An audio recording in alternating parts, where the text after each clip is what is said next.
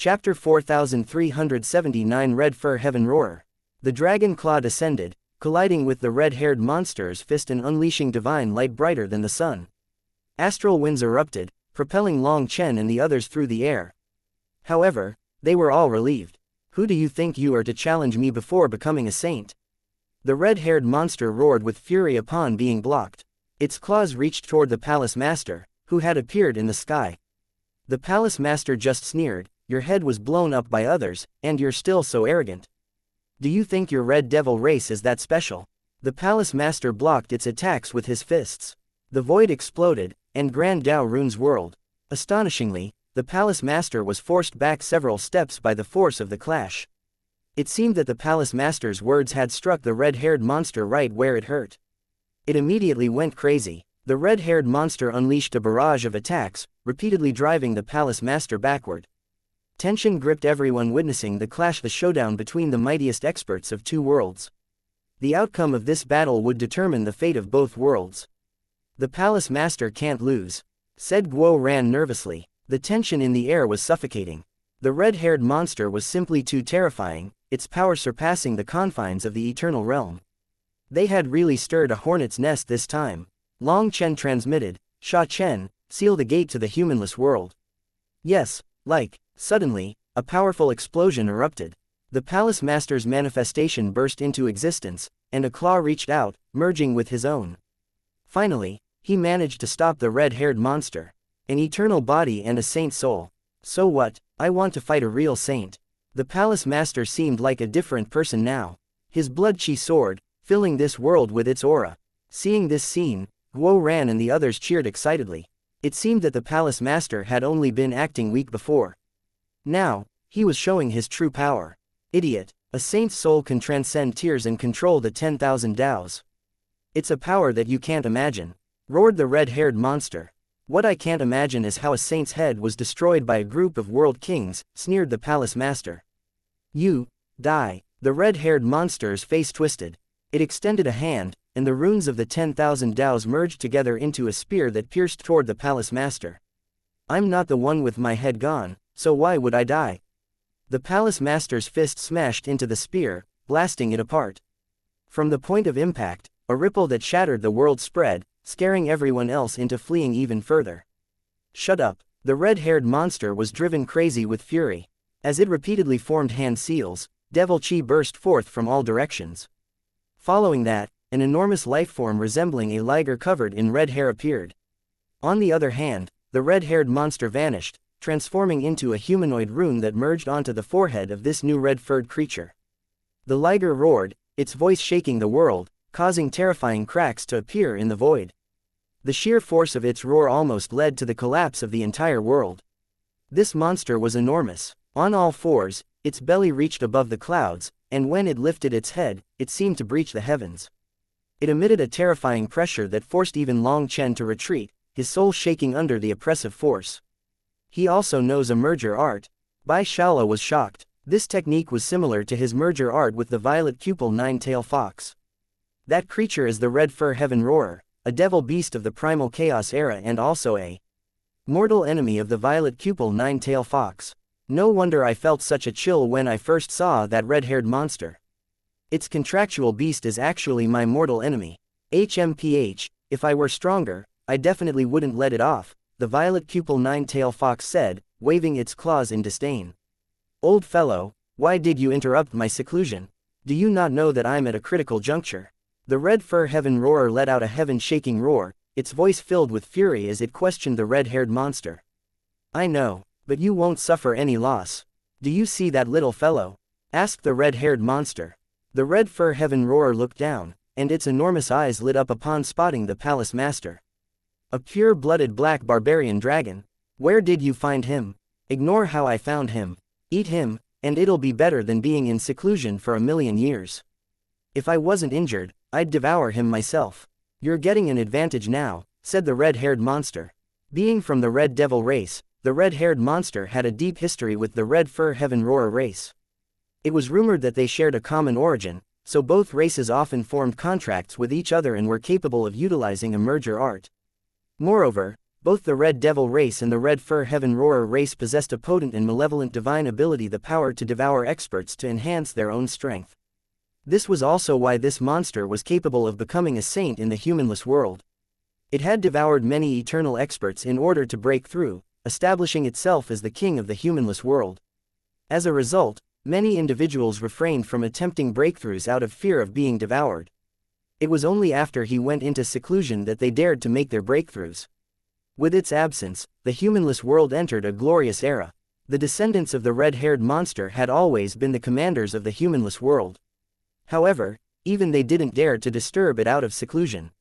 They could only let Long Chen kill some of their experts, using the resentment unleashed during their deaths to attract the attention of the red-haired monster. As a result, the red-haired monster came out of seclusion of its own volition and couldn't blame any of them. After all, no one would be able to endure its wrath if they were blamed. However, due to being careless, its head was destroyed by the earth cauldron. While such an injury wouldn't kill it, it did cause its power to plummet. Unable to freely unleash its power, it was forced to summon its contractual devil beast.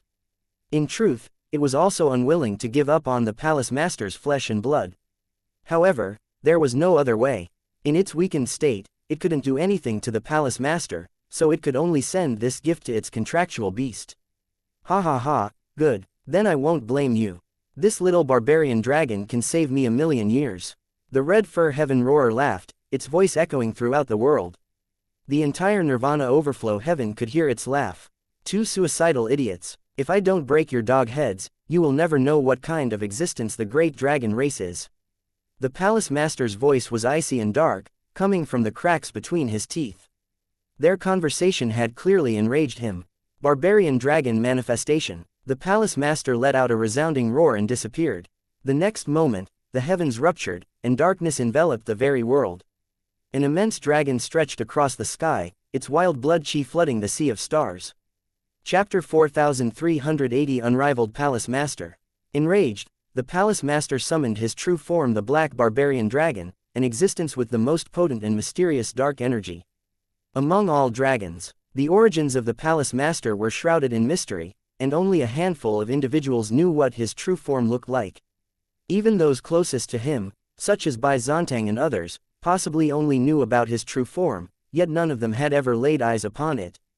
Now that an enormous black barbarian dragon covered the sky, its dark energy infecting this world, everyone finally saw the true form of the mysterious palace master. The sheer size of the black dragon was staggering. Only its head was visible, with the tail hidden from view.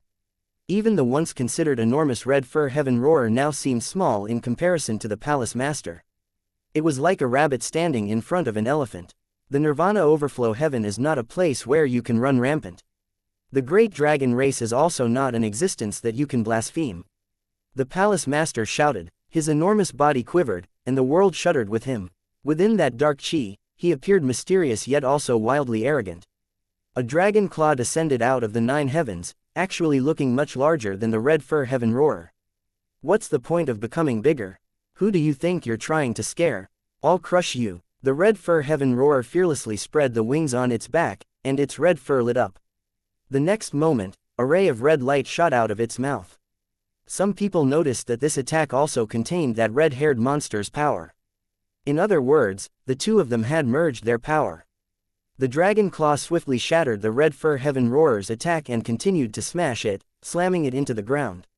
A wave of earth rose in the aftermath. Does that fellow only know how to brag? Guo Ran couldn't help being shocked by this result. The Red Fur Heaven Roarer had boasted to the extent of sounding mightier than the heavens themselves. Hence, everyone thought that this would be a clash of absolute power. However, the palace master effortlessly subdued it with a single palm, asserting complete domination. When the dragon claw rose from the ground, the earth rose with it, pulling a wretched figure out of the ground. The Red Fur Heaven Roarer was no longer red, as it was covered in mud. However, what shocked the onlookers was that even after receiving this blow, there didn't seem to be the slightest wound on it. Its physical body was absolutely terrifying. The palace master's claw had pushed the Red Fur Heaven Roarer into the ground and then pulled it out. Now, ominous sounds echoed from the darkness. Abruptly, the black chi swelled, and an immense black dragon tail sliced through the air with formidable force. Red Devil Blood Shield. Heaven Roarer Divine Seal. Seeing that attack, both the Red Fur Heaven Roarer and the red-haired monster shouted in shock. They clearly sensed an immense threat from it. A blood-colored barrier and a divine light shield appeared in front of the Red Fur Heaven Roarer, and they quickly merged. This was clearly their strongest combined defense. This defense had barely formed before that heaven-covering dragon tail whipped into it. There was no suspense at all. The collective defense proved utterly futile, shattering instantly. Following that, the Red Fur Heaven Roarer and the red-haired monster screamed. Two figures were sent flying, crashing into the ground and creating sizable craters. "Their merger has been forcibly broken," exclaimed the violet cupel nine-tail fox. It had to be known that a merger effectively transformed two people into a single entity, intertwining their souls. Hence, despite only looking like a mere display of brute force, the Palace Master's attack had to possess the power of laws as well. Otherwise, it wouldn't have been able to dispel their merger. Abruptly, the Red Fur Heaven Roarer shot out of the ground like a bolt of lightning, heading directly toward the gate, paying no heed to the red-haired monster. Just as it reached the gate, thinking that it could escape to the humanless world, the gate quivered intensely. The Red Fur Heaven Roarer was knocked back by some strange force. At that precise moment, a dragon roar came whistling over. The Red Fur Heaven Roarer instinctively dodged, but it was one step too slow. One of the claws sliced through its head. Its head was gone, and it tumbled back, leaving everyone stunned. How did the Red Fur Heaven Roarer suddenly become so weak? They quickly realized that it had to have sustained severe injuries moments before. With the disruption of their merger art and their inability to support each other, the Palace Master seized the opportunity to crush its head in a single blow. At that moment, the red-haired monster appeared, having surfaced from the ground unnoticed. It unleashed a powerful palm strike at the gate, and with an explosive sound, Sha Chen's formation shattered. The red-haired monster grabbed the Red Fur Heaven Roarer's tail, as it had shrunk to a manageable size. Just like that, the red-haired monster dragged it into the humanless world. Seeing two headless monsters flee into the humanless world, people found it comical, but they were also incomparably shocked. At this moment, the enormous dragon claw came to a stop in front of the gate. The Palace Master's attack was one step too late. In the distance around the humanless world's gate, numerous experts had gathered. Seeing the Palace Master drive away those powerful experts, they were all stunned. The Palace Master had hidden his power well. His power was like a bottomless hole. The stronger his enemies, the stronger he became, and he hadn't reached his limit yet. The red-haired monster had his head obliterated by Dean Long Chen, and now, the Red Fur Heaven Roarer met the same fate with its head crushed by the Palace Master. Is this the legacy of the High Firmament Academy? It was a teasing line, but no one laughed at it. They all knew this person only said this to express his awe. After all, just how terrifying were the red-haired monster and the Red Fur Heaven Roarer? However, Long Chen and the Palace Master had still destroyed their heads. It seemed that they were even more terrifying than the two monsters. If it was just the Palace Master, it was understandable.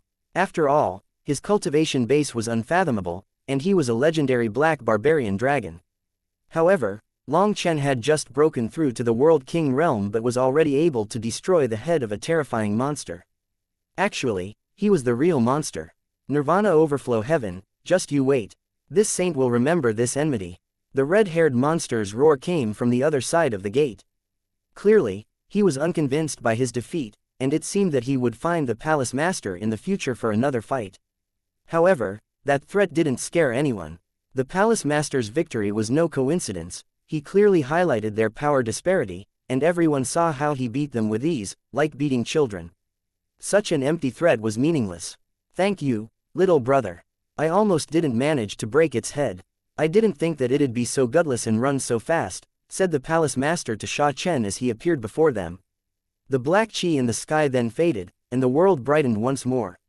Had Sha Chen's formation not blocked them for a moment, the Red Fur Heaven Roarer would have fled instantly, and the Palace Master wouldn't have managed to crush its head. Palace Master, why did you show them mercy? Long Chen couldn't help asking, stunning countless people. They then stared at the Palace Master in shock. Chapter 4381 An Unfair Battle. He showed mercy. Everyone jumped in shock. The Palace Master had shown mercy on those two. Why did they not see any of that? It was an unfair battle. The Palace Master shook his head and vanished from sight just like that, leaving a group of stunned experts wondering. What unfair battle? They wanted to destroy the Nirvana overflow heaven. How could the palace master let them off? Shouted someone suddenly. They didn't see the palace master show any mercy, but for him to personally admit it, it meant that he had had a chance to kill the red-haired monster and the red fur heaven roarer, but had let them off. The human race's experts could not comprehend this. They were clearly enemies, so why let them off? Perhaps the palace master has his own pride. The red-haired monster already lost its head, affecting its power. Did the palace master disdain killing them? Wondered one person. But this isn't some martial competition. This relates to the future of the human race. When they come back, who else but the palace master can stop them? If the palace master doesn't appear in time next, who knows how many people will die? The palace master is being irresponsible, complained another. Quite a few people nodded along. The palace master had truly treated this too lightly. If he had had a chance to kill them but had let them off, that was equivalent to throwing the others into danger. What if their next merger was done with both of them in top condition, and they were capable of beating the palace master? Then the Nirvana overflow heaven would be thrown into danger. The voices of complaint grew as everyone started to feel like the palace master had gone overboard this time. How could he throw the human race into danger just for some reputation? Everyone, if you have time to complain, you should spend it on cultivation. If you have the ability, you can deal with the red-haired monster yourself, instead of criticizing others, barked Long Chen. Long Chen could not endure listening to these complaints, and his expression grew dark. Dean Long Chen, you can't say that. Just because you have power, is the human race under your command now? Are we not even allowed to voice our complaints? Demanded an angry half-step Eternal. Long Chen's words were quite sharp, like a slap in the face of the whiny complainers. Of course, they were displeased. With someone else taking the lead, another person immediately joined in. Exactly, we're just talking. What's the harm in it? Can't we even talk? The stronger you are, the greater responsibility you carry. Since that's the case, the palace master should be carrying out his responsibility. Is this wrong? HMPH, in the end, the human race really has no unity. In this world, power is king, so whoever's fist is bigger is right. However, some people just start acting like emperors when they aren't even kings, refusing to let others speak. Guo Ran and the others were enraged by their sharp words.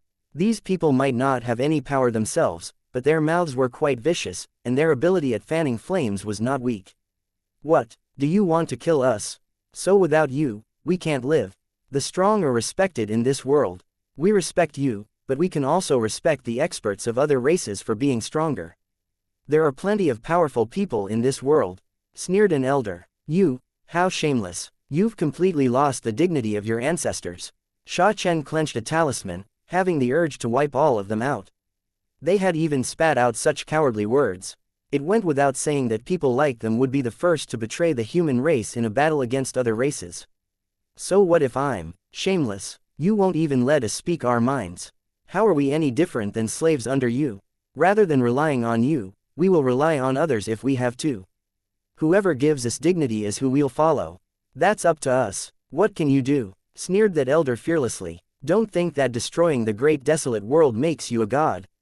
The devastation of that world has stirred grievances with other races. When their retribution arrives, it will be on your account. Every life lost in that conflict will bear the weight of your sins. Suddenly, Long Chen extended a hand, and dozens of elders cried out in shock as they floated toward him. What are you doing? Are you going to silence people by killing them? They shouted. Look, Long Chen wants to be a tyrant. All who defy him will be killed.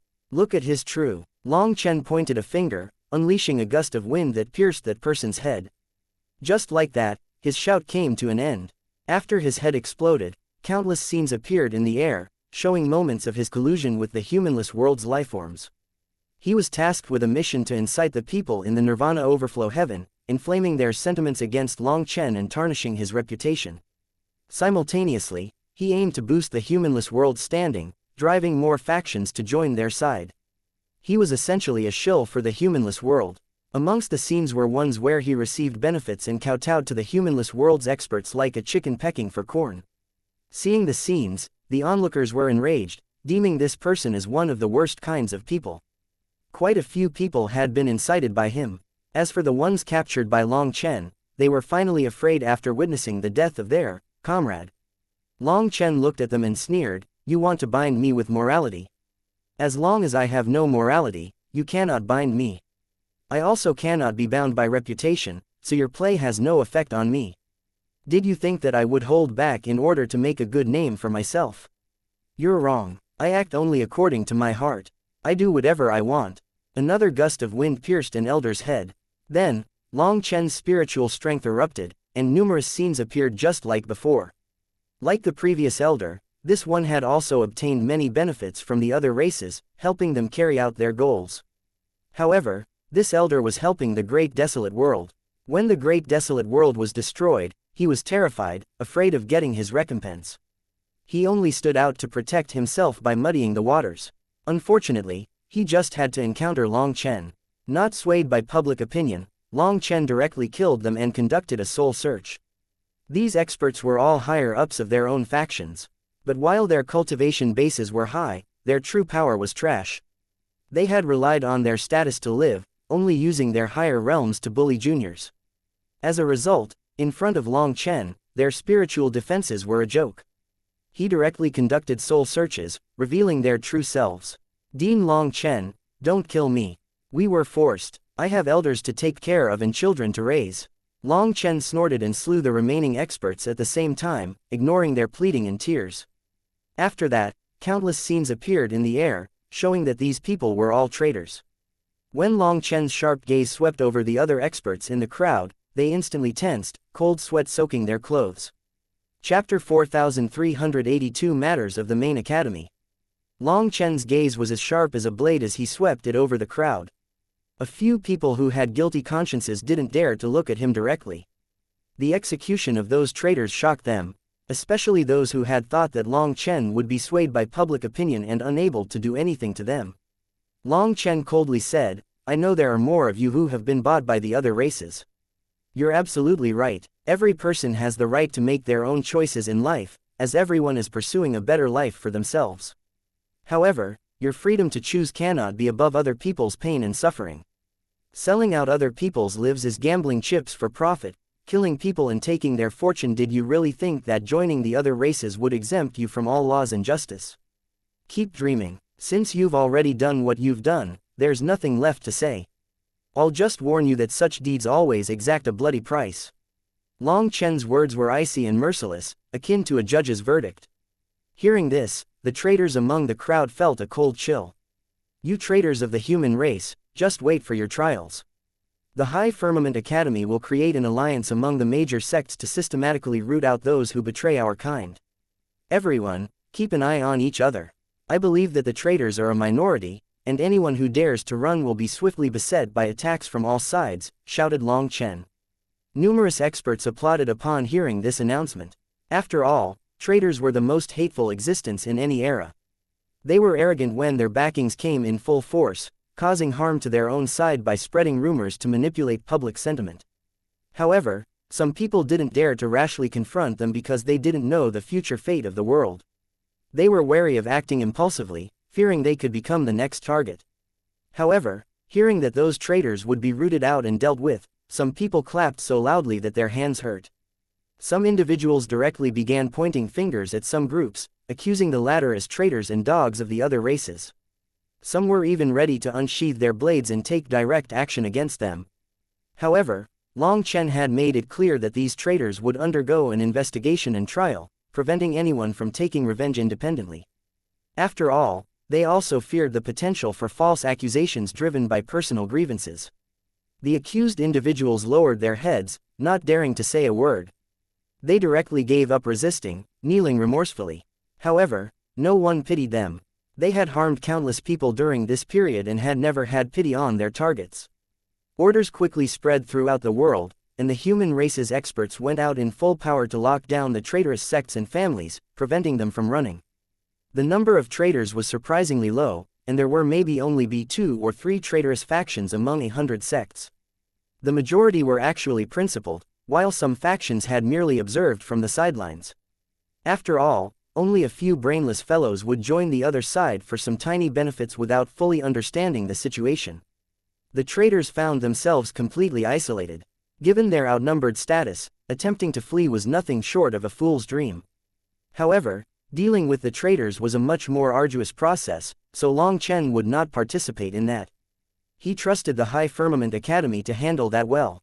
When the chaos finally settled, Long Chen added, "When it comes to the Palace Master having mercy, I have a few things to say." The crowd instantly went silent, wanting to hear Long Chen's opinion.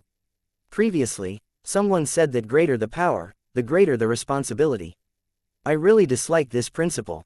This is purely an attempt to control people through morality.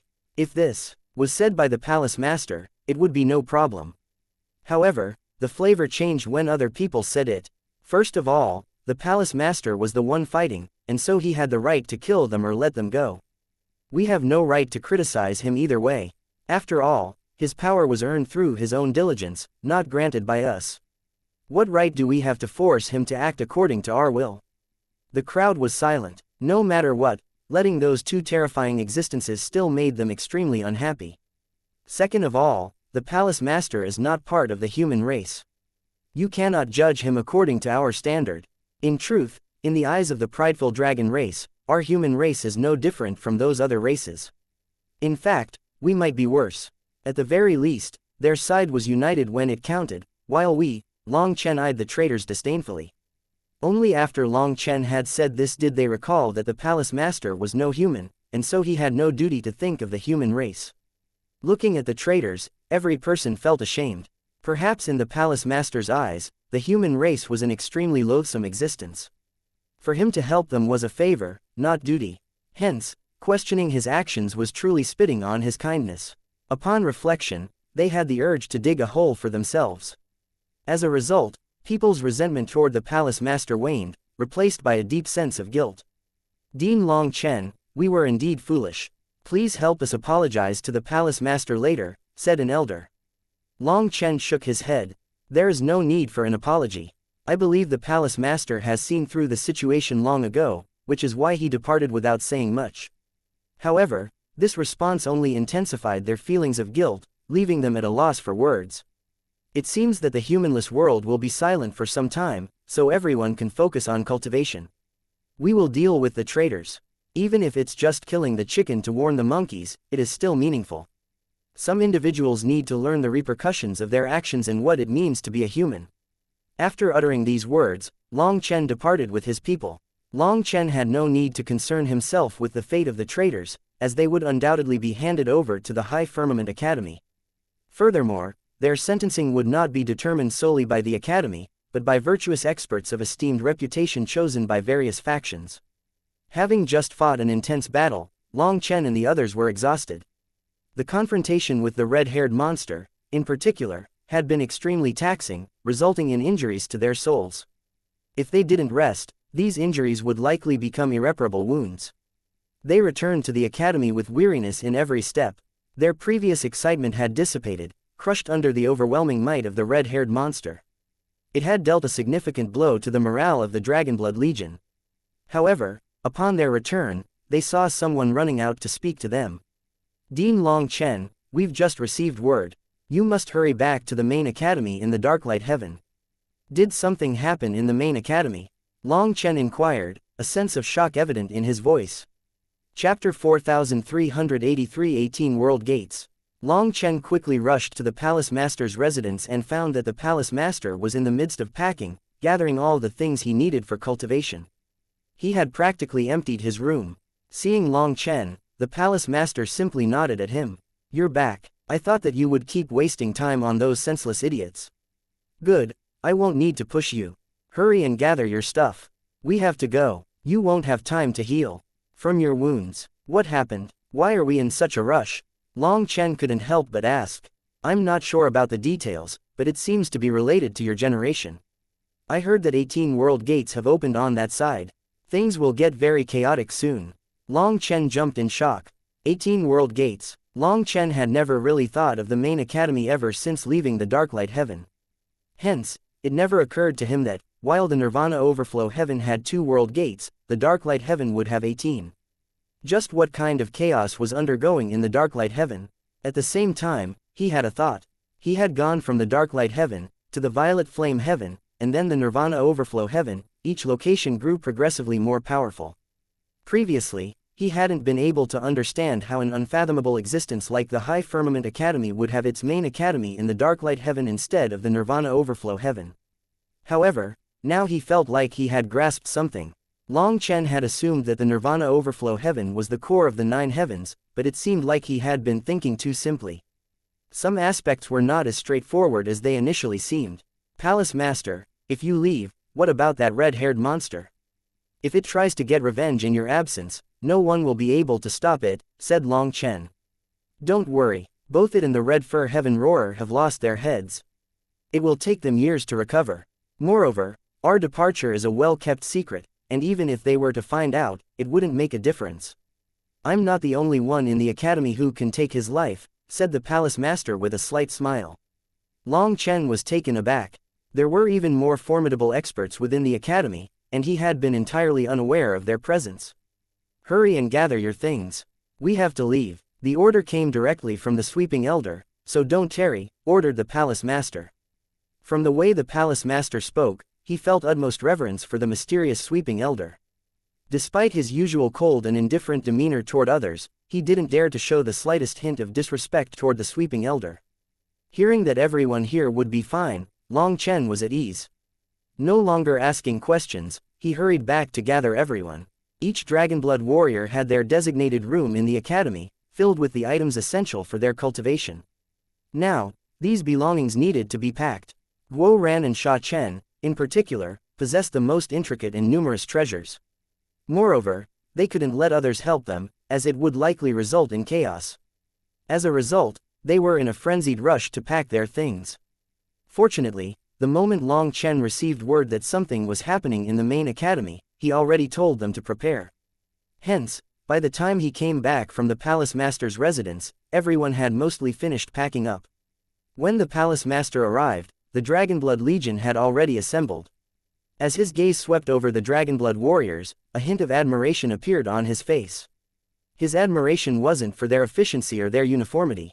Rather, it stemmed from the fact that, even after facing an immense life-and-death battle, with weariness hanging on their faces and wounds all over their bodies, all Dragonblood warriors still had sharp glints in their eyes. Even in a weakened state, their fighting spirit remained unshaken. It was as if the instinct to fight had been etched into the very depths of their souls. As long as they still drew breath, they would never give up fighting. They followed the Palace Master down a secret passageway and arrived in the depths of the academy. There was a grand transportation formation on top of the foundation stone. When everyone stood on top of it, the Palace Master activated the formation. Following that, the foundation stone slowly lit up. However, even after waiting for a while, no one felt anything. They couldn't help looking at each other. This is a transportation formation for crossing heavens, and it needs some time to activate. At the very least, it will only react 2 hours from now. Just wait, said the Palace Master. Hearing his words, everyone slowly relaxed their tense nerves. Since the formation wouldn't activate soon, they started recuperating here. Palace Master, what does this formation use to transport people across heavens? Asked Sha Chen curiously. He had yet to see any formations capable of crossing heavens like this. It uses karmic luck, responded the Palace Master. Everyone's hearts shook. The notion of using something as intangible as karmic luck as a form of energy was entirely new to them.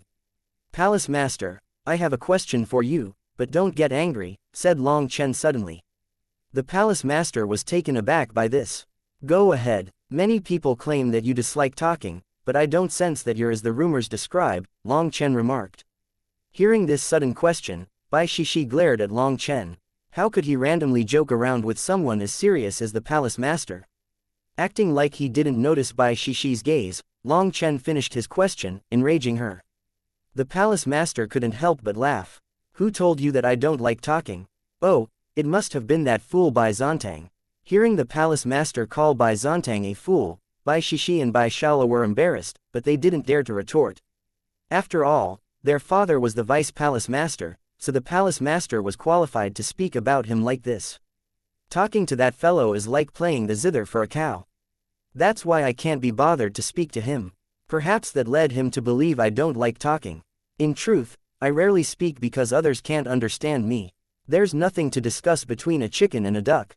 However, in all of you, I see a reflection of my younger self and my hot-blooded brothers. It reminds me of the time when we all fought side by side, the palace master sighed. Where are your brothers? Asked Guo Ran frankly. As soon as he started asking, Long Chen already had a bad feeling. Nevertheless, this fellow spoke too quickly, and Long Chen couldn't stop him in time.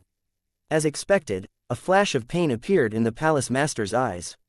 They're all dead, and I am the only one left. If it weren't for the sweeping elder, I'd have long since joined my brothers as well. Long Chen had anticipated this outcome the moment Guo Ran spoke. Given the palace master's reclusive nature, it was quite obvious that he had gone through such an experience. However, what Long Chen hadn't expected was that the sweeping elder had actually saved the palace master. This revelation shed light on the deep reverence the palace master held for the sweeping elder. This reply made the atmosphere tense back up. Guo Ran felt awkward, hating himself for not considering the implications beforehand. In an attempt to shift the focus, Long Chen hurriedly changed the subject. Palace master, was that red-haired monster an eternal expert, or someone beyond the eternal realm? This question instantly made everyone's ears perk up.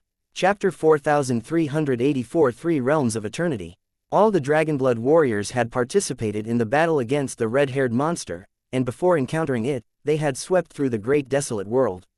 During that period, the Dragonblood warriors discovered that the eternal experts were not invincible, and this shattered the mysterious mask of eternal experts.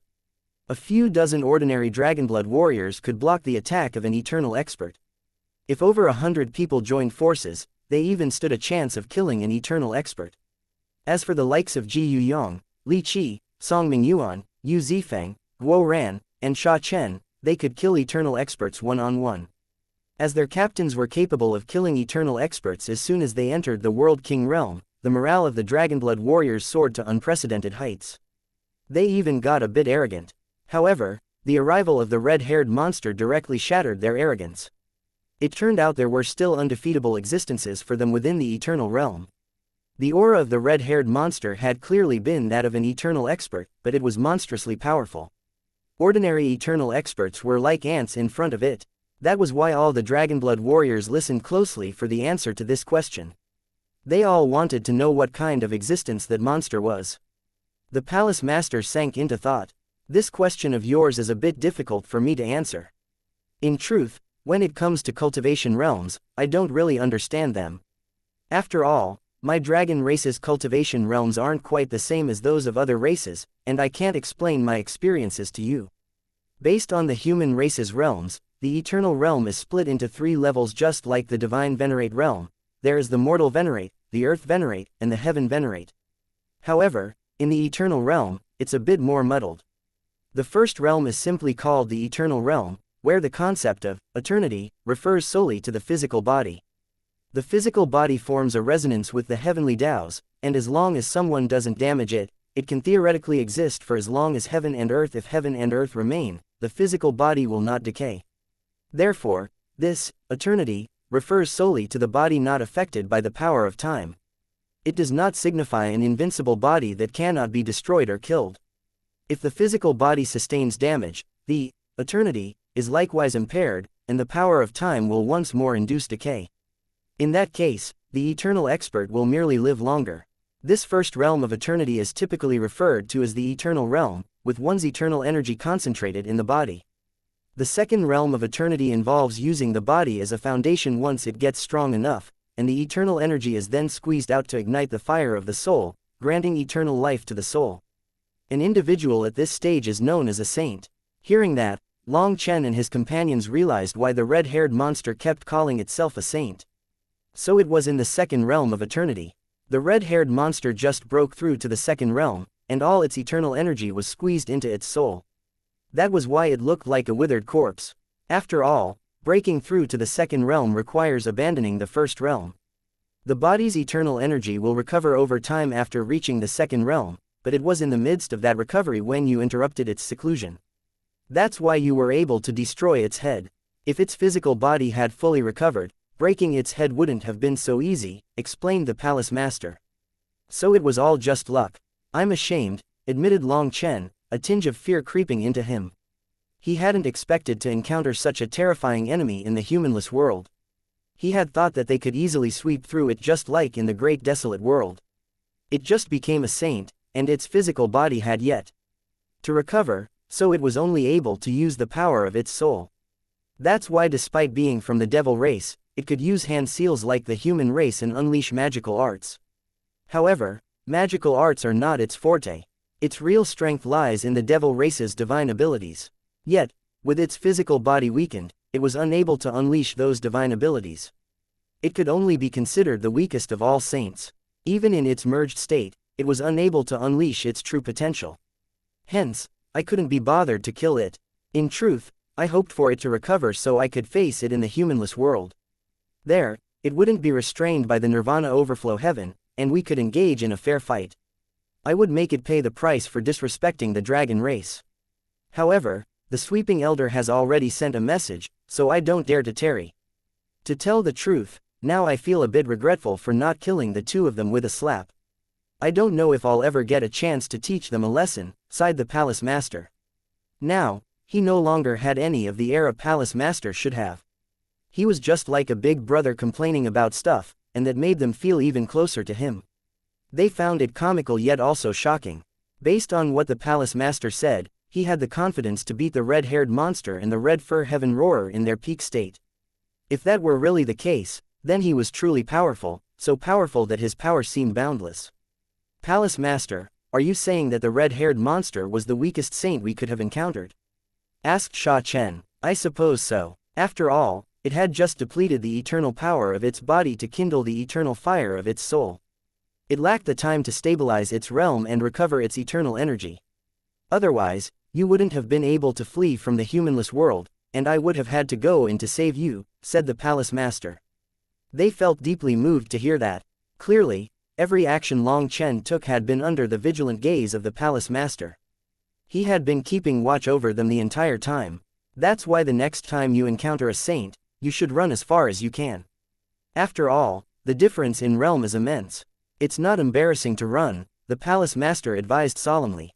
Once the eternal fire of the soul is kindled, a saint possesses tremendous spiritual strength. You already witnessed how it could unleash devastating magical arts despite not specializing in them. If its physical body were in prime condition and it could use the devil race's divine abilities that it specializes in, plus its eternal spiritual strength, even all of you together would not be able to stop one attack from it. Furthermore, the most important thing is that a saint has almost no weak points. Even if their physical body is destroyed, because their soul is eternal, they can claim another body or just give birth to another one, and they can rapidly return to their peak. There are times when they feel that their body is too limiting, so they will seize someone else's body. Long Chen, you would be an excellent candidate in their eyes. You have to be careful, warned the palace master. Long Chen's heart trembled as he heard this warning. No wonder the red-haired monster remained unaffected even after losing its head. It seemed that after becoming a saint, the physical body no longer possessed any weaknesses. Then how do you plan to deal with them? Asked Long Chen. The palace master shook his head. I don't know either. In any case, if I wanted to kill a saint, I would have to use my dark divine abilities.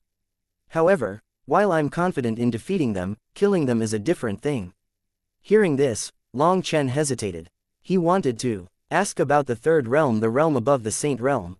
However, the formation suddenly lit up, and all conversation ceased as everyone directed their attention toward it. A thick spatial energy then enveloped them, and in an instant, they disappeared. Chapter 4385 Unbelievable. Long Chen and the others felt a buzzing sensation in their heads.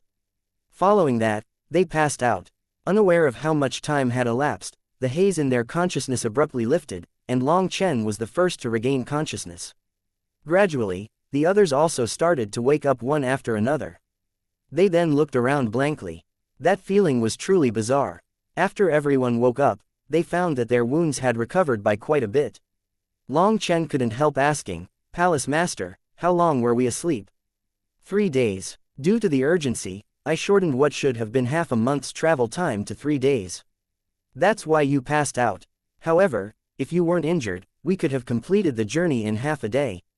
Alright, we've arrived at the Darklight Heaven's main academy. Exercise your muscles a bit and throw off your sluggishness, said the Palace Master. Everyone hastily stood up. When they tried to move around, they felt like they were submerged in water, their bodies numb. It seemed like the formation's spatial energy had yet to fully dissipate. After exercising a bit, they recovered, and the palace master led them off. Before them, an enormous gate slowly opened, and 3 middle-aged men whom Long Chen had never seen before appeared in front of them. "Greetings, Palace Master," said the 3 of them as they bowed to the Palace Master in unison. To everyone's surprise, these 3 people wore robes of the Battle God Palace and were all eternal experts. Oddly enough, the Palace Master had just stepped into the Eternal Realm because of the opening of the world gates. However, these 3 men had somehow reached the Eternal Realm as well. The Palace Master nodded. "Where is the Dean? The Dean has long since been waiting for you and Dean Long Chen." "Please come," said one of them. The 3 of them led the way, and everyone followed them. Guo Ran then stared at the 3 of them, his eyes widening. After he looked at Long Chen several times, Long Chen finally shot him a glare. Long Chen had already noticed that these 3 were also members of the dragon race. However, they belonged to a different branch, not the Dark One. Guo Ran, unable to contain his excitement, wanted to communicate with Long Chen through spiritual means. However, with 4 eternal experts nearby, Guo Ran's spiritual strength would undoubtedly be detected and overheard. Talking about others behind their backs was very rude. They continued down a passageway and went through 3 thick stone gates before the surroundings brightened. When Long Chen and the others saw the world before them, they were stunned. The world before them was desolate, marked by ruins and dilapidated walls scattered all over. A pervasive air of decay lingered here, like poison invading their bodies, making them feel extremely uncomfortable. The Dragonblood warriors couldn't help but shiver. The environment here felt extremely eerie. "You're injured, so this rot poison will make your injuries worse. But don't worry, it's not fatal." Before the gates opened, this was another path to reach eternity.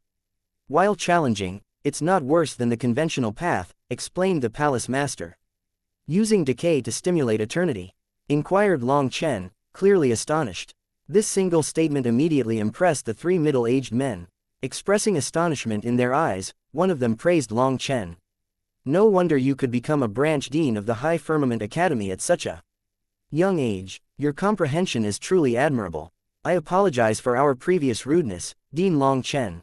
The 3 of them cupped their fists toward Long Chen.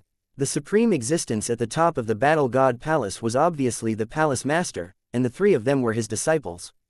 However, every single one of them had their own temperaments and pride. As eternal experts, they naturally didn't regard a mere world king like Long Chen highly.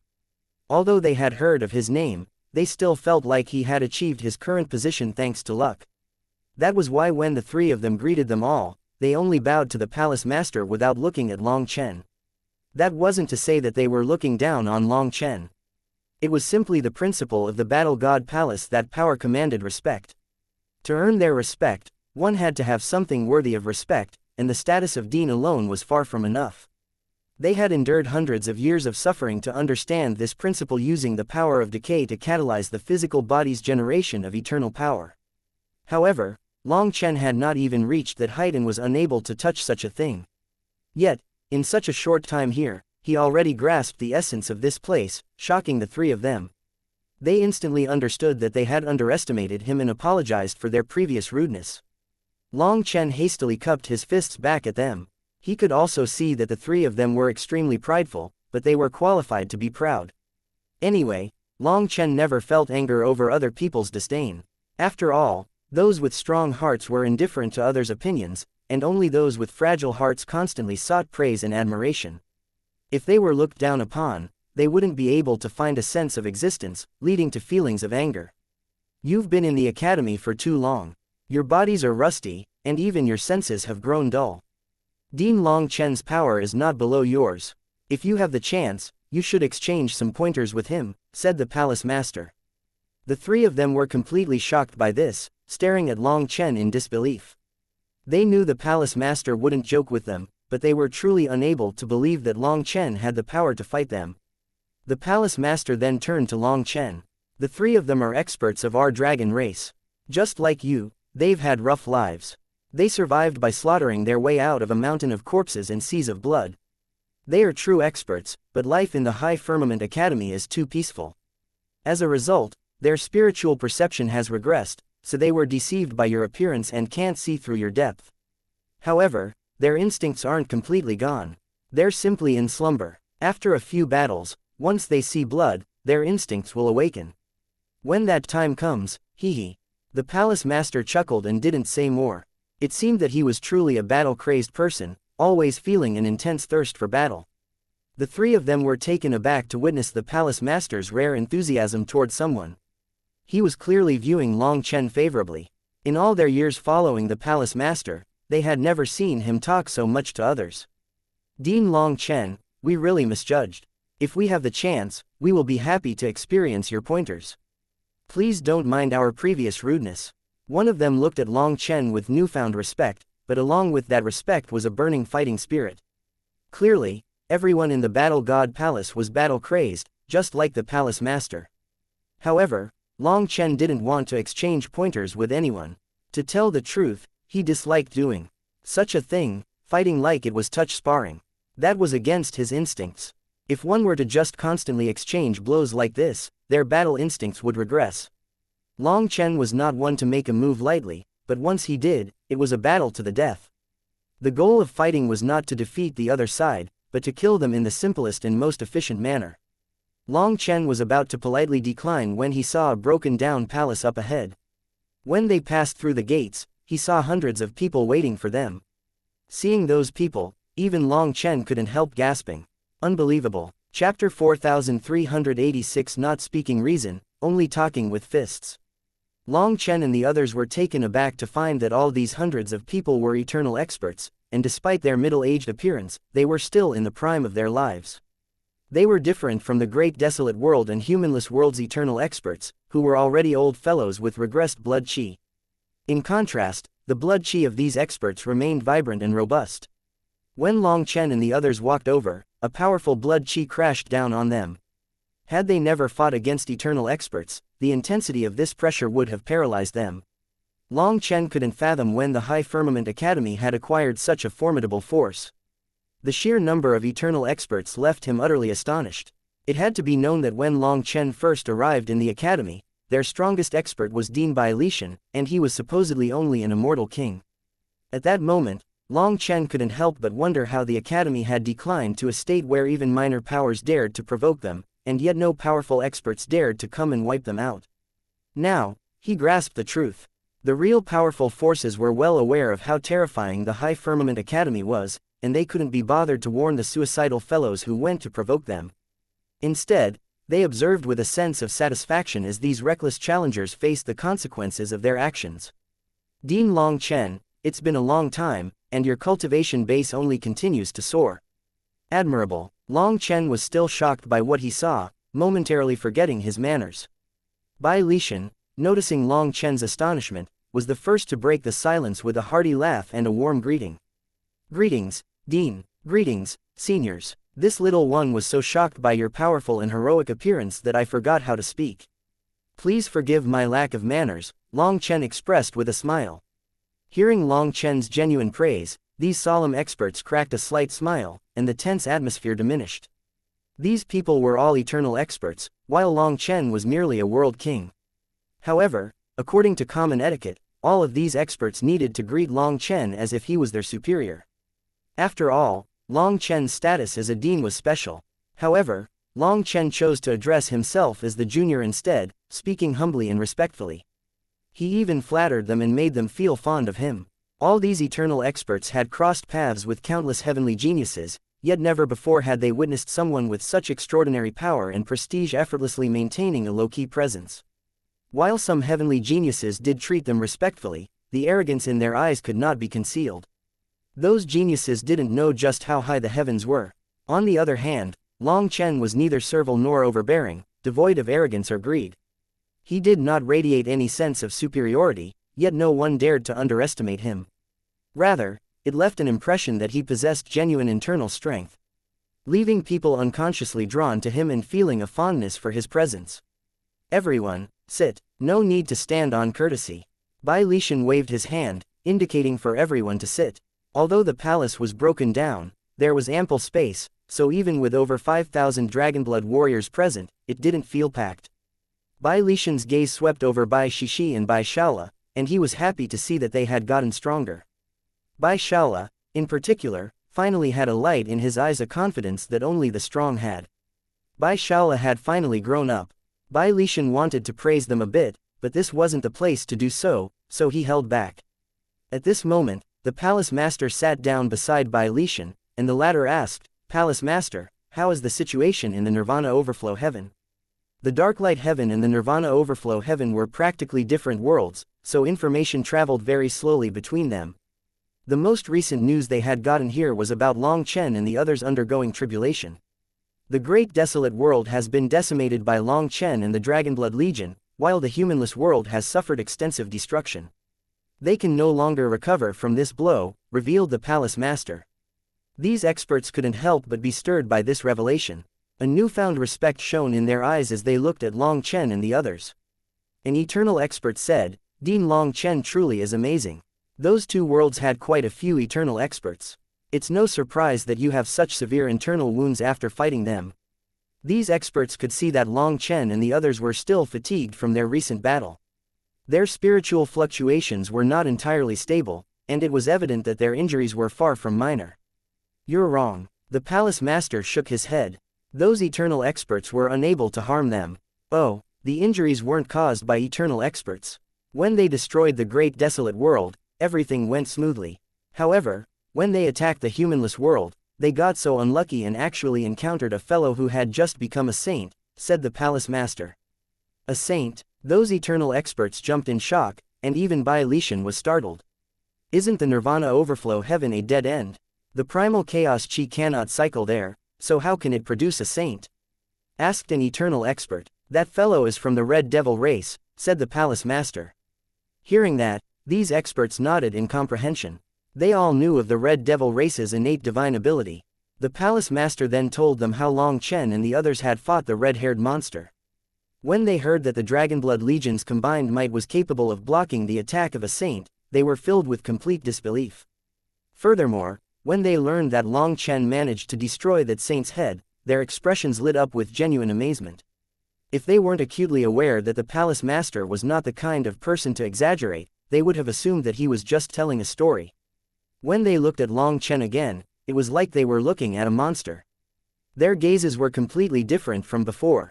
"It was just luck," said Long Chen with a smile. The palace master also told about how Long Chen had dealt with the traitors of the human race. Following that, these experts nodded, feeling like Long Chen had done quite well. Bai Lishan smiled. Dean Long Chen has always acted with humility and etiquette. It's rarely seen in the junior generation. However, humility has to be reserved for the right people. This time, we urgently asked Dean Long Chen to return because we want a powerful spokesperson. Throughout the entire High Firmament Academy and the Battle God Palace, we cannot find anyone more suitable than Dean Long Chen, so we hope that Dean Long Chen can put aside that humble attitude and be a bit more arrogant when facing those from outside the academy. You can be a bit more unreasonable, a bit more domineering. Long Chen and the others were stunned, especially the Dragonblood warriors. They felt that their boss was already quite domineering. How was he supposed to be even more domineering? The experts beside the palace master already wanted to speak several times and finally couldn't help but interrupt. "Dean, I'm sorry for interrupting you, but may I speak?" "All right, we'll leave it to the Vice Lightning Palace Master," said Bai Lishan, not minding the interruption. The Vice Lightning Palace Master looked at Long Chen. "I will explain it simply. Previously, we talked reason to others. However, starting now, we're no longer talking reason. We don't have time to do so. In the future, we'll be talking with our fists." Long Chen was still dumbfounded, not understanding what they meant. At this moment, a large mirror appeared inside the palace, projecting a scene that left Long Chen and the others momentarily stunned. The sight was so intense that it felt like flames were about to erupt from their heads. Chapter 4388 Who is the king of this world? Senior, please speak. Long Chen knew that the academy had to have an important mission for him if they had called him back so urgently. "Time is of the essence, so I will have to be rude," declared the Vice Lightning Palace Master as he stuck out a finger. Long Chen instantly understood. The Vice Lightning Palace Master intended to convey information to him through spiritual strength. Given the volume of information, using photographic jades would be time-consuming. However, such a method of information transmission might come across as excessively rude.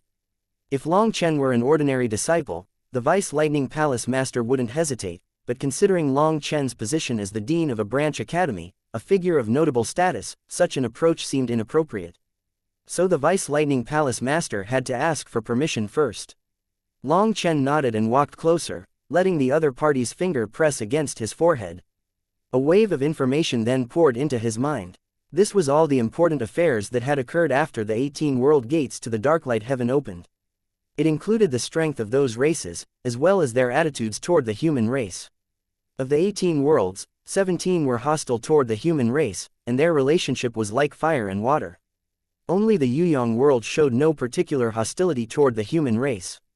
Instead, it was simple contempt. It could be said that there wasn't the slightest bit of friendship between the 18 worlds and the human race. Other than the Yuyang world, the other worlds were just like the Great Desolate World and the Humanless World. However, there was a major difference here. Each of these 18 worlds surpassed the Humanless World and the Great Desolate World in size. It was rumored that these 18 worlds were connected to an outer realm, and the primal chaos chi originated from that outer realm, resulting in all 18 worlds having even stronger experts. What shocked Long Chen the most was the revelation that each of the 18 worlds housed not just one, but multiple saints. Furthermore, these saints were in a league of their own, incomparable to the red-haired monster. They were true saints who had achieved that realm countless years ago, true overlords.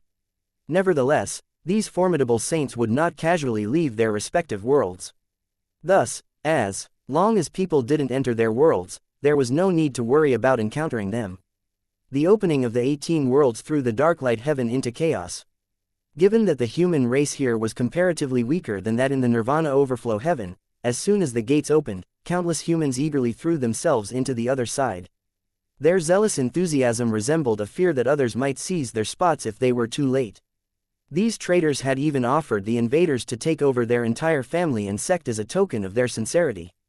In the Nirvana Overflow Heaven, thanks to Long Chen, the majority of humans retained their rationality, and only a minuscule fraction betrayed the human race. However, the Darklight Heaven was different. The minute the gates opened, humans rushed into them, pleading to become subordinates to seek superior cultivation environments and resources. They were prepared to sacrifice anything for their desires.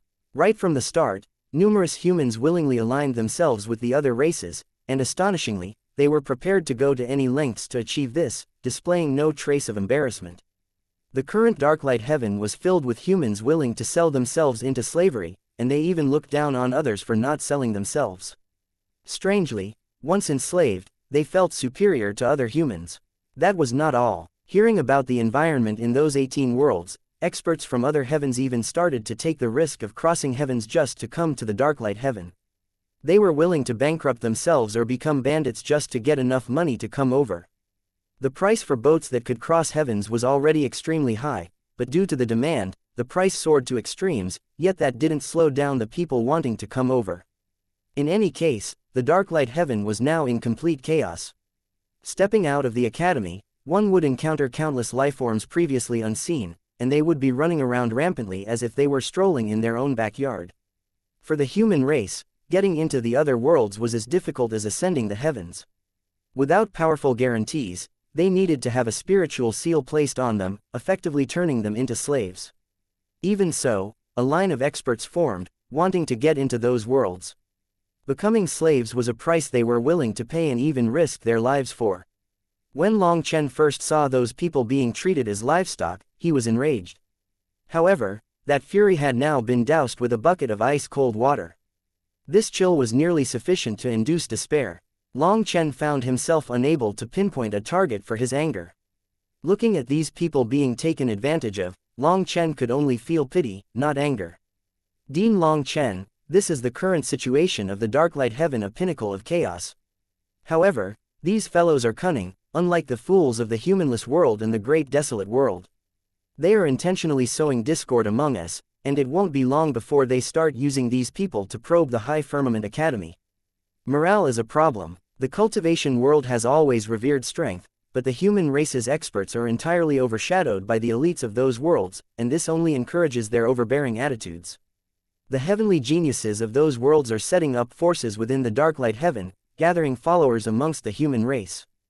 Quite a few of our geniuses have submitted to idolizing the strong or pursuing resources, aligning themselves with their cause. It's only a matter of time before all human experts, except for Lord Brahma's followers, become their slaves, conveyed the Vice Lightning Palace Master. Lord Brahma's followers are exempt. The experts of those worlds don't dare to touch Lord Brahma's followers. Long Chen's heart shook. Correct. Lord Brahma's followers ignore them, and they ignore Lord Brahma's followers in turn. Once, some followers of Lord Brahma whose faith wasn't strong enough decided to join the other world's forces. As a result, those forces directly killed them for the betrayal. Long Chen sneered, interesting. The Sage King Convention was entirely a huge trap. Lord Brahma manipulated as to open the gates to those worlds, and now their experts won't touch Lord Brahma. They can't even be bothered to maintain a facade. Hearing this, the eternal experts here fell silent.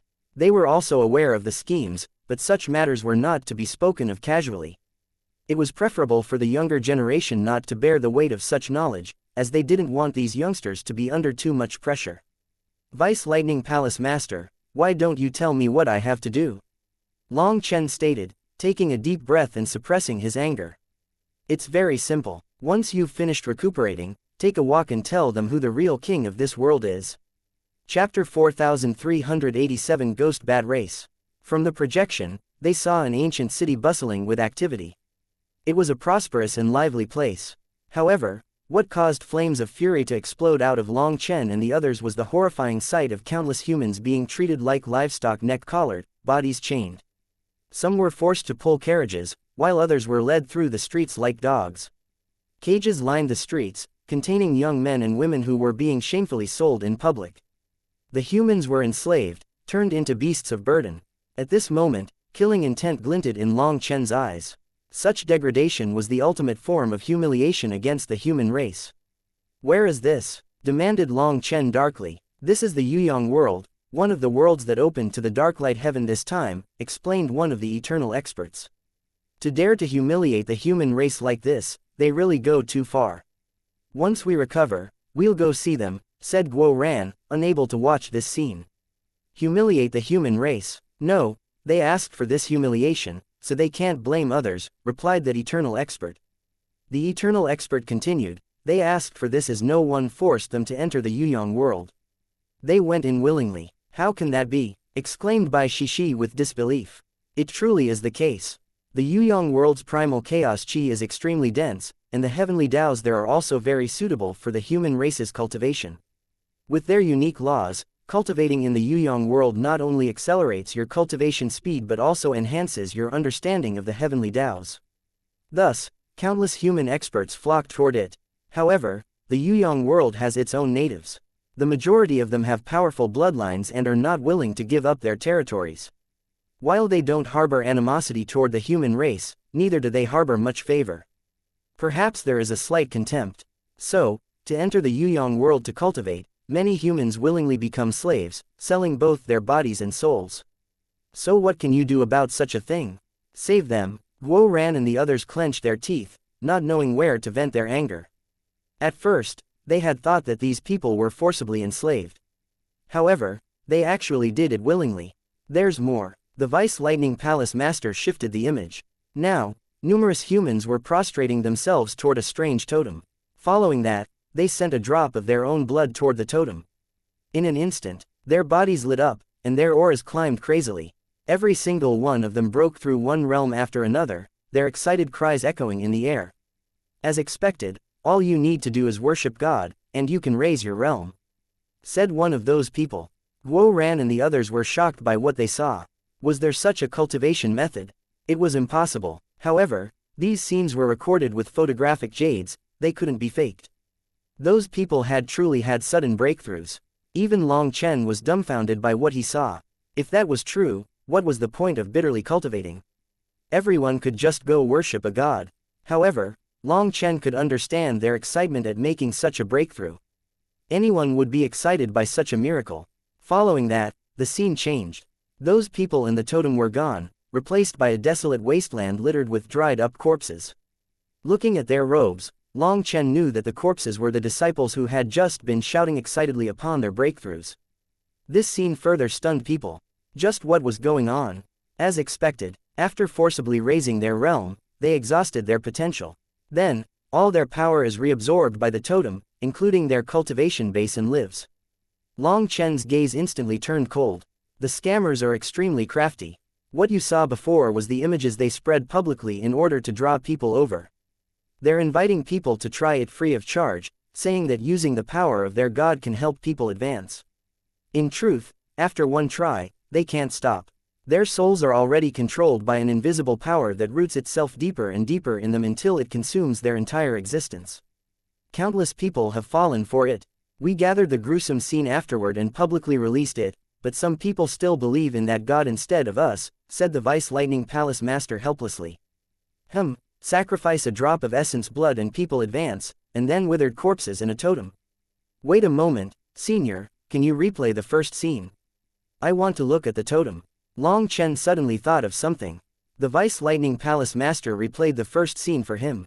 Guo Ran and the others all stared at the totem closely, but they didn't notice anything in particular. The totem was extremely complex, and they couldn't find any familiar pattern. They could vaguely see a mark of the sun and moon on it, but that was it. Seeing Long Chen staring at it so intently, the senior experts also looked at it curiously. However, it was too indistinct for them to see anything. We've looked at it many times. This totem pole's sketches are to trick others, drawing them into a trap. We are investigating, and we still can't find its origins. It's the primal chaos era's ghost bat. That sun and moon are its eyes, said Long Chen suddenly, his voice extremely firm. Hearing that, quite a few eternal experts were stunned. Dean Long Chen, are you sure? The ghost bat race went through several hunts to extinction in the primal chaos era. They should no longer exist. Guo Ran and the others were unaware of this existence, but those eternal experts had been around for a long time and knew many secrets.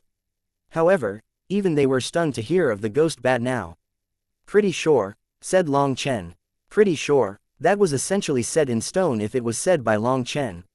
If he didn't feel confident, he wouldn't say such a thing with such a tone. If it really is the revival of the ghost bat race, the world is going to be thrown into chaos. A tribulation is about to come. Even the Vice Lightning Palace Master's expression changed. Guo Ran and the others were still befuddled.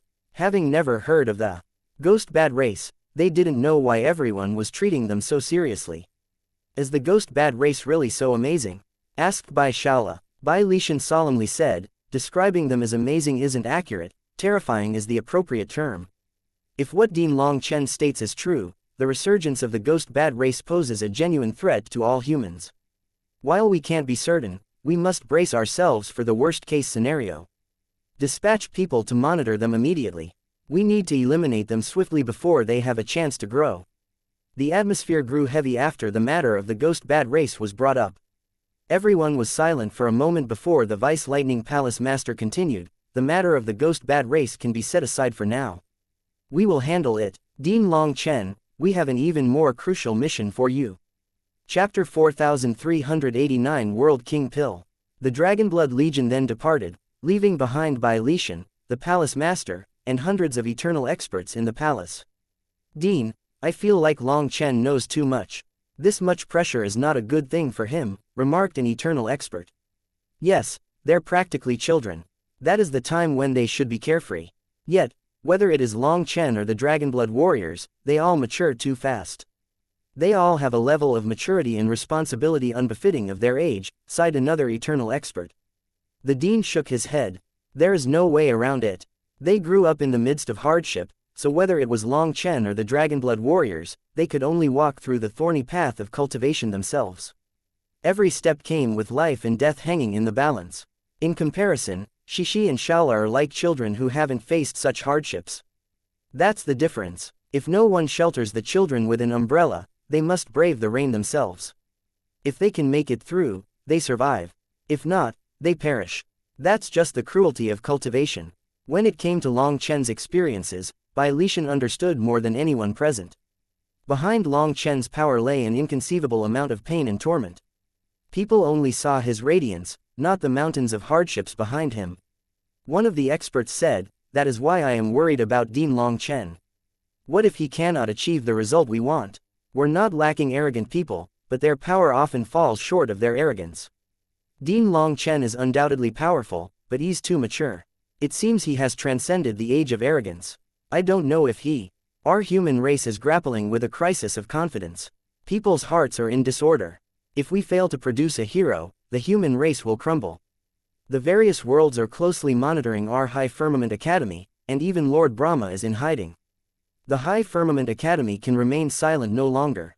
Within danger, there is opportunity. Many factions are secretly accumulating power, knowing that the first target of those worlds will be the High Firmament Academy. As long as we stand firm, they don't have to worry and can peacefully develop. However, we don't have the luxury to do so. We must counterattack to take back the initiative. The reason so many of us gathered here today was to give Dean Long Chen confidence.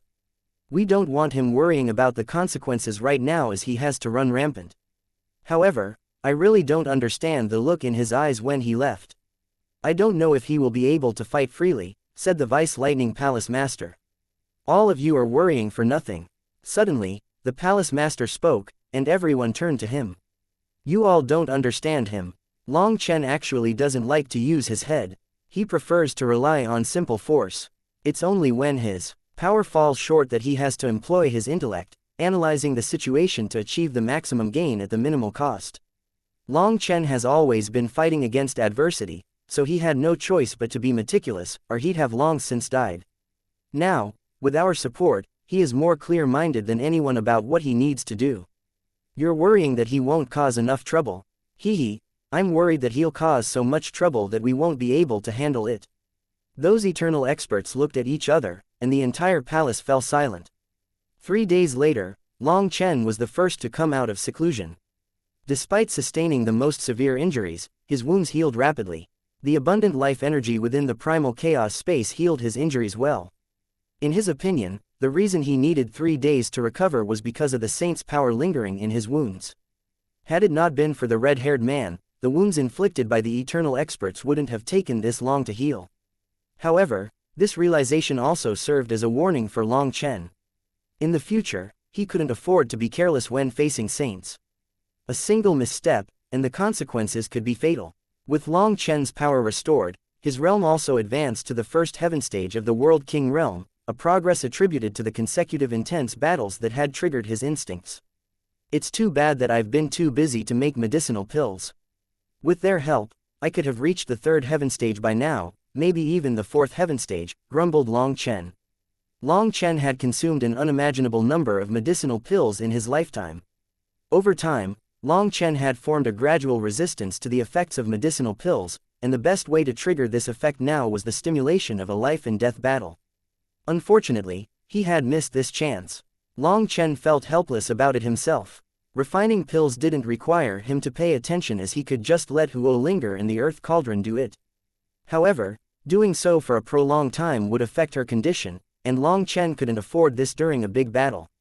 As one of Long Chen's strongest trump cards, Huo Linger had to remain in her peak condition at all times to guard against any unexpected dangers. While the pills were important, the battle against the Great Desolate World and the humanless world was even more crucial. Thus, during that period, Huo Linger wasn't refining anything. So, the first thing Long Chen did after coming out of seclusion was to enter the primal chaos space and refine World King pills with Huo Linger. At this moment, the Earth Cauldron quivered, and its runes lit up. Long Chen sighed, "When I wanted your help during a fight, you pretended to be asleep. But when it comes to refining pills, you're quite awake." The Earth Cauldron's runes were selective in assisting Long Chen, offering their aid only when he was engaged in refining pills. It seemed that the act of refining pills was the only occasion when it willingly cooperated with Long Chen and engaged in communication. Heavenly World Grass, 10,000 Tribulation Root, 3 Flower Fruit, Fantasy Water Lily. Ah, that's right, the Fantasy Water Lily can be replaced with the Devil Eye Water Lily for even greater effect. As Long Chen gathered the medicinal ingredients, he suddenly recalled that one of the main ingredients could be replaced by a 7th-tier Devil Eye Water Lily. The 7th-tier Devil Eye Water Lily held an equivalent cultivation level to the Heaven Venerate realm. Speaking of this, Long Chen was reminded of Lian Weiying. She had transformed into a seed after their confrontation on the Sage King martial stage, and Long Chen had tossed that seed into the primal chaos space. He had forgotten about that matter.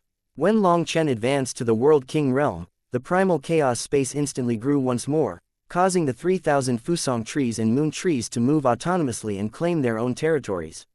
However, they all maintained a set distance from each other as if forming some kind of formation. As for the place where he had planted the seed, it was occupied by a Fusong tree. The lily pool was now gone. Long Chen started to search for them. In a shadowy corner of the primal chaos world, he found a black pool. This pool had tens of thousands of devil lilies. They were enormous, but in front of the Fusong trees, they appeared unremarkable. Without specifically looking for them, he wouldn't have known where they had run off. Damn, so they have all reached the 7th tier. Good, good, I'll refine some Supreme World King pills with them. Long Chen was delighted to find them and immediately gathered them for alchemy. Chapter 4390. Once more seeing Little Crane. This time, Long Chen refined pills in the outside world. When the pill flame rose, the earth cauldron's aura circulated, and it absorbed the primal chaos chi crazily. Long Chen was completely focused. It was his first time refining pills in this kind of environment. He had to observe how primal chaos chi affected the refinement. After all, the pill sovereign memories might contain countless pill formulas, but that was far from enough for refining pills. After all, the intensity of the flame had to be adjusted based on the changes in the outside world. Other than that, Long Chen needed the fastest speed, so he was searching for the most optimal refining method to teach Huo Linger. Long Chen quickly realized that he had overthought it. The earth cauldron's runes flowed and started refining on their own, causing Long Chen to frown several times. The earth cauldron was refining on its own, but, what are you doing? This is wrong. Long Chen tried to change the flame several times but was interrupted by the earth cauldron.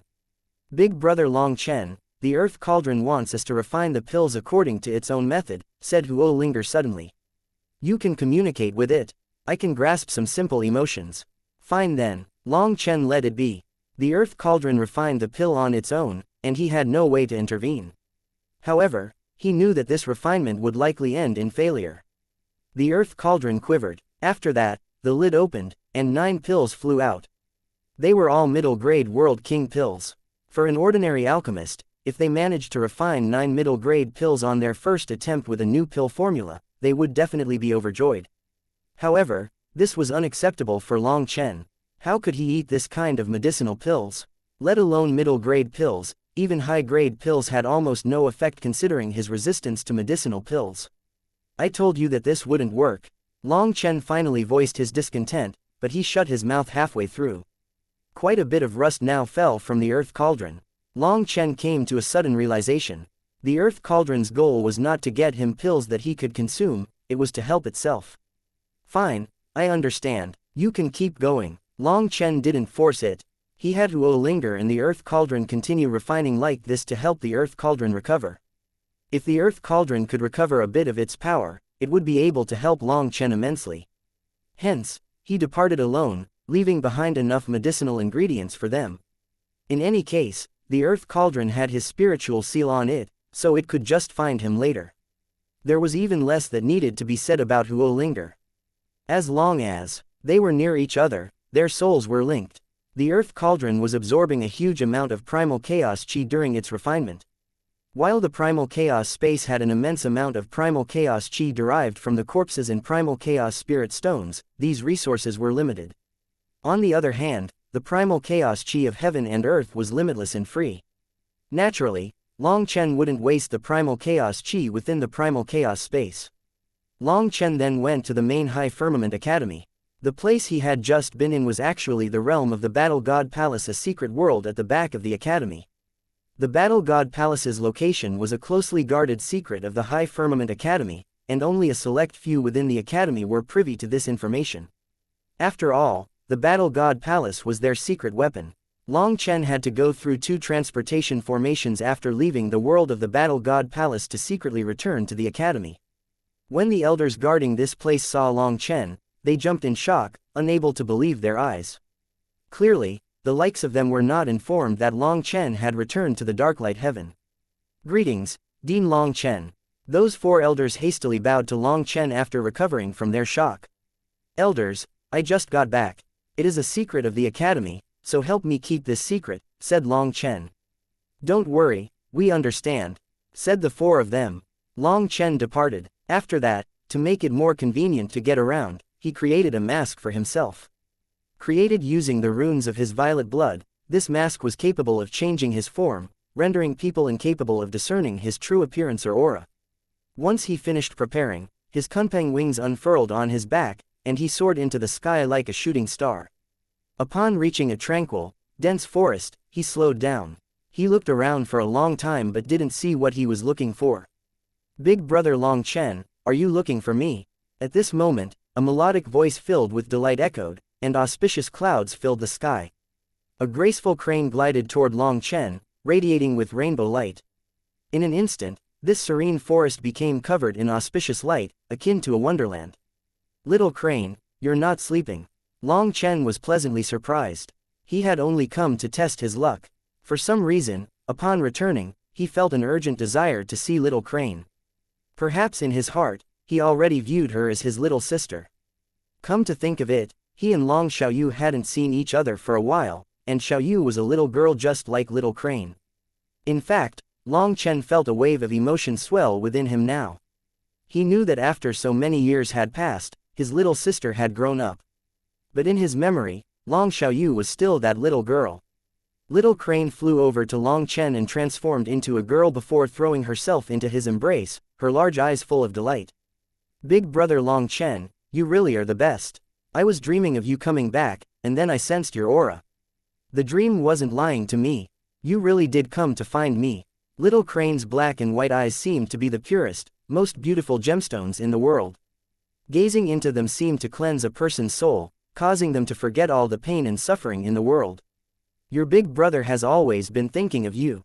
The world is in chaos, and I was worried that you would be bullied by bad people, so I'm relieved to see you well," said Long Chen. Long Chen was always worried about this little girl. While he knew that the rainbow crane race was an auspicious beast of the heavenly Taos, the world was in chaos now. Perhaps they had been protected by the very heavenly Taos before, but even the very heavens had changed. All kinds of monsters were running rampant, and no one could be unrivaled forever. "Big brother Long Chen, you really are the best, hee." Little Crane looked at Long Chen happily. "That's right, big brother, bring me out to play. I've always wanted to see the outside world. The outside world is full of bad people. Are you not afraid of them?" asked Long Chen. "I'm not afraid, I know you will protect me," declared Little Crane. "That's true. However, I need to kill people from time to time. I don't want your pure eyes to be stained by slaughter," said Long Chen sadly. He didn't want Little Crane to see the cruelty of this world. "My mom told me that the rainbow crane race has its own mission, and she has agreed to let me see the outside world," said Little Crane. Looking at her pure face, Long Chen knew that she wasn't lying. "All right, then I will bring you out to play for a few days." Long Chen laughed. Carrying Little Crane on his back, he flew off with his kunpeng wings. With Little Crane's tinkling laughter in his ears, he smiled. "Boss Long San is back. People of the Darklight Heaven, quiver in fear." Chapter 4391 Spherical Lifeform. "Big brother Long Chen, these new robes of yours look good. Can I do your hair?" Little Crane smiled at Long Chen. Having switched out his old robes for new ones, Long Chen appeared even more extraordinary and formidable now. These robes were made for him by his loved ones, so Long Chen cherished them very much. He would always switch them out when anticipating a fight. However, sometimes fights came too suddenly, and he didn't have time to switch his clothes. After getting damaged, they would start looking worn out over time. This time, Long Chen put on a new set of clothes to freshen his mood. Upon returning to the High Firmament Academy, he felt like coming home as a hero, so he had to tidy up. "You know how to comb?" asked Long Chen. "Of course I know. Here, I'll try it right now." Little Crane giggled and made Long Chen sit in front of her. She then undid his headband and solemnly started combing his hair. However, there was something off with her technique. "Big brother Long Chen, let me tell you. When I was still small and just learned how to take human form, my mom often did my hair for me. I learned it all." Hearing that, Long Chen instantly had a bad feeling. However, seeing how excited she was, Long Chen didn't feel good to refuse her. He just closed his eyes and hoped for the best. "Done." Little Crane clapped excitedly and ran over to his front side to look at her work. She was filled with pride. However, Long Chen almost wept when he looked in the mirror. His long black hair had been turned into a pile of pigtails. If that were the only issue, it would be one thing. The main problem was that she had put 2 of those pigtails in a girlish fashion meant for girls with short hair. With Long Chen's thick and stiff hair, these 2 pigtails looked like goat horns on him. Looking at his appearance in the mirror, Long Chen didn't know how he was supposed to face others like this. Wouldn't they laugh at him to death? What is it, big brother Long Chen, do you not like it? Little Crane's smile gradually vanished. Seeing her worried appearance, Long Chen hastily forced out a smile, though it looked uglier than a cry. It's pretty good. I used to style my hair like this. I was just recalling my youth. What else could he say? Long Chen cried out inside, but he couldn't disappoint Little Crane. Little Crane was really pure. She took Long Chen's words at face value and laughed with delight, proud of her workmanship. Maintaining a smile, Long Chen held Little Crane's hand as they walked away. Fortunately, they were leaving the High Firmament Academy. Otherwise, he couldn't imagine how he would face people. Big brother Long Chen, with those pigtails, you look even stronger. You seem taller, praised Little Crane. Long Chen was instantly speechless. If he didn't know just how pure Little Crane was, he would have thought that she was trolling him. Then how about I give you some pigtails too? Long Chen suddenly had a mischievous thought. That would be great, thank you big brother Long Chen. Let's have the same pigtails. Little Crane directly sat on Long Chen's leg, having him do her hair. In that instant, Long Chen felt a wave of regret, cursing himself for thinking of treating her like this. However, he also couldn't tell her that, so he just thickened his face and tried to do her hair.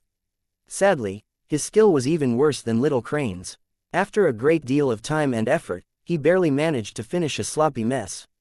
However, when Little Crane looked in the mirror, she smiled delightedly.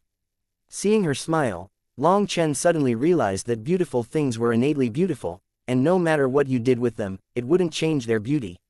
Even with her hair like that, Little Crane looked lively and beautiful. When she smiled at him, Long Chen felt his heart melt. Little Crane put her face next to Long Chen's and looked into the mirror. Seeing one big head and one small head with identical hairstyles, the 2 of them looked at each other and laughed. Long Chen no longer felt like his hair was that ugly. Instead, he found it quite interesting. Changing his hairstyle felt like altering his mental state. He seemed to have returned to his youth when he didn't have to think about everything. Big brother Long Chen, let's go. Little Crane pulled Long Chen's hand excitedly, wanting to go see the world. Let's go. We'll show this world boss Long San's unrivaled hairstyle. Long Chen laughed and walked toward the city ahead with his funny hair. As soon as they got close to the city, they saw people with various robes and strange hairstyles as well. The different marks on their skins showed that they were from different races. This place was outside the domain of the High Firmament Academy. The High Firmament Academy no longer permitted the other races, experts to approach, but it was different outside. Even Long Chen was bewildered by what he saw. Long Chen saw an emaciated, furry lifeform with a head taller than its body and a long tail like a serpent. Next to him was a beautiful woman with 4 arms, accompanied by a sphere rolling by her. Surprisingly, the sphere was a lifeform's armor, with tentacles extending from it and propelling it forward. Wow, how amazing! Little Crane's eyes widened when she looked at the spherical lifeform. It had just rolled past them when it heard Little Crane's words. All of a sudden, 2 ominous eyes stuck out of it, making Little Crane jump in fright and hide behind Long Chen.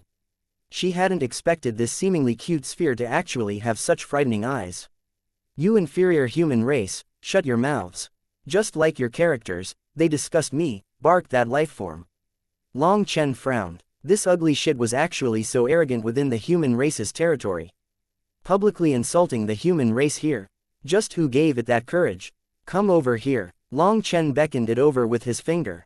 Little fellow, are you courting death? In front of that provocation, the spherical lifeform's voice grew sharper and colder. When its brutal aura was unleashed, everyone could see that it was a heaven venerate. The moment it did so, it crashed toward Long Chen and Little Crane. With an explosive sound, that spherical lifeform let out a miserable shriek. Chapter 4392 Feather Race. What are you doing? Release me. The spherical lifeform screamed in terror as it was stamped into the ground by Long Chen. Its form was deforming as if it would explode at any moment. A little heaven venerate dares to act arrogant in front of boss Long San. Who gave you that courage? Long Chen continued to press it down with his foot. While the spherical lifeform had a higher cultivation base, it was unable to unleash any of its power in front of Long Chen's absolute strength. Stop, stop, Boss Long San, I submit. Spare me, you're my daddy, okay. Stop, stop, I'm going to explode, begged that lifeform. You scared my little sister. Apologize to her, said Long Chen coldly. Little sister, I'm sorry, it was my bad for scaring you. I didn't know any better. I should die for my sins. I apologize, please spare me. It had never dreamed that some little fellow in the first heaven stage of the World King realm would have such a terrifying power. It had no ability to resist. Had it known of this beforehand, it wouldn't have dared to provoke them even if it was beaten to death. But now, its life was in Long Chen's hands, and no one could save it. Worst of all, it was alone and didn't have anyone from its race by it. It couldn't plead for aid at all. I don't accept your apology. I thought you were cute, but you're actually so terrible. And you also insulted my big brother. I don't accept it. Little Crane, still seething with anger, refused to back down. She wasn't provoked when she was cursed, but the moment it insulted Long Chen, her rage flared up. Despite not being a part of the human race herself, this insult toward Long Chen was something she couldn't tolerate. My two ancestors, I was wrong. My eyes were blind, and I shouldn't have offended you. Please don't kill me. I'll do whatever you want. The spherical lifeform begged. It was really afraid as Long Chen's power exceeded its understanding. It had thought of countless ways to counterattack, but it knew that none had the slightest chance of success. I'll give you a chance. If you can make my little sister happy, I'll spare your life. If you can't, you can just reincarnate. Long Chen raised his foot. The lifeform was overjoyed and was about to run when it shrieked. Idiot, you want to run? Think about that one more time and you can run to the afterlife. Sneered Long Chen. This spherical lifeform recoiled in horror as it discovered that Long Chen had somehow placed a spiritual seal on it. Every thought it harbored was laid bare, and with just a thought, Long Chen could end its life. Facing such a predicament, it instantly became obedient. It then rolled in front of Little Crane, putting on a show for her. In the end, Little Crane hadn't seen the world, so after just a few moves, she was laughing. Seeing this, the spherical lifeform sighed with relief and worked harder to please her. As she laughed, the spherical lifeform lifted Little Crane into the air and started to roll around with her on top. It was extremely fast but stable. Little Crane cried out in delight. The lifeform then rolled around with Little Crane for a long time before coming back, pitifully looking at Long Chen. Its unspoken meaning was clear. Are you satisfied? All right, you've kept your life. Accompany my little sister for a few more days, and you can go, said Long Chen, intuitively grasping the creature's intent. Many thanks, many thanks. The spherical lifeform repeatedly thanked him for sparing its life. Big brother Long Chen, why don't you let it off now? I'm not that angry, said Little Crane, feeling compassionate. Having been amused, she seemed to have overlooked its sinister side. Many thanks, many thanks. Truly thank you. The spherical lifeform immediately thanked Little Crane. Oh, Long Chen looked at it profoundly. That lifeform instantly shivered, but it reacted quite quickly. Many thanks, but being able to accompany you is my life's honor, my blessing, my life's mission. If you don't dislike me, please let me stay with you for a bit longer. It would hurt me if we were to part so quickly. All right, that's enough. Long Chen interrupted its begging. Just listening to it gave him goosebumps. Its low-level fawning would only be able to trick a pure-hearted lifeform like Little Crane. Little Crane actually took it seriously and happily accepted its wish. Following that, the spherical lifeform brought her rolling around. Long Chen watched as Little Crane laughed happily, and he was happy to see it. The closer they got to the city, the more strange lifeforms they saw. However, they hardly found any humans. This city had essentially become the land of these lifeforms, and any humans that Long Chen saw were very subservient toward these lifeforms. Some people would greet Long Chen warmly only to be mercilessly mocked by these lifeforms. However, those people didn't mind and continued to call out to him. They were either selling wares specific to the human race or asking other humans to take them along. Some people were even shamelessly begging, and they would be beaten if they got too annoying. Long Chen couldn't help shaking his head as he saw these scenes play out.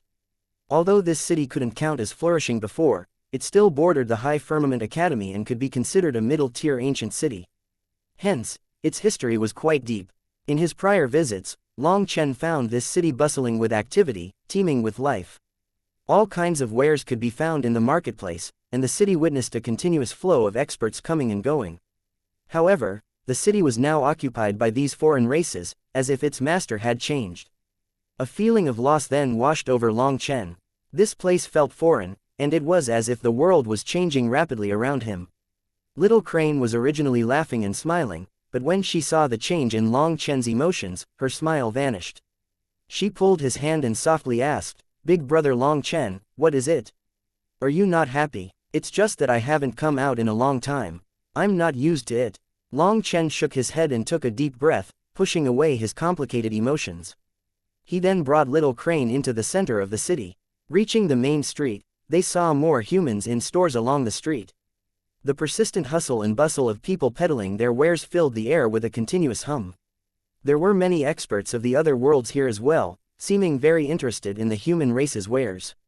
This place was bustling. Little Crane had never seen many of these things before, so she pulled Long Chen over to take a look.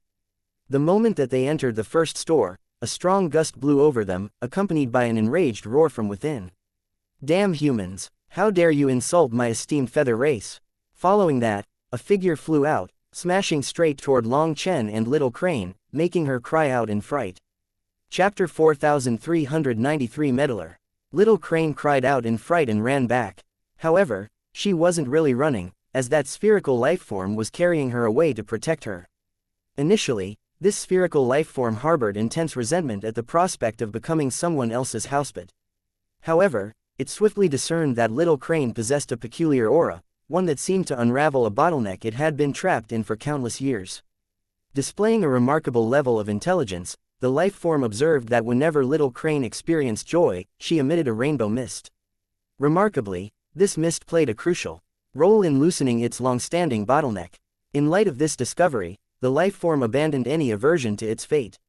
Instead, it embraced the change with joy, diligently striving to make Little Crane happy. Thus, when this person came flying toward them, it immediately retreated to protect Little Crane, as she seemed to possess no combat power at all. As for Long Chen, it didn't need to care. Many people cried out in shock when that figure charged toward Long Chen. Just as they thought that he would be smashed into a pulp and directly killed, Long Chen extended a hand and easily caught that figure. As it turned out, this person wasn't attacking Long Chen, nor was he the one to shout just now. This person was an early world king just like Long Chen, and he was pale with fright.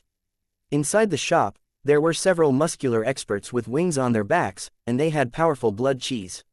With just a glance, it was clear that they were from the demonic beast race.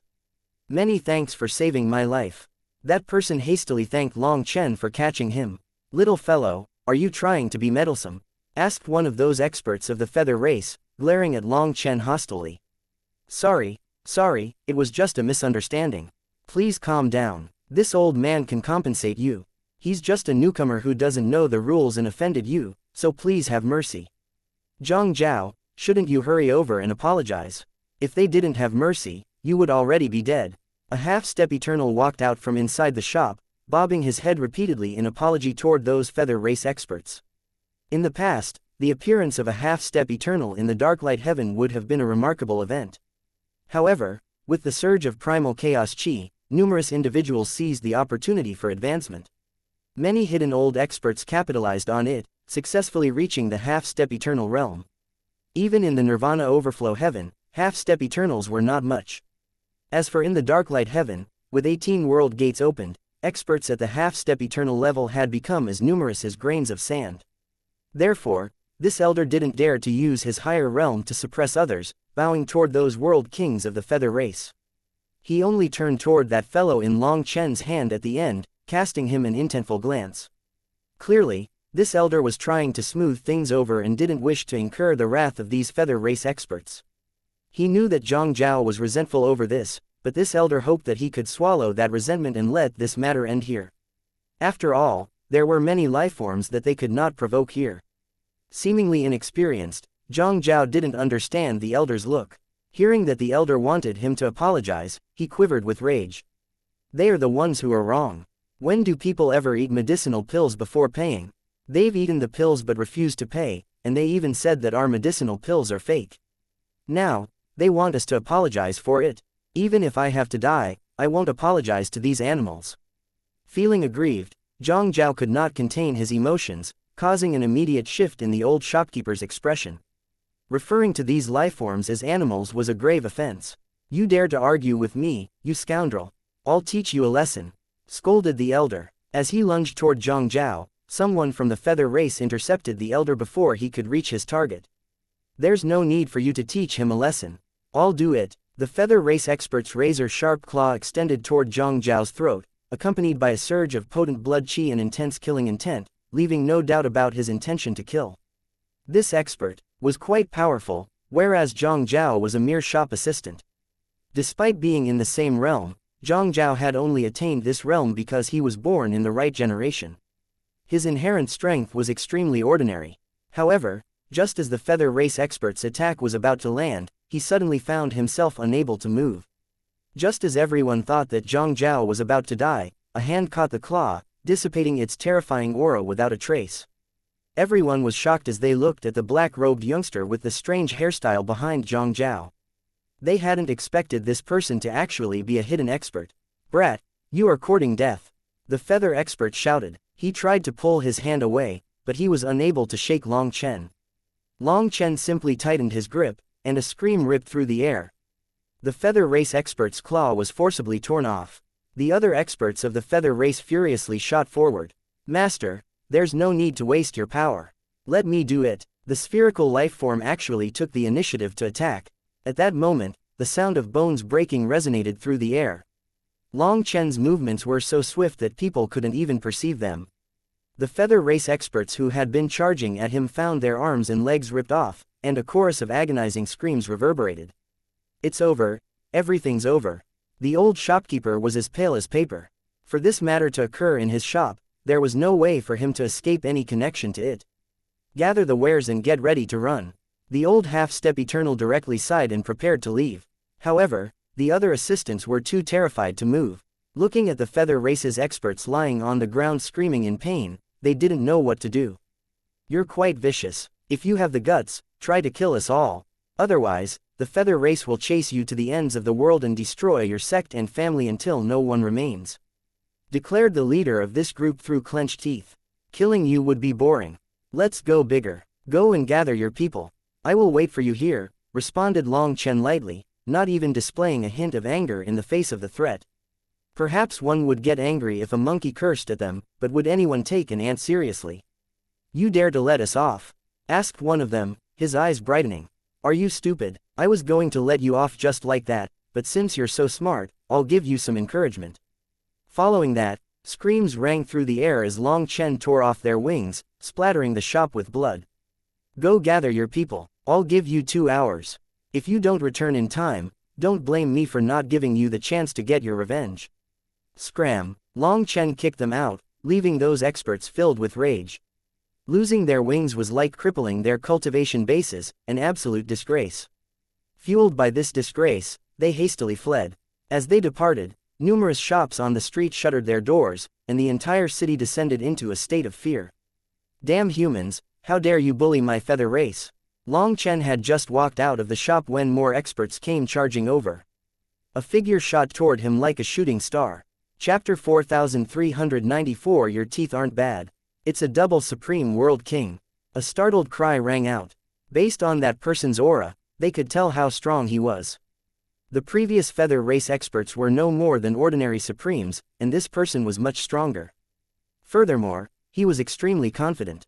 As soon as he received the news, he charged over to kill Long Chen.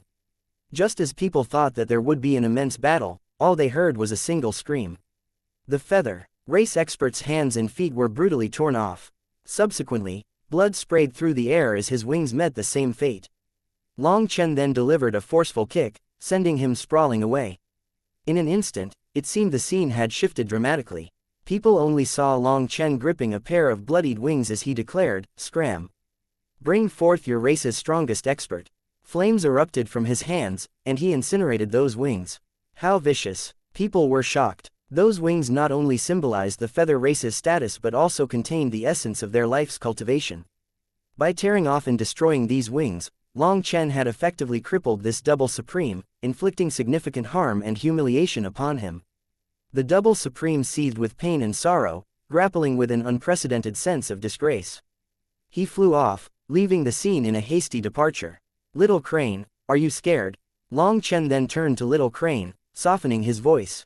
He tried to shield her view with his body, but a sense of guilt lingered. Fighting in front of Little Crane felt like desecrating a holy land. No, I'm not. They're all bad people, and I don't like them. I don't feel good when they get close to me, said Little Crane. As an auspicious beast, Little Crane inherently didn't like killing or fighting. Also, the tainted air of the outside world was abhorrent to her, causing her rainbow radiance to recede. In reality, it hadn't disappeared, it was merely dormant within her. Little Crane chose not to expend her own energy purifying this dirty world. She knew that with her power, she would be unable to purify this world. So she refrained from attempting it. Instead, she just observed silently.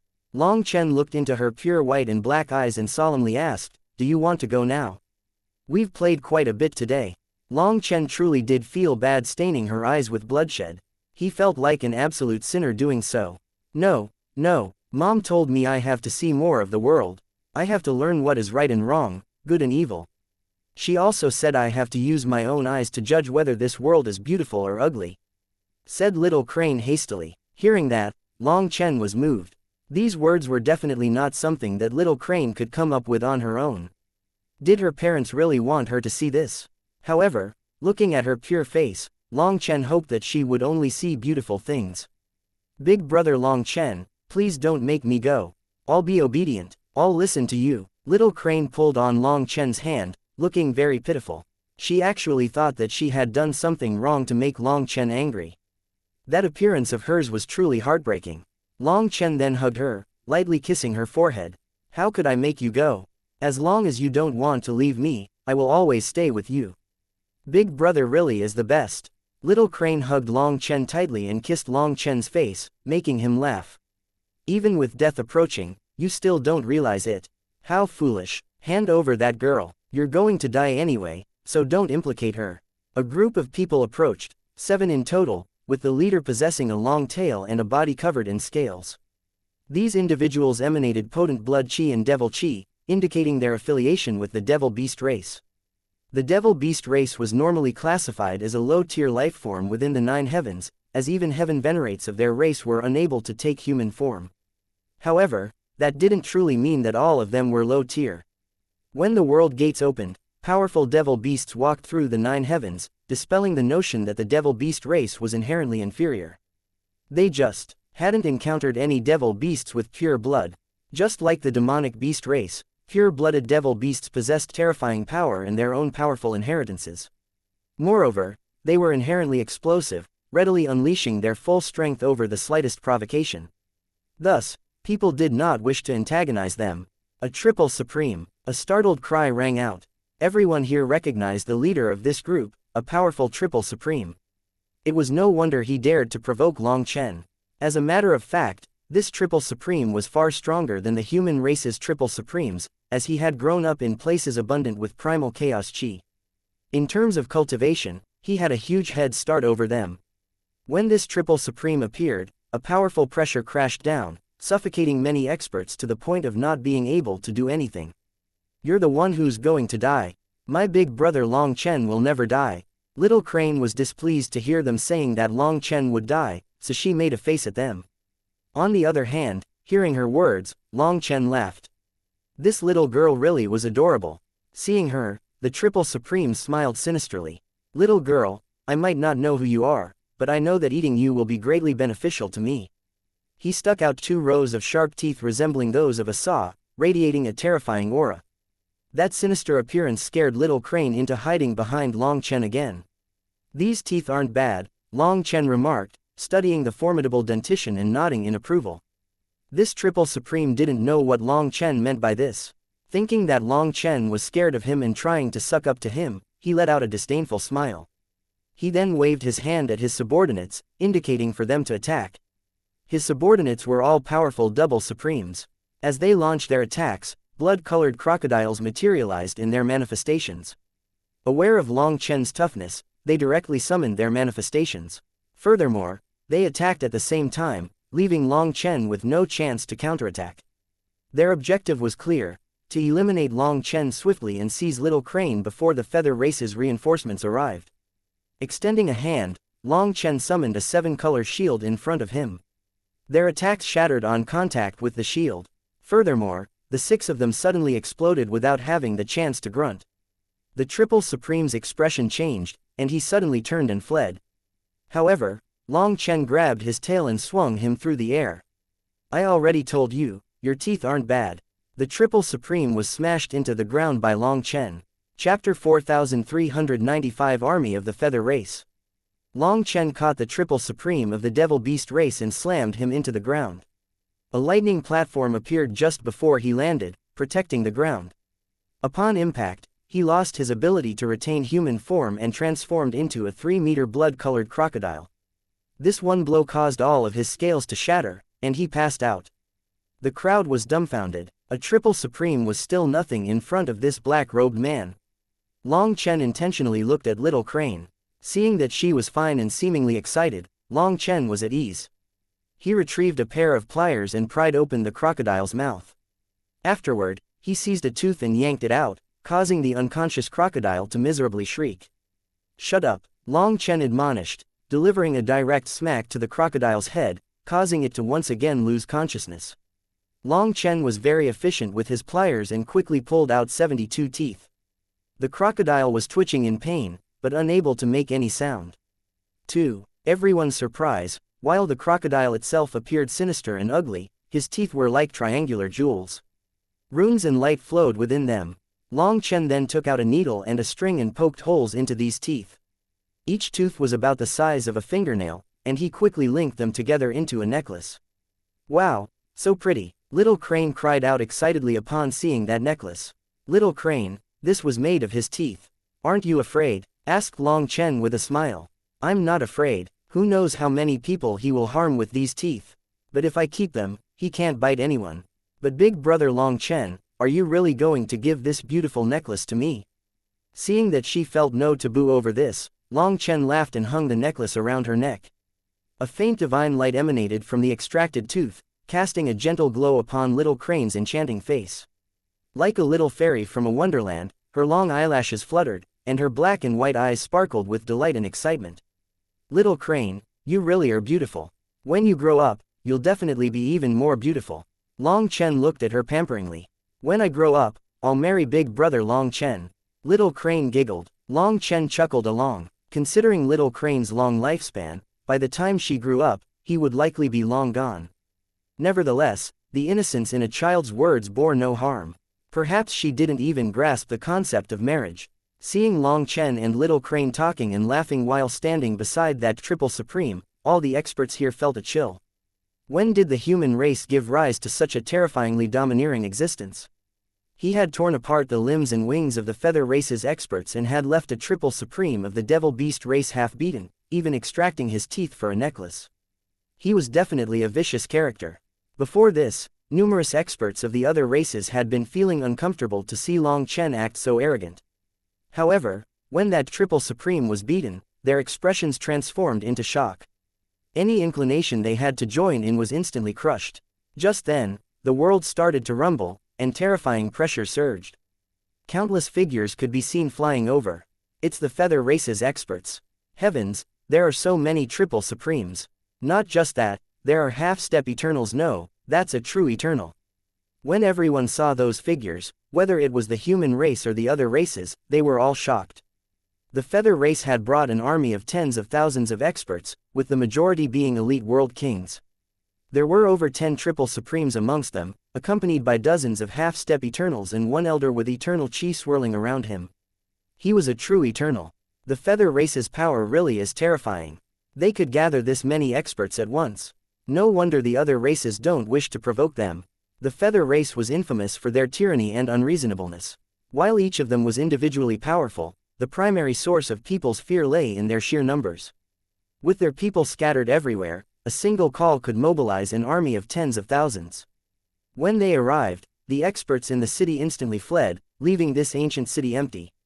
After all, They were all afraid of being implicated. Ha ha ha, that brat of the human race is done for. The experts of the other races laughed in delight. It's probably not just him. The fury of the feather race will spread to the other humans as killing him won't quell their anger. Hee hee, this is interesting, said one of them as they glanced at the frightened humans.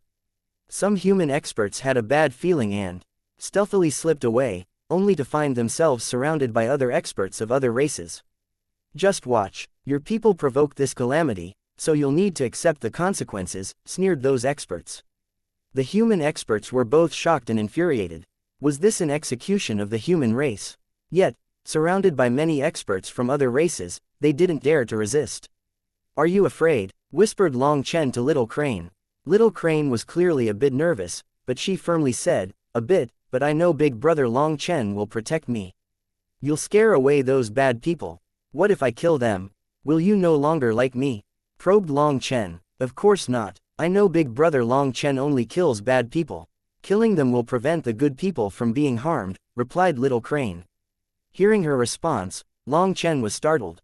It seemed that Little Crane understood more than he thought. Or was it just what her father and mother had taught her? Bali, Long Chen called and looked at the spherical lifeform. The name of Bali was something that Little Crane had given it. Yes, master, asked the spherical lifeform. Protect my little sister, said Long Chen. Don't worry, even if I have to die, I will protect young miss. Swore the spherical lifeform. Just then, the feather race's experts completed the encirclement of the entire city, and their eternal expert gazed at Long Chen. He inquired, just him? The people by his side were the ones whom Long Chen had delimbed and doinged. They nodded, their eyes brimming with hatred. Yu Feng, kill him, but don't harm the girl beside him. She's a bit strange, perhaps she'll be useful to us. The eternal expert turned to an expert whose face was filled with arrogance. The expert called Yu Feng nodded. His wings quivered, and he instantly vanished. The space in front of Long Chen twisted, and a claw reached out of that space, going straight toward Long Chen's neck. Chapter 4396. Unable to block a single blow. When Yu Feng attacked, people were shocked to see that he could actually control spatial energy. A ripple materialized in front of Long Chen, and a claw extended toward his throat at an astonishing speed, nearly making contact the moment it appeared. However, what left everyone in awe was that Long Chen completely disregarded the approaching claw. Instead, his hand swiftly reached behind him. When the void exploded, the ripple in front of Long Chen vanished. Somehow, Long Chen's hand had caught a claw from behind him. Everyone was shocked. It appeared that the attack from the front was a feint, and the real lethal strike had come from behind. Yet, Long Chen had still managed to sense it. Come out. Long Chen forcibly pulled Yu Feng out of the void. Yu Feng grunted and suddenly opened his mouth, unleashing a blood-colored blade that shot toward Long Chen's head. This was not a divine ability, but a real blade. Long Chen turned his head, just barely dodging this attack. This blade left a hole in the void as it sliced through. People were shocked to see this. Yu Feng's attacks were bizarre and unpredictable, and Long Chen's evasive maneuvers were just enough to narrowly avoid them. At such close quarters, it seemed implausible for anyone to react so swiftly. Long Chen appeared to be relying entirely on instinct. Yu Feng's wings folded in upon Long Chen, slamming toward his head like blades. It should be my turn, snorted Long Chen. He suddenly pulled Yu Feng's claw, slamming him toward the ground. The lightning platform reappeared, and with an explosive sound, feathers scattered into the air. Yu Feng was forcefully driven into the ground, causing the entire city to tremble and countless buildings to develop cracks. This attack was 10 times more powerful than the one Long Chen had employed against the blood-colored crocodile. The mighty Yu Feng had all his feathers blown away, resembling a bald chicken now. Blood then spilled from his mouth. However, he was also quite powerful. Even after receiving such a blow, he didn't pass out. All of a sudden, he lit up and swelled in size. No, the eternal expert of the feather race was shocked and hastily shot toward Long Chen. Seeing him charging over, Long Chen snorted and suddenly threw Yu Feng at that eternal expert.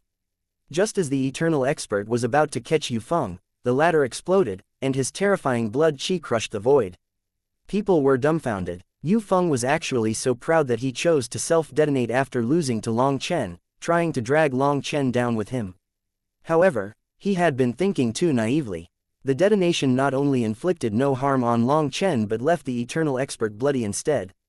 Looking at the twisting space in front of him, the Eternal Expert's eyes brimmed with icy killing intent. As his most outstanding descendant, Yu Feng had never tasted defeat and was extremely prideful. Hence, after losing to Long Chen, he actually lost his mind and tried to end things through mutual destruction. While this Eternal Expert moved as soon as he sensed this, he was unable to save Yu Feng's life. He then quivered with rage, and a beast-like roar rang out. "Damn humans, I will make every single one of you pay for Yu Feng's life." A terrifying pressure crashed down, covering the entire city and causing everyone to quiver with fear. As they had never seen a true Eternal Expert before, they were unable to resist an Eternal Expert's pressure. How interesting. Who do you think you are to demand other people pay with their lives? The human race has truly pampered you. You've become enamored with the idea that you are gods who can easily decide people's life and death. Unfortunately, Boss Long San won't be indulging you any longer. Countless people were stunned to see Long Chen start walking through the air toward that Eternal Expert. It had to be known that the entire city was covered by an Eternal's pressure. Others were bitterly enduring, but Long Chen didn't seem affected at all. Seeing that Long Chen could ignore his pressure, that Eternal Expert panicked and shouted angrily, "Just who are you? I can't be bothered to waste words on a dead person. All you need to know is that you must have respect in your heart, or you won't be far from death."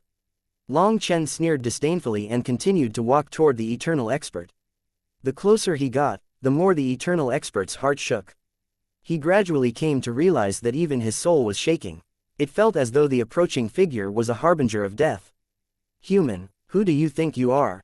Everyone, attack and tear him apart," roared the Eternal Expert. Following his order, the tens of thousands of feather race experts charged at Long Chen. "How sinister. Using a group of cannon fodder to test me." Long Chen sneered and extended a hand, summoning a snow-white lotus. It was as pure as fresh snow, and its coldness permeated the surroundings, causing the temperature of the world to plummet. However, atop this snow lotus danced flames that warped the very fabric of the world. As people saw this lotus, their souls quivered in response. The lotus expanded and instantly devoured all the feather race's experts. Its flame incinerated an army of tens of thousands into nothingness, leaving no trace of their existence behind. Witnessing tens of thousands of experts vanish simultaneously, everyone present felt as if they were in a dream, where nothing seemed real. "What are you looking at? If you still don't do anything, you won't have a chance," said Long Chen coldly as he walked toward that Eternal Expert. Even while unleashing the World Extermination Flame Lotus, Long Chen didn't stop walking. He killed those experts as if he were shooing away a swarm of flies. On the other hand, the Eternal Expert felt a mix of shock and fury. He finally understood that this black-robed fellow was definitely a trap, a meticulously laid snare for their feather race. "I'll kill you," the Eternal Expert roared, his manifestation materializing. His eternal power surged as he swiftly unsheathed his weapon. He then channeled his full power into it, staking everything on this single strike. Following that, a shocking scene left the world in deathly silence. Long Chen effortlessly caught the tip of the spear, halting the full power attack from the Eternal Expert. "You are the weakest Eternal I've ever seen." Long Chen shook his head and shoved the spear back. The butt of the shaft directly pierced through the Eternal Expert's chest, showering the surroundings with his eternal blood. Everyone around watched in stunned disbelief, their jaws dropping at the unexpected turn of events. Chapter 4397 Feather Race 3 Saints. Did he just beat an Eternal Expert in one move? Every expert present, whether they were from the human race or not, was bewildered.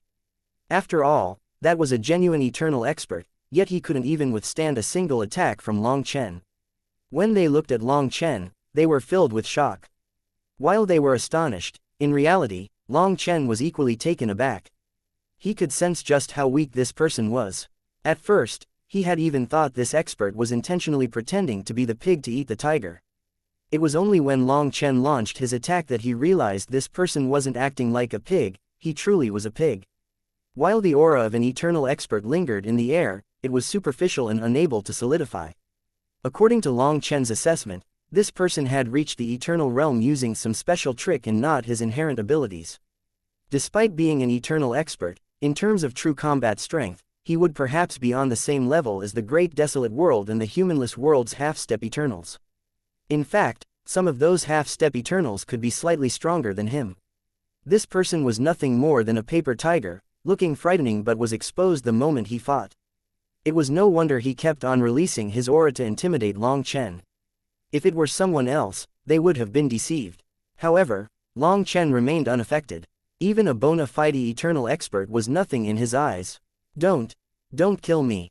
The feather race won't let you off if you kill me. My race has 3 saints and tens of thousands of eternal experts. With the spear in his chest, that eternal expert begged for mercy.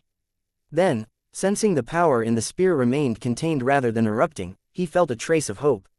Tens of thousands. If they're as fake as you, what can they do? Sneered Long Chen disdainfully. No, they're different. My talent was limited, and I was unable to reach eternity, so I asked a saint to forcibly elevate my realm. That's why I have the aura of an eternal but not their power. The others are different. They are true eternals. Every single one of them is 100 times stronger than me. We still haven't reached the point of no return. As long as you let me off, we can settle this here. My feather race will no longer trouble you, and we can all be friends, pleaded the eternal expert. The more he spoke, the more confidence he gained. His terror gradually faded, replaced by a calm demeanor, as if everything was under control. Listening to his explanation, people started to comprehend how Long Chen was able to effortlessly defeat an eternal expert. It appeared that this particular eternal expert was a fake one. Be friends. Do you think that your feather race is worthy? Tell me, are there other experts coming? Asked Long Chen. Yes, there are many. The eternal expert responded without thinking. Good. Then you are useless. The spear quivered. No. The eternal expert let out a terrified cry. He exploded. The eternal expert had never imagined that this one response would lead to him losing his life. The meaning of Long Chen's question was that if no one else was coming, he would have to release him so he was able to call over more people. However, that eternal expert said that they were already on their way. Thus, he had no use for Long Chen. An eternal expert was slain. While everyone now knew that he was basically a fake, seeing him dead was still shocking. Furthermore, when Long Chen's spear quivered, it unleashed a chi wave that blew back his hair, causing his pigtails to come undone. His hair then fell naturally. Seeing him with his hair free, numerous experts cried out in shock. He is the High Firmament Academy's Dean Long Chen. Heavens, he's back. No wonder he's so powerful. So he's the youngest dean in the Academy's history. Countless experts cried out in shock upon recognizing Long Chen. Previously, Long Chen's massive pigtails had left people feeling like he was not likely to be human. After all, that hairstyle wasn't common among humans. Hence, while some people felt like he looked a bit familiar, they didn't recognize him. However, with his hair now free, someone instantly shouted his name. It had to be known that when Long Chen left the Darklight Heaven, his name had become widely known, reaching the point where almost everyone was familiar with it. Once he left, the other heavenly geniuses gradually took his place, causing people to forget about him. After all, the 9 heavens were enormous. There were people who rose like shooting stars, but there were also people who fell like meteorites. The instant someone recognized Long Chen, all the human race's experts grew emotional. Huo Linger, do you remember everyone who stopped the humans from leaving just now? Asked Long Chen. Flames then quivered beside Long Chen, and Huo Linger's figure appeared with a faint smile. I've locked onto every one of them. You know what to do then, Long Chen replied with a smile. Huo Linger nodded and started to form hand seals. Both inside and outside the city, countless experts' expressions changed as they realized Long Chen was settling the score with them. Countless experts fled in every direction. Just as they moved, flames enveloped them, and miserable screams rang out. However, no matter how they struggled, it was useless. Even Triple Supremes only lasted a few extra seconds before being incinerated. Some people resorted to kneeling and begging for mercy, but Long Chen's face remained icy. He didn't even look at them. You stopped others from running for their lives, and you were quite arrogant then. By blocking other people's paths, you've blocked your own. After all, your lives are not greater than anyone else's. If you could laugh as you watched others die in pain, you should be able to laugh when facing your own death. Long Chen's voice echoed through this space, icy and without the slightest hint of pity. He never felt the slightest pity when killing people who had taken advantage and slaughtered the human race. Tens of thousands of experts had made a move to block the human experts from running just before. Fortunately, Huolinger had remembered them all and locked onto their positions. Not a single one was wrongly accused, and they were all burned to death. When the world returned to calm, the screams of those lifeforms still echoed in people's ears. As a result, some of them quivered in terror, their faces pale as paper. Vicious, absolutely vicious. Long Chen was a truly vicious character. They had never witnessed such brutality from a human expert before.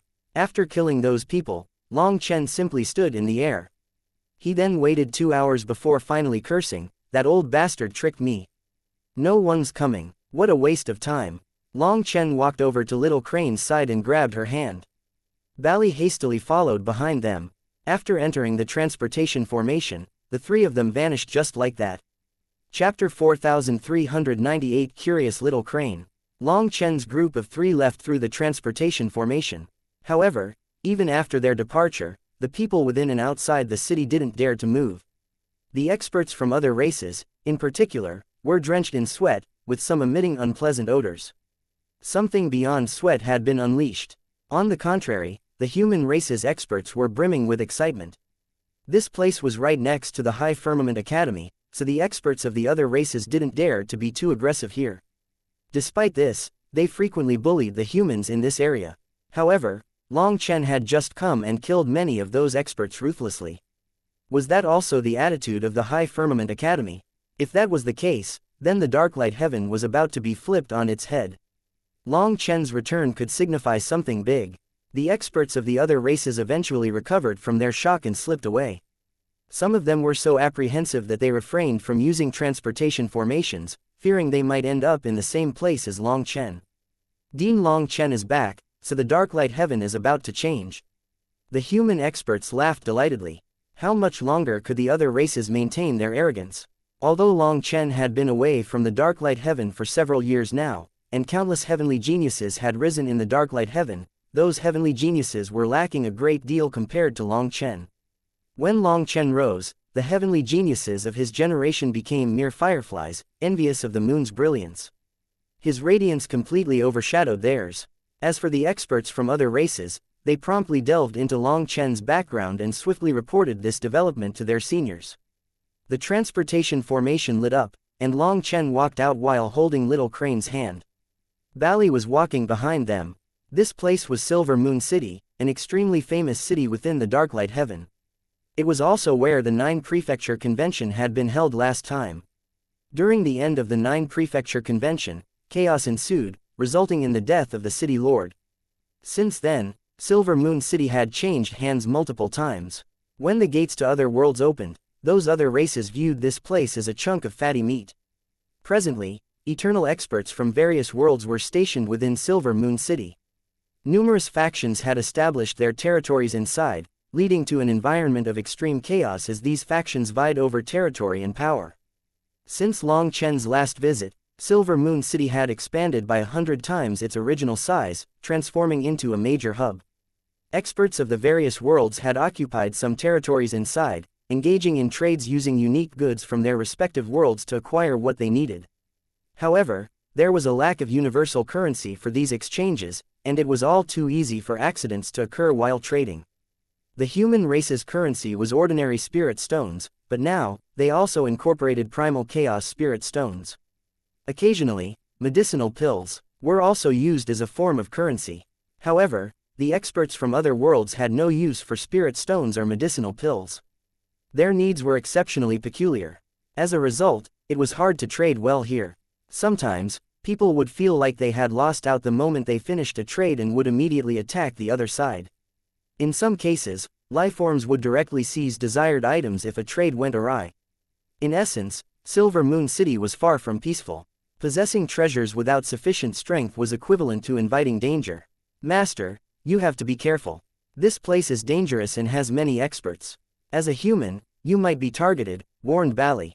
Bally was looking after Little Crane, constantly playing with her and making her happy. It appeared to have embraced its role as a caretaker with enthusiasm.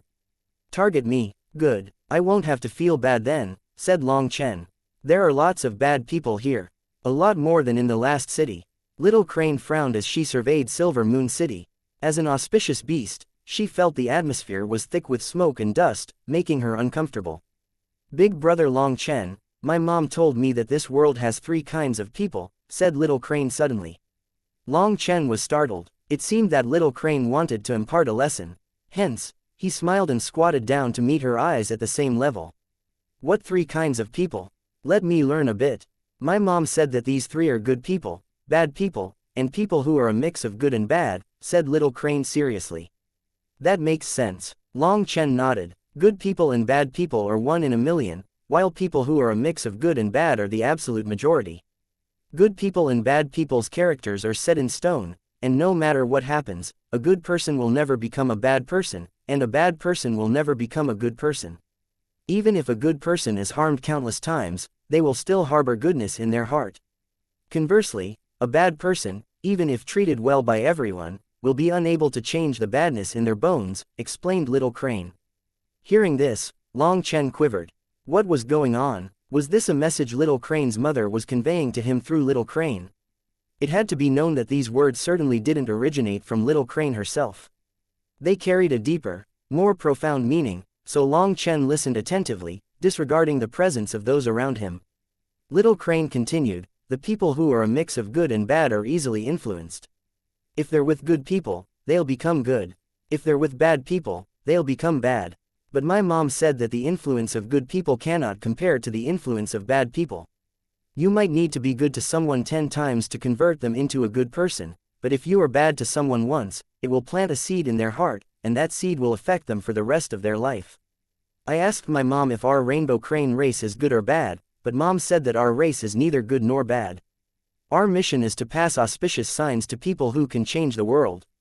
If those people are good, then we are good. If they are bad, then we are bad. Long Chen looked into Little Crane's eyes. Her words seemed careless yet also intentful. Was this an advice from her mother? Big brother Long Chen, do you think you're good or bad? Asked Little Crane suddenly. I suppose I should count as bad. Long Chen smiled bitterly. Hee, then I'll be bad with Big brother Long Chen. Even in hell, I'll be with Big brother Long Chen. I'll never regret it, said Little Crane. Her smile was pure and innocent, typical of a kind little girl. For some reason, hearing that she would never regret it made Long Chen feel a pang of heartache. Even in hell, Big brother will always protect you. Big brother will make sure your eyes keep their pure light forever, Long Chen assured as he gently rubbed Little Crane's head, solemnly swearing his commitment.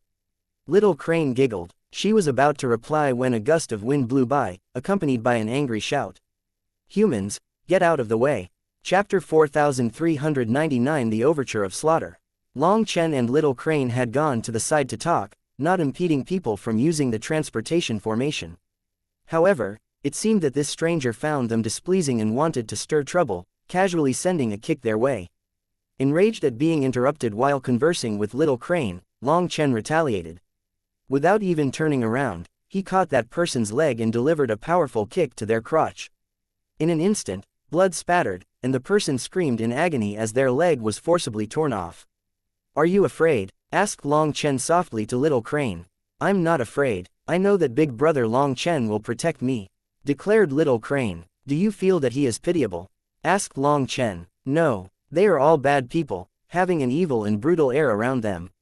They'll only make the majority of people more evil. Little Crane shook her head. Long Chen instantly smiled and kissed Little Crane's forehead. He softly said, your mom was right. There are kind people in this world who will never have their kind nature change no matter how other people hurt them. I've seen them, and I like them. That's why I feel like I should protect kindness, so they don't keep getting hurt. But if I want to protect them, then I can't be kind. I would rather turn into a fiend myself as long as I can protect them. Hee, if Big brother Long Chen is willing, then I can do that as well. I like Big brother, no matter if Big brother Long Chen is good or bad. Said Little Crane. You damn human, you are courting death. A furious roar echoed, and a sharp sword swung toward Long Chen. The person Long Chen had kicked away earlier had returned. This time, Long Chen turned around, discarding the severed leg in his hand, and raised his own hand in response. With a metallic ringing, the sword was firmly caught in Long Chen's hand, and only then did Long Chen eye the expert in front of him. So it's the blood race. Enemies really do meet often. Long Chen saw that this person was a triple supreme of the blood race. The latter was a powerful expert, but when his sword struck Long Chen's hand, his entire arm went numb, and his upper body no longer listened to him. Despite his attempts to retract his sword, it seemed to have taken root in Long Chen's hand. The commotion immediately attracted the attention of numerous experts, and a crowd swiftly gathered to witness the unfolding spectacle. This was Silver Moon City, a city already steeped in chaos. Random skirmishes like this were a common occurrence, quickly attracting onlookers. Haha, so it's a brat of the human race. Interesting. Hey, blood race fellow, surely you can put this human in his place, can't you? Taunted a spectator from the crowd. Exactly. If you can't even deal with a human, you should just kill yourself. Your blood race shouldn't bear such embarrassment. Most of the onlookers weren't humans, and witnessing a human daring to fight back, they eagerly added fuel to the fire. Human brat, don't listen to them. I think you can do it, so work hard and kill him. If you succeed, I might consider making you my battle pet. Someone gave encouragement to Long Chen, but it was extremely insulting. Long Chen's expression grew colder. Originally, he had been in a good mood, engaged in a conversation with Little Crane. But as always, people just had to spoil his moments of joy. It was akin to Long Chen craving a meal, only for people to intentionally smear their snot all over his food to disgust him to death. Feeling infuriated, the blood expert let out a short cry and summoned his manifestation. In truth, for him to summon his manifestation first already signified that he had lost. However, he could no longer bother with such a thing. Just as everyone thought that Long Chen would be suppressed by this manifestation, the weapon in his hand suddenly snapped. The broken end of the sword swung through the air, cutting apart the very heavens. That blood race expert instantly stiffened. Following that, a line of blood gradually appeared, going down his forehead, nose, mouth, throat, chest, and stomach. He slowly split apart along with his manifestation. At that instant, countless people were stunned. Long Chen not only cleaved the blood race expert in two but also bisected his manifestation. The two halves of his manifestation suddenly exploded, and his corpse fell limply to the ground, staining it with fresh blood. The experts who had come to watch were all dumbfounded. A single blow from Long Chen left them in a state of shock. Who was it that wanted me as a battle pet? Long Chen turned towards the crowd. Hearing this, that expert instantly quivered with terror and directly fled. The broken end of the sword suddenly transformed into a shooting star, piercing the back of his head. He didn't even have the time to grunt before collapsing to the ground, lifeless. He couldn't be more dead. Did you say that the human race is inferior? A seven-color sword then materialized in Long Chen's hand. With a slash, a flying rainbow was unleashed, turning the one speaking into blood mist. Were you the one speaking sarcastically? Long Chen slashed his sword again, and though his target managed to take out a shield, it proved futile. He exploded along with his shield. That shield was nothing more than a world domain divine item, so how could it possibly block Long Chen's attack? Well, speaking sarcastically didn't require any ability or qualifications. Anyone with a mouth could do it. These individuals were far from possessing the power of the blood race expert, not even fit to carry Long Chen's shoes. Yet, it was people like them who enjoyed talking the most. It was their way of asserting their existence. This great ability of theirs also gave a deeper meaning to the expression, "Trouble comes from the mouth." Long Chen pointed several times, and dozens of experts fell to the ground, bloody holes appearing in their heads. The crowd was so scared that they fled in a panic. They didn't want to keep watching, not knowing whether Long Chen would settle a debt with them next. "Master is mighty," Bali exclaimed from behind Long Chen, a face appearing on its surface. It was a flabby face brimming with worship at this moment. Only now did Bali realize how formidable Long Chen was. Its survival was really a blessing from the heavens. "Little human, you dare to run wild here? Let me see just how many heads you have too." As another lifeform roared with fury in the distance, Long Chen unleashed the seven-peak sword. People didn't even catch a glimpse of the speaker before they were turned into a blood mist. The seven-peak sword reappeared in Long Chen's hand. With it, he strolled calmly into Silver Moon City. "Little human race, inferior human race, just who gave you the guts to call the human race like that?" Long Chen's black robes and long hair fluttered as he approached Silver Moon City. He resembled a death god, and his footsteps played the overture of slaughter. Chapter 4400 Doyen. Long Chen's seven-peak sword dragged across the ground, its tip slicing through the bricks like they were tofu. Little Crane stood on Bali, following closely behind Long Chen. Her pure face displayed no fear but rather excitement. As for the spherical life form following behind Long Chen, it intentionally let off a golden glow from its scales to show off. It was once enraged at being crushed by Long Chen, but it was different now. Finally, it understood just how powerful these two people were. This is the devil race's territory. Scram! When Long Chen stepped through the city gate, an angry shout rang out. This region bore the devil race's marker as the present Silver Moon City had been divided among various large factions. The devil race's territory, what a joke! Silver Moon City has always been the domain of the human race.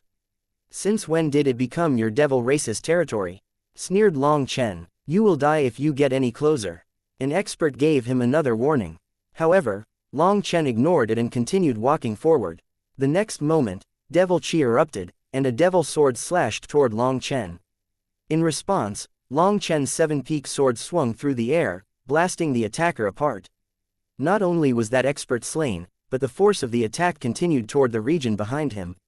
Suddenly, a roar backed by eternal chi erupted, and a fist shattered Long Chen's sword chi. A sinister-looking devil expert with long hair then appeared right in front of Long Chen and unleashed a claw. At the same time, powerful eternal chi crashed down, shaking all of Silver Moon City. The experts inside the city were shocked. Silver Moon City probably wouldn't be able to endure such power. Long Chen unleashed his own claw in response. A devil claw and dragon claw then clashed, producing a huge explosive sound. To everyone's surprise, this black-robed world king directly intercepted the attack of an eternal expert from the devil race. With his left hand blocking the assault, Long Chen's seven-peaked sword in his right hand swung out, severing the eternal expert's arm. What? Countless experts inside the city cried out in shock. How kind. You actually know to hold back. Are you afraid of damaging your own businesses? Long Chen waved his hand, sending the severed arm into the primal chaos space. This was a true eternal expert, one whose flesh possessed eternal power, making it the best fertilizer for the black soil. Surprisingly, this devil expert refused to employ his full power and even withdrew a portion of his strength after attacking, a move equivalent to inviting death upon himself. The eternal expert was enraged, realizing that he had underestimated the young man in front of him. No longer holding back, he summoned his manifestation. Devil chi erupted, sending ripples throughout Silver Moon City. In an instant, many buildings shattered, and the people inside were blown away by the astral winds. The next moment, a long rod appeared in the eternal expert's hand. Having taken out his eternal divine weapon, he swung it at Long Chen. The eternal expert no longer had any misgivings, and all he was thinking about was crushing the little human in front of him. Countless people fled in terror, afraid of being crushed by his eternal power. Facing this onslaught, Long Chen remained calm, showing no signs of panic. Without dodging, he raised his left hand, and seven-color divine radiance flowed into the form of a large shield. When the devil expert's attack collided with Long Chen's shield, it triggered a massive explosion, flattening Silver Moon City in an instant. It seemed as if the entire world was being torn apart. However, Long Chen stood firm like a boulder. Behind him, Little Crane and Bally remained completely unharmed. The eternal devil chi couldn't inflict the slightest harm upon them. The eyes of the devil expert almost popped out, staring at Long Chen in disbelief. You can't even deal with a little human. It looks like we'll need to help you. Suddenly, space twisted, and two more figures emerged, also eternal experts emanating the aura of the devil race. However, they had two horns on their heads, indicating that, though part of the devil race, they belonged to a different branch. The two of them then pressed their hands on the first eternal expert's back, channeling eternal energy through his body. With all three of them working together, their power soared, and devil chi exploded throughout this world. However, people saw an unbelievable scene. No matter how the three of them unleashed their eternal power, they were unable to shake Long Chen's seven-color shield. Long Chen was also slightly surprised. In this state, while he had broken through to the first heaven stage, he didn't have the support of the 7-star battle armor, the Dragon King battle armor, or even his divine ring. However, he was able to block the combined power of three eternal experts. It had to be known that back in the great desolate world and the humanless world, he couldn't do this just by relying on the power of his 7-color supreme blood. However, he was able to do it today. Long Chen hadn't expected his power to increase so immensely. This first heaven stage wasn't merely a realm increase, it appeared that his understanding of his own power had reached a deeper level. He blocked it. Countless experts stood dumbfounded at the sight. A world king was actually fending off the combined power of 3 eternal experts. Just what kind of monster was he? This human can't be left alive. Kill him together. He might become a heavenly doyen in the future. No one knew who shouted this, but dozens of eternal experts suddenly charged over from every direction. Heavenly doyen. This term was unfamiliar to most, but when it came from the mouth of that eternal expert, they recognized the nervousness and even fear in his voice. Dozens of eternal experts immediately launched a full-on attack, foregoing any probing blows. They summoned their manifestations without holding back. They no longer cared about the one-on-one battle etiquette, or that they were bullying a junior. They directly took out their weapons, and dozens of attacks shot toward Long Chen. The 3 eternal experts engaged in battle with Long Chen let out furious roars as these attacks enveloped them. It was a collective assault, aimed at eliminating the trio along with Long Chen. Just as these attacks were about to strike Long Chen's divine ring appeared behind him. A sea of stars flowed, and an unmatched divine might erupted. Chapter 4401 Supreme Blood Ignition, 10,000 Swords Fly. Facing the attacks of dozens of eternal experts, Long Chen was forced to unleash his real power. However, when he summoned the 7-star battle armor, the immense pillar of light was smaller than before. Its reduced size was not due to a lack of power. Instead, it was the result of his power growing more compressed. The 3 eternal experts in front of him were directly blown away by his aura. With a heaven-shaking explosion, dozens of attacks were sent flying by the pillar of light erupting from Long Chen. Some of those attacks directly shattered, while some went askew. Only 5 attacks reached Long Chen, but they were already out of energy upon piercing that light pillar. In the end, when they struck Long Chen, they failed to even breach his protective layer of divine light. As the attacks of dozens of eternal experts were easily blocked by Long Chen, the expressions of those eternal experts changed drastically. "I can't be left alive. I think you're the ones who have no purpose being alive, Long Chen declared, looking at those stupefied experts. Icy killing intent burned in his eyes. Sensing that all of them wanted him to die, he let out a furious roar. "You can all die now." Long Chen's kunpeng wings spread on his back. Like a bolt of lightning, the 7-peaked sword slashed down mercilessly. An eternal expert could hardly react before being cleaved in 2 by Long Chen. Long Chen's speed was so overwhelming that they couldn't dodge his attack. Wielding the 7-peaked sword in his right hand and the 7-peaked spear in his left, Long Chen was quite ruthless. Some eternal experts were able to block his first blow, but the second would instantly take their lives. Long Chen was like a devil god, reaping the lives of eternal experts, causing rains of eternal blood to fall. "Don't split up, join forces. We can't let him pick us off one by one," shouted an eternal expert just as Long Chen's spear fell upon him. He managed to block Long Chen's 7-peaked spear with his eternal divine weapon. As a result, the 7-peaked spear shattered, while the eternal expert hacked up blood from the impact. The next moment, the 7-peaked sword was like a viper's fang piercing his chest. Seeing an opening, an eternal expert came charging over with a furious howl, wielding a giant battle axe. They could all see that they had to be united if they wanted to kill Long Chen. Hence, this attack was to save the pierced eternal expert. Long Chen just snorted and swung the 7-peaked sword with that eternal expert still hanging on it. "No," that eternal expert cried out, his eyes full of despair. He could only watch as that battle axe slammed into his head. The battle axe mercilessly beheaded him. Ironically, the supposedly life-saving axe became the instrument of death. "Oh, did you want him dead so badly?" sneered Long Chen. That axe-wielding eternal expert was stunned, his fury soaring because of Long Chen's words. This plot was absolutely sinister. "I'll kill you." His battle axe slammed toward Long Chen once more. The wielder's arms bulged as he concentrated all of his power into this one attack. "Don't be impulsive," a startled cry rang out. After all, the axe-wielding eternal expert was naturally gifted with immense power, standing out as the strongest among them. Whether or not they could defeat Long Chen depended on him. Afraid that something would happen, the other eternal experts hastily attacked as well. It wasn't that they were all united, it was simply that they knew without him, their chances of defeating Long Chen would plummet. In the distance, the spectators were short of breath. Humans and members of other races alike had never witnessed such a spectacle before. Dozens of eternal experts were attacking a world king with panicked expressions, their eyes full of fear. When the axe-wielding eternal expert slammed his weapon down, Long Chen's seven-peaked sword suddenly vanished, replaced by a hand that was covered with stars. A seven-star diagram then appeared at the center of his palm. As Long Chen clenched his hand into a fist, the stars dimmed, and a ripple exploded out of it.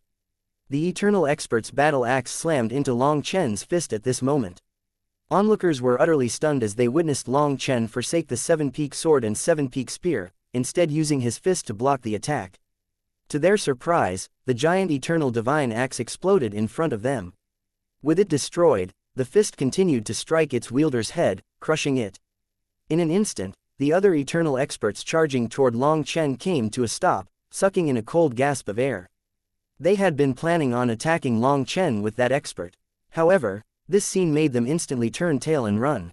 They're running. The spectators were even more dumbfounded by this scene. Instead of witnessing a group of eternal experts attacking a little world king, they were now witnessing them fleeing from one. However, no one could blame them. In just a brief clash, over 10 of them had been slain. With less than 40 of them left and their strongest member just crushed by a single punch from Long Chen, it wasn't just a physical defeat but also a blow to their confidence. He's no human, he's a devil, a monster. Every eternal expert had the same thought flash through their mind and instantly fled in every direction, not even caring about face. They wanted to survive no matter what. They knew that Long Chen's speed was unmatched. Even so, he couldn't possibly chase every single one of them down. The person that Long Chen chased would definitely die, but then the others would be able to survive. As for who the victim was, that would be a matter of luck, or rather, misfortune. However, Long Chen's next move exceeded all of their expectations. Instead of chasing, he was forming hand seals. As seven-color divine radiance flowed around Long Chen, tens of thousands of seven-peaked swords condensed in his divine ring behind him. Supreme blood ignition, 10,000 swords fly. Long Chen did one final set of hand seals, and those tens of thousands of seven-peaked swords shot out, covering this entire space. Chapter 4402 Killed in One Blow. The void ruptured as the seven-peaked swords shredded through the constraints of space-time, leaving tens of thousands of thin black lines etching the world. The seven-peaked swords covered all of heaven and earth. Hence, despite the instant retreat of these eternal experts, they couldn't escape death. In a heartbeat, they became riddled with holes, akin to sieves. After piercing through them, those seven-peaked swords vanished, and the void slowly healed. However, the once mighty eternal experts now lay lifeless, transformed into mere corpses. Their bodies descended slowly as if time itself was moving sluggishly. The onlookers couldn't help but stare in shock. This scene was so surreal that they felt like they were dreaming. Long Chen's attack gave no one any time to react. It unfolded too swiftly, leaving the impression that it was over before it even started. Dad really is a genius. He was even capable of coming up with such a technique. I'm just a dumbass compared to him. Long Chen slowly separated his hands. This technique was imparted to him by Long Zontian. Being able to directly unleash the full power of the seven-color supreme blood, it made Long Chen entirely fearless in group battles. Even in moments of crisis, he could instantly resolve everything with this move. This seven-color supreme blood was Long Chen's core energy, a force he could unleash directly. However, its main drawback lay in the fact that the tremendous detonation power had a significant impact on him.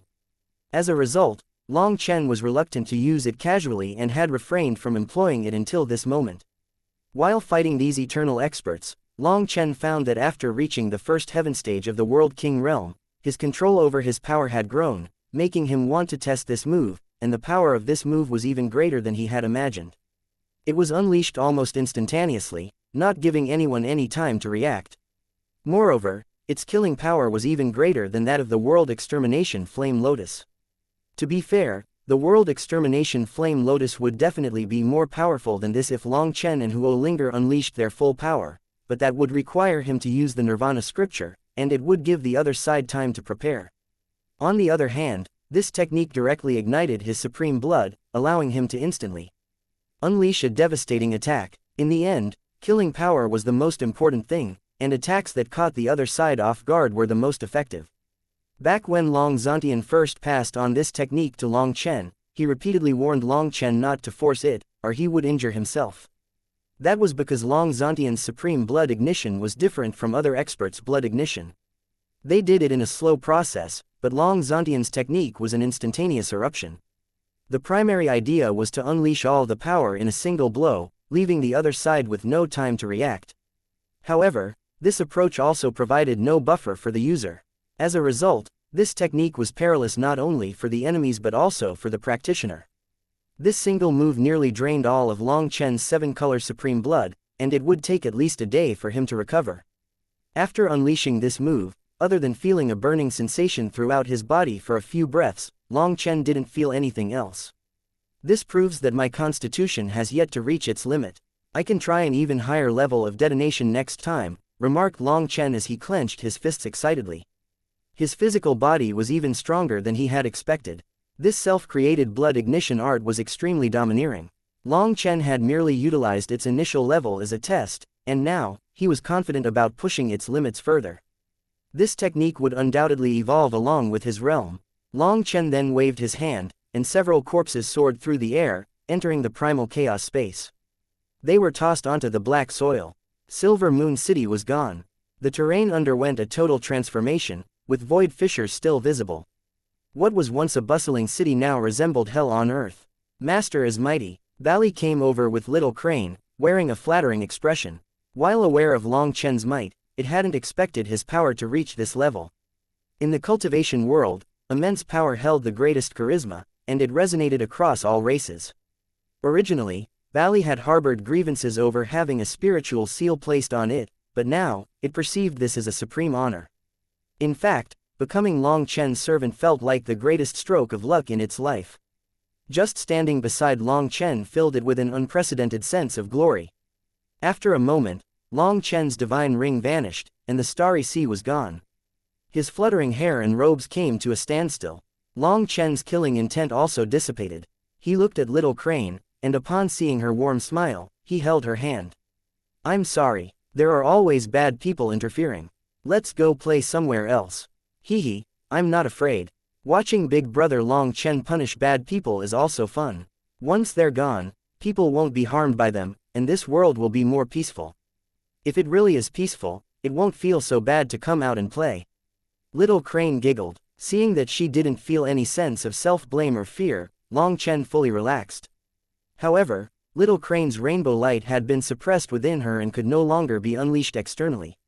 Long Chen could comprehend how difficult it was for her to be in such an environment. After all, she needed her rainbow radiance to block the outside world's dirty aura and preserve her purity. However, brutality and killing were rampant everywhere in this world. Where could Little Crane possibly find peace? Was she destined to spend her entire life secluded in the rear mountains of the academy? No, this world also has many pure places. Perhaps I can create a haven for her. Long Chen suddenly formed such a thought as he gazed into Little Crane's slightly weary eyes. "Big brother, Long Chen, suddenly I feel sleepy," Little Crane yawned. Long Chen knew that the deaths of so many eternal experts had unleashed a surge of negative emotions, and they would impact her somewhat. Gently picking her up, Long Chen carried her on his back, and Little Crane fell asleep just like that with a sweet smile. As Long Chen's gaze swept over the battlefield, countless lifeforms instantly quivered with terror. "Go back and inform your seniors that Boss Long San is back. The Darklight Heaven is no longer what it used to be. If you don't want to die, take it easy. Otherwise, you might just force Boss Long San to handle the situation. Then, begging for mercy won't even be an option." After saying that, Long Chen departed, with Bali trailing closely behind. Their figures disappeared, leaving behind the ruined Silver Moon City that looked incredibly desolate. Following that, the name of Boss Long San spread throughout the Darklight Heaven like a tsunami. Chapter 4403 Esoteric Spirit World, Earth Spirit Race. Long Chen left while carrying Little Crane. When there was no one else around, Little Crane's rainbow radiance slowly resurfaced, filling a space of several meters around her. "Young Mrs. Bali stared in shock, as it could faintly discern a crane within this rainbow radiance.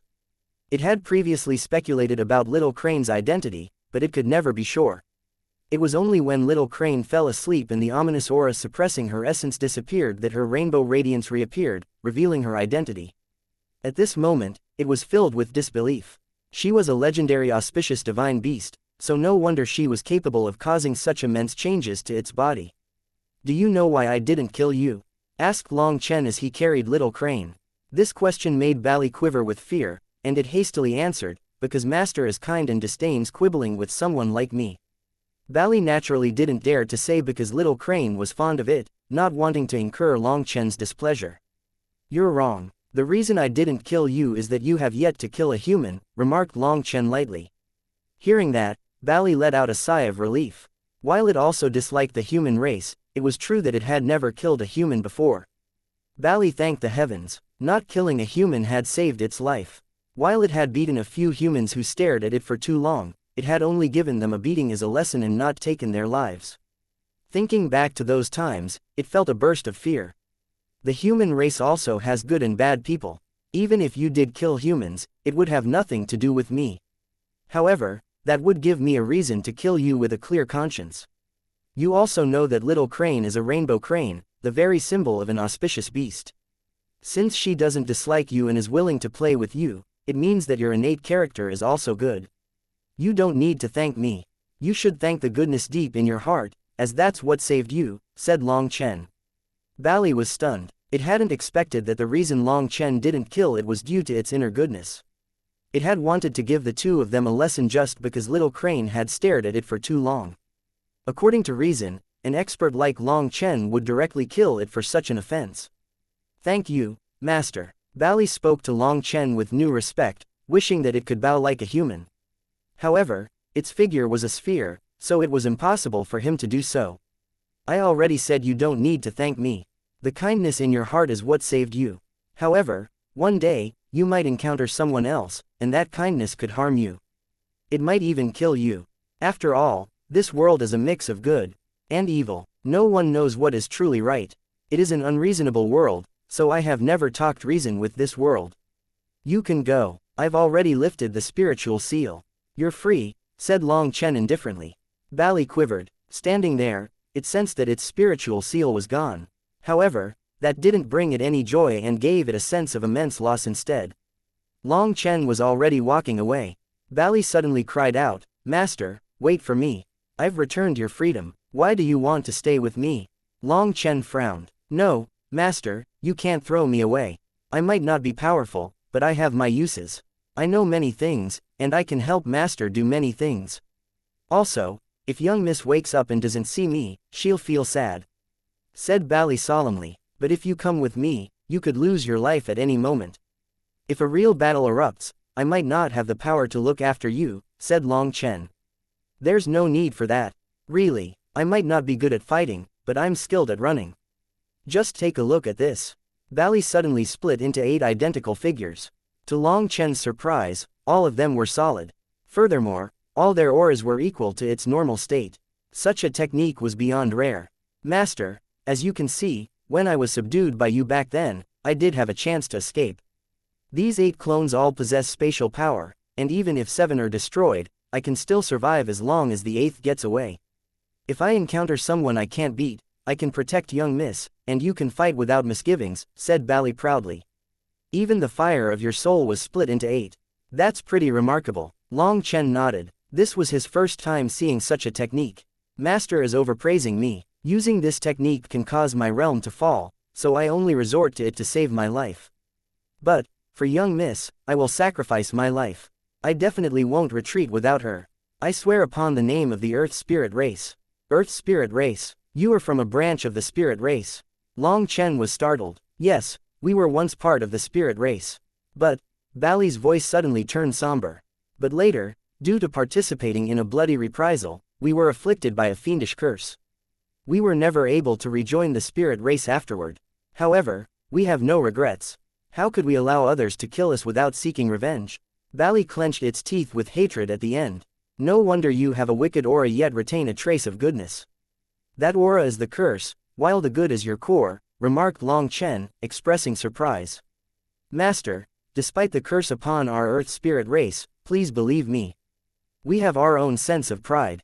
I won't betray your young Miss, Bali swore earnestly. Long Chen nodded as he trusted it. He then inquired, which world are you originally from? The esoteric spirit world. It's an exceedingly chaotic place where slaughter can erupt at any moment. You can only survive by killing others. Our Earth spirit race is one of the three strongest factions in the esoteric spirit world. These three factions are in constant conflict, like fire and water. Our leader is a powerful saint, the protector god of our Earth spirit race. With her presence, we are safe. But lately, the other two factions managed to recruit saints from other worlds and jointly targeted our leader. As a result, she was severely wounded. While protecting us, she was forced to scatter us in all directions. In the end, all of us became separated. I was searching for my people when I encountered Master. Master, I believe in the goodness of you and young miss. May I implore you to save the Earth spirit race? Bali's voice now contained a pleading note. Although it was incapable of kneeling, it compressed itself. This gesture was their race's highest etiquette, akin to the human race's kowtow. Your saint has come to the Darklight Heaven. Long Chen was very surprised. Wasn't it widely believed that saints wouldn't leave their own worlds? Chapter 4404 Providing Assistance. Saints can leave their worlds, but due to the rejection upon arriving in a different world, their realm will drop a level. In other words, upon leaving their world, their cultivation bases will go from the saint realm to the eternal realm. However, this suppression is temporary. Once they return to their world, the suppression vanishes. Perhaps one day, the laws of two worlds will fully merge, and the suppression will also vanish. However, for our saint, this suppression is extremely dangerous now. Furthermore, our enemies have enlisted countless human experts who are searching for her whereabouts. If she is found, due to the realm's suppression, a group of eternal experts would be able to kill her. Most importantly, our saint is still injured and hasn't had the chance to recover. Our elites were already forced to flee in every direction. Hence, all the ordinary members who have skill in escaping are running all around to divert attention, giving our saint some time to recuperate. I'm not pleased with the human race since they were bought so easily. That's why I wasn't happy when you two were staring at me back then, explained Bali helplessly. Long Chen hadn't expected there to be such a story behind that provocation. It seemed that even in the other worlds, everyone wasn't completely united. Master, you can easily defeat many eternal experts. Please, I beg you to help my saint. Help my Earth spirit race pass this tribulation, and we will remember your favor forever, begged Bali. Are you not afraid of me turning on your Earth spirit race? Asked Long Chen. No, I trust you, someone chosen by the Rainbow Crane race. Such a person would not harm us, said Bali firmly. It wasn't a matter of trusting its own vision, rather, it relied on the credibility of the Rainbow Crane race. It was only because it recognized Little Crane's identity that it dared to seek Long Chen's assistance. If you're from the spirit race, why not ask the spirit race for help? Asked Long Chen. Master, you must not know. It is due to our pursuit of vengeance that we were cursed by the blood of fiends, and our auras cannot be purified. Because of this, we cannot live together with the spirit race, as our cursed auras will infect the rest of them. We would rather die by ourselves than implicate the entire spirit race, said Bali. Long Chen couldn't help but develop a newfound respect for Bali's race.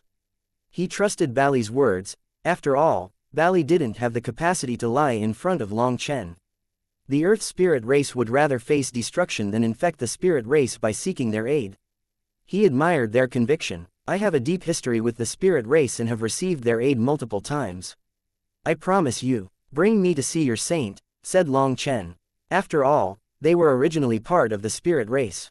If the spirit race was in trouble, Long Chen wouldn't hesitate to help them. While the Earth spirit race had left the spirit race, their hearts had not changed. Hence, Long Chen still viewed them as part of the spirit race. Bali was overjoyed to hear Long Chen's agreement and repeatedly thanked him. It couldn't find the words to express its gratitude. Saving people is like putting out a fire. It would be better to do it early. Do you know where your saint is? Asked Long Chen. I can only deduce a general direction based on the auras of my race. If we find more of my people, it will be easier to track her down.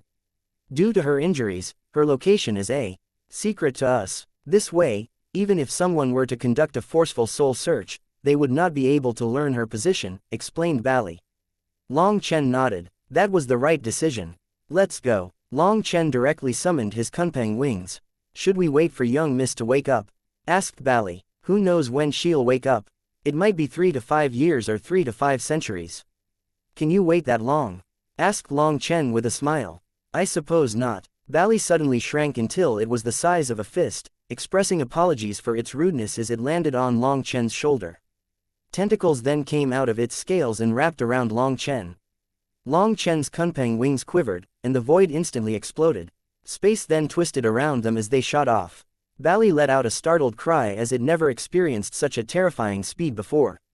The scenery was already twisting to the point that it couldn't tell where they were. It relied solely on spiritual strength to sense their location. Fortunately, Long Chen possessed a powerful violet divine radiance, wrapping it around Bali and Little Crane. Hence, even at such high speed, they neither felt any pressure nor heard the sound of the wind. "Master, maybe you should go slower and save your energy," suggested Bali. Long Chen had just gone through a battle against many Eternals, and now, he was flying at such a high speed, definitely consuming a great deal of energy. Bali was worried that if he encountered enemies along the way, he wouldn't have the power to fight. "No need. This speed has no effect on my power," said Long Chen. Their current speed was only around 70% of his maximum, so it didn't pose any burden to him. Also, in the previous battle, Long Chen had only used up the power of his 7-color supreme blood, and it would recover in 1 to 2 days. In the meantime, he still had the violet blood, dragon blood, and astral energy in his arsenal. Even if he was pushed to the limit, he still had Lei Linger and Huo Linger. The two of them were strong enough to deal with anything on par with the last battle just now. In other words, as long as he didn't encounter saints, Long Chen was unafraid of anyone. Even if he wasn't in his peak state, he had enough confidence to deal with anyone. Hearing that, Bali was shocked, as well as moved. Long Chen's power far exceeded its expectations. It had never dreamed that it would be so lucky. The heavens actually blessed their Earth spirit race with such a powerful helper. Now, there was hope for them. "Don't let your imagination run wild. Focus on sensing the direction," said Long Chen. Bali hastily focused on it. Only after spreading its senses did it realize that Long Chen was going too fast. The few people of its race that it had sensed were already thrown into the distance. "Master, to the left. There's a large group of my race's people. Slow down a bit," shouted Bali suddenly. Long Chen immediately slowed down and went in the direction that Bali indicated. They quickly saw divine light exploding ahead of them. "Not good, my people are under attack," cried out Bali. Chapter 4405. Please be quiet. Hundreds of humanoid experts with black wings on their backs were using their bows to fight on the battlefield, emitting an earthly aura as they fought. Among them were both men and women, young and old. 3 eternal experts were leading the charge, strategically retreating while fighting to prevent their foes from encircling them. However, the opposing forces were overwhelming in number, rapidly closing in for an imminent encirclement. Once surrounded, there would be no escape. "I will use the Earth Spirit Blood Ignition to stop them." "Run away," shouted one of those eternal experts. "No, I will do it. You are the only one who can lead everyone out," shouted the other 2 eternal experts. "Shut up, now isn't the time to show off your spirit of sacrifice. I am the only one capable of stopping them. You two aren't strong enough. Hurry up, or everyone will die like this," roared that eternal expert. The ground beneath his feet suddenly withered, and his aura doubled in intensity. Seeing him so decisive, the other 2 eternal experts were overcome with pain and sorrow. The use of this divine ability would enhance his strength, yet once his core energy depleted, he would face inevitable death. The other bow-wielding lifeforms were filled with fury and hatred, but there were just too many enemies for them to kill. "Run!" The other 2 eternal experts directly roared with fury and split their group in 2, attacking the blockade from 2 different directions. "You want to leave? Keep dreaming. Tell us Yi Ling's whereabouts and we'll spare your life. Otherwise, we'll make you live a life worse than death." Just then, the void exploded. As dozens of eternal experts appeared at once, their only path of retreat was sealed shut. With the addition of the new eternal experts on the battlefield, the encirclement was complete. "It's over." The eternal expert who had ignited his essence blood instantly turned pale with despair. He stopped igniting his blood. Igniting his blood did double his combat power, allowing him to temporarily hold back the 9 eternal experts for everyone to get away. However, in the blink of an eye, dozens of strong reinforcements appeared, so he completely despaired and gave up. Wielding a giant warhammer in his hand, a large eternal lifeform with 2 golden horns on his head shouted coldly, "Where is Yi Ling? I'll spare your lives if you tell me. You want us to sell out our saint? Keep dreaming. Our Earth spirit race will never produce any traitors." shouted the eternal experts of the Earth Spirit race. They suddenly put away their bows, and their auras grew unstable. They're self-detonating. Shocked and enraged, the horned eternal expert wanted to stop them, but he didn't dare to. After all, the three of them were self-detonating at the same time. As they would rather die than submit, if the horned eternal expert were to attack now, he would likely be unable to stop their detonation and be badly injured instead. Suddenly, the void exploded, and 3 streaks of 7-color divine light shot out, piercing their chests. As a result, the 3 of them ceased inflating and shrank back down, their self-detonations abruptly interrupted.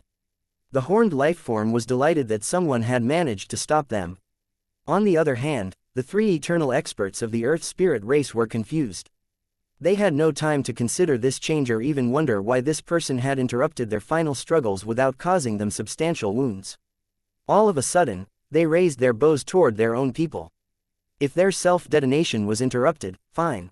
However, they had to prevent the ones with weaker cultivation bases from being captured alive. It was the only way to protect their secrets. Race leader Hao Feng, don't be rash. The Earth Mound race is here to assist you. Just then, an excited voice rang out, and a gust of wind blew through this world, raising a wave of dust. They saw a long-haired man in black robes. A spherical lifeform then jumped off this man's shoulder and instantly became a 3-foot-long sphere. This black-robed man was naturally Long Chen. While rushing over here, he had used his 7-peak swords to interrupt their self-detonations without harming their core. Hao Feng was startled to see Bali, but then he shouted with exasperation, "Earth Mound Race! What are you doing? Run!" The Earth Mound Race was not powerful. They did have a special skill when it came to running for their lives, but that was all. Coming here now was no different from sending itself to its death. Race leader Hao Feng, don't be afraid. My Earth Mound race has found a powerful helper that can guarantee everyone's safety. Shouted Bali confidently. Upon seeing Long Chen, the experts on the battlefield were dumbfounded. Long Chen had not unleashed his aura, but his cultivation base was clearly only in the World King realm. However, the way he arrived was startling, leaving everyone feeling that he was unfathomable. Long Chen simply raised his hand and threw his 7-peak sword. It instantly crossed hundreds of miles to pierce that person's head. Not expecting Long Chen to suddenly attack, by the time the eternal expert reacted, he was already dead. Long Chen's 7-color supreme blood had not fully recovered yet, leaving him unable to use the blood ignition technique again. However, it could still use a sneak attack like this. Shish. Long Chen raised his finger and pressed it against his lips. My little sister is sleeping. Please be quiet. If you wake her up, don't blame me for being ruthless and killing you all. Seeing Long Chen kill one of them so casually and then act this way, the rest of the eternal experts were fully incensed. Immediately, dozens of eternal experts shot at Long Chen under the lead of the horned lifeform. How foolish. Long Chen held little Crane in his left hand. Doing his best not to disturb her, he simply summoned a snow-white flame lotus in his right hand. The flame lotus shot out and exploded amongst the enemy's ranks, its icy flames devouring all of them. Other than the eternal experts, the weaklings were wiped out. Even the surviving eternal experts were covered in burning frost, and they couldn't help but let out screams of terror. A good chance. The elder called Hao Feng immediately raised his bow, and his arrow pierced the chest of the horned lifeform who was trying to fend off the flames. The other experts of the Earth Spirit race also took this chance to unleash a torrent of arrows at the opposing eternal experts. Those eternal experts shouted in fright and fled for their lives. Unfortunately, the weaker experts of the Earth Spirit race were unable to inflict fatal wounds on them. Only a few dozen of them were killed by arrows, and the rest fled miserably, still burning. Watching them flee, Hao Feng didn't chase after them and directly came to Long Chen's side. Thank you for saving us. My Earth Spirit race will never forget this. Chapter 4406 Wanting to kill a saint. Please rise. I have a deep relationship with the spirit race, so helping you is part of my duty. Long Chen held the elder, not allowing him to kneel. Race leader Hao Feng, what is the situation? Is our situation good or bad? Asked Bali. Sigh, we were assaulted several times. When we parted ways with the saint, we had over 40,000 people. But now, Hao Feng shook his head mournfully, indicating the stark reality of their situation as their numbers had dwindled from 40,000 to just a few hundred. Oh, that's right, how did you encounter this hero? Asked Hao Feng. Bali instantly felt embarrassed, but it didn't lie and narrated how it had provoked Long Chen and everything afterward. Hearing this, Hao Feng was speechless and contemplated the unusual turn of fortune. This was a case of profiting from calamity. Race leader Hao Feng, Master has agreed to help us. Bring us to the saint, urged Bali. Hao Feng was hesitant. Clearly, the location of the saint was a sensitive topic. If Long Chen had any bad intentions toward their saint, it would spell trouble. At this moment, Bali's spiritual fluctuations intensified as it used a secret method to communicate with its people. Hao Feng's gaze suddenly shifted to the sleeping little crane on Long Chen's back. I'm sorry, I was judging a hero as a petty person. Long Chen smiled and didn't mind this. It's all right to exercise caution for something this crucial. It's completely understandable. Many thanks. I will bring you to see the saint right now, said Hao Feng. He was hesitant before, but after Bali told him about Little Crane's identity, he instantly let down his guard. Should we rest here first? We need time to recuperate from the last battle, remarked an eternal expert. Having just gone through an immense battle, many of them suffered serious injuries. Even the eternal experts needed to rest a bit. Endure it for now. On the battlefield, an instant is all that is needed for everything to change. No one knows what kind of unexpected thing will happen in the next second. The sooner we see the saint, the better, said Long Chen. Hao Feng nodded. That was also what he was thinking. As a result, the injured people could only endure the pain and run. Long Chen had Bali distribute some medicinal pills to the injured to recover their energy. After consuming these pills, they were reinvigorated and looked at Long Chen with a new opinion. Senior Long Chen, are you actually an alchemy master? Asked Hao Feng as he led the way. Senior, you can just call me Long Chen. I wouldn't dare to call myself a master as I only dabble in it, said Long Chen. Hao Feng was much older than him, so Long Chen naturally felt unnatural being called senior by him. What Long Chen didn't know was that these earth spirit experts had just arrived in this world of humans, and so they were unfamiliar with the human race's way of addressing each other. All they knew was that the people here called the strong seniors. Race leader Hao Feng, if everyone can endure it, we should speed up. I have a bad feeling, said Long Chen. All right, Hao Feng was also very worried about their saint. After all, when they parted ways, their side was barely able to draw away a few of their enemies. Having failed in diverting their enemies, he had no idea how their saint fared right now. As Hao Feng led the way, he repeatedly paused and took out a drop of blood, using it as a guide. After stopping 5 times, he had the essence blood transform into an arrow that solidly pointed in one direction. Furthermore, it started to shake intensely. Not good. The saint is injured. Her life is hanging by a thread. Hao Feng's expression changed. I'll go with Bali first. Hearing this, Long Chen directly spread his kunpeng wings, and Bali jumped onto his shoulder. With a rumble, Long Chen instantly vanished. Quick, go straight ahead. Please save our saint, shouted Hao Feng. All of them rushed after Long Chen as fast as they could. Long Chen's wings tore through the void as he flew like lightning. He had his divine sense spreading as far as it could. Without Hao Feng leading the way, Long Chen could only go in the general direction. The problem was the saint was also moving, so Long Chen was afraid that he would slip past her. Heaven and earth twisted around Long Chen as he shot forward with his maximum speed. Bali was incredibly nervous right now. Long Chen flew for an incense stick's worth of time before he sensed some weak fluctuations from a battle. Approaching, he felt the aura of experts and saw a shattered space ahead, with divine light filling the sky. Tearing through space, he then arrived at a battlefield strewn with countless experts. In this area, the earth was already torn asunder and the void was riddled with holes. There were corpses everywhere. In the blink of an eye, terrifying astral winds raised a wave of earth. And countless experts were sent flying his way. It's the saint's aura, just up ahead, shouted Bali. Long Chen could also sense the aura of a saint without its reminder.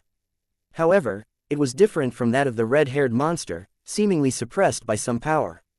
At this moment, a streak of rainbow light shot through the air and sent hundreds of eternal experts flying. Finally, Long Chen saw a woman wielding a multicolored bow, with a violet jewel embedded in her forehead. She looked to be in her late 20s and wore an emerald green dress. However, her arms were bare, revealing horrifying wounds that stained the top of her dress with blood. Her bow blazed with a light brighter than the sun as she used an unknown divine ability to send hundreds of eternal experts flying.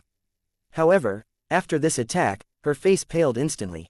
Some kind of power seemed to have invaded her body, causing her to lose her light. Great Saint! Bali let out a heart-rending cry. This woman was precisely their Earth Spirit race's protector god. What saint? Today, I, Zhao Qingyu, will slay a saint. Just then, an arrogant voice rang out. No one could see the speaker, but an enormous hand directly reached out toward that woman.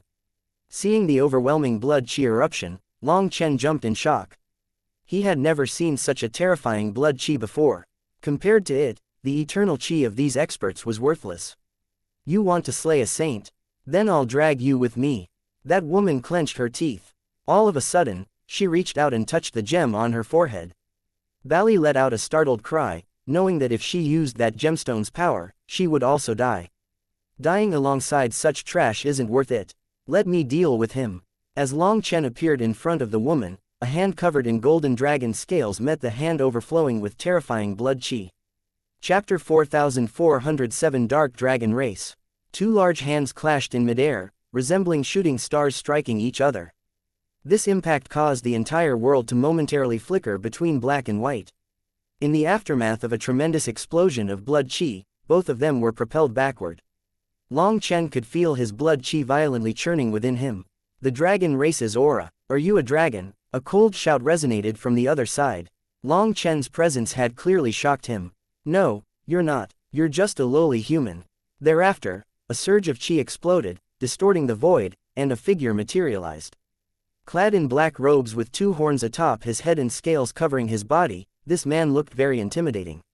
He was towering in stature and muscular, with overwhelming blood qi. Lightning seemed to streak in his eyes with every blink. In their first encounter, Long Chen was blown back a great distance, while this man was only knocked back 3 steps. It seemed that the latter held the upper hand for now. Little human, how dare you meddle in my affairs? Do you think absorbing a bit of the dragon race's essence blood would make you untouchable? Your little bit of dragon power is nothing in my eyes. You must be tired of living, said that horned expert coldly. The fact that Long Chen had suddenly appeared and blocked this horned expert's attack shocked most of the eternal experts in this area. They struggled to fathom how a human could intercept such a formidable attack. Perhaps others didn't know, but they were well aware of just how terrifying this horned lifeform was. Don't you think it's too early to say such a thing? Long Chen swung out his tingling arm, displaying a peculiar smile. How unexpected to encounter someone from the dark dragon race here. No wonder you possess such power. It was truly unexpected. This horned lifeform's horns were actually dragon horns, a symbol of supreme power. However, this dark dragon was not from the dark evil dragon race or the dark barbarian dragon race, as his aura distinctly differed from the palace master's. Nevertheless, the power he exuded was still astonishing. For some reason, after that one blow, Long Chen felt his dragon tendons tighten as an immense surge of dragon blood coursed through them. In an instant, Long Chen realized that everything regarding the dragon race was exceptionally prideful, especially his dragon blood, which came from a mysterious dragon expert. The aura of this dark dragon expert was stimulating the latent dragon might within Long Chen. A true dragon's essence blood. How interesting. Absorbing your essence blood will be greatly beneficial to me. You really are out of luck today, sneered the horned lifeform, his mouth forming a sinister smile, revealing a set of sharp teeth. Friend of the human race, you aren't a match for him. You must leave. We don't know each other, so there's no need for you to lose your life for nothing, calmly remarked the woman behind Long Chen, her voice unwavering even in the face of imminent danger. She knew just how powerful this dark dragon expert was. On this entire battlefield, he stood out as the most powerful expert capable of posing a threat to her life. In the esoteric spirit world, she could kill him with a casual slap, but in this place, her realm was suppressed by the heavenly Taos, reducing her from a saint to an eternal. Moreover, the relentless battles of the past few days had taken a toll on her, leaving her significantly injured. Hence, when this terrifying fellow appeared, she directly lost hope. All that was left was for her to drag this peerless heavenly genius down with her. Fortunately, Long Chen arrived on time before that happened. Saint, Master is very powerful. He can definitely help us, exclaimed Bali as it came up to the saint, floating in front of her like it would protect her at all costs. Senior, leave this fellow to me. Can you handle the rest? Asked Long Chen. You have to know, he is. It's not important what he is. As long as he's in the World King realm, he is bound to die at my hands, said Long Chen indifferently. The woman's pupils shrank ever so slightly. Long Chen's words carried a confidence that made it impossible for her to doubt him. Are my wounds so severe that my perception is off? The woman murmured. Despite the hopelessness that had settled in her heart, Long Chen's presence somehow kindled a flame of hope within her. Her will to fight reignited, albeit gradually. All right, I, Yi Ling, am willing to fight alongside you. After saying that, she took a deep breath. The gemstone on her forehead then lit up, and her dispirited aura rapidly recovered. She had originally been planning on detonating this gemstone to drag down the dark dragon expert with her. But now, she used a gentler method to draw the gemstone's power out. It seemed that she had put her hopes on Long Chen. If Long Chen failed, considering that she had exhausted the gemstone's power, perhaps she wouldn't even have the power to kill herself when the time came. However, for some reason, she was willing to place all her bets on Long Chen. Ha ha ha, the dragon expert laughed as if he had just heard the world's funniest joke. You think that you can stop me? Well, someone who can't even receive a single attack from me wishes to fight me, and the foolish woman of the earth spirit race is also willing to trust you. Ha ha ha, has this world gone crazy? Despite his laughter, his voice was full of anger. Long Chen's words had clearly provoked him. Black Qi materialized behind him, plunging this world into darkness. No, I'm not going to block you. I'm going to kill you, answered Long Chen. Long Chen shook his hand a bit more until the numbness was gone. He then added, or perhaps the one that wants to kill you isn't me, but the will of the dragon blood inside me. Sorry, but I can't let you leave alive today. Ha ha ha, you really are trying to make me laugh to death. The dragon expert laughed furiously. Perhaps in all his life, no one had dared to speak to him this way. If you were to die laughing, that wouldn't be a bad way to die. At least, you won't feel pain and fear. It could count as a kind of release, said Long Chen solemnly. Long Chen had only been planning on blocking this person, not killing him. After all, he still didn't know much about the Earth spirit race, so he didn't want to kill people for them. However, the dragon blood in him began to surge, and the will deep within his soul started to influence him. In a matter of seconds, Long Chen knew that this dark dragon expert very likely harbored a profound grudge against the true dragon race. Having inherited the dragon expert's will, Long Chen had also acquired the true dragon race's enmities. His resolve embodied the will of the dragon expert. After all, the dragon expert had helped Long Chen immensely, saving his life multiple times and even saving all the lifeforms on the Martial Heaven continent. Long Chen would not defy its will. Based on this, Long Chen decided that he had to kill this dark dragon. It was a kind of responsibility for him. Ignorant human, you will pay the price for your foolishness. Once I kill you, I'll exterminate your whole sect and family. Roared the dragon expert. It's not like you'll have that chance, remarked Long Chen indifferently. Die, the dragon expert roared and prepared to attack. Wait a moment, said Long Chen suddenly. What, regretting now is too late, sneered the dragon expert. However, it did stop for a moment. Bali, help me look after my little sister. Long Chen then carefully handed the sleeping little crane to Bali. Master, don't worry, I swear that no one will harm young miss, said Bali as it retreated with little crane. All right, come, let me see whether your fists are as tough as your mouth. After sending off little crane, Long Chen turned to the dragon expert. His gaze instantly turned cold. Chapter 4408 Netherdragon Tieni. HMPH, a little human also dares to talk so arrogantly. After crushing you, I'll slaughter the rest of your pathetic race. I wonder which family managed to raise such an idiotic thing. The dragon expert shouted. Following that, he stamped on the ground and unleashed a punch at the void. He was hundreds of miles away from Long Chen, yet the moment he attacked, he seemed to teleport right in front of Long Chen. His fist resembled black iron covered in scales. As it was launched, a kind of space-tearing sound shook people's eardrums. This punch, fully based on physical strength, seemed even more terrifying than any magical arts and divine abilities they had ever seen. Even the heavenly Taos were about to collapse in front of it. Then let me see what kind of breed you are to dare act arrogant in front of Boss Long San. Long Chen snorted and unleashed a fist covered in golden scales. The golden fist and the black fist collided, unleashing an explosion that shook the land. The next moment, Long Chen and the dragon expert both swayed and took a step back. A ripple then unfurled, pushing aside the 10,000 Taos. The two of them simply stood at the heart of the ripple, appearing incredibly wild and domineering. Seeing Long Chen fight evenly against the dragon expert, Yi Ling was shocked and then reinvigorated. As expected, due to her realm being suppressed in her weak condition, her senses were often unable to accurately judge Long Chen's power. In this case though, she had underestimated him. You were holding back before. The dragon expert glared at Long Chen furiously. Long Chen was now much stronger than before. Not quite, I just didn't want to wake up my little sister. Since you possess the aura of the netherworld, you must be a dark nether dragon. No wonder you're such an eyesore.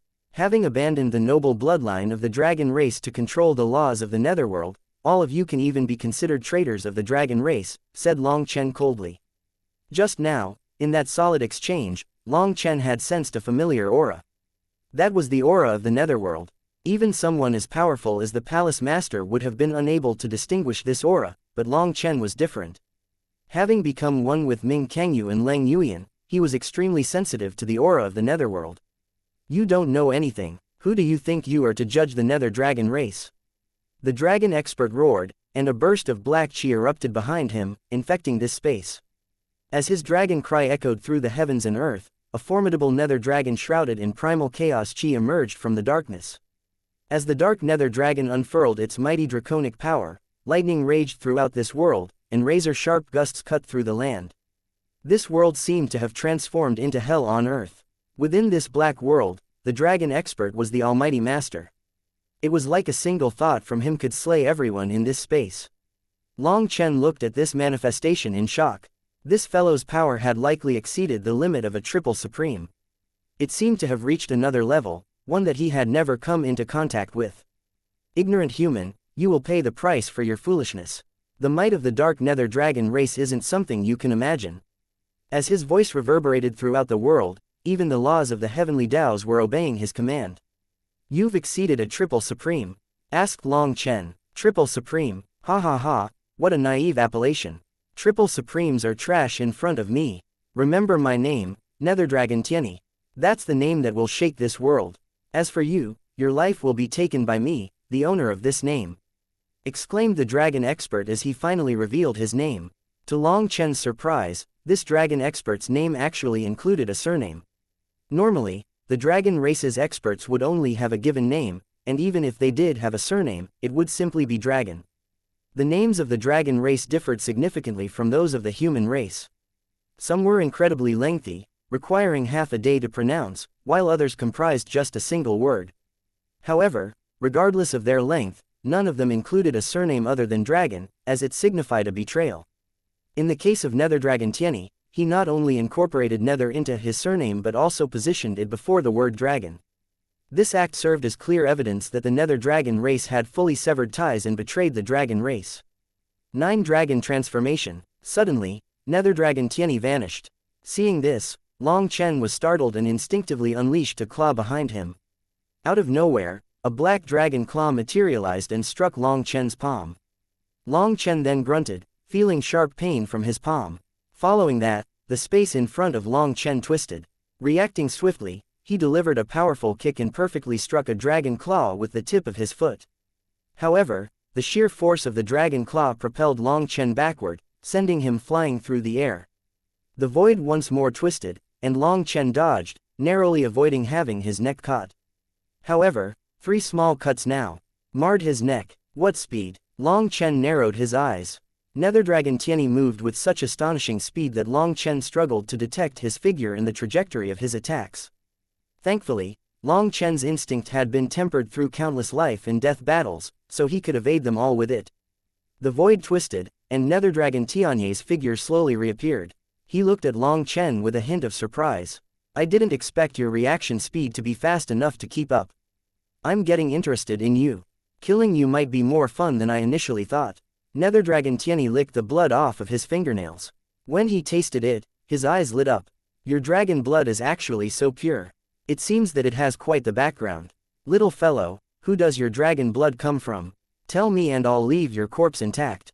Friend of the human race, let us work together to deal with him. This person is said to be a heavenly doyen, and only by working together do we have a chance to beat him.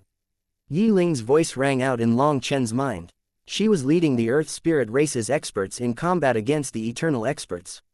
Although her realm was suppressed, she was still incredibly powerful.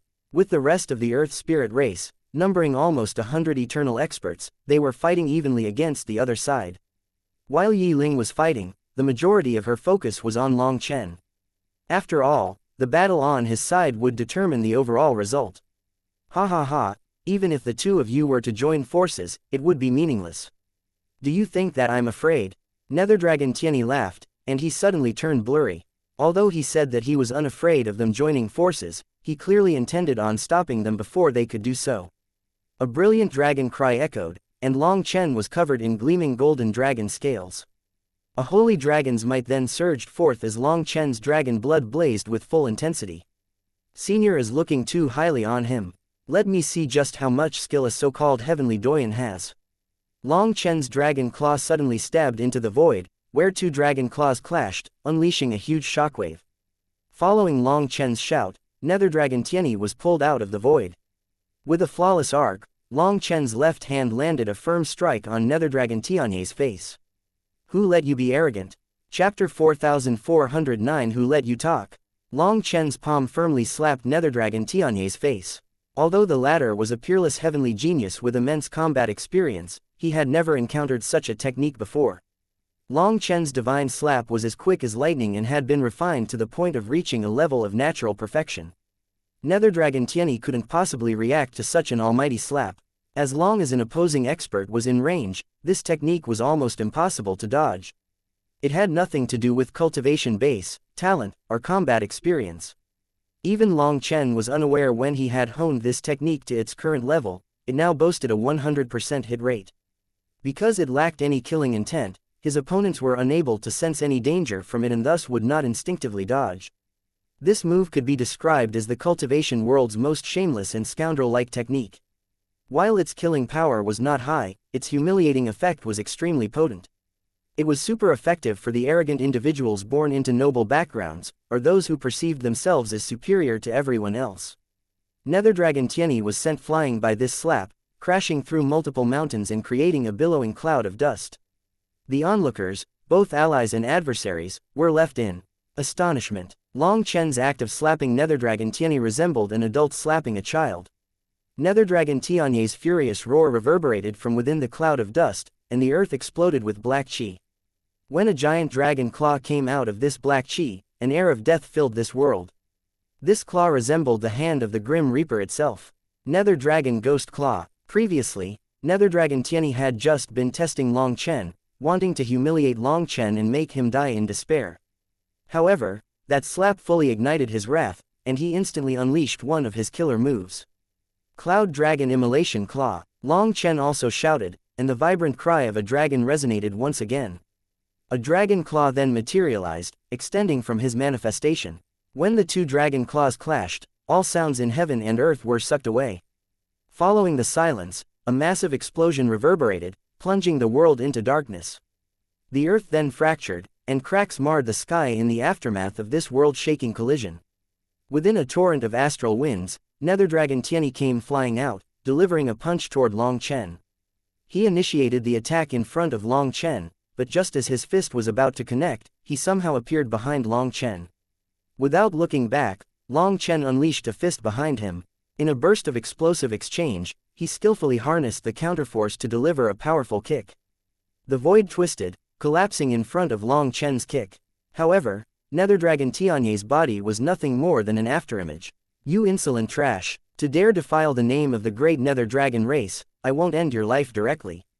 I will make you suffer a life worse than death. Nether Dragon Tianyi roared. Suddenly, millions of his afterimages appeared throughout heaven and earth, enclosing Long Chen in a daunting circle. The two engaged in a fierce brawl, their fists colliding amid streaks of lightning cutting through the air. Their intense auras instilled fear even in eternal experts. Long Chen's fists danced as he fought Nether Dragon Tianyi head-on. Their fight shook even heaven and earth. After a while, the eternal experts were shocked that they were unable to harness much heavenly Tao energy, as most of it was absorbed by the two of them. Despite such an intense barrage of exchanges, neither combatant displayed any signs of weakening. The experts around had initially expected their stamina to falter within minutes given the intensity of the battle. However, After a while, their auras not only persisted but grew even more formidable. Their blood chi raged like vast seas. Long Chen's gaze sharpened with each passing moment, and his battle will was burning strongly. Finally, he found a good opponent to train with. Nether Dragon Tianyi was monstrous. This was Long Chen's first time encountering someone against whom he could unleash the Dragon King battle armor at full power. Hence, he was brimming with joy. This bloody clash of pure power was something that he hadn't experienced in many years. The ability to fight to his heart's content ignited a fervor within him, setting his heart ablaze. As the battle intensified, Long Chen's power soared to new heights, and the precision of his attacks reached unprecedented levels. Experts required robust challenges to serve as whetstones for tempering. Furthermore, the whetstones of an expert had to possess sufficient strength, otherwise, there would be no meaningful tempering effect. In this case, an expert who could pose a fatal threat to Long Chen was the best whetstone, just like Nether Dragon Tianyi provided Long Chen with the much-needed pressure.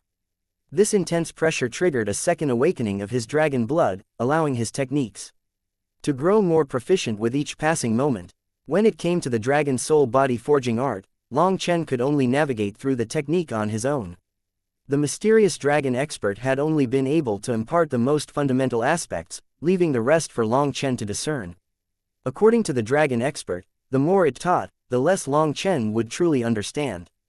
After all, true mastery required personal comprehension, and now, with an ideal practice partner, especially one from the dragon race like Nether Dragon Tianyi, Long Chen's dragon blood was evolving. At first, Long Chen was at a slight disadvantage under Nether Dragon Tianyi's assault, and his techniques were unable to flow smoothly. But now, they were fighting equally. Their battle was so intense that no one dared to approach them. Rubble simply flew about, carried by violent astral winds. Nether Dragon Tianyi hadn't expected Long Chen to be able to survive this assault, but he wasn't intimidated. "I didn't expect you to have some skill. But it's still not enough. You will soon." Just as he was sneering, Long Chen's hand struck like lightning, slapping him in the face and interrupting him.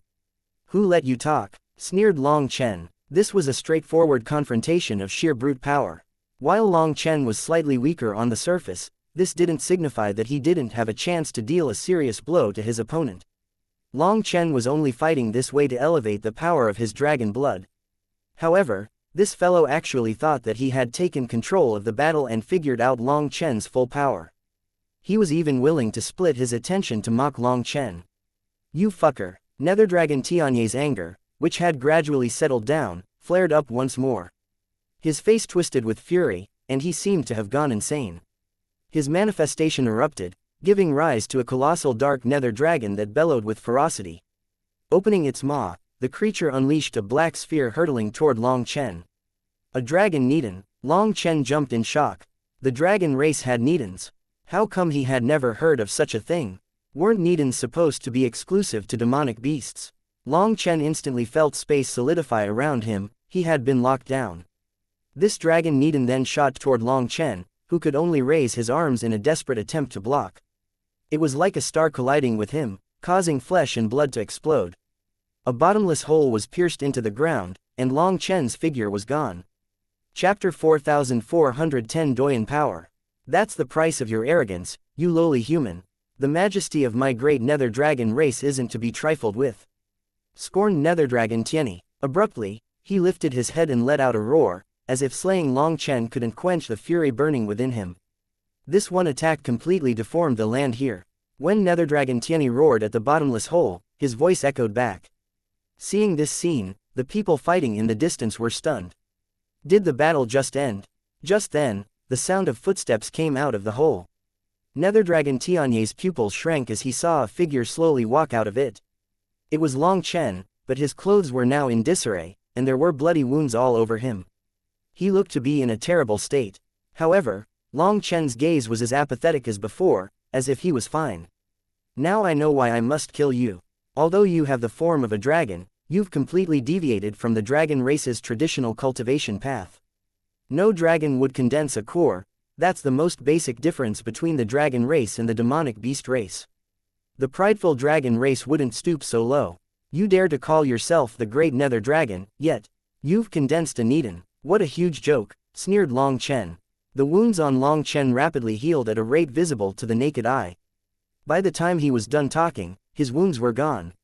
Nether Dragon Tianyi was shocked by Long Chen's recovery ability. However, as he listened to Long Chen's mockery, his gaze instantly turned icy. My great Nether Dragon race isn't something an ant like you can judge. Nether Dragon Tianyi suddenly moved. The instant he did, the Nether Dragon in his manifestation also shifted, smashing a claw toward Long Chen. In response, Long Chen unleashed a claw as well, but Nether Dragon Tianyi abruptly appeared beside Long Chen, his claw reaching for Long Chen's ribs. Long Chen's dragon claw collided with the dragon claw of Nether Dragon Tianyi's manifestation. Borrowing that force, Long Chen fell back, his expression not changing as he narrowly avoided Nether Dragon Tianyi's claw. You're nothing more than a dabbler. You even learned their distracting abilities. How foolish, sneered Long Chen. He instantly saw through Nether Dragon Tianyi's technique. Nether Dragon Tianyi was truly powerful. He was even able to split his mind, directing his manifestation to attack while simultaneously employing his strange movement technique to strike from a different angle. Logically, when confronted with attacks from multiple directions, any expert would find themselves in a state of panic, unsure of how to respond. However, Nether Dragon Tianyi had neglected one point. Long Chen's combat experience was unmatched, and he had never feared group battles. By dividing his focus between two attacks, Nether Dragon Tianyi inadvertently slowed down both strikes. Moreover, the coordination between the attacks was visibly flawed. Perhaps if he did this to someone else, the pressure would be enough to throw them into disarray. But not Long Chen. Long Chen's hand suddenly snaked out, striking Nether Dragon Tianyi's face again and sending him flying. In the distance, Yi Ling found this scene shocking and comical. She had been paying attention to the situation on Long Chen's side. From the start, she already decided that if Long Chen was in danger, she would sacrifice herself just to make sure he could escape. Even if the entire Earth Spirit race had to be destroyed, they had to repay this favor. From the start of the battle until now, Long Chen had been in danger several times, yet always managed to escape safely. Including the slap just now, he had slapped Nether Dragon Tianyi 3 times in the face. The execution of such a peculiar technique in the midst of such an intense battle felt out of place and sudden, yet also amusing. I will kill you, Nether Dragon Tianyi roared, his fury escalating after being slapped once more. In an instant, he vanished. The black Nether Dragon in his manifestation emitted a resounding roar, and to Long Chen's surprise, Nether Dragon Tianyi reappeared on its forehead, swiftly forming hand seals. Watch out, he's using Doyan power, shouted Yi Ling. Just then, a 10,000-mile halo of light appeared on top of his head and rapidly shrank. Just as it materialized, Long Chen felt a chill, and a sensation of death enveloped him. Heavenly Tao energy compressed to this extent is equivalent to half the power of a saint. Run, shouted Yi Ling frantically. The power of a Doyan. In other words, he's no longer using the power of his dragon blood. Good. Long Chen actually relaxed after hearing Yi Ling's warning. Previously, Long Chen had been fighting with only the power of his dragon blood. That was because this battle was rather special. Long Chen was doing it to clean up the dragon race, a duty he felt compelled to fulfill for the mysterious dragon expert. Although the two were not formally a master and a disciple, they did have such a relationship, and Long Chen considered this task a responsibility he could not evade. As Long Chen worked to cleanse his master's faction within the dragon race, he could only use the power of his dragon blood and the dragon race's divine abilities. However, the power of a Doyan was not one of the dragon race's powers, so Long Chen could now harness other kinds of energy as well. A battle saber materialized in Long Chen's hand, surrounded by countless flowing runes. Following that, a resounding saber cry echoed as Long Chen executed 3 powerful slashes. With every swing, a terrifying saber image tore through heaven and earth, soaring into the heavens. When the 4th saber image appeared, the previous 3 saber images converged into it simultaneously. It's too bad I hesitated just now. If it weren't for that, I could have added another slash. But this should be enough. Long Chen's gaze grew sharp as he raised his saber. It was like he was trying to cleave this entire world in two. As his saber rumbled, countless runes surrounding it gradually grew translucent, revealing an endless expanse of stars. Within it, 7 stars shone particularly bright. The intensifying glow of these stars mirrored the surge of the saber's aura, growing in intensity with each passing moment. Suddenly, cracks started to appear on top of the saber. Seeing this, Long Chen let out a sigh. In the end, it's still no good. This eternal saber Guo Ran made for me still isn't able to contain the power of the stars. When am I going to get a real divine weapon that can let me unleash my full power? This saber was something Guo Ran had specially made for Long Chen. The former had not sought to make it sharp or give it any attributes, his only goal was for it to be able to endure as much power as possible. Regretfully, Long Chen's astral energy was simply too powerful, and this saber quickly reached its limit. Doyen Nether Dragon slash, Nether Dragon Tianyi roared, his voice hoarse. His once overflowing blood chi now grew sparse, as if all his power had just been sucked away. The dark Nether Dragon opened its mouth, and from within, a pitch-black sword shot forth. One blow to decide victory or defeat. Split the heavens for. Long Chen swung his saber down, and the enormous saber image in the sky finally fell. The stars overhead trembled as a saber and sword collided in front of numerous horrified onlookers.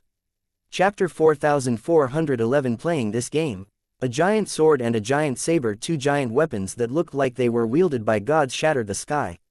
The two immense weapons then exploded at the same time, unleashing a dazzling burst of divine light so intense that onlookers couldn't keep their eyes open. As their vision was momentarily seized, a wild chi wave blasted them. It was so powerful that even the eternal experts felt as if they were being torn apart, prompting them to flee into the distance. However, before they could get far, they were devoured by the terrifying chi wave, akin to ants carried by the tide. When the dazzling light dimmed and calmness returned to the world, people saw a bottomless abyss. Long Chen hovered in the air above the abyss, panting heavily and covered in bleeding wounds, yet his gaze remained composed. On the other hand, the giant dragon beneath Nether Dragon Tianyi had vanished, along with his once overwhelming blood chi. His massive form had withered. Staring in shock at Long Chen, he had never imagined that Long Chen would be able to withstand his attack. This is the attack of a Doyen. It isn't bad. Long Chen nodded. It was truly powerful, but it wasn't beyond reason. If Long Chen had had a good weapon, he wouldn't have been injured.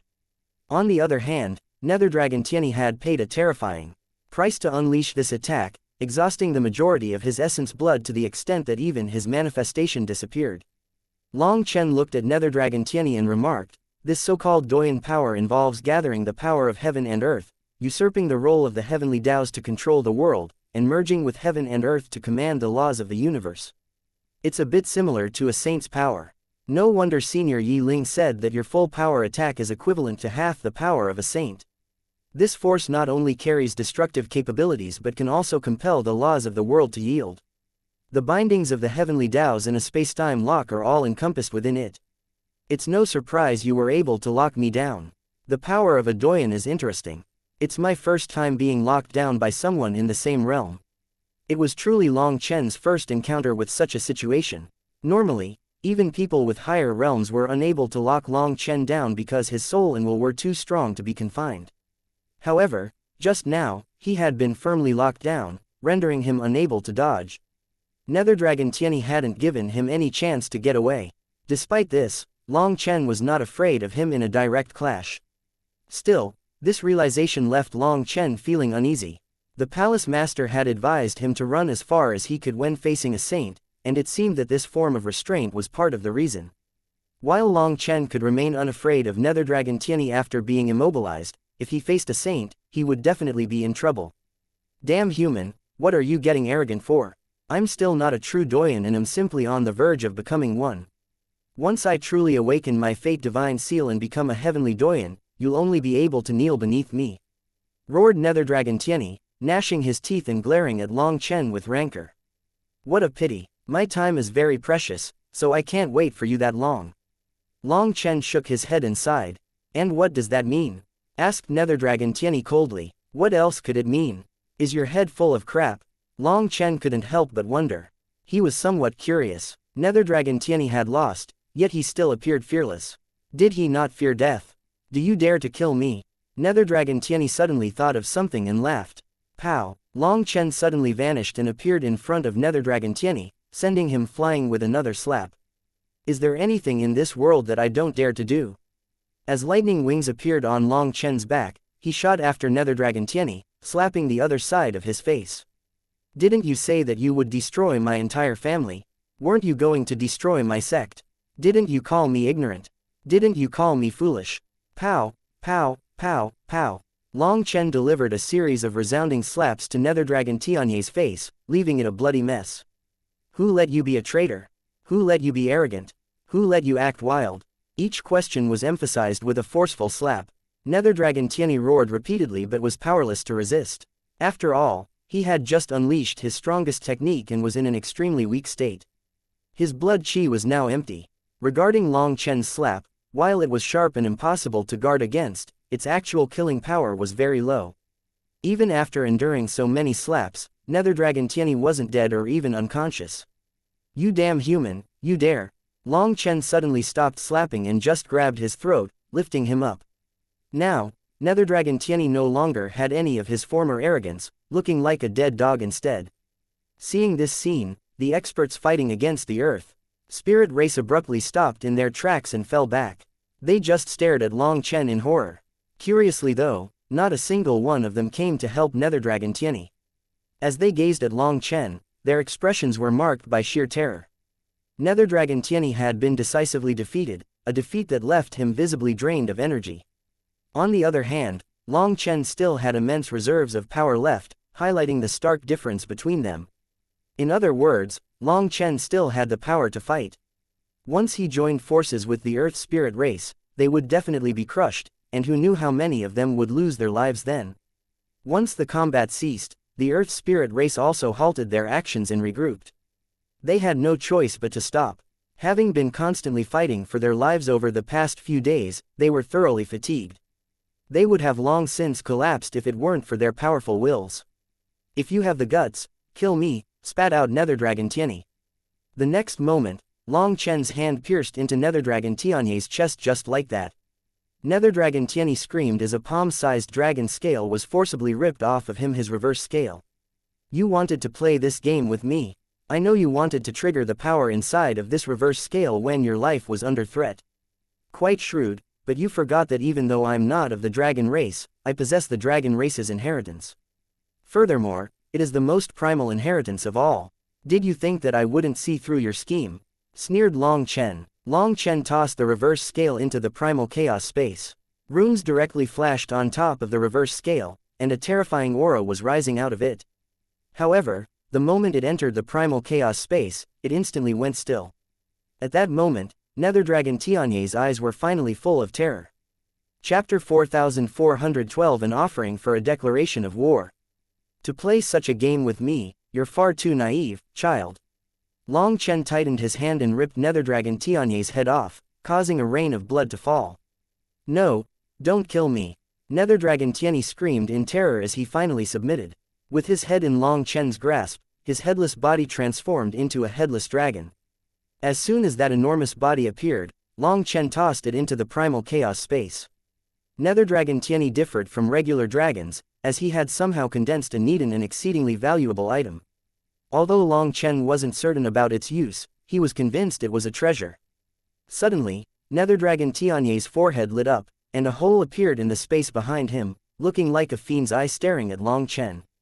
I knew you would have such a thing on you, said Long Chen with a slight smile. Who dares to bully my son? Report your name. A cold shout came from the other side of the hole, sounding tyrannical and mighty, like an imperial edict. This was a terrifying existence. By crushing Nether Dragon Tianyi's throat and putting away his body, Long Chen automatically triggered the protective seal on Nether Dragon Tianyi. Boss Long San, answered Long Chen indifferently. Are you a human? No, you have dragon blood on you, and it's true dragon blood. Just who are you? Are you deaf? I already told you that I'm Boss Long San, sneered Long Chen. Long Chen understood that the individual on the other side of this opening was a formidable presence, likely Nether Dragon Tianyi's father. Most probably, he was an authentic saint. I don't care who you are. Release my son and we can let bygones be bygones. Otherwise, I will make you beg for death. Not just you, but also your whole family, your entire sect, your... White flames suddenly appeared on Long Chen's hand, burning Nether Dragon Tianyi's head. The latter then let out a miserable scream. What did you say? I didn't hear you. I'll trouble you to speak more clearly, word by word, then I'll be able to understand you, said Long Chen, cupping his ear and turning toward him. The owner of that tyrannical voice was enraged but didn't know what to say. After all, his son was in Long Chen's hands, so he couldn't just attack Long Chen. If he kept acting tough, his son would suffer. This was all a misunderstanding. The Nether Dragon race has no direct conflict with the Earth Spirit race, and my son Tieni was simply instigated by others into doing something foolish. I offer my apologies to the Earth Spirit race. We will prepare generous gifts as compensation, and then this matter can count as over. How's that? Said the owner of the tyrannical voice as he turned to the distant Yi Ling. Clearly, this expert thought that Long Chen was allied with the Earth Spirit race. He could also sense that Long Chen was extremely difficult to talk to, so he preferred to communicate with Yi Ling. Yi Ling was taken aback and remained at a loss for words. It was Long Chen who seized control of the situation once more. Old fellow, you don't need to waste the effort. The only reason I didn't directly kill your son was to draw you out and tell you something. What do you want? The owner of the tyrannical voice instantly went cold. Although he spoke through space, a chilling killing intent permeated the world.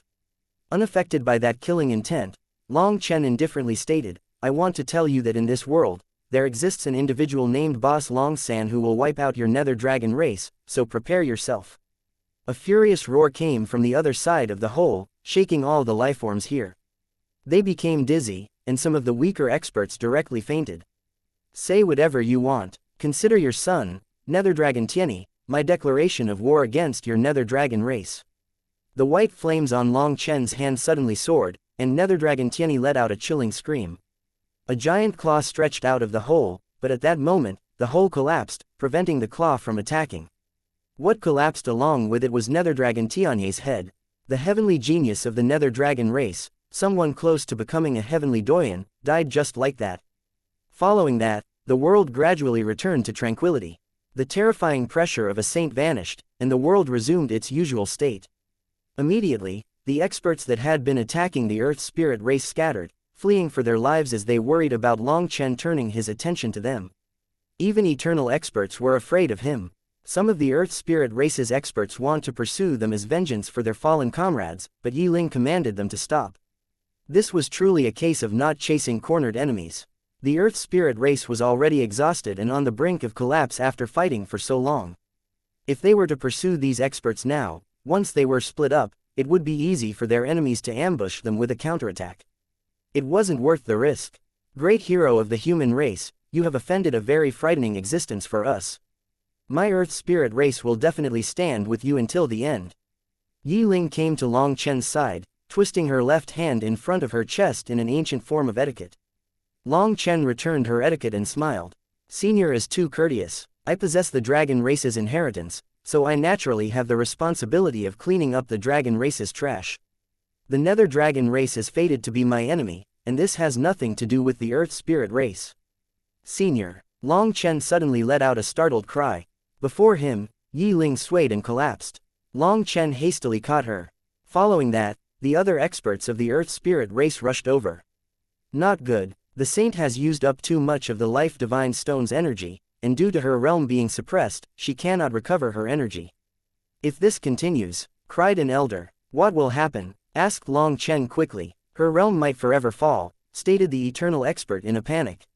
Long Chen was startled. If that happened, didn't that mean that even if she returned to the esoteric spirit world, she would no longer be a saint? If she wanted to become one again, she would have to recultivate this realm. What do we do? Everyone was panicking like ants on a hot pot. What if we bring her back to the esoteric spirit world? Asked Long Chen. We would be sending ourselves to our deaths, but the issue is that there isn't enough time. It will only take a few hours for the Life Divine Stone to regress.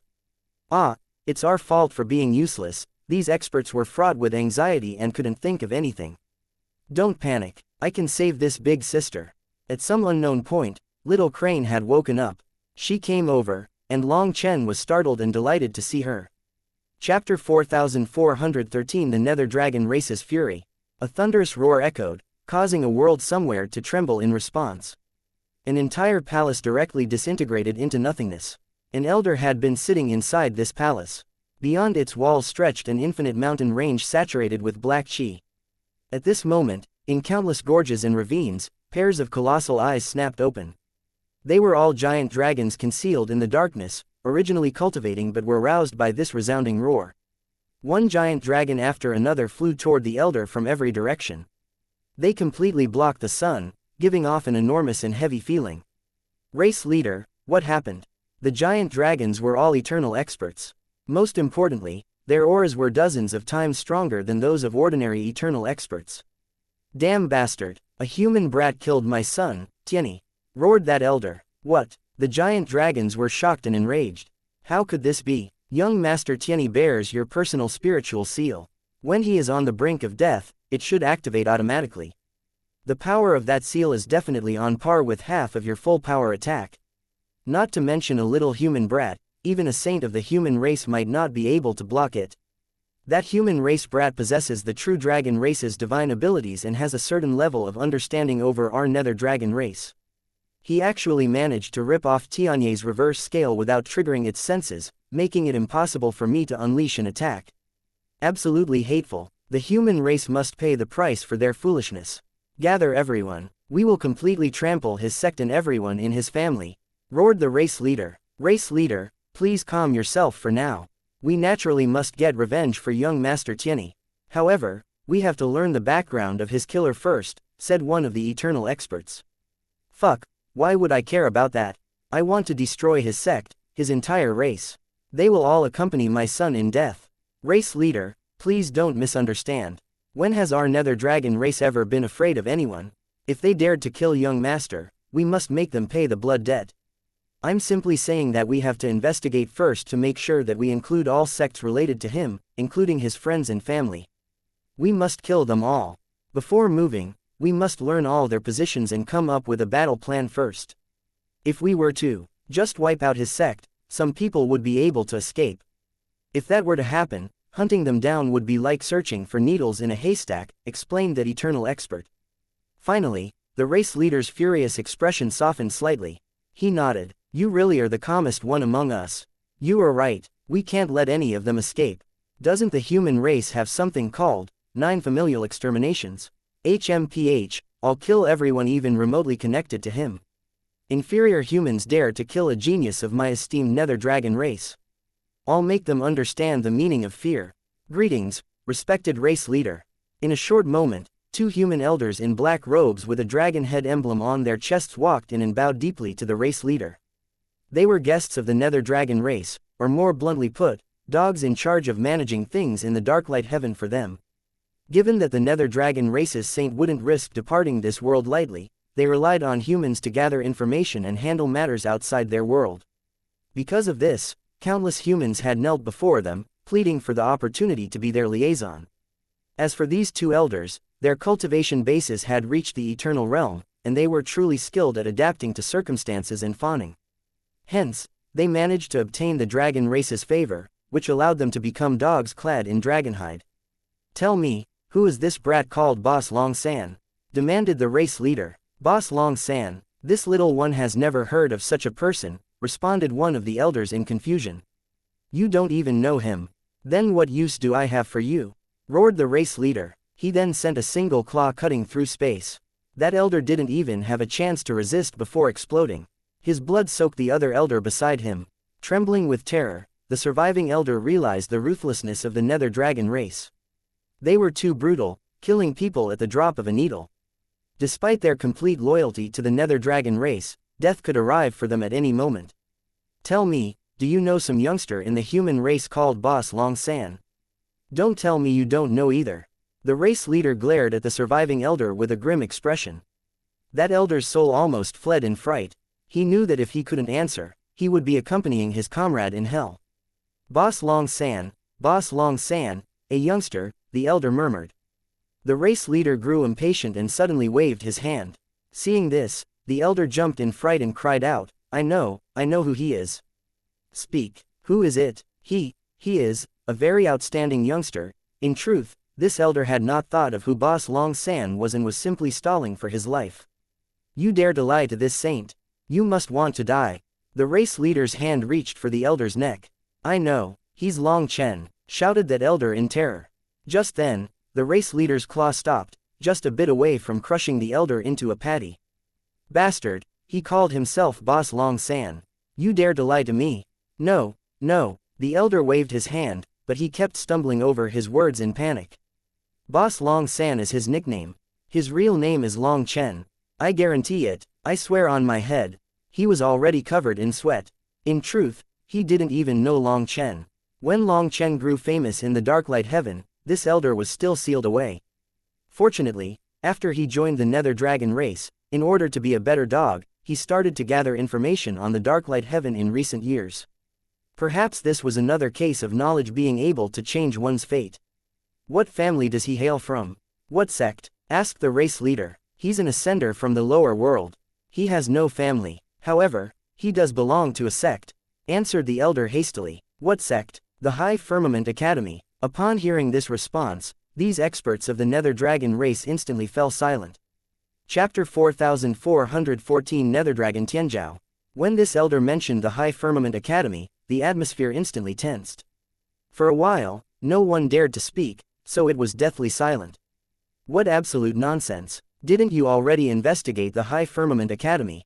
Amongst all their heavenly geniuses, there is no one known as Long Chen. Shouted one of the Nether Dragon race's eternal experts. That elder cried out in terror. Our informants only covered the current experts of the High Firmament Academy. Long Chen left the High Firmament Academy years ago, and no one knows when he came back. Even our eyes were unable to transmit any news about this. Then just who is this Long Chen? Demanded the race leader. He is the greatest heavenly genius the High Firmament Academy has seen in recent years. He soared like a shooting star the very moment he joined the academy. At such a young age, he ascended to the position of Dean of a branch academy, becoming the youngest Dean in the history of High Firmament Academy. Based on our information, he wields the power of dragon blood and exhibits remarkable combat prowess. Moreover, he is exceptionally gifted, having successfully fused the Starry River of the Sky Art and the Seven Supreme Yang technique through sheer force. He has forged his own unique cultivation path. The elder hastily informed them about all the things Long Chen had done in the Darklight Heaven. This fellow's memory wasn't bad. After just glancing through the information, he could already memorize it. This brat didn't do anything particularly extraordinary back then, so how could he defeat young Master Tianyi? Asked one of the Nether Dragon race's experts. I agree. Perhaps someone else killed young Master Tianyi, or Long Chen has some terrifying weapon on him. Otherwise, just based on power, I refuse to believe that a human could defeat young Master Tianyi, said another eternal expert. They all knew of Netherdragon Tianyi's power, so they refused to believe a youngster from the human race could defeat him, someone aiming to become a heavenly doyen. After all, according to that elder's information, Long Chen wasn't even a supreme back then. They refused to believe a dragon blood inheritance and a new cultivation technique made from merging two incomplete techniques could allow him to defeat Netherdragon Tianyi. Who cares? Gather all the elites of our race. We'll raise the High Firmament Academy to the ground, said another eternal expert who had just arrived. This newcomer was a youthful eternal expert who was unaware of the current state of affairs in the outside world. Moreover, he didn't see the stunned expressions of his seniors upon hearing the name of the High Firmament Academy. What do you know? Shut your mouth, shouted an elderly eternal expert. Hearing this reprimand, the new eternal expert was startled, not realizing his mistake. Race leader, we cannot be rash when it comes to this matter. The High Firmament Academy is viewed as the primary target of the various worlds, yet none have initiated an attack against them. It's evident that the High Firmament Academy has extensive influence. If we declare war against them without adequate preparation, we would probably become other people's probing blow, cautioned that elderly eternal expert. The race leader was silent, his face gloomy. Indeed, the High Firmament Academy was a mysterious and frightening existence. Its existence alone was enough to shake them. Although everyone said that the High Firmament Academy had declined, true powerhouse factions didn't dare to believe such a claim. When their realms were sealed off from the 9 heavens, the High Firmament Academy remained the mightiest academy in the 9 heavens and 10 lands. No one dared to challenge its supremacy. Hence, even with the reopening of their realms, in the face of the seemingly weakened High Firmament Academy, they were only willing to make a few probing blows. No one dared to declare a direct war. No matter how old a tiger was, it wasn't something a bunny could challenge. Unless that tiger had reached the point of no longer being able to move, a single breath of it could still crush the bunnies. The race leader was incensed after hearing this information. He had not expected that the one to kill his son would be from the High Firmament Academy. Now, all the vicious words he had said in the end about wiping out Long Chen's sect had turned into a joke. Race leader, Why don't we send a few half-step saints after Long Chen to take his head?" proposed one elder. The race leader was silent for a long time before gloomily shaking his head. "Just killing him alone is not enough to show off the Nether Dragon race's might. We'll be laughed at if that's all we can do." The other experts of the Nether Dragon race fell silent. Just killing Long Chen wouldn't suffice to regain the face they had lost, nor would it be adequate to quench their burning rage. However, what else could they do? They were in a tough position. They wanted to crush the High Firmament Academy, but they didn't dare to. Even if one day the laws of the multiple worlds merged and saints could venture beyond their worlds, the Nether Dragon race wouldn't necessarily dare to challenge the High Firmament Academy alone. If the High Firmament Academy really had fully declined, why did no one from any of the other worlds dare to touch them? "How much longer until Tianzhao emerges from seclusion?" asked the race leader suddenly. "He should be able to come out in around a month. Young Master Tianzhao is expected to be a true heavenly doyen upon his return. He'll likely be able to sweep through all the heavenly geniuses of the world," responded one elder with enthusiasm. "It's too bad our dragon pool can only accept a single person to undergo the heavenly doyen baptism." Our young Master Tianyi, another eternal expert, let out a regretful sigh. The Nether Dragon race had originally had 2 heavenly geniuses aiming to become doyens. When the world gates opened, the Nether Dragon race activated their dragon pool to let one of them become a true doyen. The leader of the Nether Dragon race had 2 outstanding sons, Nether Dragon Tianyi, and his elder brother, Nether Dragon Tianzhao. However, the latter's talent and strength far surpassed the former. After spending 2 months in the dragon pool, Nether Dragon Tianzhao was set to complete his period of seclusion within another month. Originally, Nether Dragon Tianyi was supposed to undergo his own baptism in the divine altar once Nether Dragon Tianzhao concluded his. During this interim period, Nether Dragon Tianyi was supposed to wait patiently. However, as an extremely arrogant prick, he was displeased to have the best resources given to his big brother, while he had to accept the scraps later on. As a result, he ran amok and beat quite a few of his race's geniuses and even his elders. Seeing his idiot son displeased and knowing that he could do nothing about it, the race leader let him go out on his own. He could go kill some people to vent his anger, and then come back when the time came for his baptism. Unexpectedly, Nether Dragon Tianyi received word about Yi Ling and directly went after her, wanting to claim the achievement of slaying a saint to prove that he was stronger than his big brother. However, he lost his life in the process. "Then we'll let that brat live for another month. Tianzhao will be the one to take his life. Let Tianzhao confront the junior generation of the High Firmament Academy later. I want to see if the High Firmament Academy has really declined or not." A sinister light appeared in the race leader's eyes, akin to the predatory gaze of a man-eating wild beast. Chapter 4415 What Course to Follow? Everyone watched as Little Crane transformed into her rainbow crane form and flew around Yi Ling. A cascade of rainbow light emanated from her, enveloping Yi Ling. As Little Crane danced in the air, holy light fell from her. Despite the recent bloodshed, her dance purified the atmosphere, transforming the battleground into a peaceful holy land. This marked the 3rd time Long Chen witnessed Little Crane's captivating dance. Each time, he found himself drawn to the beauty and grace of her natural movements, which made him forget all his vexations. The members of the Earth Spirit race were entranced, seemingly forgetting the purpose of the dance to save their saint. As she danced, auspicious qi gathered, and the gemstone on Yi Ling's forehead slowly lit up.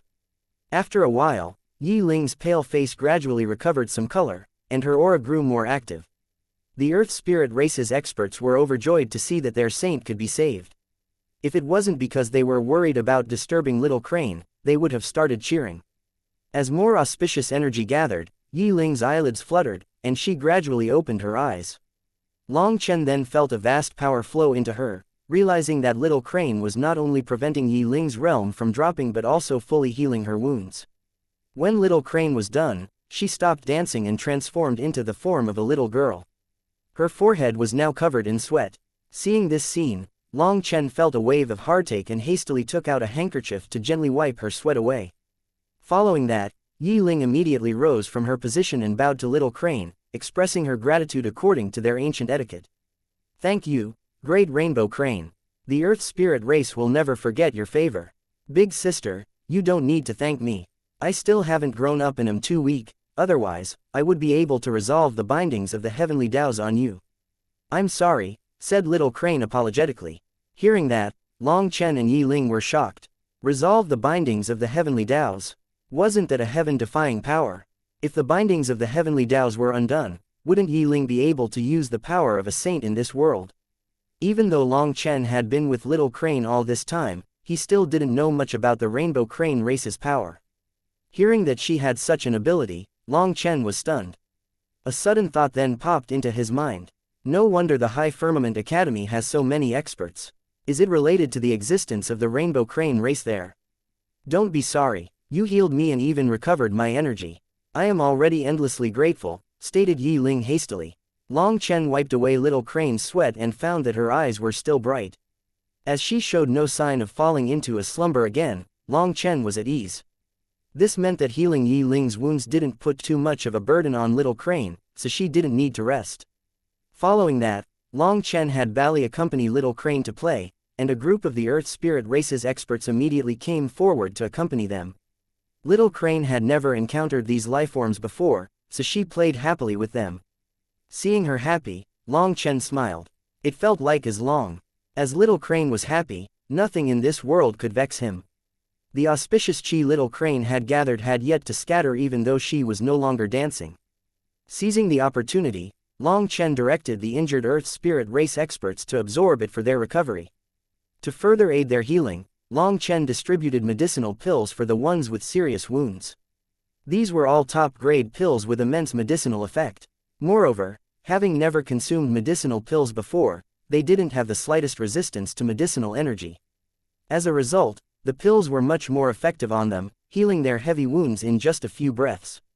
Words cannot express my gratitude anymore. However, I will still thank you, hero of the human race. Seeing that Long Chen's medicinal pills were helping all of her people recover, Yi Ling solemnly thanked Long Chen. I am Long Chen, you can just call me by name, and I'll call you race leader Yi Ling. Please don't be too courteous. If you keep bowing, then I have to return the bow. In the end, who knows how long it will take for us to say anything. My waist can't handle it, laughed Long Chen. The spirit race was a race that respected ancient etiquettes, and the Earth Spirit race was the same. Long Chen wouldn't reject such customs, but there was no need for such a thing when they were already so familiar with each other. Seeing Yi Ling smile and nod, Long Chen asked, Race leader Yi Ling, what do you plan to do now? In an instant, Yi Ling's expression grew heavier. She looked at her people.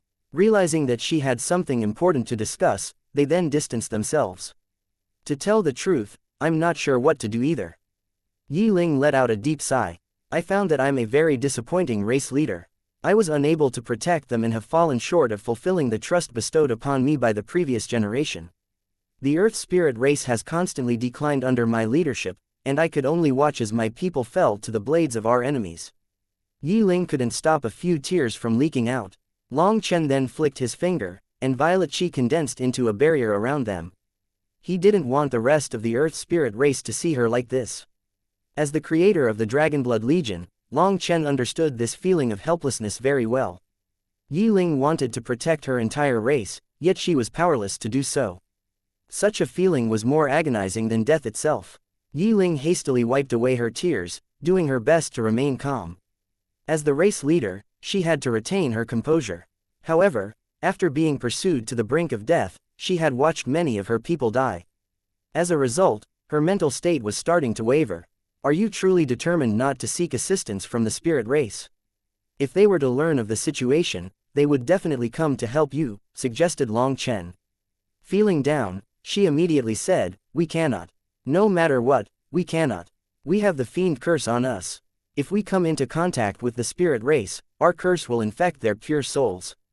As expected, it was as Bally said. The Earth Spirit race would rather die than implicate the spirit race. Race leader Yi Ling, I want to know what this fiend curse is, said Long Chen. It's a long story. If we start from the beginning, I suppose it originated with someone from your human race, said Yi Ling. Chapter 4416 Lord Brahma's Soul Remnant. Lord Brahma, that's impossible. Now, it was Long Chen's turn to be shocked. He had never expected Yi Ling to mention this name. Their esoteric spirit world had been sealed away for countless years, and the curse on them was placed before they were sealed away. In that case, from which era was Lord Brahma? Actually, I'm not sure about the details, but the history of the Earth spirit race is passed down from each race leader to the next, so there's no mistake. Our curse was caused by Lord Brahma, explained Yi Ling. Countless years ago, the spirit race was in danger, and our Earth spirit race immediately rushed to aid them. Lord Brahma brought our seniors through the Fiend Sea. Without being aware of it, our seniors were infected by the devil chi of the Fiend Sea, and they only sensed something off after they had passed through and reached the battlefield. When our seniors killed their enemies, a strange flame would burn on their bodies. That was when they realized there was a problem with passing through that region of the sea. We eventually realized that Lord Brahma had betrayed us.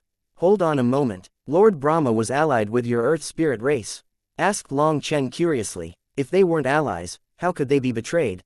Hearing this question, Yi Ling sighed and told him a long story. At that time, the human race was allied with the spirit race.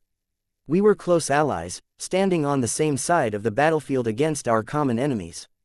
The human race had an unrivaled commander to lead the experts of many races against the fiends from beyond the heavens. Ah yes, the human race of that era had another supreme expert, someone with unparalleled alchemy skills. She was known as the Pill Sovereign, and she possessed the greatest prestige among the human race. Lord Brahma was her disciple. As we had utmost respect and gratitude toward the Pill Sovereign, we naturally trusted her disciple. Unexpectedly, he sold us out. At the time, we had such trust in him that we didn't immediately realize he had betrayed us. We thought that he didn't know about the problem with crossing the Fiend Sea. So, we had two options back then. The first was to promptly withdraw from the battlefield, cease the bloodshed, and seek a tranquil location where we could dispel the curse of the Fiend Sea. Without death chi and resentment to feed the curse, my ancestors could slowly eradicate it. However, opting for this path meant leaving the spirit race vulnerable to the lifeforms besieging them, which would result in their demise. Ultimately, we chose the second option to allow the curse to embed itself in us, sacrificing ourselves to safeguard the spirit race. As a consequence, we emerged victorious, but the victory came at a great cost. While we triumphed in the battle, our Earth spirit race, alongside dozens of other races, fell under the shadow of the curse. In the end, we left the battlefield, no longer staying in contact with the spirit race to prevent the curse from spreading. At first, we thought that being cursed wouldn't be a problem. After all, our Earth spirit race's innate kindness wouldn't change. We thought that after a few generations, the curse would weaken and ultimately vanish. However, we were too naive. While it wasn't able to change our kind cores, it made our characters more explosive and easier to anger. We lost the tranquility we once possessed. If we are bullied or taken advantage of, the curse will affect our minds and trigger an intense killing intent. If we kill someone in that state, the resentment of the dead will trigger the curse. It's impossible for us to escape it. Only then did we learn just how terrifying the curse was. When we discovered that Lord Brahma had betrayed the Pill Sovereign, it dawned on us that this was a malicious plot aimed at poisoning the entire spirit race with the curse. If the spirit race's sacred hearts are infected, while they won't perish, they will cease to be the spirit race as we know it. Long Chen understood what she meant. If the spirit race was no longer kind, they would no longer be the spirit race. After all, the spirit race was synonymous with kindness and light. Long Chen had interacted with them before, and he was fond of their hearts. He was even willing to risk his life to protect them. While the current Earth spirit race wasn't part of the spirit race anymore, their inner hearts were still kind. However, this kindness was no longer untainted and pure. Contaminated by the fiend curse, their characters started to warp from time to time. This curse was truly malicious. Then what cultivation base did Lord Brahma reach back then? Asked Long Chen. Yi Ling shook her head. No one knew because no one ever saw him fight. When the world gates opened this time, we killed a few human experts, and from their souls, we learned about Lord Brahma. Nowadays, people refer to him as Divine Venerate Brahma. I know that your human race also has a Divine Venerate realm, so many assume that he is only a Divine Venerate. However, that can't be further from the truth. A Venerate is a Venerate. His title Divine Venerate is a distinction as a Venerate amongst gods. Even in that era, an expert capable of being classified as a Divine Venerate was exceedingly rare. Otherwise, he wouldn't be the Pill Sovereign's most outstanding disciple. But some people have come into contact with Lord Brahma in this world, and he doesn't seem as amazing as that, remarked Long Chen. They must not have seen Lord Brahma's true body. After all, it was destroyed by the Pill Sovereign. Due to his betrayal, She exterminated him in mind, body, and soul. However, the Pill Sovereign was severely wounded back then and didn't have the ability to fully eliminate him. As a result, a remnant of his soul managed to survive. This led to Lord Brahma gathering disciples and accumulating faith energy. Once the faith energy reached a certain level, it became possible for him to condense a clone, and this clone had to ascend to the Heaven Venerate realm to absorb the remnant of his soul. The more formidable the clone, the more advantageous it is for his disembodied soul, explained Yi Ling. Long Chen's heart pounded wildly. Today, he finally knew Lord Brahma's true face. So, the Lord Brahma that others, including the likes of Yi Wusheng and Feng Xinyue, had seen was not the true Lord Brahma. After so many years, has Lord Brahma's discarnate soul recovered? Asked Long Chen. Yi Ling shook her head. No one knows. When our world was sealed, it was related to him, and now that all the worlds have opened once more, that must also be his scheme. Perhaps it is related to his recovery. If that's the case, then he shouldn't be fully recovered yet. After all, the Pill Sovereign was a supreme sovereign. Her attack isn't something ants like us can fathom. Even a saint called herself an ant at the mention of Pill Sovereign, her eyes brimming with reverence. It was evident how unrivaled the Pill Sovereign was in her heart. However, what she didn't know was that the person standing right in front of her was the heir to this supreme existence. Long Chen hadn't expected his Pill Sovereign memories to have such a terrifying background. In a world filled with countless people, why had the Pill Sovereign memories awakened within him? Was it really just a coincidence? Race leader Yi Ling, I have a proposal. Why don't you come back to the High Firmament Academy with me? Chapter 4417 Yi Shui. That is, we don't dare to ask for such a thing. Our enemies will not let things rest as they are. Besides, the High Firmament Academy is the main target of the various worlds. If we go there, it will give them the perfect excuse to launch an attack on the High Firmament Academy, said Yi Ling. The High Firmament Academy stood at the peak of the world before the esoteric spirit world was sealed. Obtaining their protection was something she could only dream of. However, the High Firmament Academy had fallen from its glory, it was no longer the venerable institution of the past. The once shining beacon of the human race had lost its brilliance. As a result, experts of various worlds harbored intentions of destroying the academy, an act equivalent to shattering the human race's final hope. It would deal the most devastating blow imaginable to the human race. Currently, they were still unable to figure out the truth about the High Firmament Academy, so they didn't dare to make any rash moves.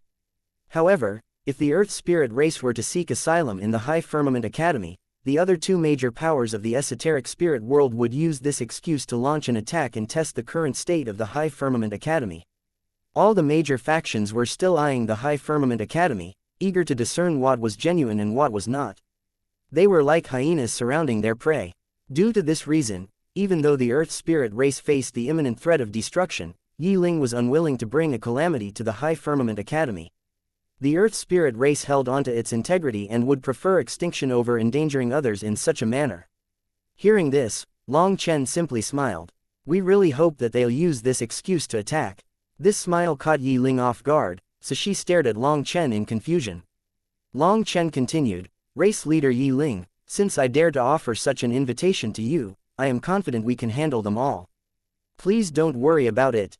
Yi Ling was moved, but you're just a disciple of the academy.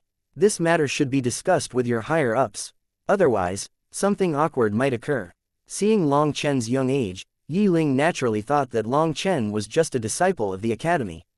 Even if he were the academy's most outstanding disciple, he wouldn't have the authority to make such decisions. What if she led her people to the academy only to be halted at the entrance? Perhaps the Earth Spirit race had indeed declined, but they had their own pride. They wouldn't stoop to begging outside for favors. That was one concern, but her biggest worry was that if Long Chen's higher-ups didn't give him face, Long Chen might do something unthinkable in his fury. In such a scenario, she wouldn't know what to do. Although she had just met Long Chen, she could see that he was someone who kept his word. If he was forced to take back a promise, he might resort to extreme measures. Little Crane came running over, seemingly tired of running around and playing. Catching the tail end of their conversation, she promptly interjected, Big sister, my big brother isn't a disciple. He is the youngest branch dean in the history of the High Firmament Academy. Little Crane's face was still rosy from running around. However, she was extremely happy after playing so much. When she told Yi Ling about Long Chen's status, her face flushed with pride. You are a dean of the High Firmament Academy. Yi Ling was stunned. I'm ashamed to fill this spot with my meager abilities. It's only temporary, said Long Chen with a smile. Please be at ease. I wouldn't invite the Earth Spirit race to come if I didn't have the authority. Although I am young, I suppose I could also count as meticulous. I'm sure I've taken everything you are worried about into consideration. So please, race leader Yi Ling, you don't need to have any misgivings over this. Hearing this, Yi Ling was filled with gratitude. This was what it meant to send charcoal in snowy weather. At their critical moment, Long Chen's helping hand was far too important for the Earth Spirit race. Yi Ling was about to thank him again, but she suddenly thought that she had said her thanks so many times today that it was getting tedious. Let alone someone like Long Chen who didn't like formalities, even she was getting tired of it. She immediately agreed to go to the High Firmament Academy. She then gathered all the experts of the Earth Spirit race and told them her decision. When they heard that Long Chen was a dean of the High Firmament Academy, they were startled and delighted. The High Firmament Academy was lending them a helping hand.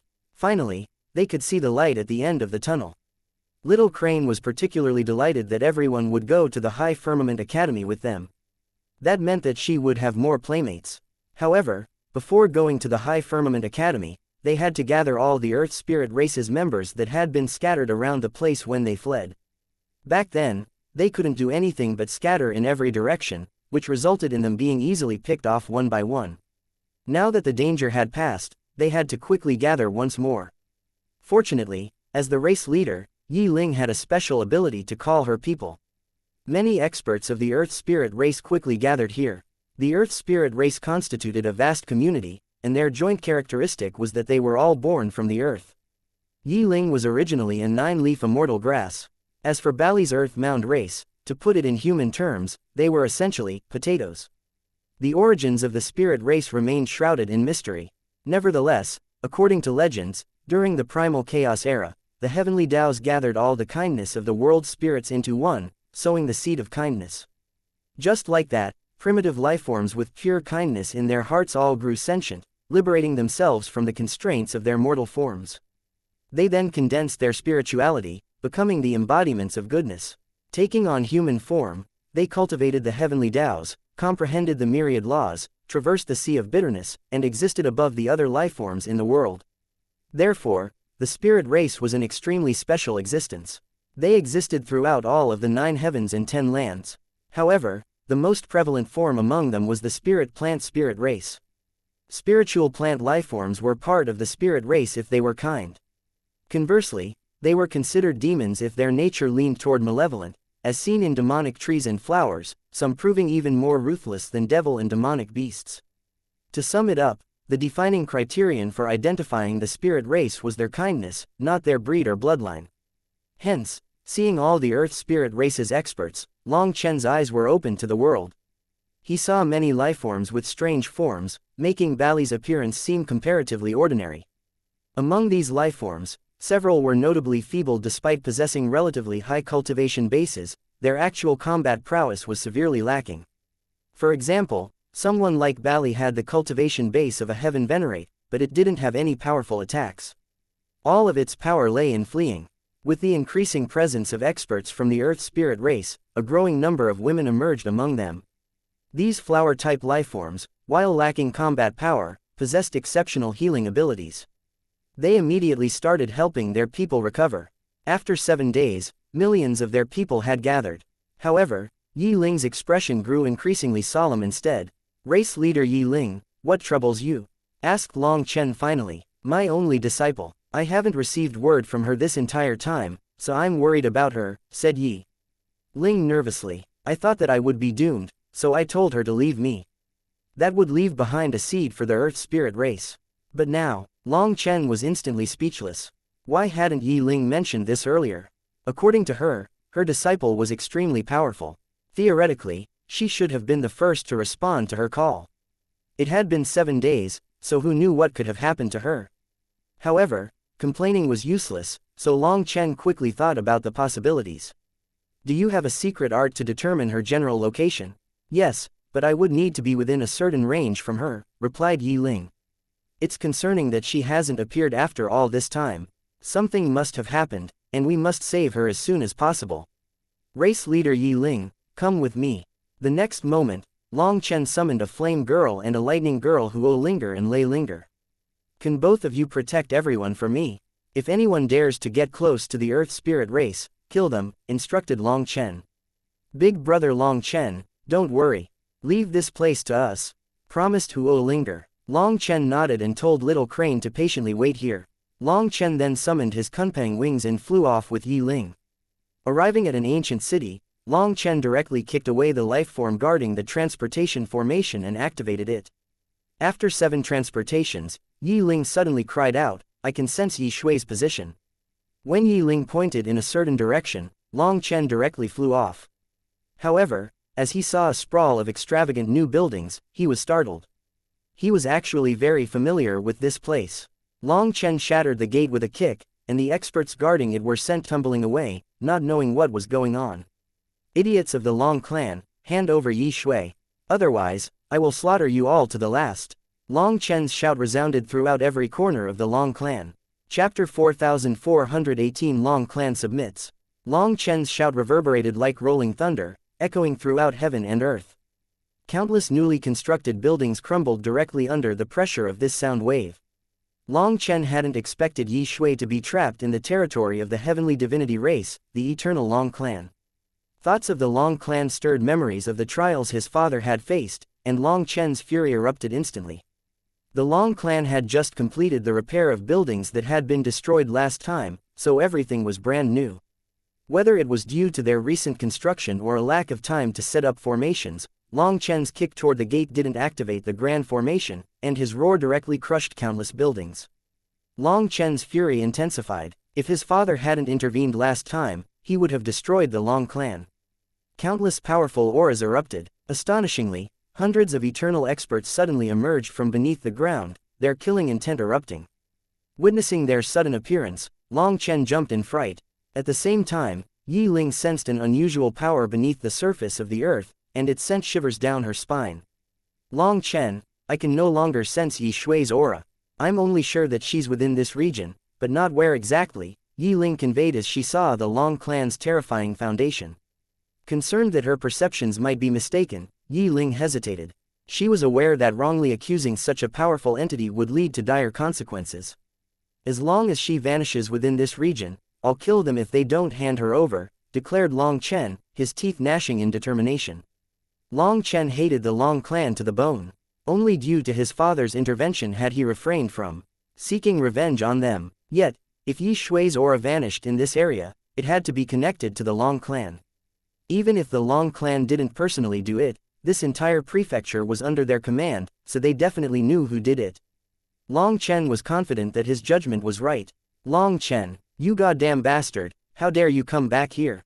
A furious roar resounded, and the patriarch of the Long clan appeared, his anger evident. Right now, the patriarch was already an eternal expert with an extremely condensed aura. It appeared that Long Chen had underestimated the foundation of the heavenly divinity race. It seemed that the heavenly divinity race had been in a hibernating state all this time, waiting for a chance to suddenly soar. All of a sudden, hundreds of their eternal experts appeared, showcasing their shocking power. As these old enemies met once more, both Long Chen and the patriarch's gazes were full of surging killing intent, looking like they wanted to tear each other apart. Hand over the earth spirit race's Yi Shui. Otherwise, the Long clan will disappear from the 9 heavens and 10 lands, shouted Long Chen. The Long clan's experts were enraged, especially their eternal experts. While some of them hadn't seen Long Chen personally before, his reputation as a mortal enemy of the Long clan was well known among them. There was a path to the heavens, but you dove into hell instead. Don't even think about leaving now that you've come here, declared one of the eternal experts before launching a direct attack. The patriarch tried to prevent him, but it was too late. With a single explosive sound, Long Chen unleashed a fist covered in astral light, blasting apart that eternal expert through space. He didn't give the other side any chance to use his eternal energy. Long Chen couldn't be compared to his old self. Now, his astral energy flowed naturally with a single thought. Even without the support of his manifestation, a single fist from him could instantly unleash the equivalent of 70% of his peak power. This 70% wasn't something an ordinary eternal expert could possibly withstand, especially for one launching a sudden attack without the opportunity to mobilize his full defensive power. Long Chen effortlessly killed him without even having to touch him. This attack stunned the eternal experts of the Long clan, including the Patriarch. Despite knowing that Long Chen was a terrifying existence, the Patriarch hadn't expected Long Chen to be so terrifying that he could kill this eternal expert with a wave of his hand. I'll say it again, hand over the Earth Spirit race's Yi Shui. Otherwise, the Long clan will disappear today, proclaimed Long Chen. Bastard, our Long clan has no enmity with the Earth Spirit race. We don't know anyone called Yi Shui. You're simply slandering people, or are you trying to make an excuse to attack us? Raged the Patriarch. Long Chen, give me a bit of time. I'll try to sense her again, said Yi Ling anxiously. I can't be bothered to waste words with you. Fine, I want to destroy the Long clan anyway. Last time, I let you off because of my father, but that doesn't mean I've forgotten our grudges. Now that you've given me a reason, I wouldn't be called Long Chen if I didn't grasp it. I'll count to 3, and if you don't bring Yi Shui out, I promise that no one from the Long clan will leave here alive. 1. You're doing this on purpose, shouted the Patriarch. 2. Long Chen counted without hesitation. He couldn't care less about their excuses. At this moment, his divine ring manifested, accompanied by his starry sea. As his 7 stars pulsed, a pillar of light surged forth, making the stars in the sky tremble. A boundless killing intent then enshrouded the Long clan, causing the soul of every individual within it to quiver. Long Chen's killing intent instantly locked onto each person in the Long clan. They were horrified to realize that Long Chen wasn't joking, he really did want to kill every single one of them as vengeance for his father. These eternal experts were shocked to find that the power they had been so proud of was incredibly minuscule in front of Long Chen. If Long Chen chose to attack, not one of them would survive. Long Chen snorted and was about to speak again when the Patriarch shouted, "Fine, you win. Call over junior sister Yi Shui." Hearing this, Yi Ling was both shocked and delighted. Unexpectedly, Yi Shui really was in the Long clan, and they had arrived in time. On the other hand, Long Chen felt disappointed. The pain and suffering his father had gone through were etched deeply in his mind, and Long Chen wasn't such a magnanimous person to wave off grievances. However, Long Zontian had ordered him not to take action back then, so he could only endure it. Ever since then, Long Chen had been waiting for his chance. Now that chance had come, the other side was capitulating, leaving him unable to strike. After all, if Long Chen were to attack the Long clan without a reason, he would be disobeying his father's orders. If junior sister Yi Shui is missing a single strand of hair, I will kill an eternal expert for each hair. If she is injured, I will kill all of them, declared Long Chen. The Patriarch's expression changed, and he roared, "We only coincidentally ran into her. She was already injured before we met her, and we saved her. How can you repay kindness with enmity? Shut up, I don't believe a single word you say. If she really was injured before encountering you," Long Chen suddenly smiled, but that smile was rather frightening. "Then what?" asked the Patriarch. "Then you can only blame yourselves for being unlucky. Even the heavens are giving me an excuse to kill you," said Long Chen with a wide smile. You're completely unreasonable," shouted the Patriarch. "Why be reasonable with unreasonable people? I've said what I have to say. The Long clan's survival depends on your display," said Long Chen coldly. Seeing Long Chen push the Long clan to this extent, Yi Ling was worried. She was afraid that the Long clan would go for broke and just harm Yi Shui. However, it wasn't long before the Long clan's experts walked out with a beautiful young maiden. "Yi Shui!" Yi Ling cried out in delight and rushed over. Chapter 4419 Beluo. This maiden was in white robes, and her hair was also white. It wasn't the white of old age, rather, it resembled the purity of a gemstone. Her eyes were closed as if she was in a slumber. Her breathing was disorderly, and her spiritual fluctuations were also unstable. Yi Ling rushed over and touched this maiden's forehead. In an instant, she woke up, looking around in panic. She then brought her hands together to form hand seals. "Yi Shui!" called out Yi Ling hastily. This shout caused Yi Shui to blink. Her eyes gradually shifted from dim to bright. "Master!" The maiden cried out in delight and was about to rush into Yi Ling's embrace. However, she then grew bewildered and stopped. "The illusion has been dispelled. It's over," said Long Chen. "Yi Shui, don't worry. Master is here," Yi Ling walked forward and comforted the bewildered Yi Shui. Master, I thought I would never see you again. Yi Shui suddenly burst into tears. Everywhere I went, there were only bad people. They continuously hunted me. It's all right, you're safe now. Yi Ling hugged Yi Shui and patted her back. Yi Shui cried like an aggrieved child, her tears constantly falling to the ground. Sobbing, she suddenly pointed at the Long Clan's people. They're all bad people. They attacked me and even said that Master was in their hands. They even made a fake Master. I was bewildered, which is how I fell for their illusion. Master, I was so afraid. In the illusion world, you were already dead. Yi Ling continuously comforted Yi Shui, who held on tightly and cried. When those tears fell on the earth, they actually unleashed a dense medicinal fragrance. Seeing this scene, Long Chen suddenly came to a realization and sneered at the patriarch.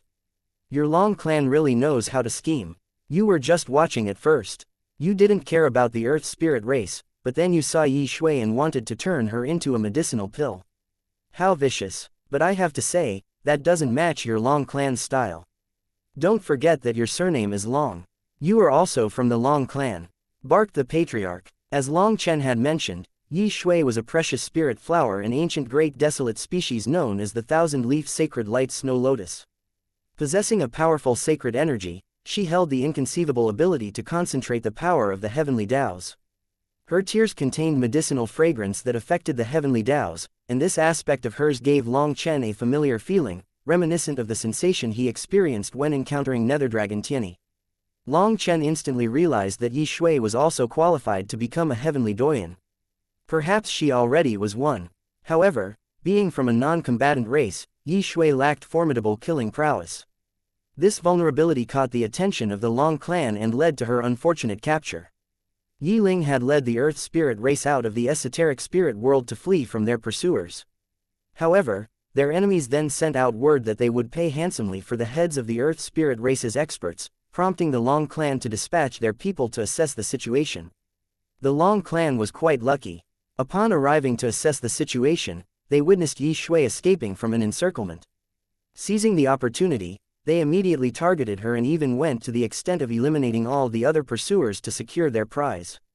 Their intention was to capture Yi Shui without causing her harm, as any injury might compromise the medicinal effect they sought from her. Hence, they surrounded her and persistently cornered her. Finally, seeing how naive she seemed, they felt that the best option was to use an illusion to subdue her. Their plan succeeded, and they jubilantly brought her back to the Long Clan to consider the optimal way to refine her. However, Long Chen's sudden appearance threw their plans into disarray. The Long Clan directly found themselves in a dilemma: should they relinquish Yi Shui, whom they had captured with so much effort, or risk antagonizing Long Chen? The situation intensified when Long Chen effortlessly dispatched one of their eternal experts with a single punch, instilling terror in the Long Clan. Still, they weren't willing to give up. Some of them proposed extracting a portion of her essence blood or cutting off one of the limbs. They could just claim that Yi Shui was already in this state when they encountered her. However, Long Chen adamantly insisted that he would kill their eternal experts if she suffered even the slightest harm. He refused to be reasonable. Unwilling to risk the consequences, the Long Clan had no choice but to hand Yi Shui over in her complete state. Filled with resentment, they could only cast hateful glares at Long Chen. Long Chen darkly remarked, "The moment you extracted my father's essence blood, me and my father were no longer people of the Long Clan. What a shame that Yi Shui is completely fine. The heavens really are blind to let you off again." Currently, there wasn't a single good person in the Long Clan. The Long Clan could consider themselves lucky this time. Otherwise, Long Chen would have slaughtered them. "You can go. The Long Clan doesn't welcome you," said the patriarch coldly. "You're in such a rush to get rid of me. Are you afraid that I'll see through more of your secrets?" Long Chen's gaze swept across the land, suddenly fixing on a hole amidst some ruins. Beneath the ground lay a palace, visible through the hole. Long Chen could sense a formidable concealed aura emanating from within. As he focused on that spot, the expressions of the patriarch and the other eternal experts tightened. Long Chen sneered, "I know that the eternal clans have their own trump cards. You not only raise these few eternal experts right here but also more disciples like Long Aotian. Furthermore, I know that you are unwilling to let things rest between us. You will definitely come for revenge. I am the same. This enmity will be avenged sooner or later. I'll wait for you." After saying that, Long Chen nodded to Yi Ling, and the three of them left the Long clan. Once they were gone, an eternal expert cursed, "What a tyrannical brat. This Long Chen really deserves the worst death possible. We've spent so many days hunting and killing so many people just to obtain that woman. He really deserves death. With that woman, plus our ancestors' heavenly divinity sacred baptism, we could have given rise to 3 doyens. Now, we're back to the start. The heavenly divinity sacred baptism can only produce a single doyen like this," said another eternal expert, gnashing his teeth so hard that they were about to shatter. "It's a shame about Aoshin. We were too foolish back then.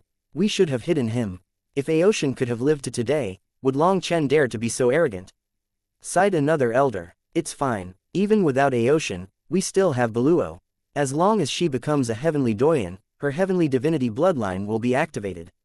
We were hoping to have Aoshin and Beluo marry to produce a peak genius possessing both supreme blood and heavenly divinity blood, but it was all ruined by Long Chen. However, our heavenly divinity bloodline is also unmatched. We'll just patiently wait for Beluo to come out of seclusion and cut off Long Chen's head." The patriarch gazed at the divine altar at the bottom of the underground palace, where a woman sat on its heart. Sacred light bathed her, but her face remained in shadow, making her appear mysterious and strange. Chapter 4420 Becoming a fiend wouldn't be bad. Worried about the Earth spirit race, Long Chen and Yi Ling immediately rushed back as soon as they saved Yi Shui. As expected, quite a few experts were unwilling to give up on killing the Earth spirit race. After spying for a while, they then launched a sneak attack.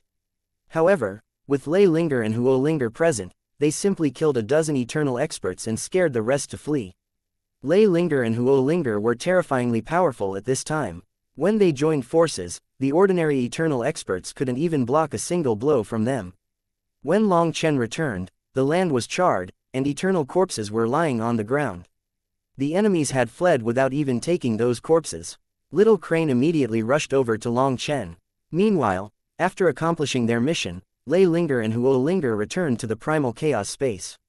Despite having just engaged in a battle, it didn't seem like the two of them had used much energy at all. Now, the two of them could be considered independent experts. Huo Linger in particular had split herself into 2 entities. The stronger of the two focused on refining pills within the earth cauldron, while the weaker portion accompanied Long Chen. Due to the endless influx of eternal corpses, the primal chaos space pulsated with vibrant life energy. Because of this, the Fusong trees and moon trees continued to thrive, their flames absorbed by Huo Linger as they incessantly grew. Once she merged into one once more, she would be even more terrifying. Fueled by the moon flame and sun flame, Huo Linger's growth knew no bounds. On the other hand, Lei Linger also possessed formidable powers but didn't have that advantage. She was only able to eat her fill when Long Chen underwent tribulation. Fortunately, during their recent endeavors, Lei Linger had absorbed so much thunder force that she had a huge reserve to tap into. Hence, her power was also constantly growing during this period. Long Chen tossed the giant corpses into the primal chaos space. With his advancement to the World King realm, the primal chaos space had grown once more. Now, he had no idea what to put in this giant space. Blessed with the moon trees and Fusong trees, he had an endless supply of life energy. As a result, he didn't even care about other trees anymore. He would rather have a nice wide open space to look at than clutter it with some trash. After confirming that everyone was fine, Long Chen brought them back to the High Firmament Academy. Several days later, when they arrived, Bai Lishan personally welcomed them, making Yi Ling feel endlessly grateful. In truth, before arriving, she had been worried. Considering the potential trouble the Earth spirit race could cause for the High Firmament Academy, she worried about facing rejection. After all, they were known for their pride. This was what made them rather face death than seek aid from the spirit race. However, as their power declined and their enemies drew closer, countless bad ideas floated through Yi Ling's mind.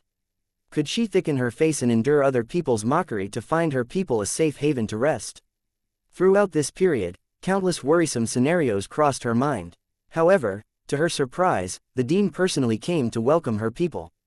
Such a gesture brought tears to her eyes. Respected race leader Yi Ling, you've suffered during this time. Having sacrificed so much, all of your people are warriors worthy of admiration. I represent everyone in the High Firmament Academy to welcome you. Starting today, the High Firmament Academy is your home, said Bai Lishan. Bai Lishan's demeanor exuded kindness, and his sincere tone put the Earth Spirit Race's experts at ease. Formerly nervous, they were now moved to tears, realizing they no longer had to keep running. Long Chen smiled. He had secretly sent word over to the High Firmament Academy before this, so they naturally wouldn't reject the Earth Spirit Race. Since the High Firmament Academy wanted to rise, they needed to do something to awe others. Helping the Earth Spirit Race could also be considered a declaration of war against certain factions. After all, the constant probing games started to get on their nerves. They would rather have a real fight. Bai Lishan welcomed them and left the arrangements to Long Chen. Since the Earth Spirit Race liked mountains and water, Long Chen brought them to the rear mountains of the High Firmament Academy. This place was the Academy's purest land. The disciples rarely set foot here, so there was no need to worry about people disturbing them. Most importantly, this was the place that the Rainbow Crane race flew over. Auspicious chi filled this place, causing the Earth Spirit Race to instantly fall in love with it. As soon as they arrived, they started to build their own homes. With their special ability to control vegetation, they let some plants grow into large constructions that wouldn't ruin the scenery of this place. As a result, the vegetation here thrummed with vitality, and giant trees grew rapidly into the sky. During the construction process, the Earth Spirit Race's experts danced and jumped throughout the forest, singing their own songs. As they sang and danced, the earth seemed to awaken. Long Chen felt like he could hear the heartbeat of the earth, sensing their blessing. At this moment, he understood why they were called the Earth Spirit Race. The target of their faith was the earth. The earth selflessly gave them everything, so they also gave their everything to the earth, putting their full faith and worship in it. As he saw their way of life, a smile slowly crept over his face. He couldn't help sighing inside. If war vanished from this world, living like this every day would be wonderful. Dean Long Chen, this time, we truly thank you. Yi Ling's voice was choked with sobs even as she smiled and thanked Long Chen. No need to be so courteous, race leader. I genuinely hold a fondness for the Earth Spirit Race. I also didn't save you all solely because of my duty to the Spirit Race, replied Long Chen. You were willing to be cursed to protect the Spirit Race. I am the same. To protect the people I love, I don't mind becoming a fiend. If I really became a fiend one day, it wouldn't matter. At the very least, no one would dare to harm my loved ones, stated Long Chen. Long Chen smiled, a genuinely happy expression on his face. Watching the Earth Spirit Race dance, Long Chen suddenly had a flash of comprehension. Previously, he had expressed his fear of becoming a monster. But now, he felt like he had been overthinking it. Becoming a fiend didn't seem so bad. Suddenly, the void twisted, unveiling the earth cauldron before Long Chen. When Long Chen looked at it, he couldn't help jumping in shock. Chapter 4421 Sacred Light Pistol.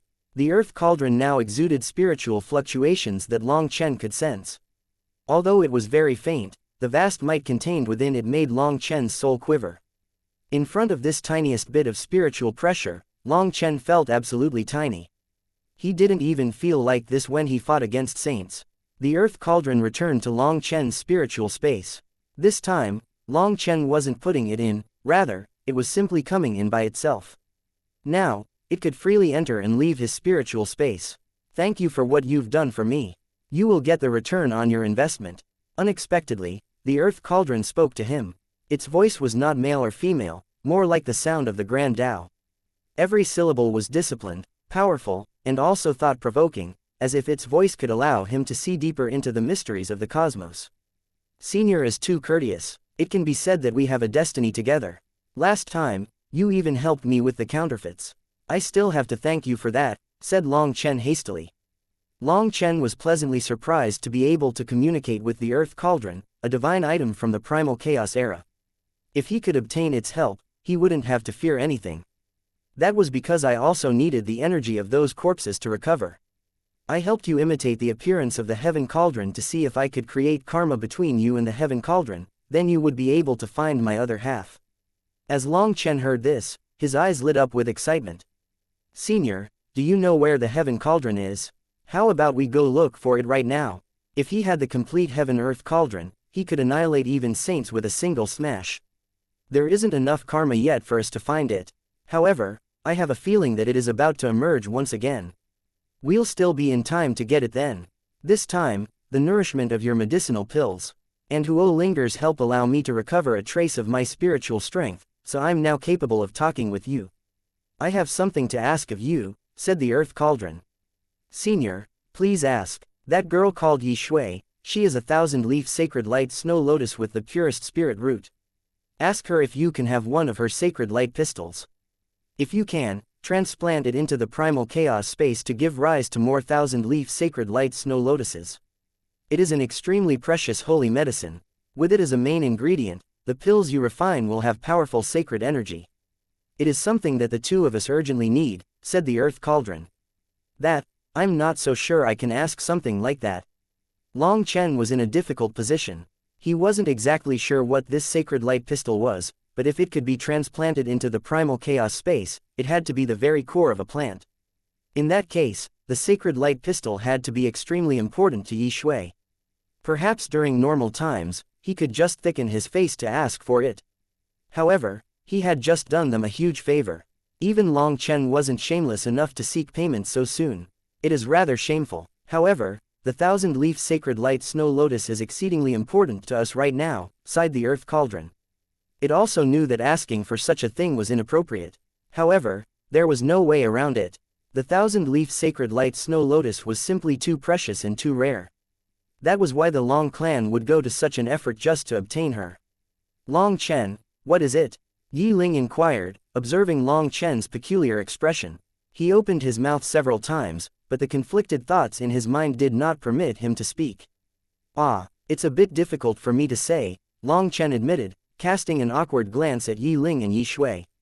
In all his life, Long Chen had never been so embarrassed when he had to request for something. Big brother Long Chen, do you need my help with something? Just tell me, Shui won't turn you down, said Yi Shui. Long Chen was startled. He couldn't help glaring at the Earth Cauldron inside his spiritual space. Senior, I didn't say anything. She is a 1,000-leaf sacred light snow lotus, and her sacred energy makes her sharply perceptive to other people's feelings, answered the Earth Cauldron. TCH, he should have just thrown out the Earth Cauldron and made it ask her. After all, it was the one who wanted this. Long Chen helplessly stuttered, in truth. However, when it came down to it, Long Chen was unable to say it. Beads of sweat formed on his forehead, signaling his inner struggle. Yi Shui seemed to see through Long Chen's thoughts, and a warm smile appeared on her face. Big brother Long Chen, do you want my sacred light pistol to increase your aptitude? Do you want to become a heavenly doyen with it? That is fine. I have 3 of them, so you can have 2. Becoming a doyen isn't important to me. In any case, I don't have any fighting skills, so helping you would be best. No, I just need one. A single one. I'll return it to you very soon, said Long Chen hastily. So Yi Shui only had 3 sacred light pistols, but she wanted to give him 2. Furthermore, it sounded like if she did so, she would no longer have a chance of becoming a doyen.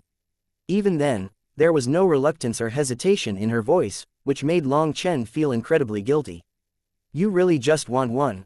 Asked Yi Shui. Just one. Long Chen nodded vigorously. That's great. Then I still have a chance of becoming a doyen. Yi Shui smiled and extended her hand, condensing a foot-long pistol out of the sacred light flowing from her head. A holy light bathed the world as immortal qi emanated from the earth, creating a swirling aura around them.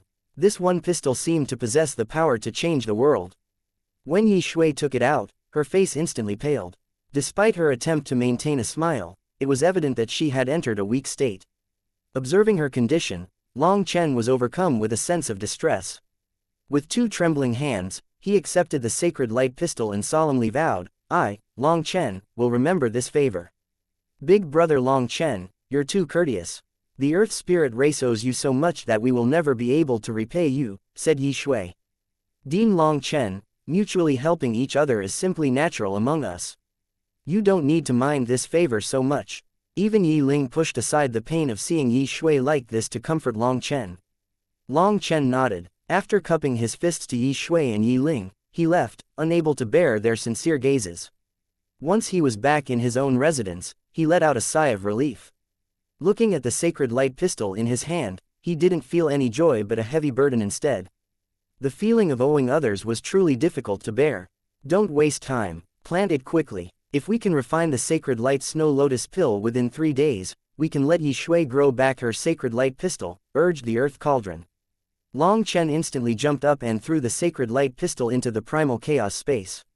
Chapter 4422 Refining the Sacred Light Snow Lotus Pill. After throwing the sacred light pistol into the primal chaos space, Long Chen was about to find a suitable place in the central medicinal field for it when the Earth Cauldron stopped him.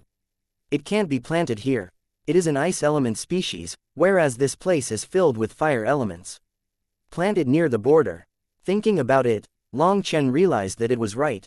The primal chaos space was now incredibly vast. However, the central region was filled with the immense fusong trees and moon trees. They had already spread out and occupied their own territories in the central region. Fortunately, after the primal chaos space expanded, the edges of the primal chaos space remained empty. Hence, Long Chen carefully planted the sacred light pistol in the border region. Upon contact with the soil, delicate hair-like roots emerged from its base, and frost instantly covered the ground. The frost rapidly extended over thousands of miles, persistently growing. The single pistil was like a seed and quickly produced a leaf. There was only a single leaf and no sign of a flower. The leaf had a hexagonal shape, with veins gradually forming on its surface. A potent sacred aura coursed through these veins. Upon the birth of the first leaf, an astonishing event unfolded.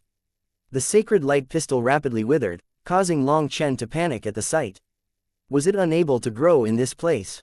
Don't panic. This is the particularity of the thousand-leaf sacred light snow lotus, reassured the Earth Cauldron, as if anticipating this outcome. The sacred light pistil withered, and that thumb-sized hexagonal leaf slowly fell. Once it fell, the withered root system seemed to awaken and connect to the fallen leaf. With the nourishment of the root system, the leaf started to glow. Following that, two edges on the top of the leaf produced two tiny shoots. Those two shoots quickly produced two more hexagonal leaves. As a result, one gave birth to two, two gave birth to four, four gave birth to eight, and eight gave birth to 16. What Long Chen found curious was that the thousand-leaf sacred light snow lotus had no stalk. It consisted of leaves only. The hexagonal leaves were crystalline, with sacred light flowing within them, looking like colored glass. Their beauty could make a person forget all their vexations. Toss all the corpses into the black soil. Don't hold back, instructed the Earth Cauldron. Only then did Long Chen manage to pull himself out of his rapture. He had a large stock of eternal corpses, and many of them had nidans or crystal cores. Since they were treasures to Sha Chen and Guo Ran, directly decomposing them would be a waste. Hence, Long Chen did a quick extraction. After taking out those cores, he tossed the corpses into the black soil. As more corpses fell into the black soil and were devoured, vast life energy filled the primal chaos space. Sensing so much life energy, the thousand-leaf sacred light snow lotus started to grow even more rapidly. However, after it reached 128 leaves, its growth speed clearly slowed down. Its leaves didn't go straight up but spread in every direction, looking like a holy ice spirit flower vase. Work hard. The thousand-leaf sacred light snow lotus must have 1024 leaves to produce the sacred light pistil. It is the main ingredient to refine the sacred light snow lotus pill, said the Earth Cauldron. Hearing this, Long Chen clenched his teeth and stopped bothering with the nidans and crystal cores. He directly tossed all his stock of eternal corpses into the black soil. Senior, do you think this is enough? If it's not, I'll get more fertilizer right now. Long Chen was determined to make this work. If the number of corpses wasn't enough, he was ready to take a stroll through the new worlds that had just opened. It should be enough, said the Earth Cauldron. The thousand-leaf sacred light snow lotus quickly gave rise to 512 leaves, and a new batch of leaves quickly grew. At this moment, the thousand-leaf sacred light snow lotus was already bigger than a person. Its form underwent a continuous transformation, resembling a beautiful maiden in a dance. Additionally, a colossal world of ice had manifested around it. Surprisingly, this ice didn't exude coldness, rather, it emitted a sensation akin to sacred light purifying the soul. After a sequence of changes, a total of 1024 leaves emerged. Finally, the thousand-leaf sacred light snow lotus had achieved its ultimate form. A snow-white lotus flower then appeared. When its 9 leaves opened, they revealed 3 tender flower pistils, and 3 pillars of sacred light soared into the heavens. At this moment, all the corpses that Long Chen had gathered were devoured. The giant fusong trees and moon trees had once more grown immensely. However, What surprised Long Chen was that their flames had actually weakened slightly. Their power was starting to withdraw inside of their bodies. Every single leaf of the trees had a powerful flame rune. If you were to pick off a single leaf and detonate it, it would be enough to wipe out an ordinary world king. The Fusong trees and moon trees were still growing stronger, but it seemed that they were still a far cry from the Fusong trees and moon trees that existed in the legend. Long Chen didn't pay much attention to them, as his focus was on the 1,000-leaf sacred light snow lotus. He reached out and carefully plucked the 3 flower pistils. When the 3 sacred light pistils were extracted from its body, the 1,000-leaf sacred light snow lotus instantly crumbled, transforming into ice fragments. It's fine. Even if it loses all of its sacred light pistils, it won't die in this place. However, it will take some time for it to be reborn. Ignore it for now. Come out. We're going to refine the sacred light snow lotus pill, urged the earth cauldron. When Long Chen left the primal chaos space, he was holding 3 sacred light pistils. The earth cauldron materialized in front of him. Without him needing to say anything, Huo Linger also appeared and started to warm up the earth cauldron. The earth cauldron said, "My spiritual strength isn't enough to refine this pill. Furthermore, my strength is difficult to replenish, so I will need to rely on your spiritual strength to refine this pill." "That's fine. I have plenty of spiritual strength," said Long Chen indifferently. He had absolute confidence in his spiritual strength. "It will be different this time. We are refining a saint pill. Do you understand what a saint pill is?" "Yes, it is a pill used by saints. Your spiritual strength is powerful, but it's still not enough to fully refine a saint pill. Thus, during the refinement, you will need to use soul-nourishing pills to recover your spiritual strength. I will control the tempo of the refinement to give you some time to recover. However, we also don't have that much time. If the refinement time is stretched out too much, the medicinal pill's spirituality will plummet, and the produced pills will be of low quality. It would be a waste of treasure," said the earth cauldron solemnly. Long Chen's heart shook. They were going to refine a medicinal pill used by saints. Then the difficulty would probably be heaven-defying with his current abilities. Not daring to be careless, Long Chen focused and entered his top condition. A golden flame rose in the earth cauldron, and the 3 sacred light pistils in Long Chen's hand flew into its body. Chapter 4423 Peerless Grade Heavenly Tribulation. When 3 sacred light pistils entered the earth cauldron's runes lit up, and divine light condensed into 18 barriers around it. "I'm too weak in my current state. In order to fully lock down the sacred light snow lotus pill's sacred nature, I will require outside power." "Are you alright?" asked the earth cauldron. Long Chen nodded. The earth cauldron had used his spiritual strength to create these barriers, preventing the pill's energy from leaking. After all, the sacred light snow lotus pill's sacred energy was extremely precious, and even the earth cauldron cared about it immensely. It even chose a secluded place far from the academy for the refinement. As Huo Linger's flames rose, Long Chen saw the 3 sacred light pistils start to melt. Contrary to other medicinal ingredients, they didn't turn into powders but a liquid ice crystal instead. When it turned into a fist-sized crystal, the majority of it suddenly vanished, leaving behind only a thumb-sized crystal. Following this, various precious medicinal ingredients flew out of Long Chen's primal chaos space, entering the earth cauldron. Long Chen didn't need to do anything. He just had to watch. The next moment, currents flowed through the barrier, merging into the earth cauldron. Long Chen realized that the earth cauldron was extracting the power of the 10,000 Daos for this refinement. Damn, if it were another pill furnace, absorbing this much energy from heaven and earth would have caused it to explode. A vast surge of energy was pouring into the cauldron, and Long Chen's heart shook just by sensing its magnitude. He would also absorb the energy of heaven and earth when he refined pills, but it was barely a smidge compared to what was being absorbed now. The earth cauldron resembled a whale engulfing water, and even Long Chen couldn't shake off the concern of a potential explosion due to the sheer magnitude of this energy influx. As expected of a saint pill, its power really is terrifying. Suddenly, Long Chen felt a burst of pain in his soul. At this moment, his spiritual strength poured into the earth cauldron, causing Huo Linger's flames to instantly reach their peak. Within the cauldron, astral winds and lightning erupted, as if millions of wild beasts were engaged in a fierce battle. Wild energy raged within the cauldron. Despite Long Chen possessing pill sovereign memories and extensive experience with alchemy, this was his first time seeing such a thing. There was no need for him to do or control anything. He was just like a spectator, watching the refinement process from within the cauldron, a novel experience for him. Inside the earth cauldron, tens of thousands of energy currents clashed, repelling and merging. They seemed to form alliances and jointly combat common foes. This frenzied skirmish compelled these power streams to unleash their utmost potential.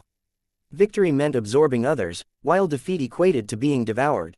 As there were too many streams of energy, the battle was incredibly intense. Long Chen's spiritual strength was rapidly exhausted. Suddenly, the earth cauldron quivered, and Long Chen's soul eased. He couldn't help but sigh with relief, realizing that his spiritual strength was now down to 30%. Even without a prompt from the earth cauldron, Long Chen hastily consumed a soul-nourishing pill to swiftly replenish his depleted spiritual strength. Long Chen's spiritual strength had barely recovered to 80% when the earth cauldron could no longer prevent those energies from fighting, and the intense battle started once more. Left with no other choice, Long Chen had to stop recovering and use his spiritual strength to help the earth cauldron control these energies. As they devoured each other and merged, they were eventually reduced to just a few streams of energy. However, each of those energies grew gradually stronger. The stronger they grew, the greater the burden they placed on his spiritual strength. It was his first time feeling that his spiritual strength was severely lacking. Fortunately, the earth cauldron would take control when Long Chen felt like he was about to run out of strength, giving him time to recover. Several times, he felt like his head would split open, and he would faint. But fortunately, he managed to hang on. Eventually, those streams of energy were reduced to just two. They crazily fought each other, and after countless clashes, they finally merged into one. Once they merged into one, Long Chen let out a sigh of relief. He felt powerless now. You don't have that much time to rest. I will stall the condensation of the pill, and you have to recover to your peak as fast as possible, urged the earth cauldron. Hearing this, Long Chen took a deep breath and consumed a soul-nourishing pill again. His spiritual strength rapidly recovered. The condensation of the pill was the most challenging phase, with success or failure hinging on this critical step. 6 hours later, a booming noise startled Long Chen out of his meditative state. Looking up at the sky, he was shocked to see that the world had darkened. Tribulation clouds covered the sky, charged with lightning. An ominous aura of destruction permeated the air, causing Long Chen's hair to stand on end. He didn't know how many times stronger this tribulation was when compared to his World King tribulation. What kind of heavenly tribulation is this? Inquired Long Chen. It's peerless grade heavenly tribulation, answered the earth cauldron. Peerless grade heavenly tribulation, are you saying? Long Chen looked inside the cauldron. 9 pills spun rapidly inside, and each of them was covered in profound lines. They were like 9 stars containing unimaginable power. Impossible. There can only be one peerless grade pill of its own kind in the world. The term, peerless grade, inherently suggested exclusivity, signifying that no other pill could attain its level. For example, if a person had a peerless grade sacred light snow lotus pill, then no one could refine a second peerless grade sacred light snow lotus pill. However, if a person really did have some heaven-defying power and managed to refine a second peerless grade sacred light snow lotus pill, then the moment it formed, the first peerless grade sacred light snow lotus pill would fall apart. Thus, peerless grade pills were essentially legends, and almost no one had ever seen one before. Yet, the legends about them were so common that almost everyone knew of them. Inside the earth cauldron were 9 pills in the process of formation, yet they had already surpassed the confines of a top-grade golden pill. There was a qualitative distinction. Having witnessed the peerless grade pill refined by Xianxia, Long Chen recognized that these 9 pills were also of peerless grade. This revelation left him utterly flabbergasted, toppling his understanding of alchemy. Saint Lightning has appeared to destroy these 9 pills. Have Lei Linger come out to enjoy their baptism. Also, you should prepare yourself. Awakening the spirits of these pills demands your full spiritual strength. Success or failure will depend on this, instructed the earth cauldron. Long Chen called out Lei Linger, and as the earth cauldron quivered, Long Chen slammed his hands on it, channeling his spiritual strength into it without restraint. The 9 pills inside suddenly lit up as if they had been bestowed with life. At the same time, a bolt of lightning came crashing down from above the 9 heavens. Lei Linger charged into that bolt of lightning. Following that, a shocking scene unfolded before Long Chen. Lei Linger was blasted to bits by that bolt of lightning. Chapter 4424 Eternal Physical Body. Long Chen was shocked. Despite Lei Linger's formidable strength, she was shattered by this tribulation lightning. Lei Linger reformed, only to be swiftly torn apart once more, and this cycle repeated 9 times. The 9th time she recondensed, her form was more translucent, and she had an incredibly weak aura. Long Chen was horrified by this. If this continued, Lei Linger would really perish. Even though she was a lightning spirit, she couldn't endure this kind of assault. Just as Long Chen wanted to help Lei Linger, she suddenly vanished, being summoned into the earth cauldron. As a result, the heavenly tribulation seemed to have lost its target and suddenly redirected its fury toward Long Chen. When it did, an instinctive terror gripped him as the sensation of impending death descended. In a desperate response, Long Chen summoned his starry sea manifestation and unleashed his full power. The impact shattered his divine ring and blasted away the scales covering him. His blood flew through the air. Almost instantaneously, Long Chen was reduced to a mere lump of flesh. Devoid of all his senses, he slumped lifelessly, looking very miserable. His hair was scorched, smoke came out of his mouth, nose, and ears, and he fell into unconsciousness. Long Chen had fought against heavenly tribulation for many years. But unexpectedly, he was almost killed by one bolt of this heavenly tribulation. Just as he passed out, he wondered, just what the hell was this heavenly tribulation? The earth cauldron's sacred light enveloped Long Chen, causing the heavenly tribulation to lose its target once more. After a brief shudder, the tribulation slowly dissipated, restoring tranquility to the world. Long Chen lay on the ground, a bloody and battered sight. However, while he was unconscious, he continued to recover. In less than the span of an incense stick burning, scabs covered his entire body. The scabs grew thicker until they finally formed a giant cocoon around Long Chen. Within the cocoon, Long Chen still had to endure a terrible torment. That terrifying lightning continued to ravage him endlessly. It was like a fish caught in a net, trying to escape his body with all its might. However, Long Chen firmly locked the lightning in place, and it grew frantic, wrecking him with all its power. Fortunately, his recovery speed outpaced the damage inflicted to him, healing any areas that the lightning tore through.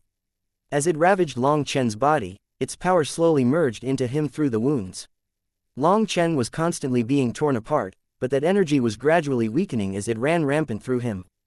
After a day, the lightning was finally unable to move around anymore, its power firmly confined within him.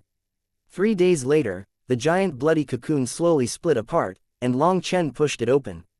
Looking at the state of his skin, which resembled that of a newborn, he was stunned. This is a peerless grade pill tribulation. Because it is a saint pill, the heavenly tribulation's power is at the saint level, carrying a powerful eternal energy within. Your physical body was just strong enough to withstand a single strike from it. Now, although you are in the World King realm, your physical body can be considered eternal. But that's not the most significant change. Look at your spiritual strength, explained the earth cauldron. Long Chen didn't dare to believe it. His spiritual strength was many times stronger than before. This fact left him stunned. A saint-level heavenly tribulation contains the power to destroy the soul, so it contains a certain law specialized toward the soul. Since it failed to destroy your soul, it became fertilizer to strengthen your soul. This way, it will be much easier to refine the sacred light snow lotus pill next time, said the earth cauldron. Sensing the changes in him, Long Chen was overjoyed. His physical body had been incredibly strong, but now it instantly leapt to a new level. This blow from the heavenly tribulation had helped him immensely. No need for courtesy. Through refining the sacred light snow lotus pill, I can rapidly recover. We are just helping each other. You should send a sacred light snow lotus pill to that nice girl. Have her immediately consume it, urged the earth cauldron. A medicinal pill that looked like it was made of white jade appeared in Long Chen's hand. The moment it appeared, this world was lit up by its sacred light, becoming a wonderland. Long Chen didn't waste time and immediately summoned his Kunpeng wings. In just a moment, he got into the rear mountains of the academy and found Yi Shui. When he saw her, he could see that her face was still dim, her eyes despondent. Clearly the damage from losing the sacred light pistol was greater than she had expected. Big brother Long Chen. As soon as Long Chen arrived, Yi Shui hastily stood up and acted like she was fine. That appearance of hers was heartbreaking. Here, open your mouth. Without wasting any time, Long Chen sent the sacred light snow lotus pill into her mouth. Yi Shui didn't even know what Long Chen was feeding her, but since he told her to eat it, she followed his direction. This is, after consuming the pill, her manifestation spontaneously materialized before her an immense snow lotus. The snow lotus initially possessed 2 pistils, but a third one rapidly sprouted from it. Yi Shui's radiance was restored. At this moment, divine light gleamed in her eyes, and she exuded an aura of sacred brilliance. Yi Shui stared at Long Chen in disbelief. When Yi Ling came over, she was also stunned to see this scene. Yi Shui's sacred light pistol had recovered. Furthermore, all 3 of them were showing signs of merging. Long Chen smiled. I like you better like this. Yi Shui, how do you feel? Asked Yi Ling hastily. Master, I feel like I'm about to become a heavenly doyen. Yi Shui's voice quivered. If you have this feeling, you have to go into seclusion immediately. Exclaimed Yi Ling excitedly. She hastily alerted her people to set up a seclusion place for Yi Shui. Furthermore, all the Earth Spirit race's experts gathered and started to sing a beautiful song. It was most likely a blessing for Yi Shui. Long Chen didn't understand these things, but he knew that the Earth Spirit race was going to do everything they could to make Yi Shui a heavenly doyen. Considering that he couldn't help any further, he shouldn't disturb them anymore. With that in mind, he stealthily slipped away. When he returned to his refinement room, he asked the Earth Cauldron, Senior, what use does the Sacred Light Snow Lotus Pill have for us? Refining it allows me to extract the purest sacred energy to nourish myself. Moreover, the Sacred Light Snow Lotus Pill is an all-purpose medicinal pill. It can be used as a healing pill, helping a person recover from the verge of death in an instant. It can also be used to recover your exhausted qi, increase your realm, nourish your mind, heal the spirit, increase your comprehension, and break through bottlenecks. Practically everything that you can imagine, it can do. What? It's that amazing. Long Chen had never heard of such an all-purpose pill before. This Sacred Light Snow Lotus Pill was basically a priceless treasure, capable of saving his life at a critical time. Senior, just what is a heavenly doyen? Long Chen finally asked a question that had been lingering in his mind. He felt like the Earth Cauldron would definitely know the answer. Chapter 4425 The Heavenly Taos have already changed. Those chosen by the heavens, individuals pampered and loved by the heavenly Taos, embodiments of the 10,000 laws who rise up with destiny. These are the beings known as heavenly doyens. Every single doyen is someone chosen by the heavens and enjoys exceptional blessings. Whether in terms of strength, comprehension, or talent, they stand as apex existences. However, this apex, it usually isn't something you achieve by relying on yourself. The Earth Cauldron suddenly paused for some reason. Not by relying on yourself. Then what does it rely on? Asked Long Chen in confusion. It relies on the accumulation of your ancestors or the favor of the heavenly Taos. An explosion of luck can propel one into the ranks of doyens. Take that Earth Spirit race girl for instance. The accumulated blessings spanning millions of years from the Earth Spirit race have been channeled into her, giving her the chance to become a heavenly doyen. Without that accumulation of luck from the Earth Spirit race, no matter how good her talent is, it would have been meaningless. Sometimes, there is no such thing as fairness when it comes to the heavenly Taos, explained the Earth Cauldron. Long Chen was startled. For the Earth Cauldron to say this, didn't that mean that becoming a heavenly doyen depended solely on the heavens? If that was the case, there was no chance that he would become a doyen. The heavens were always against him. Then let me ask you, if heavenly doyens represent the heavens, doesn't that mean they guide the growth of the world? Inquired Long Chen. In theory, yes. Long Chen couldn't help but press on. But the heavenly Taos are supposed to be a natural and autonomous cycle. If the heavenly Taos are directed by others, can they still be considered the heavenly Taos? That's a good question. The Earth Cauldron commended Long Chen. However, despite the commendation, Long Chen found himself waiting in vain for an answer. That left him a bit speechless. Just as he was about to press further, the Earth Cauldron spoke once more. Whether or not the heavenly Taos remain true to their nature isn't important. What matters is that you comprehend the essence of the heavenly Taos. Are you saying that the heavenly Taos have changed? Asked Long Chen. I didn't say anything. Long Chen was stunned. The Earth Cauldron was speaking vaguely, as if guiding him somewhere without saying it directly. Long Chen seemed to realize something yet also wasn't sure what it was. The Earth Cauldron didn't elaborate further. Long Chen knew that it didn't want to inflict him with great karma. In the previous heavenly tribulation, his accrued karma had been settled. However, if the Earth Cauldron disclosed too much information, Long Chen would just accumulate more karma, making his next heavenly tribulation even more terrifying. Thinking of his last tribulation and how close he had been to death, Long Chen didn't dare to pursue this topic anymore.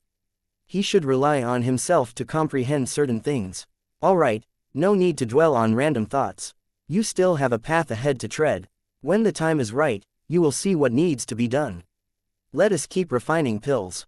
We have enough sacred light pistils to refine 9 furnaces of the sacred light snow lotus pill. This pill is extremely important to us, so we should hurry up, urged the earth cauldron. Long Chen nodded and started to refine the sacred light snow lotus pill together with the earth cauldron. With his prior experience, the process was way smoother. Furthermore, his augmented spiritual strength removed the necessity for any breaks, enabling them to finish the refinement in one go. Furthermore, the disturbance inside the cauldron was stronger than last time. The earth cauldron explained that the interruptions during the previous session had impacted the pill's spirituality. But this time, without the need for interruptions, more spirituality was locked in, and it enhanced the potency of the medicinal energy. When this refinement was complete, the heavenly tribulation appeared once more. Similar to the previous occasion, Lei Linger charged up and was shattered 9 times before reaching her limit. On the other hand, Long Chen was almost killed in one blow yet again. The thunder force was then sealed inside him, triggering another transformation. This cycle repeated 9 times, with Lei Linger progressing from withstanding 9 attacks to enduring 18. Yet, Long Chen showed no signs of improvement. He remained on the brink of death after a single attack, left battered and unconscious, incapable of resisting a second attack. Through this process, his spiritual strength strengthened even further. It had expanded so vast that refining the sacred light snow lotus pill posed no difficulty to him. After 9 refinements were complete, the earth cauldron's aura had clearly strengthened. The process of refining the sacred light snow lotus pill proved highly advantageous for it. Long Chen now had 80 sacred light snow lotus pills in his hand. Nevertheless, as per the earth cauldron's guidance, he could only use them one by one and shouldn't take out 2 at once. The appearance of 2 pills simultaneously in this world, whether in a spiritual ring or another dimension, would inevitably lead to the destruction of one. The law dictated that no 2 peerless pills could coexist in this world. However, this restriction didn't apply within the primal chaos space. Upon leaving the primal chaos space, however, they would be limited by this law. Thus, these 80 peerless grade pills could only be left in the primal chaos space for now. This refinement process took up a full month of Long Chen's time, during which he made huge gains. I'm sorry, but I can no longer refine ordinary pills for you after today. It would just exhaust my energy for nothing. I can only assist you in refining pills on the saint level from now on, expressed the earth cauldron apologetically. To be explicit, once the earth cauldron recovered to a certain realm, refining lower-tier medicinal pills would yield no benefits for the earth cauldron. It would merely deplete its energy for nothing. No need for apologies, senior. I won't require your assistance for ordinary pills, Long Chen immediately reassured. In truth, Long Chen didn't need to refine such pills, as Yu Qingshan had plenty of pills that she refined herself. Unfortunately, throughout this period, Long Chen failed to awaken the pill formula for the 8th star, and there was no indication of the 8th star's emergence. Instead of focusing on advancing his realm, Long Chen was spending his time searching for the cause, but thus far, he hadn't identified any reason for it. Determined not to waste any more time on this matter, he shifted his focus to advancing his realm. The world had changed, and there was ample primal chaos chi around now. The human race's cultivation speed had soared, and the difficulty of cultivation had dropped. With the help of medicinal pills, everyone's cultivation speed was beyond imagination. However, for most people, their cultivation progress could only be deemed above average, as they had to focus on constructing a robust foundation. Remarkably, the new generation of world kings had the greatest cultivation speed. This new generation, risen after the gates to the other worlds opened, had already reached the great circle of the world king realm and were ready to become venerates at any moment. When the earth cauldron returned to Long Chen's spiritual space, Long Chen checked the primal chaos space. The 1,000-leaf sacred light snow lotus had already regrown. However, without the addition of new corpses, its growth was extremely slow, and it had only given rise to 64 leaves, a great distance from 1,000 leaves. I'll eat one first and see the effect. Long Chen carefully took out a single sacred light snow lotus pill. As he consumed it, it instantly melted in his stomach. The power contained in this tiny pill was beyond his imagination. A sea of power instantly permeated every corner of his being. His blood, meridians, tendons, soul, and mind were all nourished. After this vast power unfurled in him, it then condensed in his chest. Following that, an uncontrollable force blasted toward his current bottleneck. 3 explosive sounds rang out. At that moment, Long Chen was completely stunned. Chapter 4426 Challenge Letter. A berserk aura erupted out of Long Chen, blasting apart the clouds in the sky and sending waves of raging qi in every direction. I advanced 3 realms, Long Chen exclaimed, his own power overwhelming him. It felt almost like a dream. Having just achieved consecutive breakthroughs, the energy coursing through him continued to surge as if he were on the verge of another breakthrough. Long Chen was now in the 4th heaven stage of the World King realm, bypassing the early stage and leaping directly to the middle stage. This rapid rate of advancement was undeniably terrifying. A single medicinal pill was capable of doing such a thing. Apart from the consecutive advancements, Long Chen felt that his blood, meridians, tendons, bones, soul, mind, and other powers had all elevated to a higher level. Just as the Earth Cauldron said, the sacred light snow lotus pill truly was an all-encompassing elixir. Its effects extended beyond merely elevating his realm, touching every aspect of his being. I no longer need to stuff myself with pills. Long Chen was so moved that he almost wept. For years, whenever he wanted to advance, he had to stuff himself with so many medicinal pills that he wanted to vomit. While others ingested pills one by one, he practically devoured them by the barrel.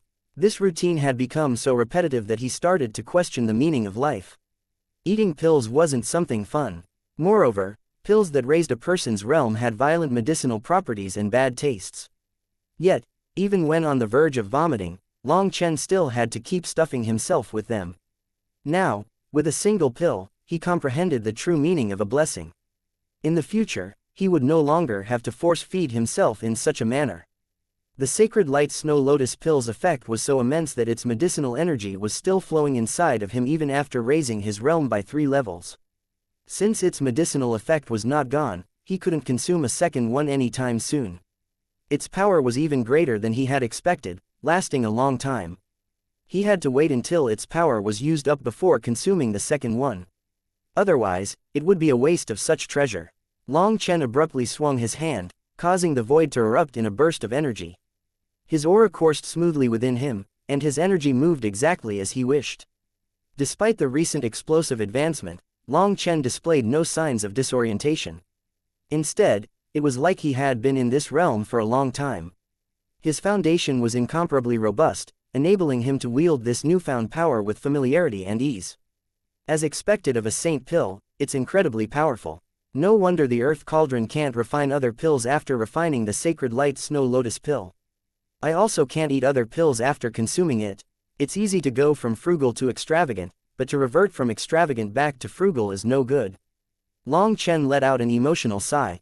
Where am I going to get more fertilizer? Long Chen suddenly grew itchy.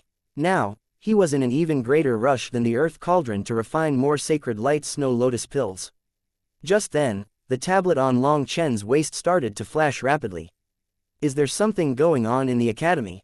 Long Chen was startled. This was an urgent summon, so Long Chen immediately used his Kunpeng wings to return to the academy. As soon as he arrived, he saw a group of figures outside the mountain gates. What's going on? Is this a joint attack on the academy? However, once Long Chen got close, he realized that despite the numerous numbers, they were all just spectators as they weren't acting overbearing or arrogant.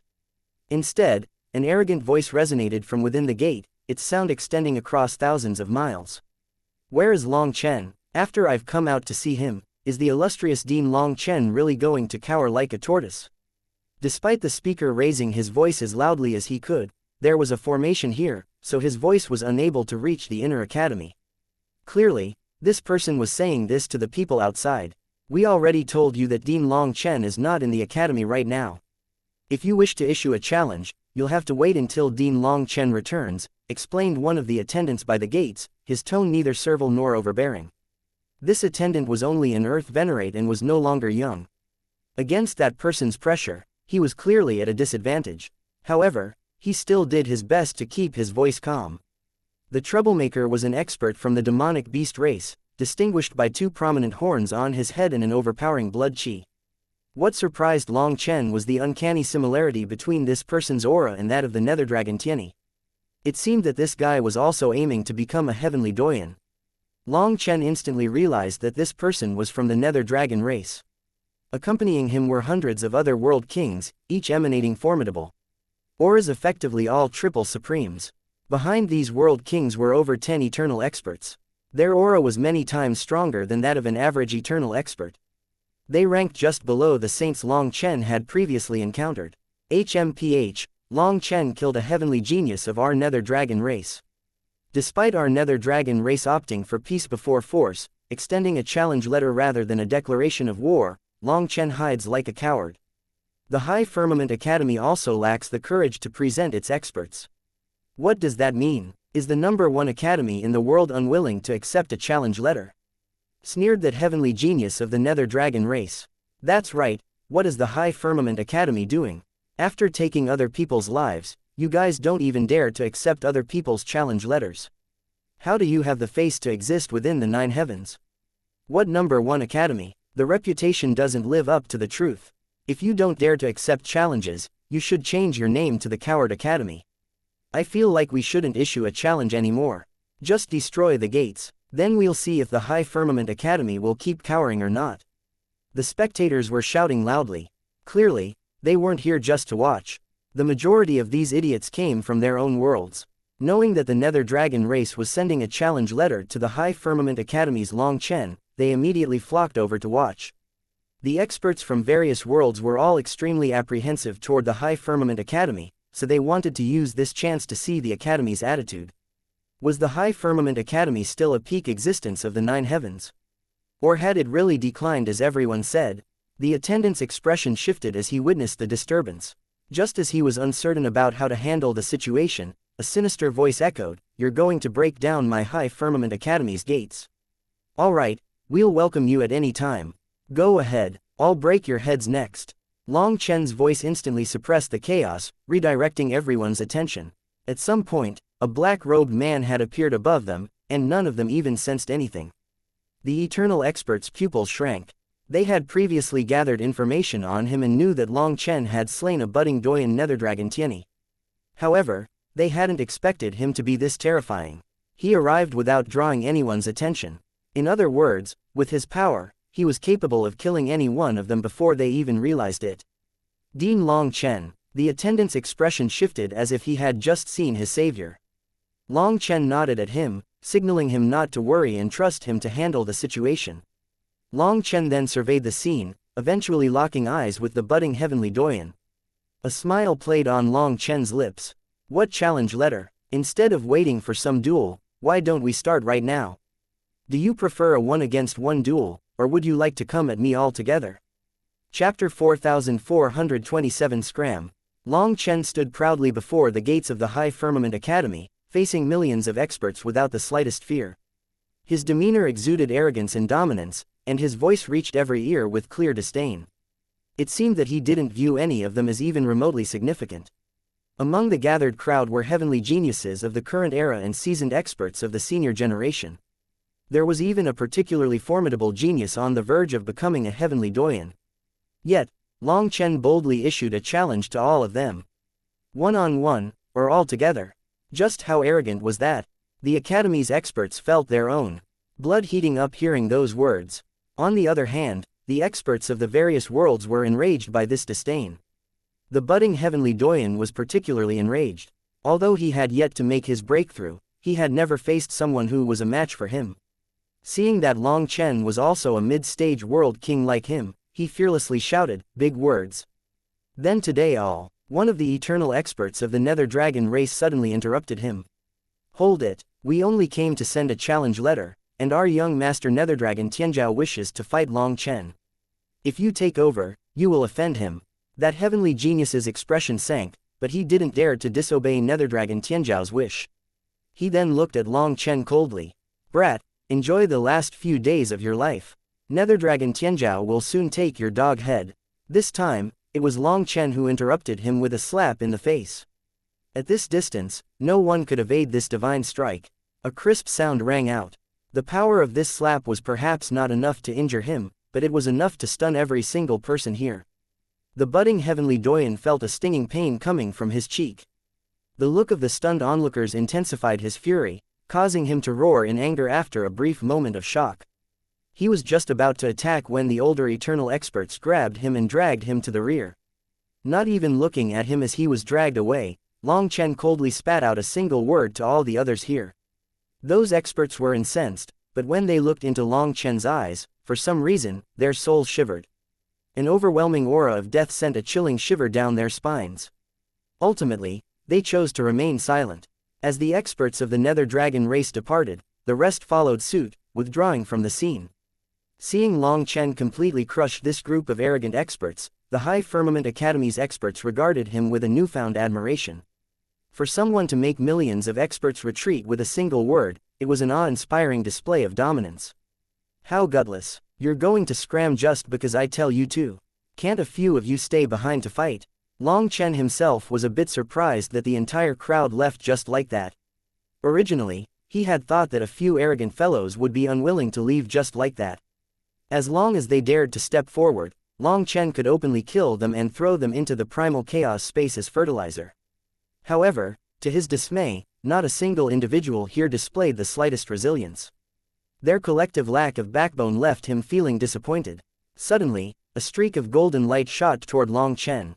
A casual wave of his hand allowed him to catch the object, a letter crafted from immortal metal. Surprisingly dense, it felt as heavy as a mountain. Presumably this is their challenge letter, said the attendant. He was amazed that they would spend such precious immortal metal on a challenge letter. You should all retreat a bit, urged Long Chen. They didn't understand, but they immediately fell back.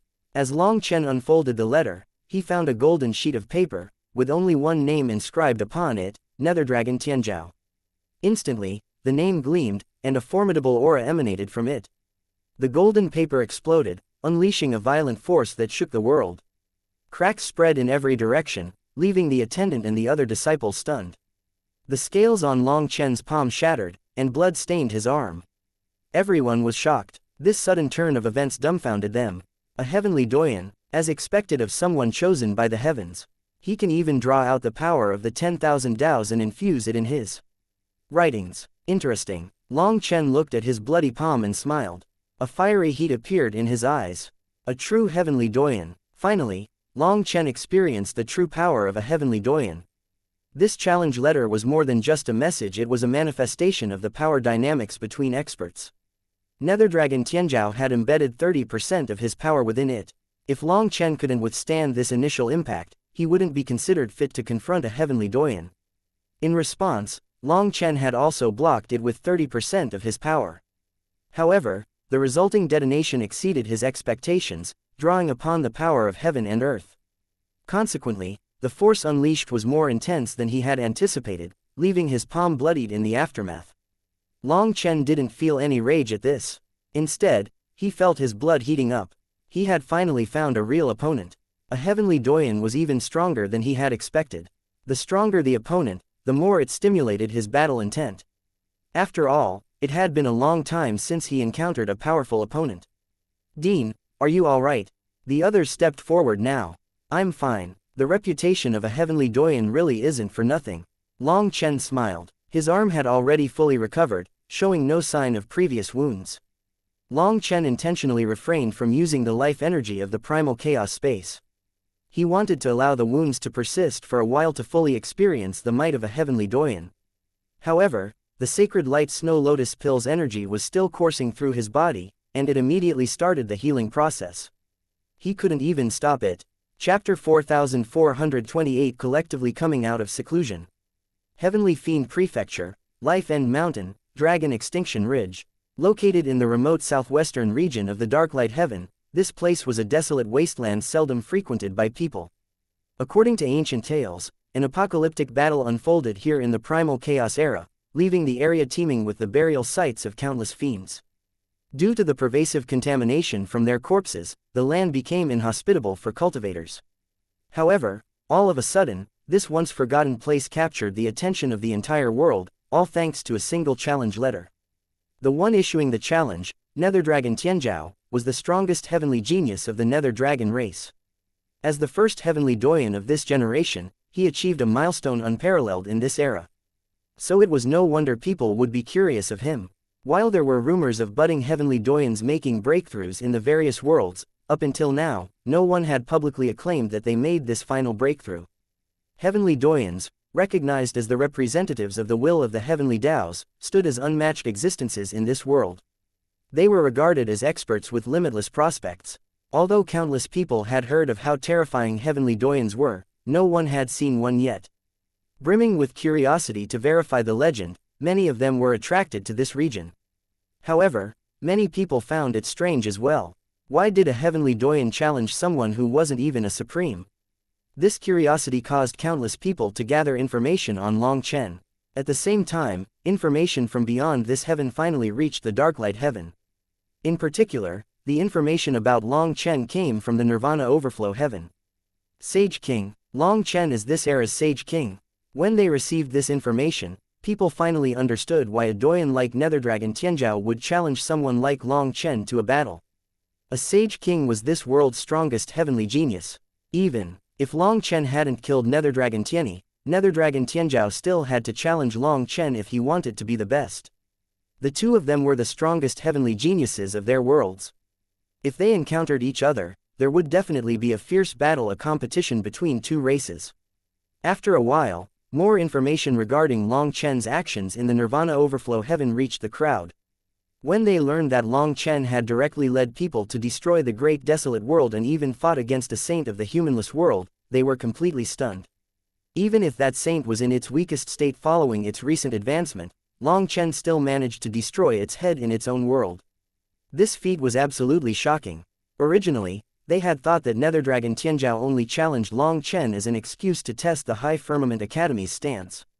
As a result, most of these experts had assumed that Long Chen wouldn't be a match for Netherdragon Tianzhao. After realizing that Long Chen was also a terrifying monster, they knew that the battle between the two of them would be spectacular. Upon receiving the challenge letter, Long Chen publicly announced the time and location of the fight. As a result, countless experts immediately rushed to the Heavenly Fiend Prefecture. In just 7 days, a mere flicker of time for most experts, they would engage in combat. Fearing to miss this historic battle, some factions mobilized their full forces to personally witness the clash between a heavenly doyen and the reigning Sage King. Everyone wanted to see who was stronger, the reigning Sage King or a heavenly doyen. Did Long Chen really represent the human race's greatest power? Just as the outside world was going crazy, the High Firmament Academy was quiet. Everyone from the Dragonblood Legion was in seclusion, advancing rapidly. Long Chen was also digesting the leftover medicinal energy, bringing himself to his top condition. As time passed, 7 days later, he emerged from seclusion. His cultivation base had undergone another breakthrough, reaching the 5th heaven stage. By now, Long Chen had absorbed nearly all of the medicinal energy from the Sacred Light Snow Lotus Pill. Although Long Chen's seclusion was quite short this time, it was enough for him. The Sacred Light Snow Lotus Pill had no side effects, solidly raising his realm. After coming out of seclusion, Long Chen felt incredibly refreshed and powerful. Now, he had the utmost confidence in himself. When Long Chen emerged, he found that the Dragonblood Legion was waiting for him, along with Yu Qingxian, Bai Shishi, Bai Shaola, and the others. Damn, your advancement rate is amazing. Long Chen found that Ji Yuyong, Li Qi, Song Mingyuan, Yu Zifeng, Guo Ran, Sha Chen, Bai Shishi, Bai Shaola, and the others had reached the 7th heaven stage. Now, they were all late-stage world kings. It's all thanks to Big Sister Qingxian's medicinal pills. I feel that advancing through the World King realm is even easier than the Immortal King realm, said Bai Shishi.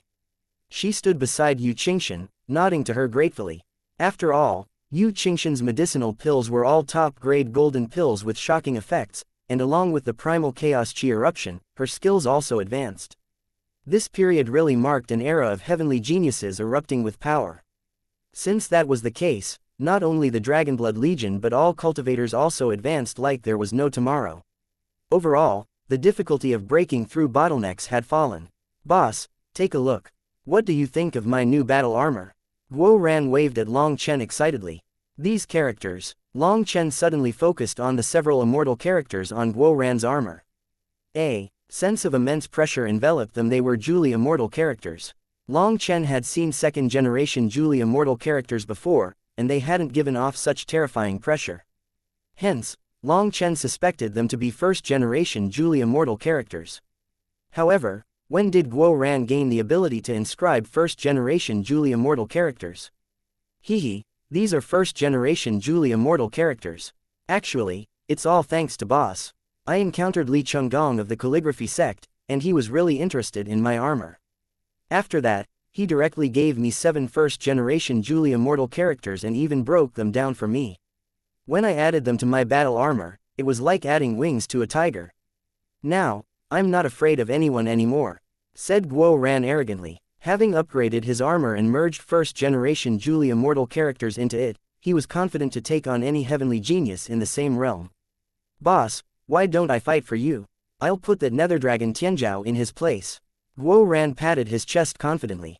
You are indeed powerful, but you aren't there yet. Even I might not be able to kill him, answered Long Chen. What, boss, are you kidding? Guo Ran was shocked. In his heart, his boss was unrivaled, and no one in the same realm could beat him. Long Chen simply smiled and didn't reply further. He then turned to everyone. My duel with Nether Dragon Tianzhao might result in a chaotic battle at the end. I'll warn you once, as soon as someone interferes in our battle, my brother will kill them without hesitation. Dragonblood warriors, pick out the strongest people. It would be best if you could keep their corpses intact for me. The Dragonblood warriors all smiled as they understood what Long Chen wanted. Long Chen was about to leave when several figures appeared. Chapter 4429 Descending upon Heavenly Fiend Prefecture. Race Leader Yi Ling, Little Crane, why are you here? Long Chen was surprised to see Yi Ling walking over while holding Little Crane's hand. Moreover, several other beautiful maidens were with them. They wore white robes, and rainbow light surrounded them. Their eyes were like clear springs capable of cleansing the soul. Big brother Long Chen, these are my 3 aunts. Little Crane ran over and excitedly introduced them to Long Chen. In an instant, Long Chen found himself in an awkward position. These maidens looked like 16 or 17-year-old girls. Seeing no other way around it, Long Chen could only thicken his face and say, "Greetings, aunts." If Little Crane called him big brother, then he couldn't call them big sisters. That would throw the seniority into chaos. He knew that these maidens only looked young, but they had lived for countless years, so calling them aunts wasn't something weird. Still, Long Chen couldn't help but feel embarrassed to do so. These 3 beautiful maidens seemed very shy. After returning Long Chen's greeting, they were all blushing and didn't even dare to look at him. Big brother Long Chen, are you going to beat up bad people? I want to go and cheer for you. Little Crane looked at Long Chen excitedly. It seemed that she was getting a bit violent now. I even dragged over my 3 aunts to help me cheer for you. Long Chen was speechless, but he couldn't refuse her and just nodded. He then turned to Yi Ling and asked, Race Leader Yi Ling, how is Yi Shui? She's doing well, very well. However, she is at a critical juncture at the moment and can't come to cheer for you. Please don't feel offended by it, answered Yi Ling. Hehe, Race Leader, what are you talking about? This is just a little scuffle. I don't need a big cheer squad, said Long Chen with a smile. You can't put it that way. Your enmity with the Nether Dragon race stemmed from my Earth Spirit race. My Earth Spirit race must stand up for you no matter what, remarked Yi Ling. Long Chen realized that Yi Ling was here to intimidate her enemies. After all, there would definitely be people from the esoteric spirit world among the spectators, and she could show them her connection with the High Firmament Academy. If Yi Ling didn't do this, they would get even more arrogant, so even though Yi Shui was at a critical juncture, Yi Ling still wished to come with Long Chen. Well, let's go, said Long Chen. Are they not sending you off? Looking around, Yi Ling saw that other than the Dragonblood Legion, no one else had come to send them off. She couldn't help finding it curious. Why bother? It's nothing big. I don't need to disturb them for such a thing, said Long Chen. Long Chen knew why nobody came to see him off. Right now, his actions represented only himself and had nothing to do with the High Firmament Academy. This way, Long Chen didn't need to restrict himself based on the Academy's values and could do whatever he wanted. This act was like covering your own ears while stealing a bell, but sometimes, this was the best way to deal with shameless people. As they stepped on a transportation formation, it activated and teleported them away. Once they were gone, Multiple figures appeared around the formation. Amongst them were Dean Bai Lishan and the palace master. Behind them were the higher-ups of the academy. The palace master couldn't help but ask, "Are we really not going?" Bai Lishan simply smiled. "Sometimes, we need to learn to let go. Since we've left things to Long Chen, let him do as he pleases. Now isn't the time to expose the academy's power.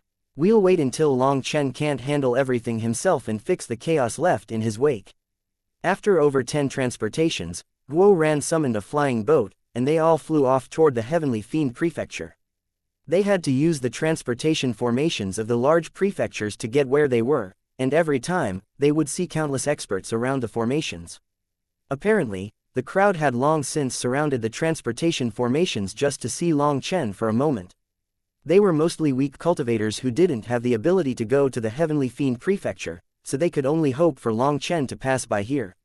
Every time Long Chen appeared, heaven-shaking cheers would erupt. Although Long Chen and his companions would only stop in one place for a while, the mere sight of him was enough to satisfy the cheering experts. After all, Long Chen's battle with Netherdragon Tianzhao was extremely significant.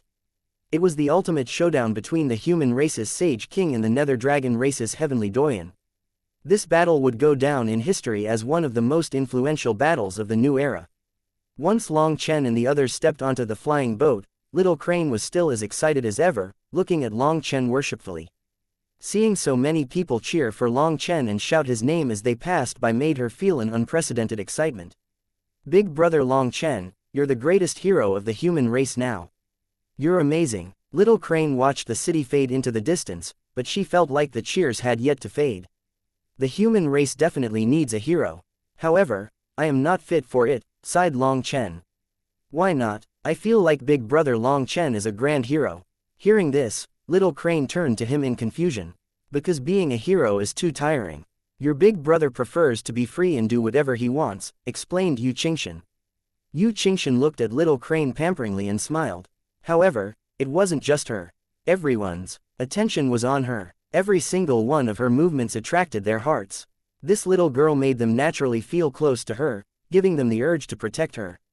"Big Sister Qingshan, why can't a hero be free to do whatever they please?" asked Little Crane as she ran over to Yu Qingshan's side and stared at her. Yu Qingshan directly picked her up and looked into her large eyes. She smiled. "You'll understand once you grow up.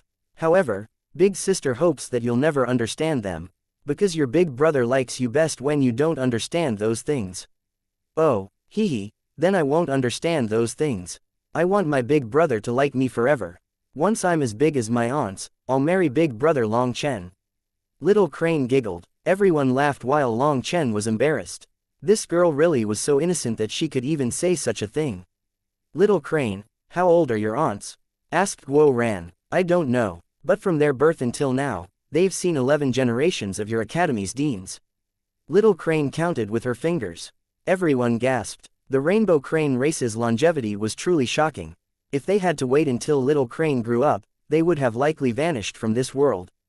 "We've arrived at the Heavenly Fiend Prefecture." Suddenly, the flying boat quivered and started to slow down. At the same time, everyone's blood began to heat up in anticipation. Chapter 4430 Zhang Clan's Heavenly Genius. Heavenly Fiend Prefecture was an empty wasteland permeated with an oppressive air of decay. It was like inhaling even a single breath in this desolate place would age a person rapidly. This region was not suitable for cultivators to live in, and the strange atmosphere proved unsettling for both humans and other races alike. Only some low-level insects and rats scurried around beneath the surface. It was literally a land of death. To Long Chen's surprise though, when they arrived, this place was bustling with activity.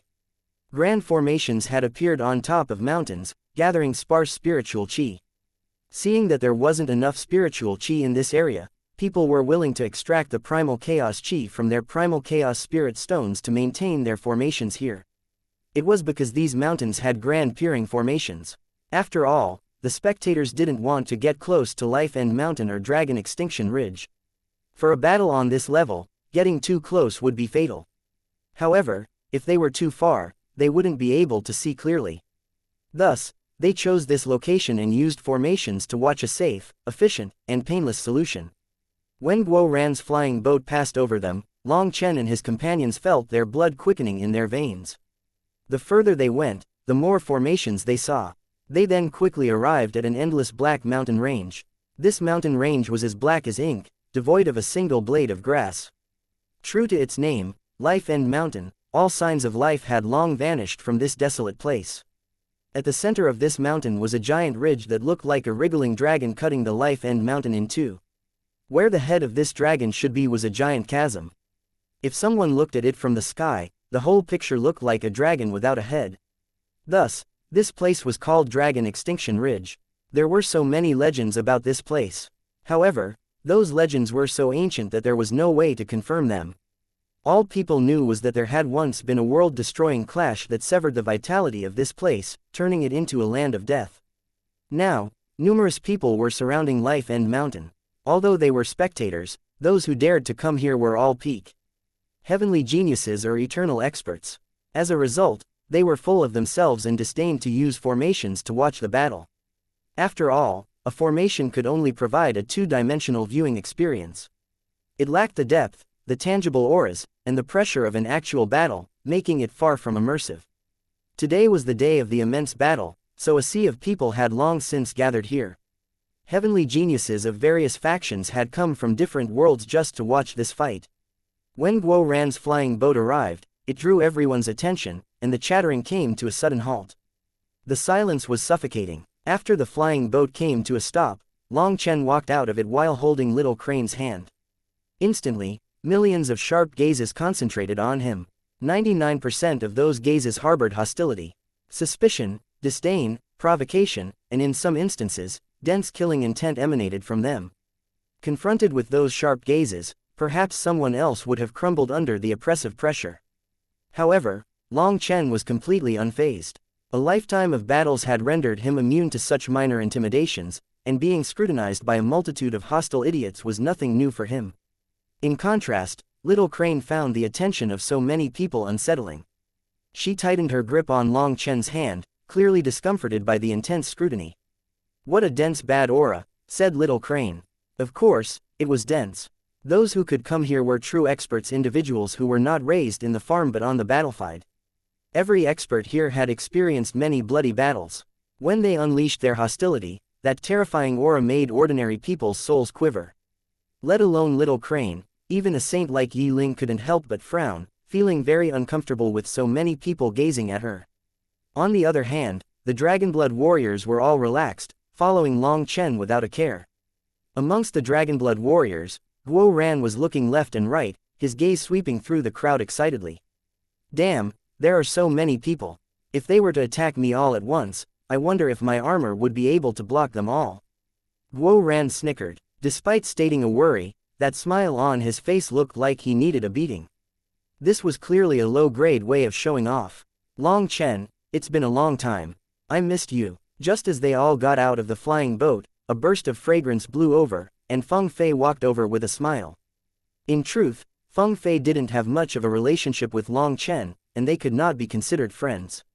However, Feng Fei still greeted him as if they were close friends. "It really has been a long time. How are you?" Long Chen returned Feng Fei's greeting. However, he was then startled, noticing a strange aura on her a bit similar to that of Netherdragon Tianyi. "Oh, you even see through this? I only awakened a trace of a Doyan's chi thanks to my clan's help. I can't even be considered a budding heavenly Doyan yet." Seeing his gaze, Feng Fei smiled and looked behind him. "Oh, where is that beautiful jealous girl of yours? Can I step a bit closer this time?" The jealous girl she spoke about was Tang Wan-er.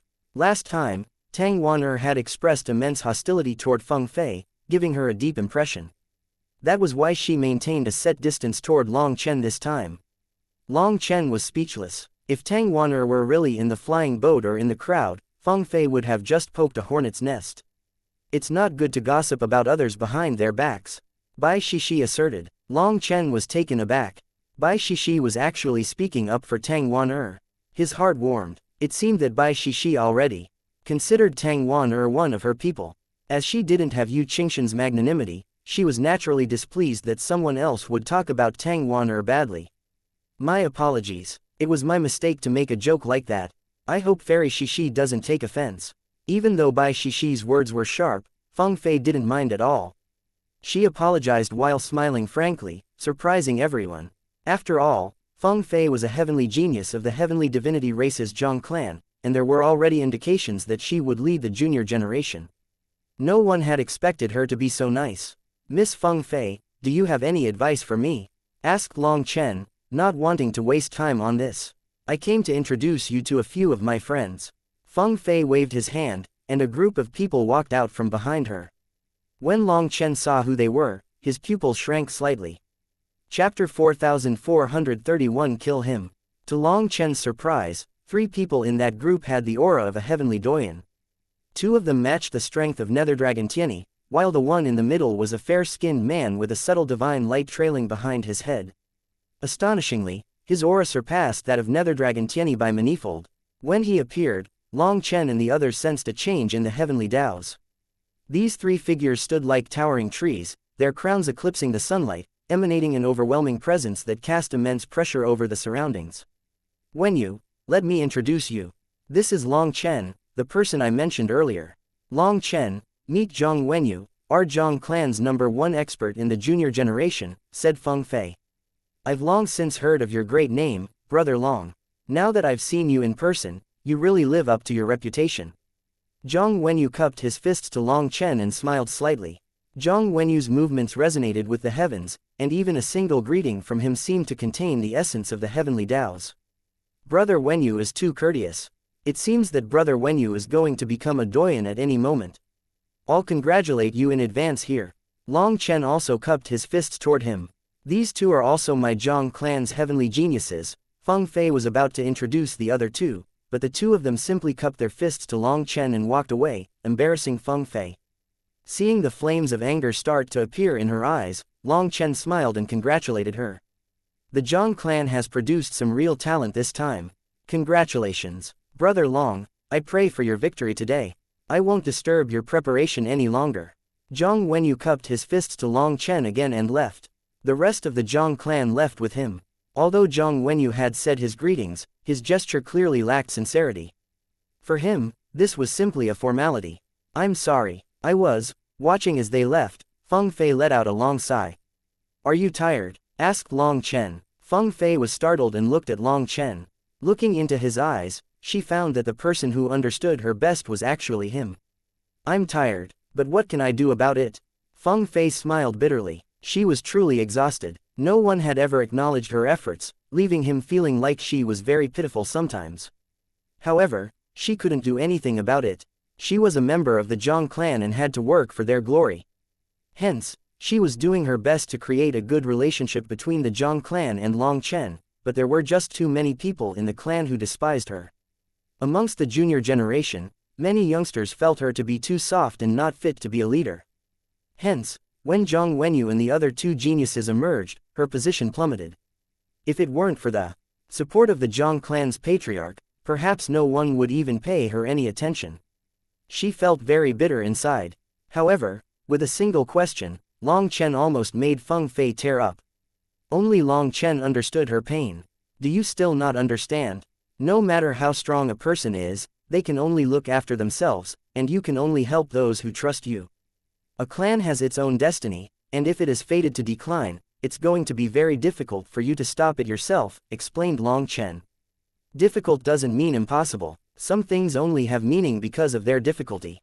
Since I am a daughter of the Zhang clan, and the Zhang clan has given me so much that I cannot repay them, I have to protect the Zhang clan even at the cost of my life. I'm sorry for today's embarrassment. I hope you won't mind."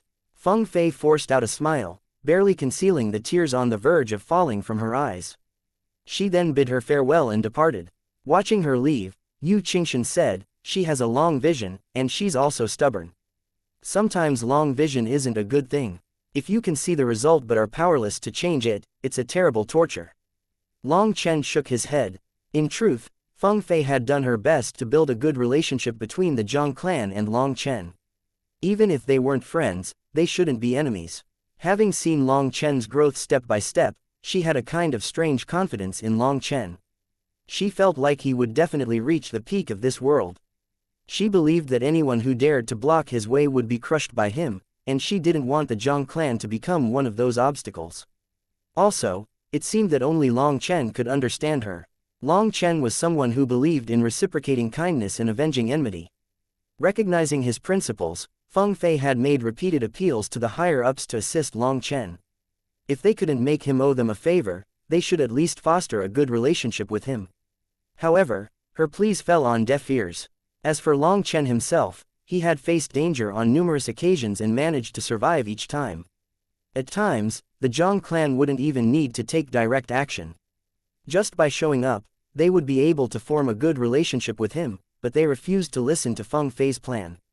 Although Feng Fei had the patriarch's support, the Zhang clan had many important decisions that required the council's approval. If a proposal failed during the discussion, then Feng Fei would be powerless to change it. This time, she had arranged for Zhang Wenyu to meet Long Chen to build a good relationship between the Zhang clan and Long Chen. While Zhang Wenyu did give her some face, the other two intentionally disregarded her, leaving her extremely displeased. This proved that the Zhang clan was an enormous existence, and its interior was extremely complicated. It seemed like no clan or sect could escape being entangled in such complex political dynamics. Long Chen, why did you come so early? Have you come to check the terrain and prepare yourself? Do you not have the confidence to win? At this time, a sinister voice rang out in the distance. Hearing this, the Dragonblood warriors were incensed. However, their anger wasn't directed at the person's words but rather at his status. This person was a human. While they didn't know what faction he was from, his potent aura marked him as a budding heavenly doyen, so he couldn't be a nameless figure. However, despite being from the same race, this person was trying to disturb Long Chen.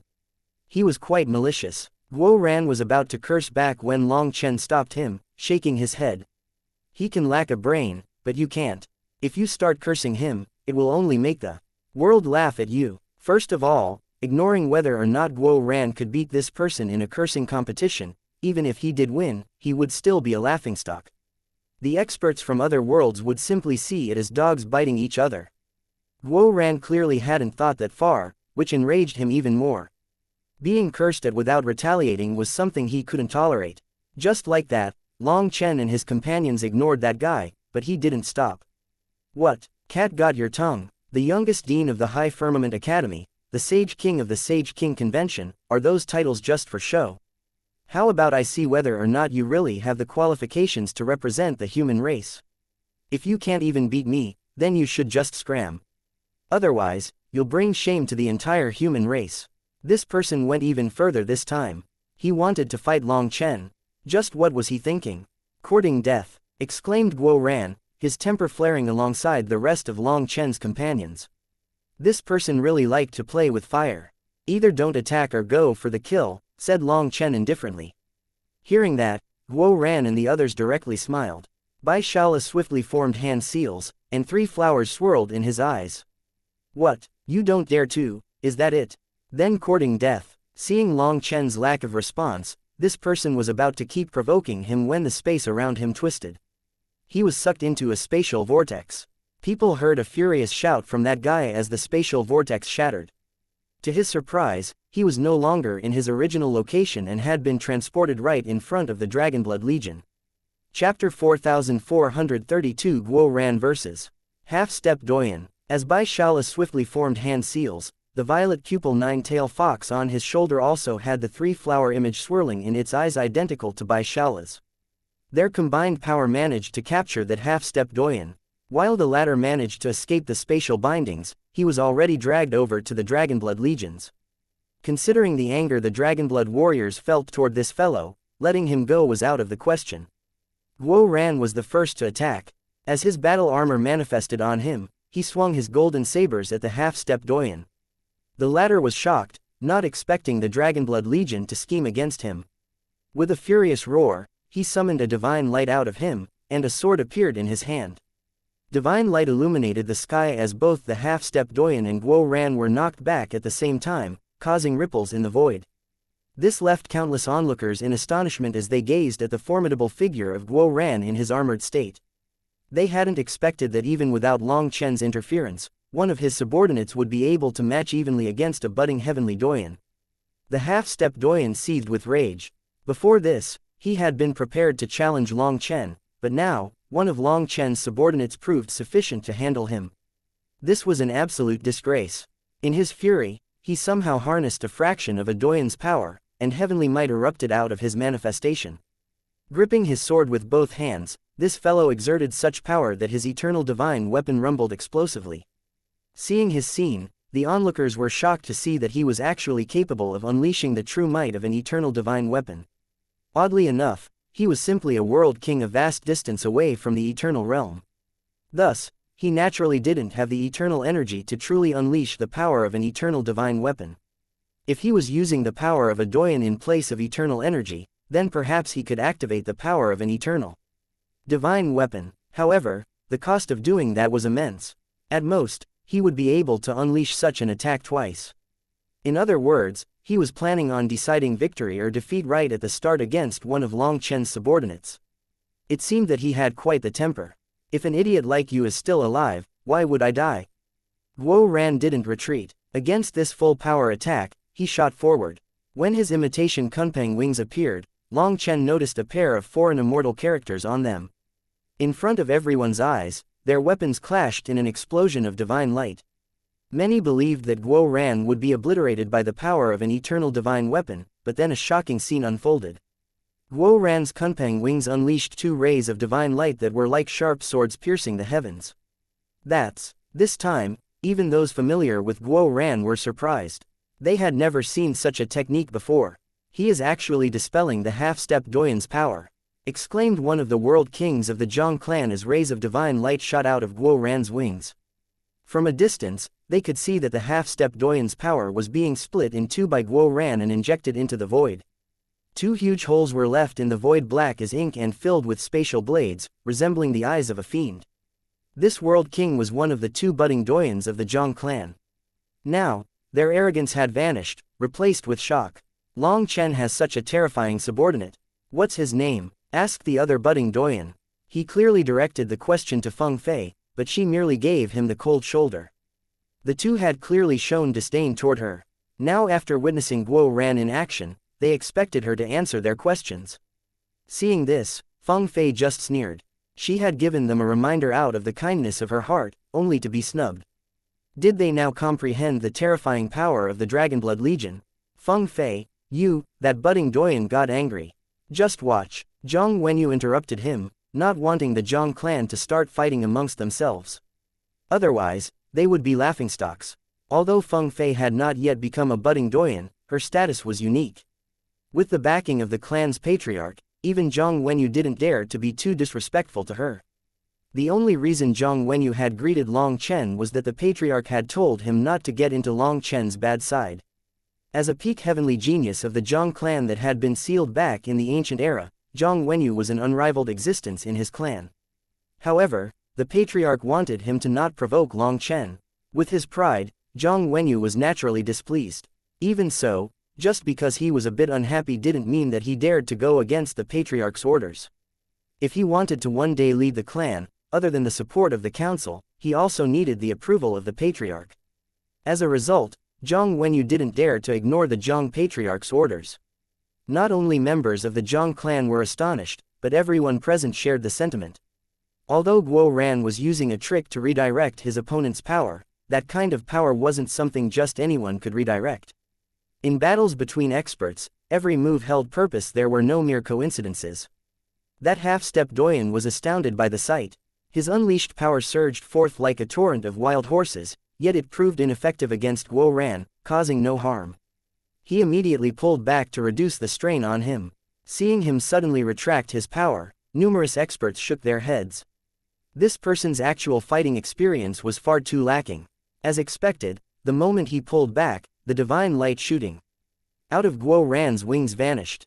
In response, various runes lit up all over Guo Ran, and he shoved his sabers forward, summoning a surge of energy that hurtled toward the half-step doyen. Like a kite whose string was cut, the latter tumbled backward, blood spraying out of his mouth. What an idiot! The reason for his loss is so stupid. Many experts cursed upon seeing this scene. Someone aspiring to become a heavenly doyen actually committed such a basic mistake. With this glaring opening, Guo Ran directly inflicted a significant injury to the half-step doyen, conclusively sealing the outcome of the battle. Damn bastard, you only rely on your tortoise shell and some tricks. Just wait, next time, I'll blow that tortoise shell apart." The half-step Doyen cursed furiously. His defeat left a bad taste, and he refused to accept it. However, it didn't matter what he felt. Having utilized his Doyen power to wield an eternal divine weapon, he was now depleted of energy. Seeing Guo Ran coming after him, he snorted, and heavenly Dao energy flowed around him. With a burst of divine light, he vanished. Just as he did, a streak of sword light fell, slicing apart the divine light that filled the sky. Chapter 4433 No Rest Until Death. In the blink of an eye, everything be it the divine light filling the sky, the very fabric of heaven and earth, or the half-step Doyen was sliced apart. A hidden figure slowly materialized, revealing its form in the aftermath. The onlookers gazed in dumbfounded shock as the half-step Doyen hovered in midair, motionless. His eyes slowly looked down, and his sword started to split apart. "You aren't fit to use a sword," an icy snort echoed, accompanied by the distinct sound of a sword being sheathed, its resonance penetrating deep into the hearts of the spectators. The half-step Doyen's gaze abruptly dimmed, and the fire in his soul extinguished along with the sheathing of the sword. Following that, the bisected corpse plummeted to the ground, the impact echoing like a hammer striking at the hearts of those who witnessed it. As their gazes lifted up from the corpse, they saw a white-robed man with a sword strapped to his back. In an instant, their expressions changed simultaneously. They did not recognize Yu Zifeng. Despite his name gaining recognition during Long Chen's triumph at the Sage King Convention, the limelight had been squarely on Long Chen. As a result, figures like Guo Ran, Yu Zifeng, and others were simply viewed as Long Chen's subordinates, drawing little attention. Now though, Guo Ran had defeated a half-step Doyen, and Yu Zifeng was even more amazing, killing that idiot in one move. Just how terrifying was that? At this juncture, not a single person could be called a true heavenly Doyen yet. Even the Zhang clan's heavenly genius, Zhang Wenyu, was a step shy from being one. Despite the seemingly minor gap, it proved to be an uncrossable gulch for many experts. Even someone as powerful as Zhang Wenyu could only be considered a budding Doyen. Witnessing someone of his caliber fall in battle left him profoundly shaken. You dared to kill my family's young master. Our heaven's gate will have no rest until we avenge him." When that half-step Doyen was slain, the dozens of eternal experts accompanying him were both shocked and enraged. They had never dreamed that their young master would meet his end here. Furthermore, the killer gave them no chance to save their young master. By the time they reacted, he was already deader than dead. Seeing the corpse of their young master, they felt like they were trapped in a nightmare. "No rest until you avenge him. Fine, then let there be no rest until death." Long Chen eyed them coldly. Suddenly, the whole Dragonblood Legion vanished. When they reappeared, they were already surrounding those eternal experts and hundreds of others wearing the same robes as the slain half-step Doyen. Just like that, blood flew through the air, and sword chi tore through the world. In less than a single breath, the Dragonblood Legion was back in their original location. The onlookers were astonished to find that the eternal experts had vanished from where they stood, leaving behind only bloodstains on the ground. Not even a trace of their corpses remained. Since there's no rest until death, there's nothing more to say. Despite being humans, you only know how to bully your fellow humans, while submitting to others. I detest such people the most. Who else wants to have no rest until death with us? Step forward. As the commander of the Dragonblood Legion, I will accomplish your wish, announced Guo Ran. The Dragonblood Legion's sudden assault scared everyone.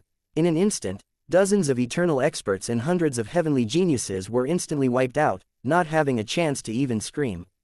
The Dragonblood Legion was so powerful that the battle ended in the blink of an eye. Their terrifying killing power gave others goosebumps. Originally, many experts here wanted to sneer at Long Chen and test him. Now, they were too scared to try. As for the Zhang clan's experts, especially the two budding Doyens, they were fully stupefied. Just now, they hadn't even bothered to greet Long Chen or look at his subordinates. However, the ants they had looked down upon now displayed a power that sent shivers down their spines. They couldn't stop their hearts from pounding crazily. The most terrifying thing was how everyone from the Dragonblood Legion, from top to bottom, showed indifferent expressions, as if nothing significant had just occurred. Even the most ordinary Dragonblood warrior showed no emotion after slaying those eternal experts. It was as if they had just done something trivial. Such calmness, coupled with an unyielding ruthlessness, sent shivers down the spines of even the battle-hardened warriors. The Dragonblood warriors were like reapers from hell, their gazes piercingly cold and merciless. HMPH. No wonder he brings so many people even though the occasion later is a solo fight. He's using his strong subordinates as a powerful backing, said one of the Zhang clan's budding doyens. Even if you don't constantly talk, people won't assume that you're a mute. Feng Fei finally couldn't endure it any longer. If Long Chen didn't have absolute power, who would be willing to follow him? Have you seen a little brother willingly call himself little when he's stronger than his boss? Do you think everyone is as brainless as you? What you? Why don't you go challenge Long Chen right now if you feel so confident? Don't worry, I can ask Long Chen not to kill you. Of course, you'll need to have the guts to try it, said Feng Fei, her tone so cold it could freeze the flame. The budding doyen was enraged, but he truly didn't dare to challenge Long Chen. After all, he wasn't tired of living yet. He had only said that idiotic sentence because he was jealous. He didn't want to admit that Long Chen was powerful. Now, with a few words, Feng Fei completely exposed him. Fuming with anger, he could only shoot her a glare.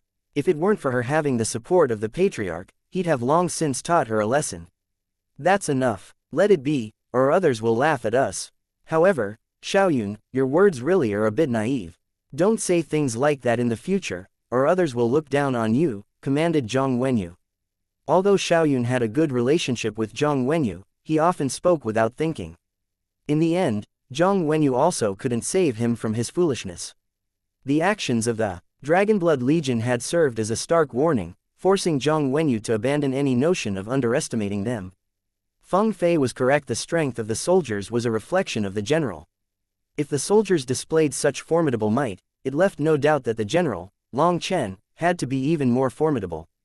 Now, Zhang Wenyu knew why the first heavenly doyen in the 9 heavens and 10 lands would challenge Long Chen to a duel. It's time. Why isn't Netherdragon Tianzhao here yet? The set time had arrived, but Netherdragon Tianzhao had not shown himself. It couldn't be that he doesn't dare to come, right? Just then, a thunderous rumble rang out, and the void shattered, revealing an enormous figure in front of everyone.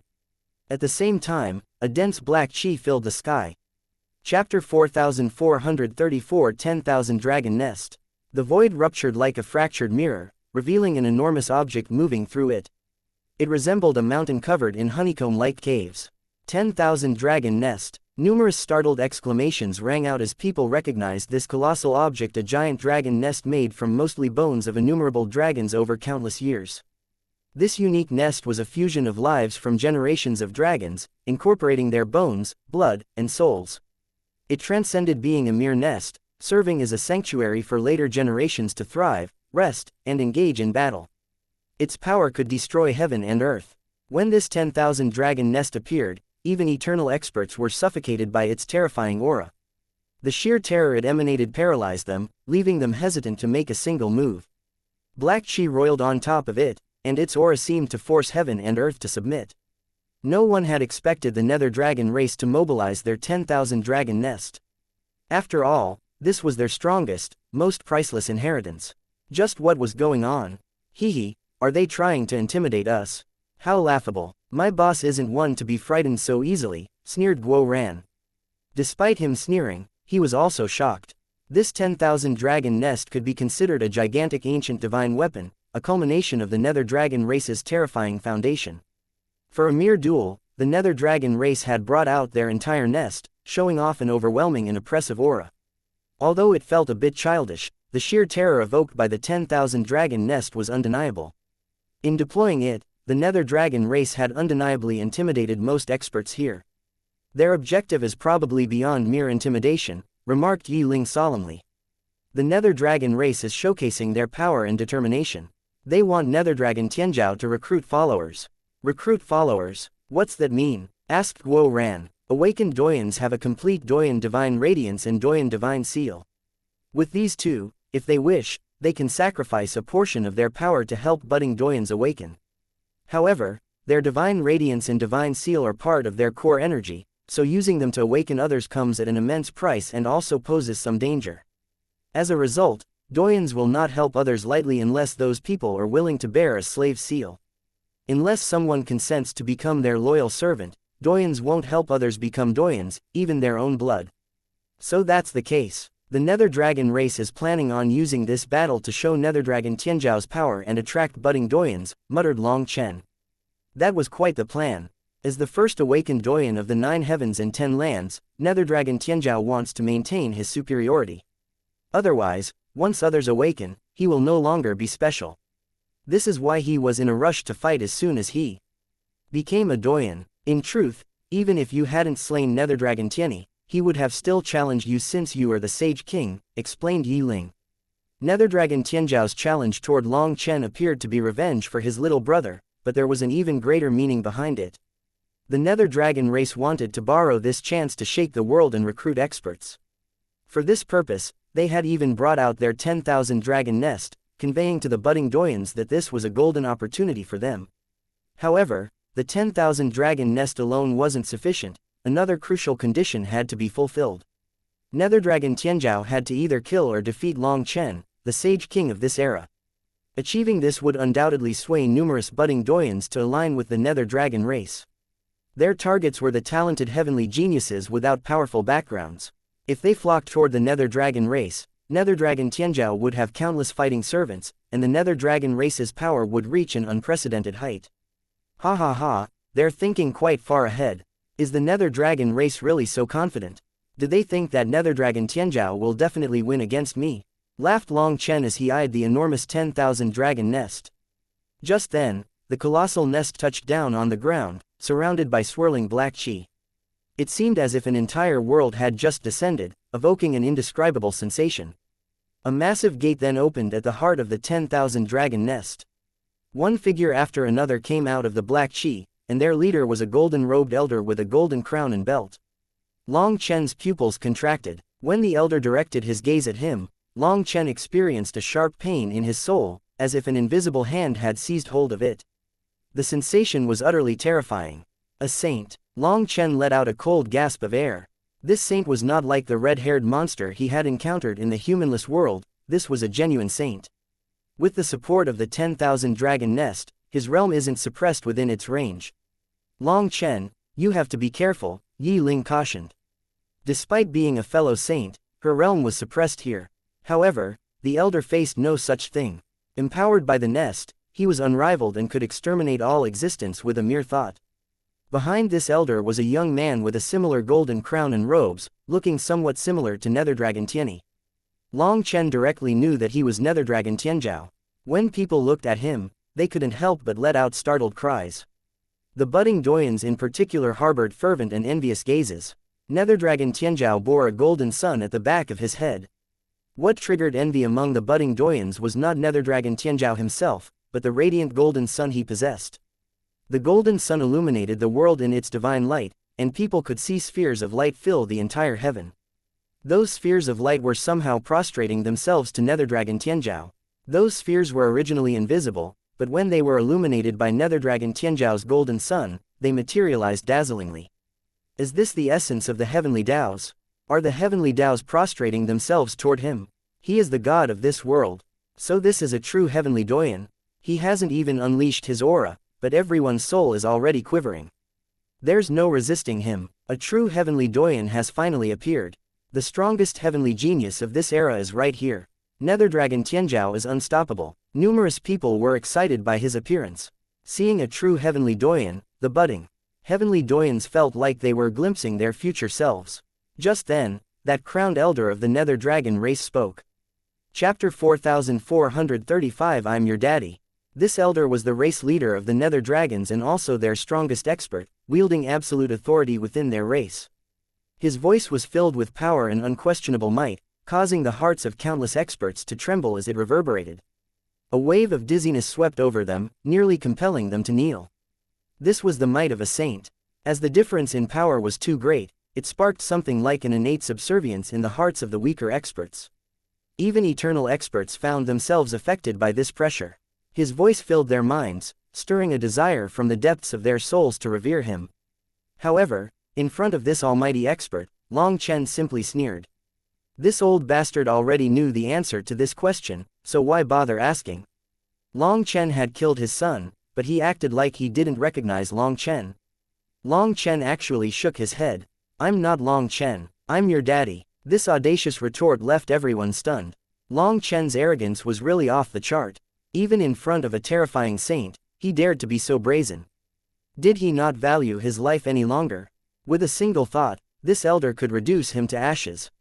Long Chen's response injected an unexpected twist into the tense atmosphere. Countless experts were taken aback, and while some found it amusing, no one dared to laugh. In an instant, the Nether Dragon race leader's expression visibly darkened. "Ignorant brat, do you know who you are speaking to?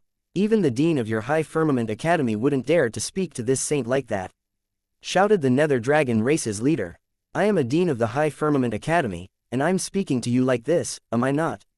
Is there a problem? This is a battle between me and Nether Dragon Tianzhao. What are you doing here?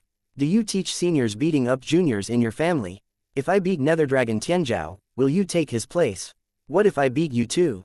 Will your dad come out of his grave?" asked Long Chen lightly. "Shut your mouth, you dumb brat," the Nether Dragon race leader roared. Following his roar, the void exploded and countless spatial fragments flew about. His projected soundwave then surged toward Long Chen. Long Chen's hair and clothes billowed backward, but he stood unwavering, not even batting an eye. He just stared at the Nether Dragon race leader coldly. On the other hand, the soundwave blasted through the ears of Guo Ran and the others, piercing their souls. Its violent pressure attacked their wills, trying to force them to submit. Luckily, every warrior in the Dragonblood Legion possessed a powerful will. Even as this soundwave tried to bend them, they stood tall like immobile mountains. This one roar contained no physical attack, purely filled with an explosion of the will. As a result, those with weaker wills were directly compelled to submit. This was the overwhelming pressure of a saint. A saint's will was formless yet strong enough to make the heavenly Tao's collapse. However, it was unable to shake Long Chen's iron will. The soundwave passed through this entire area, causing the surrounding experts to cover their ears in agony. People with weaker wills couldn't help but kneel to alleviate the pain. After all, submitting would make the Nether Dragon race leaders will stop attacking them. Tens of thousands of experts directly dropped to their knees. While they were excellent figures with immense power within the junior generation, raw talent alone couldn't turn them into true experts. They just had not suffered enough setbacks in this lifetime to temper their wills. These experts were pale and embarrassed, wanting to find a hole to hide in. This one roar had stripped them of their dignity. Now, they even felt like they didn't have the qualifications to continue watching from here. This earth-shattering roar was felt by all of them. Therefore, when they observed Long Chen's indifferent demeanor, they were especially astonished. After all, the primary focus of this soundwave had been on him.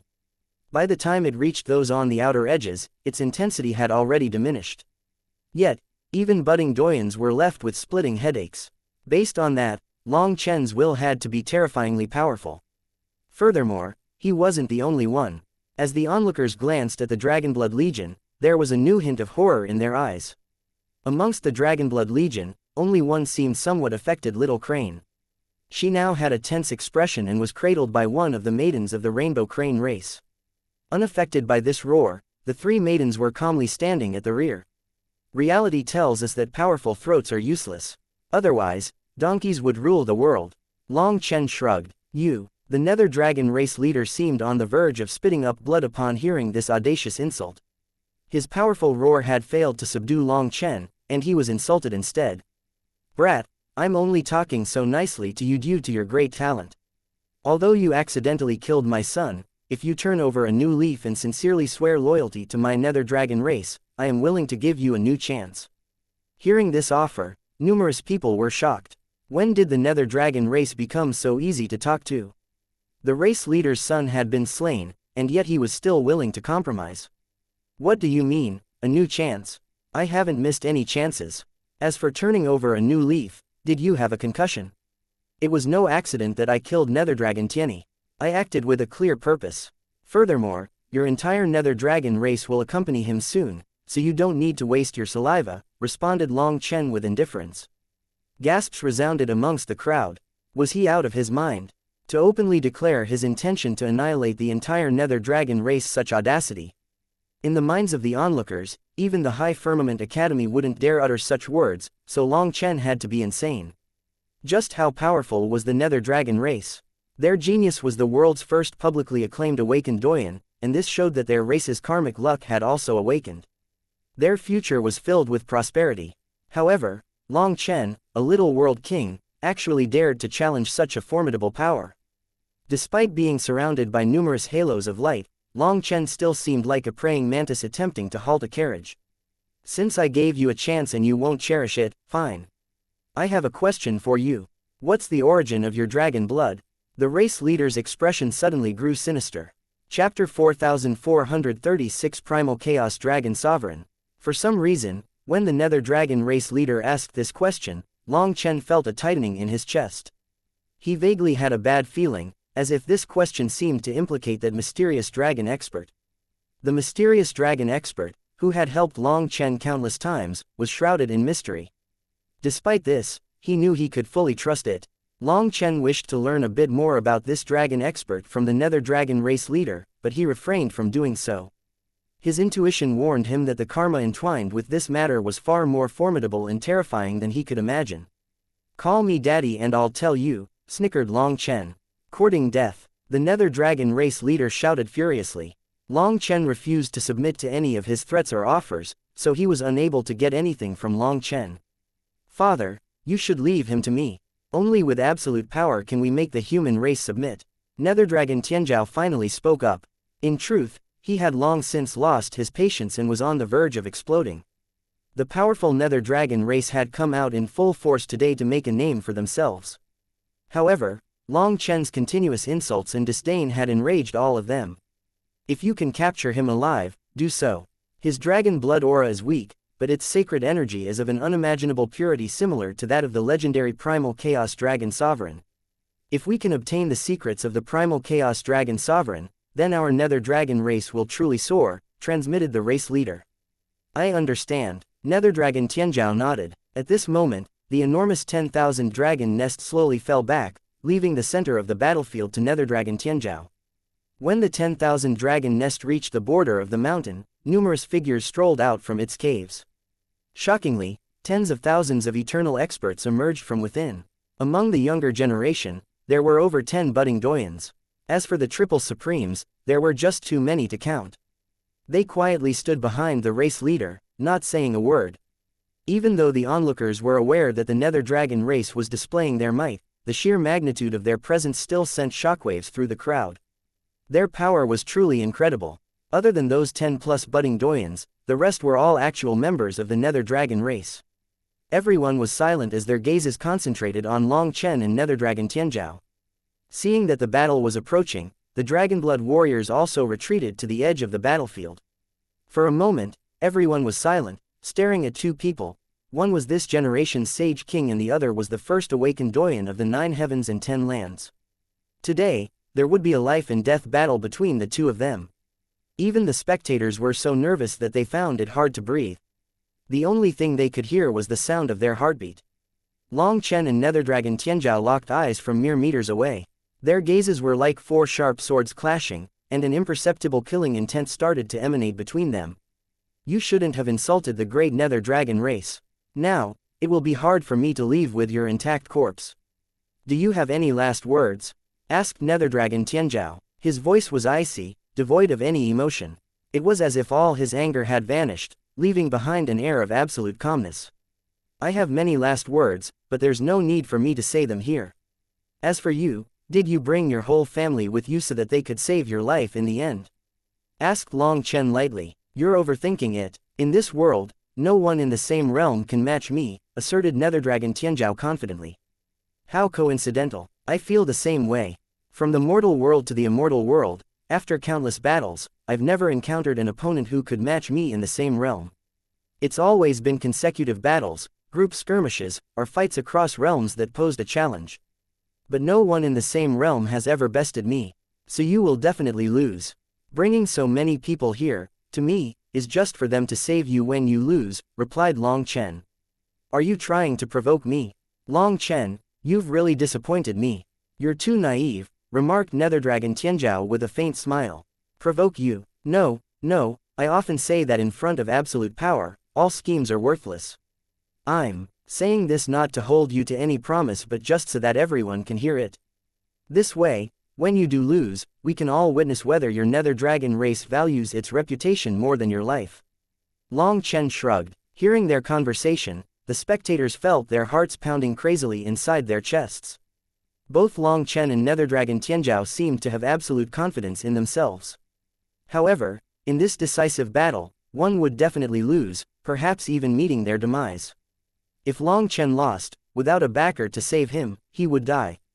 On the other hand, nether dragon Tianzhao was backed by his father and their 10,000 dragon nest.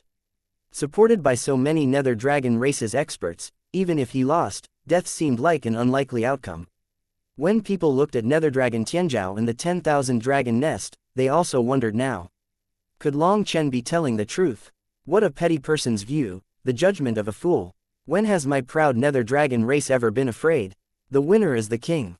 If nether dragon Tianzhao were to lose to you, he wouldn't be worthy to be my son, and I would personally kill him, sneered the race leader. Did you hear that? There's no need to keep arguing. Your little schemes are really laughable, said nether dragon Tianzhao. No, no, no. This is not arguing. This is making it clear.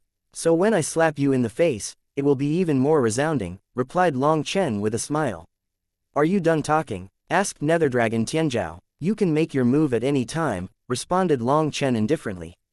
As they were done talking, an eerie silence settled over heaven and earth. The world appeared to have fallen into an absolute silence, devoid of any sound. The spectators couldn't even hear their own breath or heartbeat. Suddenly, their hair and clothes started to flutter.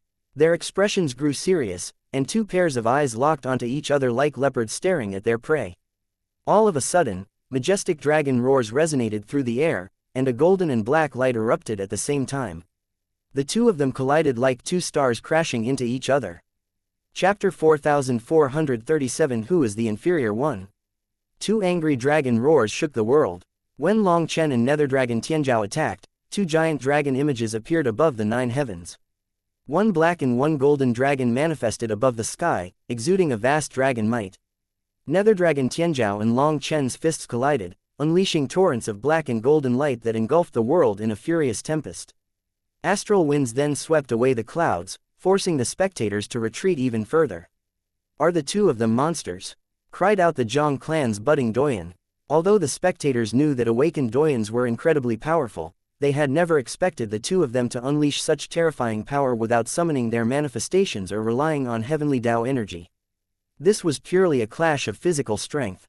Everyone was stunned. Those who could stand here were all powerful figures, and they could tell that these two were clashing with their raw physical power. In other words, the power of their physical bodies had reached the point of suppressing the heavenly Taos and the laws of the world, exceeding the scope of their understanding. A heavenly doyen was powerful because of their doyen power, not their physical bodies. However, nether dragon Tianzhao wasn't even using his doyen power, and Long Chen followed suit. This was the clash of the two most formidable physical bodies the onlookers had ever seen. Two enormous force fields appeared, one emanating in golden hue and the other shrouded in black. People could clearly see nether dragon Tianzhao covered in black dragon scales, as well as Long Chen in golden dragon battle armor. Their domains violently clashed against each other. Both of their blood chi surged, igniting and intensifying in potency. The resonating dragon cries persisted as Long Chen and nether dragon Tianzhao remained in a deadlock. With one hand behind their backs, they relied purely on their dragon blood domains to fight. You are merely a human who absorbed some dragon blood, and I am a doyen of the noble nether dragon race. To use a dragon blood domain to fight me, you really overestimate yourself, said nether dragon Tianzhao coldly. Spectators were astonished to witness nether dragon Tianzhao maintaining such a powerful domain while effortlessly conversing. Moreover, his voice remained steady and his spiritual strength unwavering. This indicated that he had not unleashed his full power. Normally, summoning such a terrifying domain would require the undivided attention of even eternal experts, rendering them unable to chat like this. Hence, nether dragon Tianzhao's ability to effortlessly do this struck fear into the hearts of people. Are you trying to make me laugh to death? Noble, if the nether dragons were noble, why would you join the netherworld and ruin your pure bloodline as dragons? Is becoming a dog of the netherworld really noble? Scoffed Long Chen. Long Chen stayed fearless even against this dragon blood domain. Under nether dragon Tianzhao's pressure, Long Chen sensed the dragon blood in him undergoing a transformation. Back then, the mysterious dragon expert had imparted its cultivation technique to Long Chen, the dragon soul body forging art. After cultivating it to the next stage, Long Chen then transformed his dragon blood into egg-like cores. Within those cores resided dragon-shaped runes that had taken on an embryonic form, and they maintained that state until now. Unfortunately, Long Chen's connection with the dragon expert was severed after that, so there was no one to guide him with the dragon soul body forging art. As a result, Long Chen's progress in it had stagnated ever since. Now though, under Netherdragon Tianzhao's dragon blood pressure, Long Chen's dragon-shaped runes seemed to be stimulated and were starting to grow once more. Long Chen had completed the transformation of his dragon blood into dragon tendons, so he could store the excess dragon blood energy in his tendons now. As the dragon-shaped runes became clearer, Long Chen's dragon blood energy also grew increasingly pure and vast. Long Chen's dragon blood seemed to have endless potential, allowing him to feel extremely relaxed under this pressure. So, he had responded to Netherdragon Tianzhao's mockery with a sharp retort that not only infuriated Netherdragon Tianzhao but also cut deep into the heart of the entire Nether Dragon race. From the leaders to the subordinates, furious killing intent appeared in their eyes. If their looks could kill, Long Chen would have died countless times over. When it came to the Nether Dragon race, many people knew that they were traitors of the dragon race, having sided with the Netherworld. However, no one knew the details. Of course, even if they knew, they wouldn't bring it up for fear of drawing a calamity upon themselves and their families. This was a taboo subject. For Long Chen to reveal this in front of countless people, it went beyond merely slapping the Nether Dragon race in the face. This was akin to ruthlessly picking at their most ancient and sensitive scab. "Inferior human, how dare you spout such nonsense?" shouted Netherdragon Tianzhao. "Inferior Nether Dragon, are you not clear on the truth? Since you could betray the dragon race, you've long since lost your spine. Why worry about other people talking behind your back?" asked Long Chen, lightly. Suddenly, Netherdragon Tianzhao's dragon blood domain ignited, and black flames appeared throughout it. His domain rapidly grew. Originally, both of their domains were the same size, but now the black domain instantly grew 10 times larger, devouring Long Chen's golden domain. As the black domain grew and the dragon might raged, it was like millions of invisible dragons were violently attacking the surrounding area. Its explosive power forced the spectators to retreat even further. Netherdragon Tianzhao was enraged. He seemed to have lost patience and was no longer playing this little game. He wanted to crush Long Chen right here and now. "You damn human, you'll pay the price for blaspheming the great Nether Dragon race." His thunderous roar sent shockwaves through the world, leaving the spectators in a dazed state. Finally, everyone here could personally experience the terrifying side of a legendary heavenly doyen. Chapter 4438. Are you a mixed breed? You will pay the price of your insolence. Netherdragon Tianzhao's voice echoed throughout heaven and earth, as if the very world was transmitting his will. His voice didn't just echo throughout heaven and earth, it also reverberated within everyone's minds. They were powerless to resist it. Netherdragon Tianzhao's wrathful will was transmitted through the heavenly Daos. This demonstrated the terrifying aspect of a heavenly doyen. The heavenly Daos were just a tool for him and could be controlled effortlessly by him. In his presence, the heavens had to bow to him. Before this, he had only used the might of the Nether Dragon race, intending to crush Long Chen with his dragon power.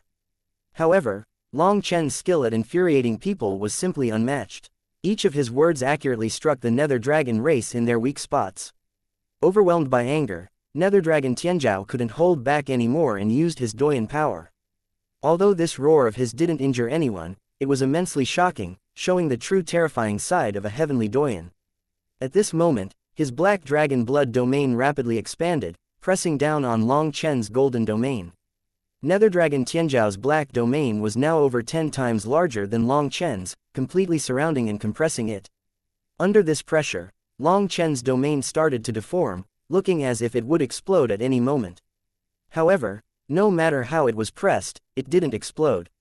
Netherdragon Tianzhao was well aware that Long Chen still had hidden cards to play.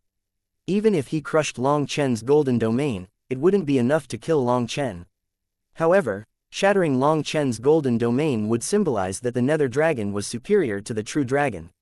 After all, this battle wasn't just a competition between the two of them but also a showdown between the Nether Dragon race and the true dragon race. On the Dragonblood Legion's side, Bai Shishi, Yu Qingshan, Bai Shaola, and the others were clenching their fists, their palms covered in sweat. Little Crane was still hiding in her aunt's embrace, covering her eyes. She didn't dare to watch, but she would occasionally peek through the cracks between her fingers. On the other hand, Guo Ran, Sha Chen, and the rest of the Dragonblood Legion weren't worried at all. Their confidence in Long Chen was off the chart. Having followed Long Chen for so many years, they believed that no matter what kind of monster he encountered, as long as they were in the same realm, Long Chen would not lose. In their hearts, this was an iron rule, so they were calmer than everyone else. Long Chen's golden dragon blood domain was deforming and making creaking sounds as if it would explode with just the slightest bit of pressure. However, it never happened. Now, Long Chen no longer provoked Netherdragon Tianzhao. He wasn't in the mood to. Instead, he focused on the dragon blood runes within his dragon tendons, which were undergoing a transformation. The egg-like cores were growing, resembling tiny curled-up tadpoles at first, making their shape difficult to tell. However, as Netherdragon Tianzhao's power stimulated them, they seemed to incubate, and their curled-up forms gradually spread out. After stretching out, they still didn't look like dragons but more like earthworms. However, they suddenly tightened as they were forced to compress. This compression triggered a vast and explosive power to erupt from them, sending dragon blood energy throughout every inch of Long Chen's body. It felt like he was struck by lightning, and his dragon blood energy entered a completely new state. It was a qualitative uplift, and Long Chen was delighted by this unexpected discovery. When stimulated by danger, the dragon blood body forging art would automatically draw out its potential and improve. At first, using dragon blood energy to fight Netherdragon Tianzhao was a stretch for Long Chen. After all, he wasn't part of the dragon race, lacking their massive bodies to store up so much energy. This was a significant drawback compared to the pure-blooded Netherdragon Tianzhao. Long Chen realized that using this weakness to fight against his enemy's strength was very foolish. However, who asked him to inherit the mysterious dragon expert's legacy? Since he had taken up its inheritance, he had to clean up any traitors for it. As a result, Long Chen had to use the dragon expert's technique to fight Netherdragon Tianzhao. Even if Long Chen lost this way, he still had to do it. Otherwise, the mysterious and prideful dragon expert would be greatly disappointed. With this in mind, Long Chen simply gritted his teeth and pressed forward with this foolish fighting style. Of course, he hadn't expected his dragon blood runes to advance. Realizing this, Long Chen hastily calmed himself and shouted, "Hey, you're quite arrogant for someone so weak. I already told you that a loud throat doesn't matter or donkeys would rule the world. Is this your so-called Nether Dragon divine abilities? The pride of the Nether Dragon race? Could it be that this is really all your power? How foolish." Countless jaws dropped. They had thought that Long Chen was pressed to the point of not being able to speak. Unexpectedly, he remained relaxed enough to insult his opponent. "I'm only defending against your domain, not even attacking. Yet, you still can't do anything. It seems that the Nether Dragon race really is nothing in front of the true dragon race. I'm just a human and only have the slightest trace of true dragon blood. But you, a pure-blooded Nether Dragon." Suddenly, a bewildered expression appeared on Long Chen's face. He shifted his gaze to the Nether Dragon race leader in the distance and then back at Netherdragon Tianzhao. His mouth moved a few times, and he gasped in shock. "Could it be that you're not pure-blooded and are a mixed breed?" Countless people almost coughed up blood. In this tense atmosphere, Long Chen suddenly said such a thing. Numerous glances turned toward the Nether Dragon race leader, whose expression was as dark as the bottom of a pot. His teeth were clenched so hard that they were about to shatter. If this were not a duel between two youngsters, the dragon race leader would have joined in and crushed this bastard. Long Chen's sharp tongue and toxic remarks were unparalleled. Even in all his years, the dragon race leader had never encountered such a venomous person. "You insolent wretch, you've crossed the line." Netherdragon Tianzhao roared, his rage causing his hair to stand on end. His contorted face seemed on the verge of spewing flames as he forcefully slammed his hands together. His domain exploded, transforming into a black halo that expanded in all directions, nearly enveloping the spectators. They then fled in terror. Netherdragon Tianzhao's domain had surged to an astonishing scale, leaving the onlookers stunned. Once the domain reached its limit, Netherdragon Tianzhao's hand seals changed, causing the giant domain to shrink rapidly. A berserk power then radiated, crushing everything in its path. Chapter 4439 Silently Profiting. Everything inside the dragon blood domain creaked as it compressed, and the space near it twisted crazily. Unable to see inside the twisted space, the spectators could only rely on their other senses to observe. He's trying to crush Long Chen alive. What a terrifying domain. Even eternal experts would be unable to move inside. Everyone was shocked by this scene. Ordinary experts would be instantly crushed out of existence. Most terrifying of all, this domain was still compressing around Long Chen's domain. Long Chen was like a bubble inside a raging sea, and his domain might pop at any moment. Tianzhao, remember to capture him alive. The Nether Dragon race leader shouted loudly, afraid that Nether Dragon Tianzhao was too angry to hold back. After all, he was eager to find out the origin of Long Chen's true dragon essence blood. He wanted to know if it really was related to the legendary primal chaos dragon sovereign. Capture me alive, based on this little bit of power. Are you joking with me? Sneered Long Chen from inside his golden dragon blood domain. Facing the overwhelming pressure, the golden domain constantly warped, appearing on the verge of shattering. Despite this, Long Chen maintained a calm expression. Even now, he was still so arrogant, so many people were wondering whether he was really so calm or if he was putting on an act to cover up his panic. After being surrounded by such a terrifying domain, anyone would be at an absolute disadvantage and feel afraid. Yet, Long Chen's demeanor remained disdainful, giving rise to suspicions that his expression was perhaps a false bravado, and he was barely hanging on. I want to see how long you can keep up this act, sneered Nether Dragon Tianzhao coldly. Nether Dragon Tianzhao's domain was constantly strengthening, fueled by the burning of his essence blood. Within the domain, black flame dragons proliferated, emitting a scorching heat that seemed to engulf the very heavens and earth. This was his life flame, an existence capable of incinerating all things. Even after I pointed out that you're a mixed breed, you refused to accept it. I might not have a lot of dragon blood in me, but it is incomparably pure. To draw a comparison, your power is like a mountain of grass, whereas mine is like refined steel. No matter how much grass you pile on, you can't crush a steel wire. Although quantity can sometimes make up for quality, your power is clearly inferior. I only have a trace of dragon blood, but even when you use all your power, you can't break my domain. That, my friend, is the difference between us, Long Chen remarked with nonchalance. While his expression was calm, he was overjoyed inside. The increasing intensity of Nether Dragon Tianzhao's power acted as a catalyst, accelerating the growth of Long Chen's dragon blood runes. Those tadpole-like cores grew solid and clear, and millions of them were coursing through Long Chen's body, akin to millions of active volcanoes moving through him. Once they erupted, they would unleash endless destructive power. Previously, cultivating the dragon soul body forging art had been perilous for Long Chen. Even though he managed to succeed in condensing these runes, further improving them would be as difficult as ascending the heavens. However, today, he found this secret.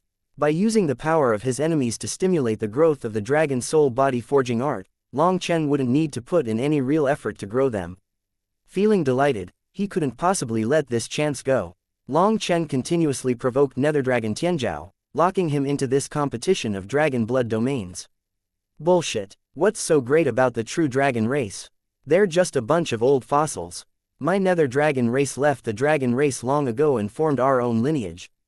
Our power has long since surpassed the true dragon race. Today, I will show you that the true dragon race's so-called pure bloodline is nothing more than a joke. Roared Nether Dragon Tianzhao. Alright, then I'm waiting. Long Chen shrugged indifferently. His apathetic appearance frustrated all the Nether Dragons. Long Chen was quite happy. He had initially worried about Nether Dragon Tianzhao changing tactics and potentially losing this opportunity. However, he successfully tricked this idiot. For the face of the Nether Dragon race, Nether Dragon Tianzhao couldn't give up on using his dragon blood domain to crush Long Chen. Furthermore, in his opinion, he was at an absolute advantage. Nether Dragon Tianzhao's domain continued to shrink, causing the entire earth to shake. His domain was clearly growing stronger as it shrank, but at the same time, it came at the cost of further depleting his dragon blood power. On the other hand, Long Chen's dragon blood domain was constantly being suppressed. Like a bubble in the wind, it looked like it would pop at any moment. However, even after so long, it didn't pop. When it came to his art of provocation, no one would believe Long Chen if he said it was inferior to his combat skills. Every word he uttered stabbed the Nether Dragon race in the most painful spot. Now, All the Nether Dragon race's experts wanted to tear Long Chen apart. Time passed bit by bit. Nether Dragon Tianzhao's dragon blood domain had shrunk to the point that it could crush budding Doyans to bits in an instant. However, Long Chen's dragon blood domain continued to remain there, looking like it would explode, but not really. Now, people started to feel that something was off. The Nether Dragon race's people were also getting suspicious, gradually smelling a scheme. Long Chen was only defending the entire time. Was he trying to exhaust Nether Dragon Tianzhao's energy? Just what kind of scheme did he have up his sleeves? Nether Dragon Tianzhao, you should just give up. Your blood is so mixed and impure that you can't do anything to me. How about I take back what I said? I won't say that you're a mixed breed anymore. I admit that you are your dad's son, and no one helped you.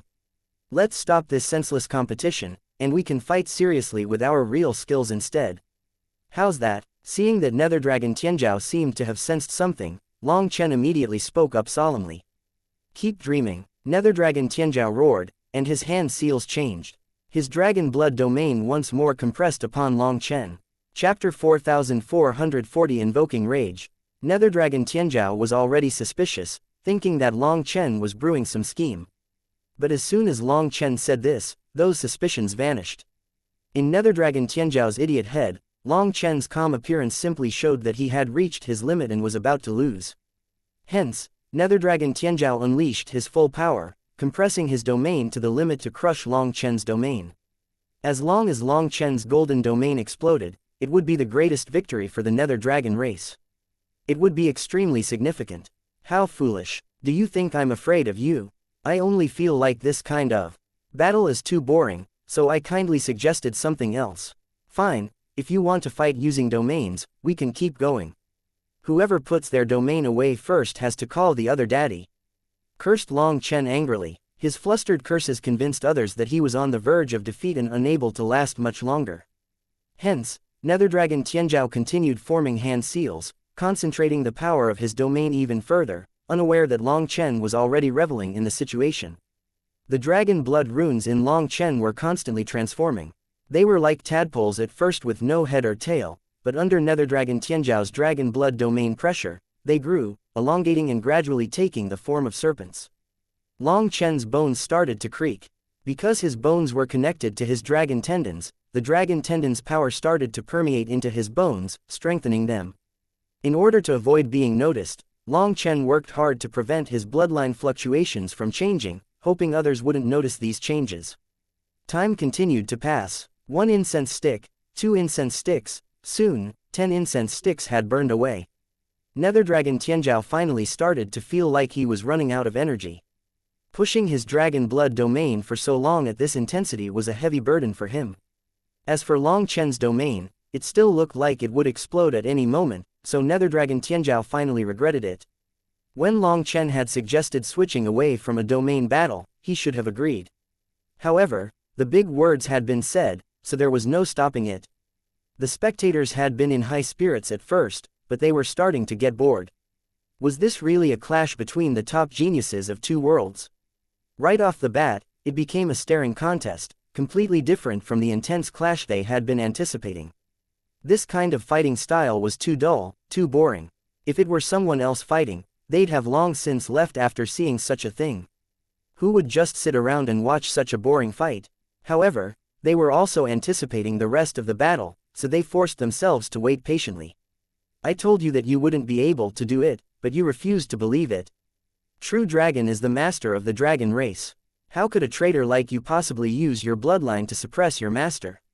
Said Long Chen upon seeing Nether Dragon Tianzhao want to retreat.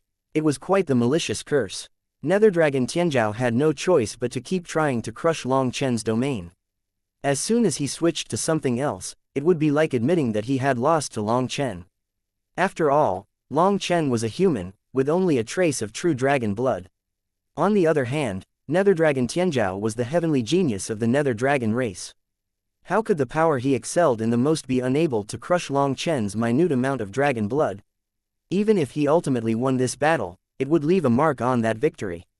Nether Dragon Tianzhao was enraged. However, he didn't know how to escape this deadlock. Continue using his dragon blood domain. It wasn't working. Putting it away, he couldn't. How long are we supposed to watch this kind of boring domain battle? A real battle between experts isn't a competition of domains, it's pitting their lives against each other. Did we really come from so far just to see this nonsense? Suddenly, an angry roar came from the distant crowd. Hurry up and start fighting. What is the point of this? This is the battle between the Sage King and the world's first heavenly doyen. Are you two trying to make everyone die laughing at you? Stop wasting time. The Nether Dragon race wants to show off their power, right? Then, bring out your real power.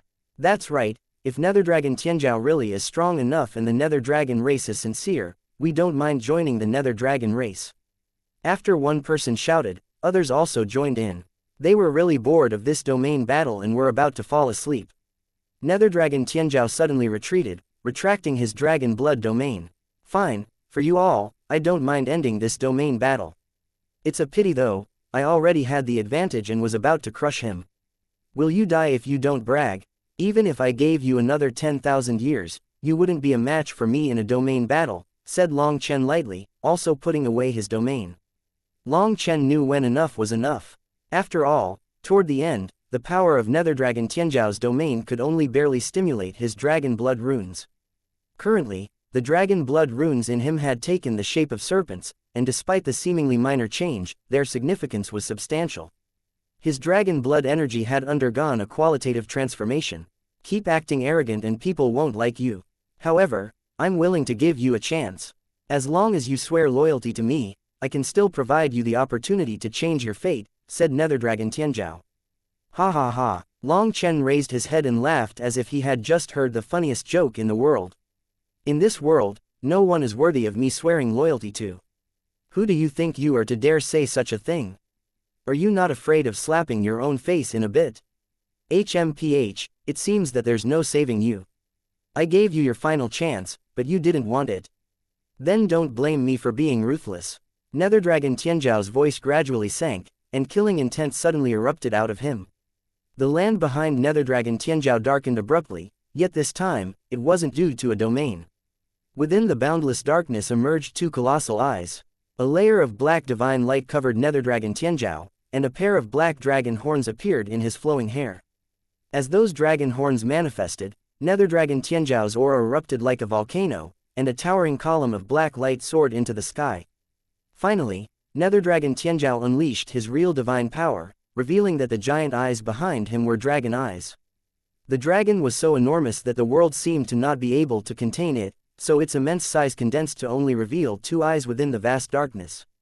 In a swift motion, Nether Dragon Xianxia pointed a finger at Long Chen, and a streak of black lightning tore through the world. Chapter 4441 New Manifestation. A bolt of black lightning shot right past Long Chen's face, missing Long Chen's right ear by a bit. It then pierced through the void and didn't scatter, leaving behind a line of black light with the thickness of Nether Dragon Xianxia's finger. It had shot out of his fingertip and extended beyond the horizon. Looking at that black line, the onlookers jumped in shock. This attack came way too fast and too sudden for them to react properly. Everyone's expression changed, especially those budding doyens. If this attack had been used on them, they'd have been dead. However, it seemed that Nether Dragon Xianxia's accuracy was a bit off as this attack didn't strike Long Chen's head, instead going right past his ear. On the other hand, Long Chen didn't move at all. When that black light shot right past him, the wind it carried blew back his clothes and hair, but his eyes were calm. In fact, he didn't even blink. Seeing this scene, most people here were stunned. Long Chen and Nether Dragon Xianxia had yet to reveal their true power, but the power of their domains alone was enough to show just how terrifying they were. Given Long Chen's skill level, he should have been able to sense Nether Dragon Xianxia's attack. He wouldn't just stand still and not dodge. Being able to dodge was one thing, but choosing not to dodge was an entirely different matter. Dodging was a natural instinct in the face of such a formidable attack, and deliberately refraining from it was just. Thinking about this, the budding doyens were scared out of their wits. Could it really be that Long Chen had seen through Nether Dragon Xianxia's intentions and simply decided not to move? You intentionally missed to make me look like a miserable coward. The Nether Dragon race really is childish, said Long Chen indifferently. Long Chen displayed a calm exterior, but he was actually shocked.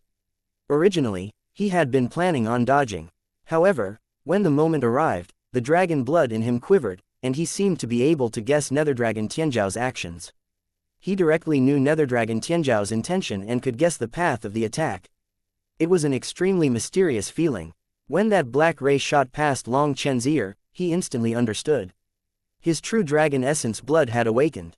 As the supreme existence of the dragon race, the true dragons were the originators of all the dragon race's divine abilities.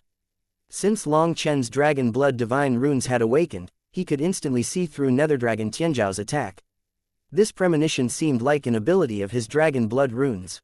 It was truly mysterious. It was due to this feeling that he dared to be so arrogant, simply allowing this terrifying attack to fly by him without dodging. Despite being prepared for it, the onlookers were still shocked by what Long Chen said.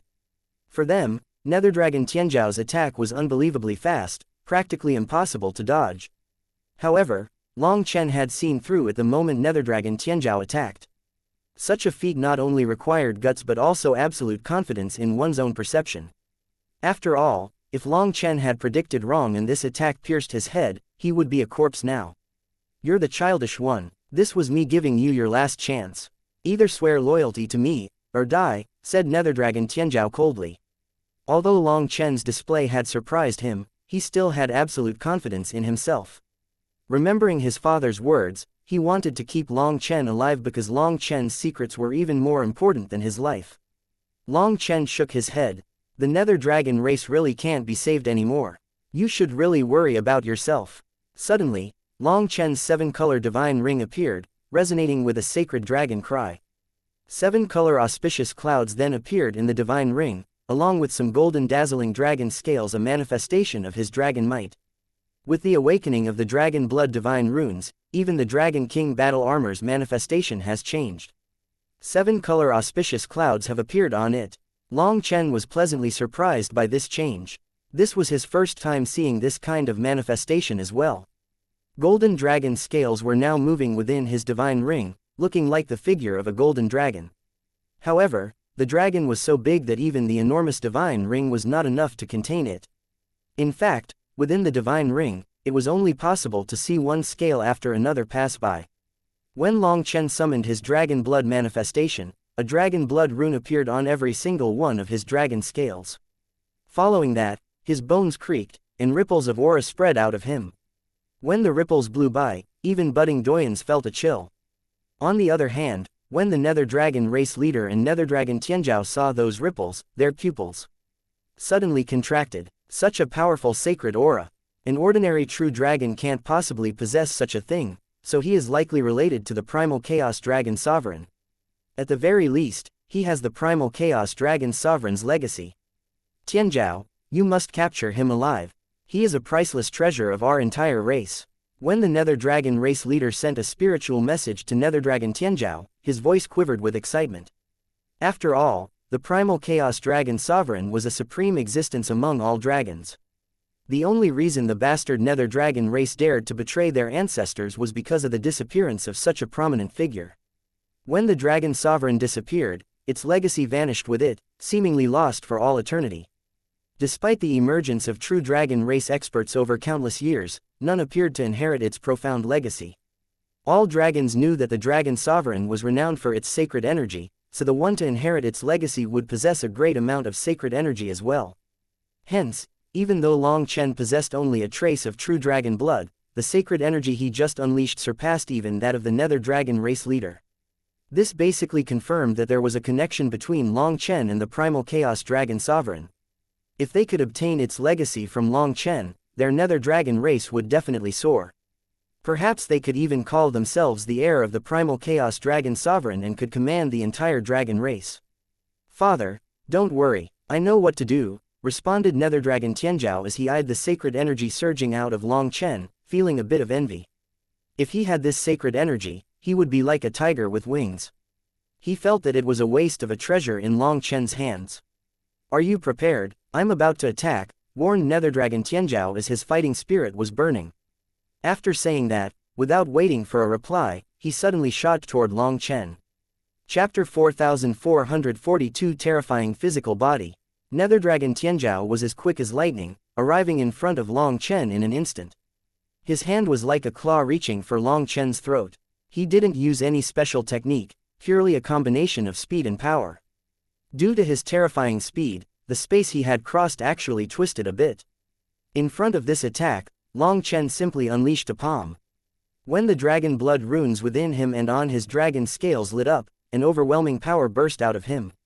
A powerful explosion erupted, causing wild gusts to fly out like sharp blades slicing the earth apart. The huge cracks then spread into the distance, headed straight for the spectators. When they saw this scene, they hastily dodged. However, when the leftover wind blew by them, they felt a sharp pain as if they had been sliced by a blade. Even at this distance, Long Chen and Netherdragon Tianzhao's power didn't dissipate, being incredibly concentrated. If the spectators were struck by the actual gust, it would be like withstanding their attacks, and they could easily lose their lives. Just as everyone was shocked by their power, Long Chen and Netherdragon Tianzhao had exchanged dozens of blows. Both of them fought barehanded, using their hands and feet in a wild assault against the other. Every clash would unleash a thunderous explosion and raging chi waves that tore through the landscape. That black fellow is so frightening. Big brother Long Chen won't lose, right? Full of worry, Little Crane covered her eyes, peeking through the slits between her fingers. Naturally, this black fellow was Netherdragon Tianzhao covered in black dragon scales, launching a furious assault. Someone who can beat boss in close quarters combat has yet to be born. Don't worry, comforted Guo Ran. Hearing Little Crane's silly question, the Dragonblood warriors smiled. They understood Long Chen very well. His hand-to-hand combat skills had been refined to the peak through actual combat. Through countless bloody battles and life-and-death experiences, Long Chen had developed his own fighting style. Hence, for Netherdragon Tianzhao to fight Long Chen at close range, he was just asking for it. Long Chen and the Netherdragon Tianzhao's exchanges intensified as their speed and power were rising. The spectators could only see golden and black divine lights crazily clashing. Dragon cries continuously reverberated, along with immense explosions. It was like a fight between two enormous dragons. Dragon roars would occasionally come from their manifestations as if encouraging the two of them to fight harder. What terrifying power! And it's just a pure clash of physical strength. The dragon race's physical bodies really are terrifying, sighed a spectator. Even though they were just spectating, everyone could gauge the power of their blows based on the changes in the laws of the heavenly Taos. In this battle, every single one of their moves had reached the essence of going from complex to simple, incredibly refined. As it turned out, Netherdragon Tianzhao was also an expert at close-range combat. There was nothing to pick on. In the blink of an eye, the two of them had exchanged hundreds of blows. The spectators were unable to find the slightest opening in any of their moves. I suppose we didn't come for nothing. This is a real battle, and they're true experts, said another spectator. Their domain battle was boring, but this fight was worth the effort of traveling here. As they were watching the two of them fight, they tried to imagine themselves using the same moves and fighting someone else like this. How could they digest this scene? Properly applying the insights that they were gaining now would help them improve quickly. This was a real battle without any sloppiness, and it distinguished itself from their usual sparring sessions, providing spectators with valuable insights. In numerous aspects, the spectators could use both combatants as benchmarks to deepen their understanding. This explained why many triple supremes were willing to take the risk of witnessing the spectacle firsthand. Such a learning opportunity was exceedingly rare. Eventually, their attacks started to slow down, but their techniques were even heavier now. Every impact shook the world, and the immense power was hard for the spectators to endure. Every impact made them feel their chests tighten, and it soon felt as if their insides were being gripped by some mysterious power.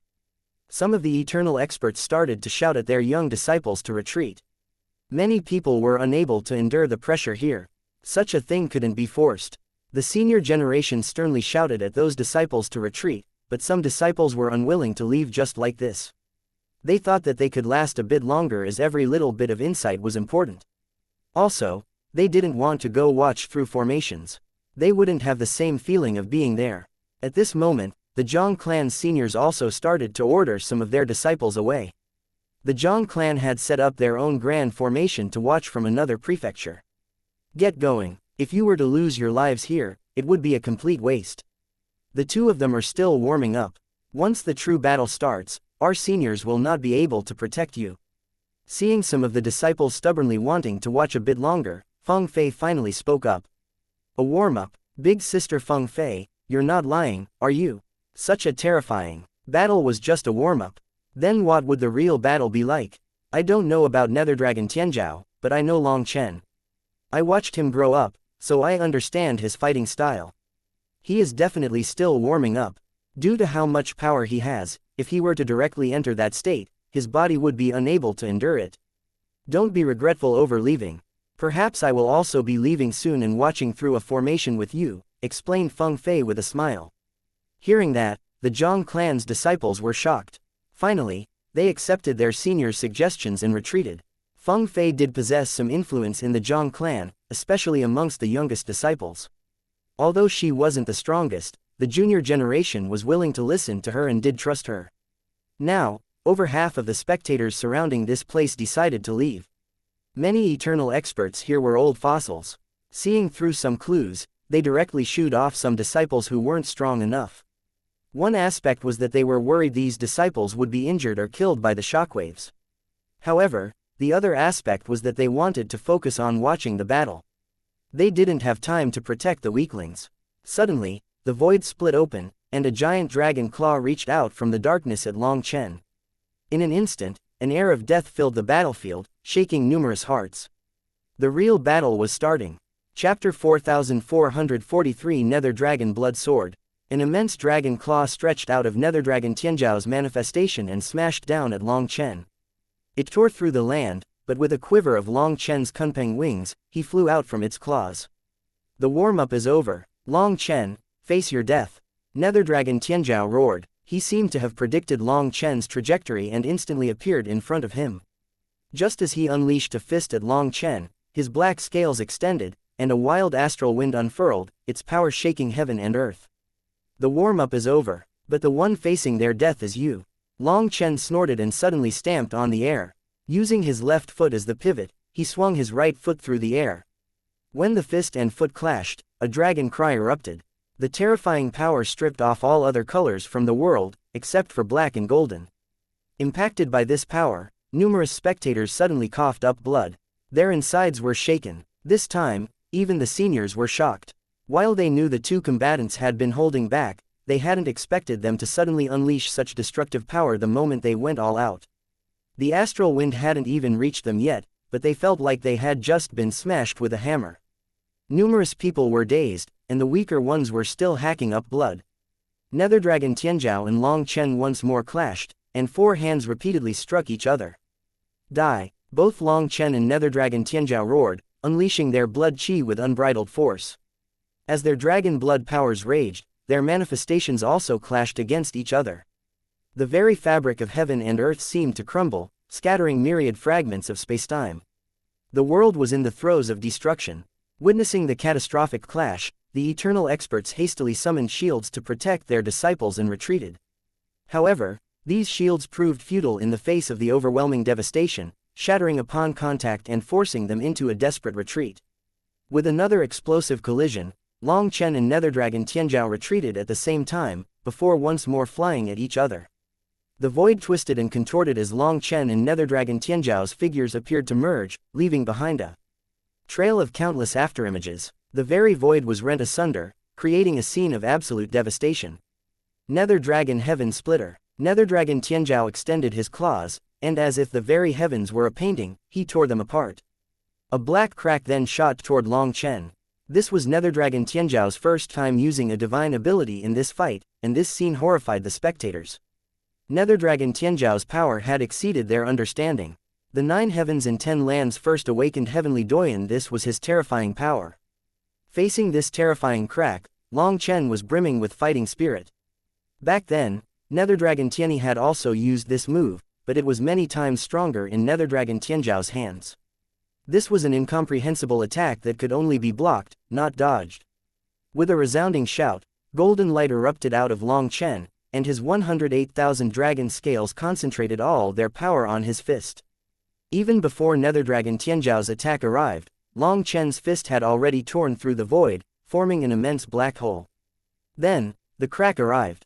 When it struck the hole that Long Chen made, the spatial crack exploded.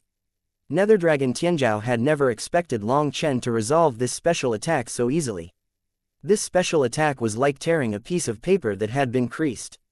Tearing it across the crease was normally easy and tidy, but if a hole suddenly appeared in the middle of the crease, its power would suddenly disperse and would no longer continue down its original path. Nether Dragon Tianzhao was still recovering from the shock of witnessing one of his trump cards being effortlessly dealt with when Long Chen suddenly materialized in front of him, delivering a powerful stomp.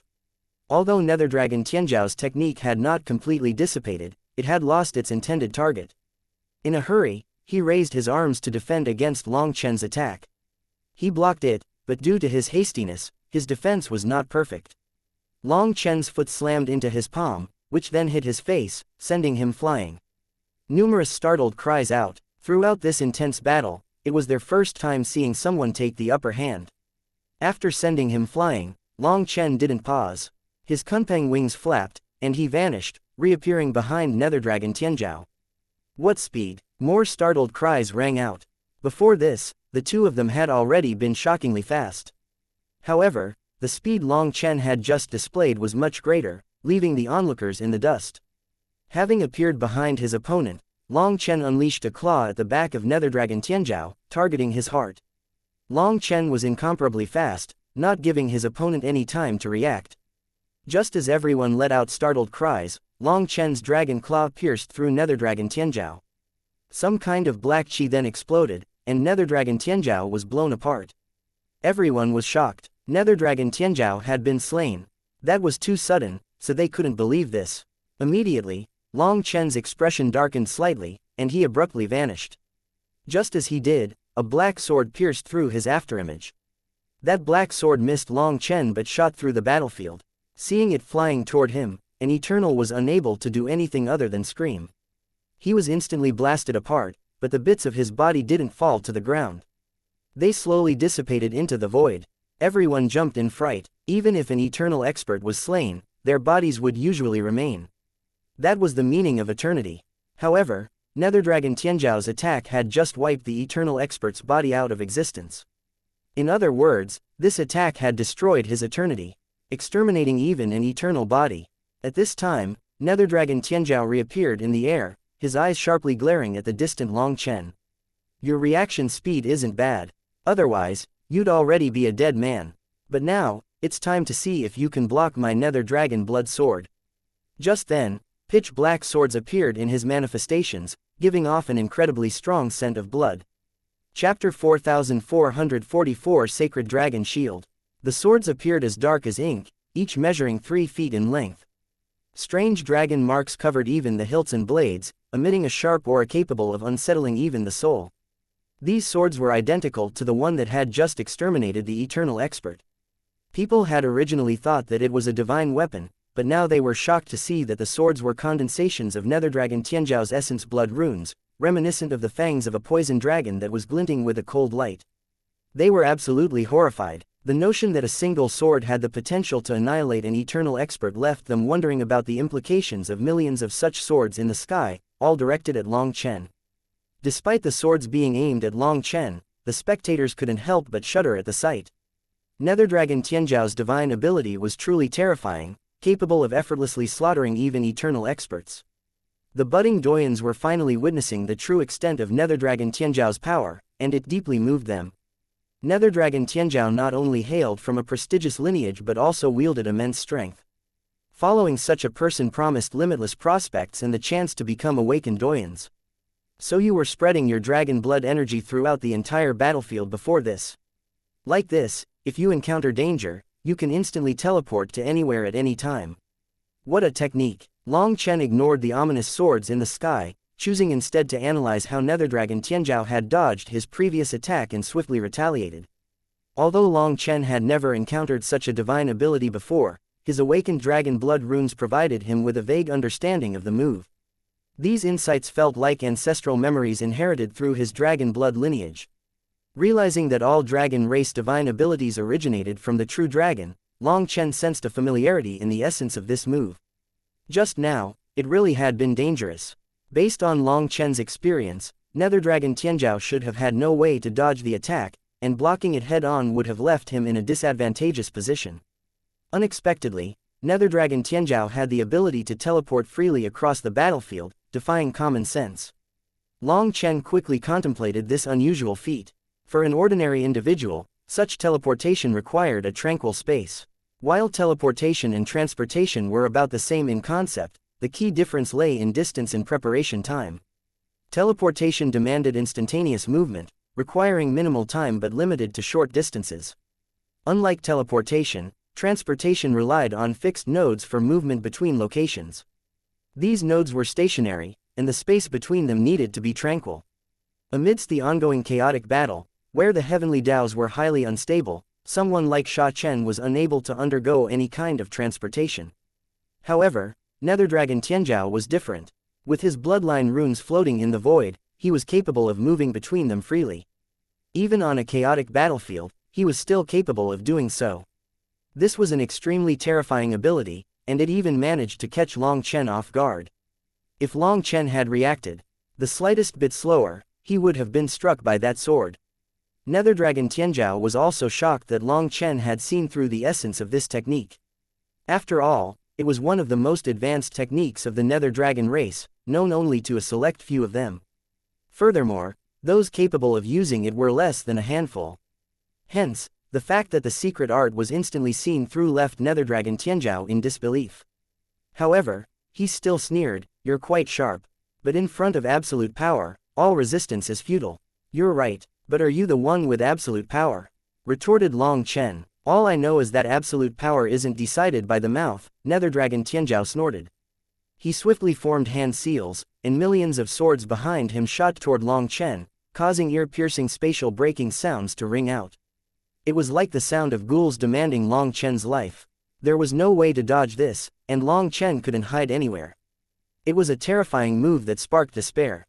Before this, I really wouldn't have known what to do against this move. But now, Long Chen smiled and slammed his hands together. With his thumbs and forefingers connected, he slowly pushed forward. As he spread his hands, 2 golden suns appeared on his palms. Countless runes and golden strands emerged from within the golden suns, transforming into an enormous shield in front of Long Chen. As those black swords slammed into the golden shield, everyone expected it to be torn through like paper. However, to their surprise, the swords exploded on contact. Every single one of these swords possessed the power to kill an eternal expert and destroy the laws of eternity. How could they explode just like that? They were like mud being slung onto the golden shield. The Nether Dragon race's people were all stunned, and the race leader's eyes lit up. Long Chen's dragon blood must be connected to the primal chaos dragon sovereign. Otherwise, there's no way it could have such a powerful effect on Tianzhao's blood runes. The race leader's heart was pounding hard. Others might not have been able to see the clues, but he could. When the swords were about to strike Long Chen's shield, the divine light of the shield caused their runes to dim. Weakened before striking the shield, they were unable to cause any damage. Even Long Chen was startled by this discovery. This shield was something he had randomly come up with based on his control over his 7-color supreme blood. Now, he simply applied the same principles to his dragon blood. Somehow, the shield possessed a sacred light, and under this light, Nether Dragon Tianzhao's attack was instantly nullified. In other words, if Long Chen enveloped himself in this sacred light, he could simply allow those swords to strike him. They wouldn't be able to cause any damage. Long Chen had managed to inadvertently activate this sacred light, and he himself didn't know how he had done it. However, he was sure of one thing. His dragon blood had an absolute suppressive effect on the Nether Dragon race's bloodline. When Nether Dragon Tianzhao saw his most proud divine ability crushed like this, shock and rage surged within him. He could no longer remain calm. After he formed some hand seals, his manifestation burst forth. An enormous dragon claw filled with primal chaos chi stretched out of his manifestation, resembling a devil's claw from the depths of hell, bringing with it endless death chi. Time for you to die. Netherworld Soul Extermination Claw. Chapter 4445 Heaven-Shaking Clash. The giant dragon claw extended out of Nether Dragon Tianzhao's manifestation. The moment it appeared, a whirlpool of death enveloped this world. This was Nether Dragon Tianzhao's killer move, but unlike his other moves, it was no longer purely backed by dragon blood power as it also contained the laws of the Netherworld. This was the result of the dragon race's divine ability being mixed with the laws of the Netherworld. Death Chi instantly locked onto Long Chen. Long Chen snorted, "HMPH, this is why you betrayed the dragon race and joined the Netherworld. You blockheads really gave up everything for some scraps." When the dragon race's divine abilities are refined to the pinnacle, their power isn't something fools like you can imagine. Seeing this move, Long Chen instantly grasped that the Nether Dragon race was originally dark elemental, and they joined the Netherworld's faction to harness the support of their death chi. With this, the Nether Dragon race's divine abilities would be near limitless. Although the Black Dragon Claw wasn't a physical entity, it had been condensed to an unimaginable level, resembling a true solid dragon claw. Its individual claws and scales appeared lifelike, and most importantly, they contained immense dragon blood power. What does a frog at the bottom of a well know? Our Nether Dragon race chose to walk our own path, while the true dragon race is obstinate and refuses to evolve. Being stuck in their old ways, they will sooner or later be replaced by my Nether Dragon race. Roared Nether Dragon Tianzhao. His blood chi burst forth. As he rapidly formed hand seals, the dragon claw's aura crazily grew. Die, you ignorant fool. The dragon claw crashed down. You're the ignorant fool. Cloud Dragon Immolation Claw. Long Chen also roared. Now, he wasn't battling as a human against Nether Dragon Tianzhao. Instead, he confronted this traitor as a member of the true dragon race. A golden dragon claw burst out of Long Chen's divine ring. Its sacred pressure radiated throughout the world, compelling people to bow in reverence.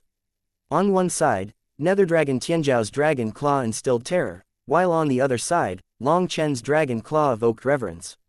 Both of them roared, their claws symbolizing the clash between two worlds and the pinnacle genius of each world. The two dragon claws then collided with tremendous force.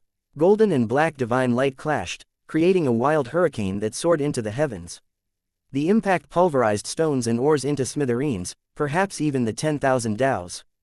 Amidst this devastating clash, an immense dragon roar echoed, overpowering all other sounds and shaking people's souls. Even eternal experts felt a sense of dizziness, nearly fainting from the intensity. These two dragon claws didn't just represent two kinds of power but also embodied two kinds of will. Hence, this clash was not something even the eternal experts could endure. As the hurricane raged and the world was thrown into chaos, Nether Dragon Tianzhao formed hand seals, while Long Chen took a deep breath. When Guo Ran and the others saw their motions, their expressions swiftly changed. Cover your ears. In an instant, every Dragonblood warrior knew what was about to happen. They then covered their ears and sealed their senses. Nether Dragon Heavenly Howl. Nether Dragon Tianzhao and Long Chen let out resounding roars, their voices merging with the dragon cries emanating from their manifestations, creating a terrifying soundwave that filled the world. Fortunately, the memory of how Long Chen had wiped out millions of experts with a single roar was carved deeply into the minds of Guo Ran and the others.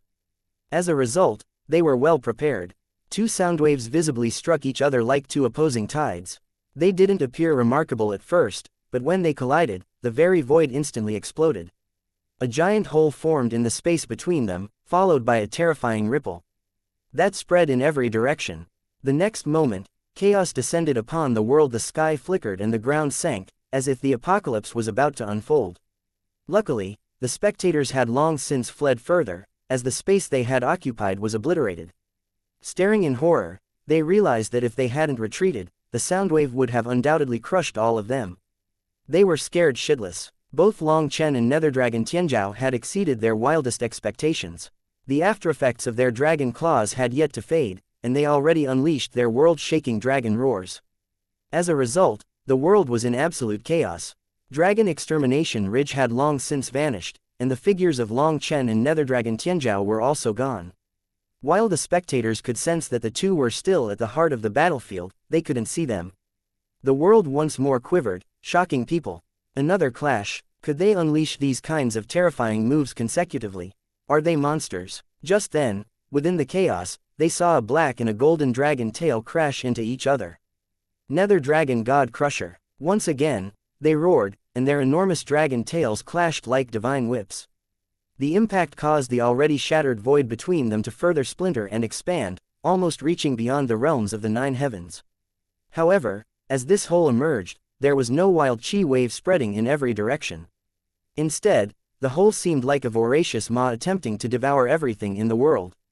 The powers of Long Chen and Nether Dragon Tianzhao's power had created a scene of absolute devastation. The wild sand and rubble that had been flying about were now drawn into the giant hole, instantly restoring clarity to the chaotic world. But, not good. Frightened cries rang out. People were shocked to find that even at this range, a terrifying suction force was trying to suck them toward that hole. They also saw endless spatial blades whirling within the hole as if they were waiting to crush them to mincemeat. An ordinary spatial blade was not enough to threaten them. However, when they saw the spatial blades in that black hole, their souls quivered, and they instinctively knew that these spatial blades could easily kill them. This spatial hole was no ordinary spatial hole. If they were sucked in, they would definitely die. People fled as fast as they could. However, they felt like something was pulling at them, resulting in them being unable to move quickly. Fortunately, even though their speed was greatly reduced, they were still capable of fleeing. Once they got out of a certain range, they would escape the suction. Just then, Long Chen and Nether Dragon Tianzhao once more roared. Ignoring that giant hole, they directly charged at each other. Chapter 4446 Crazy Bloody Battle. People were horrified. Had the two of them gone insane? To fight inside that black hole, were they not afraid of being torn apart? Even if those terrifying spatial blades couldn't kill both of them, once they were sucked into the depths of the black hole, they would never be able to leave. In front of their disbelieving gazes, Long Chen and Nether Dragon Tianzhao charged into the black hole, continuing their frenzied battle. In an instant, countless spatial blades cut them. However, the two continued to fight fiercely, their techniques sharp and bloody. With all the dust and rubble in this world being drawn into the black hole, the battlefield was cleared, making it easy for the onlookers to see everything. They could see every single one of Long Chen and Nether Dragon Tianzhao's moves, along with the spatial blades cutting across them. The splashes of blood they caused were also visible in vivid detail. You're only a little human. Having absorbed a tiny bit of dragon blood, do you really think you are part of the dragon race? Today, you are definitely dead. No one can act arrogant in front of the Nether Dragon race. Nether Dragon Tianzhao unleashed over 30 consecutive attacks as he spoke. True, I only have a trace of true dragon essence blood, but even that is superior to the diluted garbage blood of a mixed breed. Is it fun to slap your own face like this? Retorted Long Chen. While fighting each other, they dodged the spatial blades and also dealt with the black hole's suction force. To still be able to fight so intensely in such circumstances showed that they were true experts. Here, they couldn't pull any cheap tricks. Long Chen's words were like poison arrows piercing Nether Dragon Tianzhao's heart. Every time he cursed Long Chen, he ended up at a disadvantage. However, if he didn't say anything at all, he felt like he would explode. Humans had consistently been regarded as low-tier lifeforms in the eyes of the Nether Dragon race. However, the humans they had always looked down upon were still alive after engaging in prolonged combat with their heavenly genius. The two of them continued to roar and fight inside the black hole. Their dragon claws were like blades tearing through their flesh, as they seemed to be fighting without regard to their own safety. While covered in blood, they still continued this crazy battle. They looked like they could die at any moment, whether at the hands of their opponent, the cutting spatial blades, or the eternal pull of the black hole.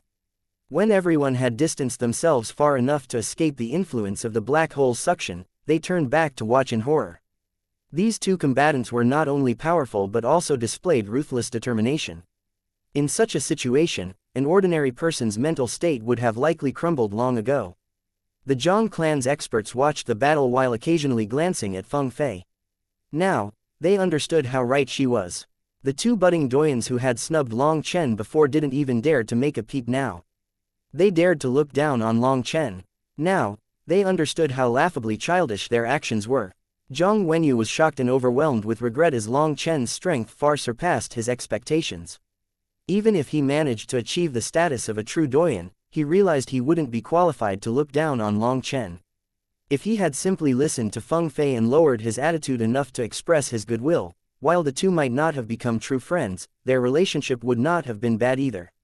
Alas, he had only given Long Chen a simple greeting that lacked any warmth, so it went without saying that in the future, Long Chen would not care about him at all. At most, Long Chen would treat him with the same indifference.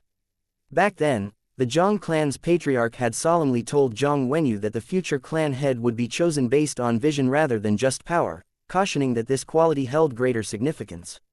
Feng Fei's recent actions showed just how sharp her vision was. Regrettably, the others, including Zhang Wenyu, failed to comprehend this and even engaged in arguments with her. Zhang Wenyu looked at Feng Fei and spoke up rather helplessly. Hearing this sudden apology, Feng Fei was startled, but she quickly understood what he meant. Perhaps many things are like what Long Chen said. At most, I can only change my own fate, not other people's. Feng Fei always had a good understanding of Long Chen. As she knew his character, she always wanted to develop a good relationship between Long Chen and the Zhang clan. Nevertheless, wanting to form a close relationship with Long Chen was not so easy. Supporting him with something useless, he would look down on such a thing. Yet, a cautious clan like the Zhang clan would never go to Long Chen's aid when he needed it most. They were not inclined to take uncalculated risks. Thus, despite Feng Fei doing her best, Long Chen's relationship with the Zhang clan remained awkward, not quite enemies, yet far from friends. The Zhang clan's eternal experts let out a sigh as well. Feng Fei's vision was really beyond some people in the clan. However, her word didn't truly matter yet. Race leader, Tianzhao, the Nether Dragon race's experts also grew anxious as the battle progressed to this point. Don't worry, Tianzhao won't lose. In fact, the stronger Long Chen is, the happier we should be, said the race leader confidently. He had absolute confidence in Nether Dragon Tianzhao. Others were worrying for his son, but he was filled with excitement. Nether Dragon Tianzhao's inability to subdue the small trace of dragon blood in Long Chen's body served as additional confirmation of the race leader's hypothesis. The battle raged on within the black hole for the duration of an incense stick burning. Gradually, the black hole started to contract, intensifying the suction force at its center and causing the spatial blades to become even more chaotic. Covered in bloody cuts, the two continued their relentless assault on each other, displaying astonishing stamina. Nether Dragon Tianzhao and Long Chen were undeniably genuine experts, with the former being the first awakened Doyen and the latter hailed as the Sage King of the human race. These achievements were not mere coincidence, they were the results of genuine hard work and perseverance. There were many potential Doyens here. However, in all their lives, they had never experienced such a dangerous battle before. As the hopes of their families and sects, from the moment they were born, they were protected. Hence, even their so-called risky adventures were still within a certain limit of safety. For many of them, they had never experienced what it meant for their life to be in danger.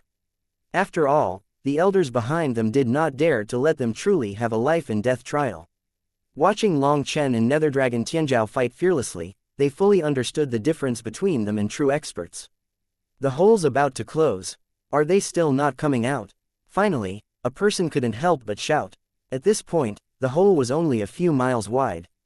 Chapter 4447 Evenly matched. As the black hole shrank, its suction range contracted, yet its suction force only intensified. It could be likened to a river dam. When it was fully opened, a mighty crash of waves followed. However, with a smaller opening, the water pressure became even more concentrated. Moreover, the higher concentration of spatial blades added to the peril. At first, only sporadic spatial blades appeared across several dozen miles, but now, within a mile radius, thousands manifested. Each blade possessed the sharpness of an eternal divine weapon, leaving Long Chen and Nether Dragon Tianzhao covered in cuts. If they were to be struck in the head, they could very possibly die. Despite that, the two of them continued their bloody battle without holding back in the slightest. Their attacks were still as sharp as ever. Are they planning on dying together? Cried out one of the Zhang clan's budding Doyens. Why can't they continue their fight outside? If this continues, they'll both die, added the other budding Doyen. The two of them then looked at Zhang Wenyu, hoping for him to answer. However, Zhang Wenyu didn't reply and just looked at Feng Fei. At this point, Feng Fei couldn't be bothered to argue with them. She said, "This is the difference between them and you. They are true experts." Immediately, the expressions of the two guys twitched. This was just like cursing them. They were about to argue, but they were directly silenced by a glare from Zhang Wenyu. After that, he looked at Feng Fei and patiently waited for her to keep speaking. Now, even the Zhang clan's eternal experts were listening to her. In fact, even other experts around them were paying attention to her as they watched the fight. Many people had heard that Feng Fei was an ascender from the same world as Long Chen. Thus, she knew him best. Long Chen and Nether Dragon Tianzhao are both very prideful individuals, having ascended to their current heights through trials of fire and blood. Their competition goes beyond mere power, it extends to their wills, pride, and courage. As they were both unrivaled existences in the same realm, they have absolute confidence in themselves. Neither is willing to believe that there might be someone within the same realm who can best them. So, They willingly plunged into this perilous situation because the first to succumb to fear and retreat would be deemed the loser in this battle, explained Feng Fei. But isn't that foolish? If you were stronger than someone but still let yourself be caught in a black hole, how did that count as a victory? Why is finding a more suitable place to fight a loss? What kind of logic is that? Demanded one of the Zhang clan's budding doyens. Feng Fei glared at him.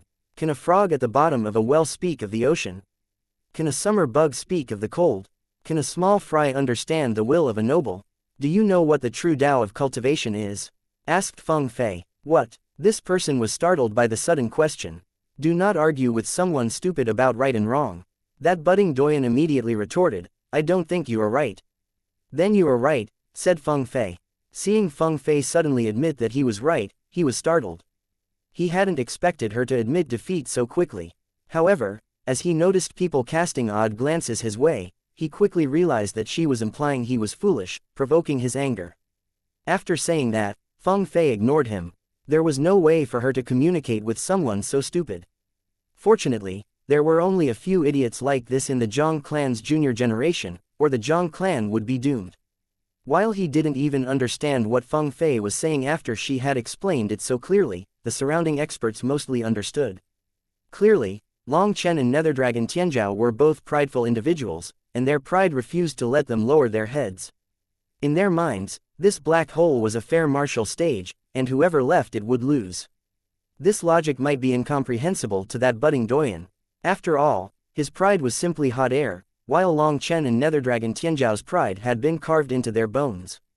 Someone with only hot air would bend after a single beating. However, those with pride carved into their bones would rather have their bones shattered to pieces than bend. This was why Feng Fei described him as a frog at the bottom of a well. Just because he was a budding doyen didn't mean that he was a true expert. He was actually 108,000 miles away from the level of true experts. The intense battle inside the black hole continued, but the black hole was rapidly shrinking 10 miles, 9 miles, 8 miles. The smaller it grew, the more intense their battle became. Their blood flew everywhere, and there were countless spatial blades around them. However, that still didn't stop the two of them. This scene gave people chills. It was their first time seeing such a ruthless battle. After a while, the black hole was only a few meters wide, and everyone's heart clenched. They still aren't coming out. If they stayed there any longer, would they ever come up again? It was so nerve-wracking that they could only hear their own heartbeats. This scene further proved Feng Fei's words. The two of them were unwilling to step out of the black hole, as neither of them was willing to admit defeat. Finally, the black hole fully vanished, and silence descended into the world. It's over. They died. Just as everyone thought that both of them had been devoured and would be lost from this world for eternity, the void suddenly shattered like a mirror, revealing two figures in front of them. Covered in more blood than ever, the two of them bore numerous additional cuts, resembling individuals who had just gone through a meat grinder. Yu Qingxian covered her mouth, unable to hold back tears. Seeing Long Chen in this state, she felt like her heart was being stabbed. Bai Shishi was slightly pale, and she clenched her fists, her nails digging into her palm. Blood oozed out of her hands, but she didn't even notice it. In truth, even the Dragonblood warriors had been nervous just now. If Long Chen had been sucked into that black hole, perhaps he would have never come back. Long Chen and Netherdragon Tianzhao stood resolute. Streams of black and golden blood slowly trickled down their bodies. However, before the blood could touch the ground, it transformed into mist and was drawn back into them. Monstrous. They are absolute monsters. A budding doyen's shuddering voice broke the silence. Now, he knew the difference between them. The two of them had fought to a bloody mess and were still capable of shattering the void and escaping from it. Is this the strongest power of the junior generation? It's enough to make me give up, said another budding doyen. As for the two engaged in battle, they gazed at each other with stoic expressions.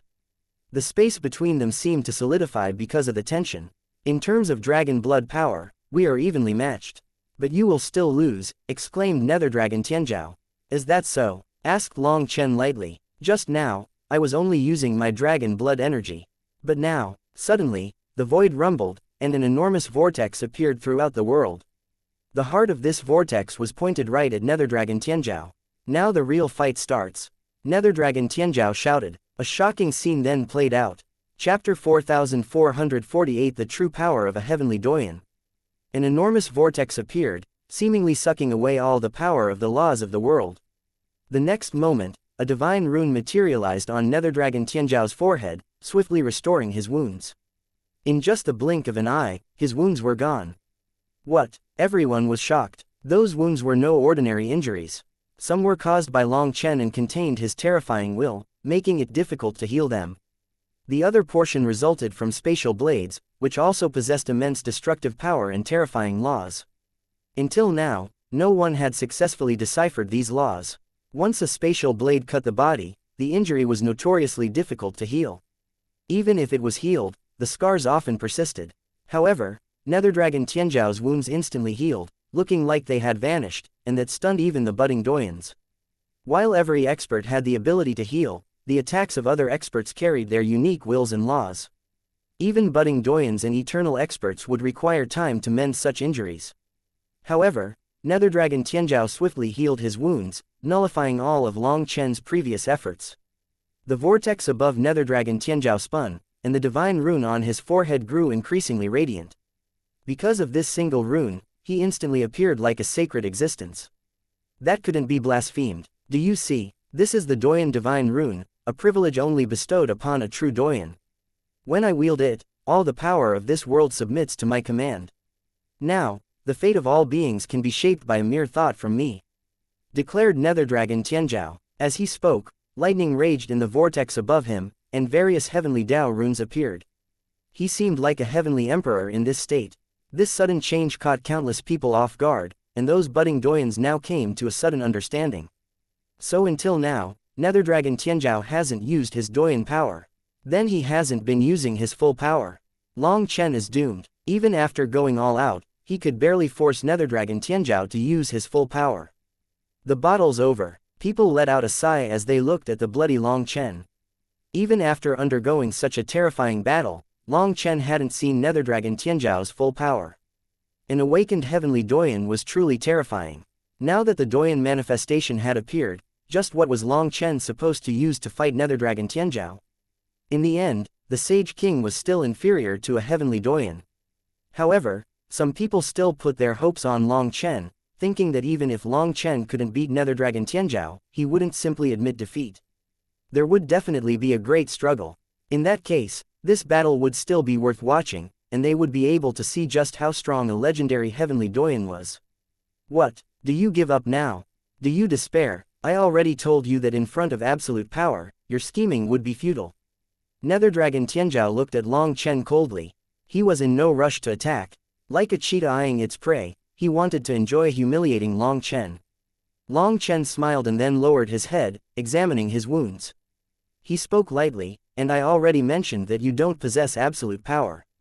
To speak as if you've already won, I can't help but feel embarrassed for you. Embarrassed? That's right, or perhaps I should say humiliated. During the Battle of Domains, you bragged until the heavens exploded, only to be powerless to do anything to me after using up all your power. In our second clash, the competition of dragon race's powers and divine abilities, we were evenly matched. Considering you're from the dragon race and I'm from the human race, achieving a draw is already quite humiliating for you. If I were in your shoes, I'd have found a place to bury myself long ago. Honestly, I admire you. What gives you the audacity to utter such grandiose words in front of everyone after so many failures? Long Chen questioned, his tone filled with disdain. You. Initially, Netherdragon Tianzhao stood like a heavenly emperor, but just like that, he was brought back down. These spectators now recovered from the shock that Netherdragon Tianzhao had given them. It seemed that Long Chen was right. During the Dragon Blood Domain competition, Long Chen only defended, and Netherdragon Tianzhao was unable to beat him. Then, when competing in the dragon race's powers and divine abilities, which was Netherdragon Tianzhao's specialty, he was still unable to beat Long Chen. As a member of the dragon race, Netherdragon Tianzhao should have the upper hand in a competition of the dragon race's domains, power, and divine abilities. Hence, to only draw against a human could be considered his defeat. It seemed that he really didn't have a reason to be so arrogant. These words stunned the experts present. That was right. Similar to Netherdragon Tianzhao, Long Chen had only used the dragon race's divine abilities, not the power that he specialized in. Was Long Chen also holding back? Asked the Zhang clan's budding doyen. How laughable. scoffed Feng Fei. And what does that mean? Raged that budding doyen. After mocking him, Feng Fei ignored him and continued to watch the fight. At this point, startled cries rang out as Long Chen's wounds quickly healed as well. Long Chen's recovery speed was not at all inferior to Nether Dragon Tianzhao's. Most surprisingly, he hadn't summoned his manifestation, harnessed the power of heaven and earth, or tapped into any bloodline abilities. His wounds healed effortlessly, akin to a natural process. I really didn't feed you for nothing. Seeing his wounds instantly heal, Long Chen was satisfied. He couldn't help but think of the countless eternal corpses he had tossed into the primal chaos space. The moon trees and fusong trees had grown crazily, transforming both quantitatively and qualitatively. As a result of this, Long Chen's wounds could instantly heal. They had won him some face this time. Were heavenly doyens really so amazing just because they used heavenly Dao energy to heal? Long Chen proved that he could achieve the same result, relying on his own abilities. Observing Nether Dragon Tianzhao's astonished gaze, Long Chen couldn't help but feel super satisfied. Long Chen then took off his torn-apart black robes and put on a new set of robes. After that, Long Chen appeared completely refreshed, a sign that he was still in his peak condition. It was as if he hadn't just experienced an immense battle, and he was blazing with fighting spirit instead. Come, let me see if a heavenly doyen really is as powerful as the legends say. After saying that, the auspicious clouds in his divine ring vanished, replaced by a sea of stars. When this starry sea appeared, the 9 heavens quivered, and the stars above the heavens shone. Chapter 4449. Not just this little bit. The giant vortex in the sky. Nether Dragon Tianzhao's manifestation had engulfed the entire world, yet above it, countless stars twinkled in the firmament. It was as if the onlookers had been transported to a fantasy land. The stars above the 9 heavens were projected within the starry sea behind Long Chen, and starlight also radiated around him.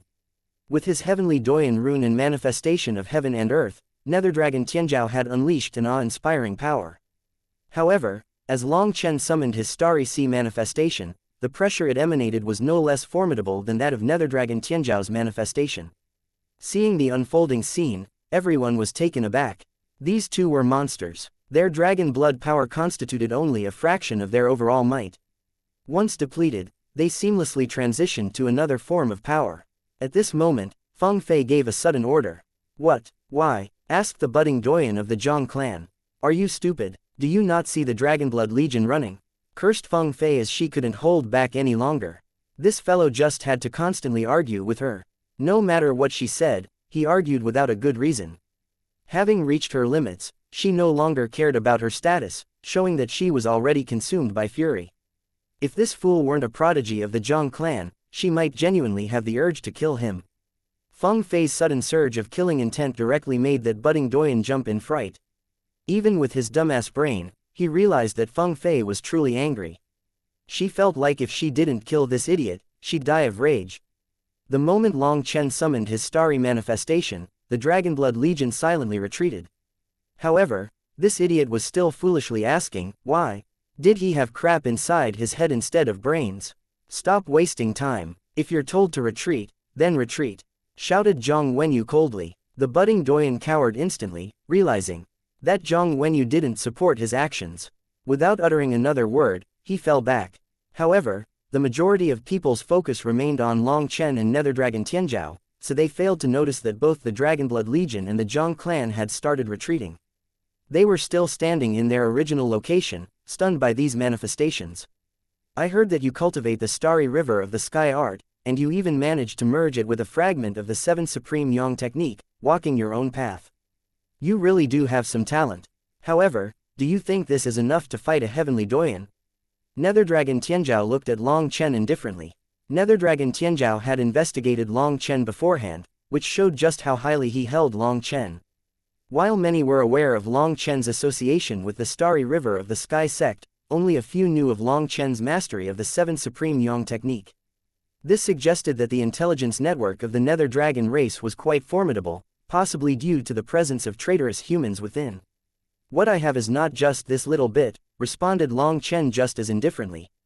The starry river of the sky art can draw out the astral energy of the 9 heavens. However, how will you use astral energy when my doyen manifestation covers the 9 heavens? Inquired Nether Dragon Tianzhao. Everyone was startled. If this heavenly Tao vortex covered the 9 heavens and blocked the astral light, Long Chen would be severed from his source of energy. That meant that Nether Dragon Tianzhao's manifestation perfectly countered Long Chen's.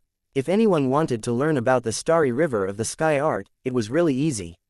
After all, the disciples of the Starry River sect were spread throughout the 9 heavens and 10 lands, and the Starry River of the Sky Art was not a closely guarded secret.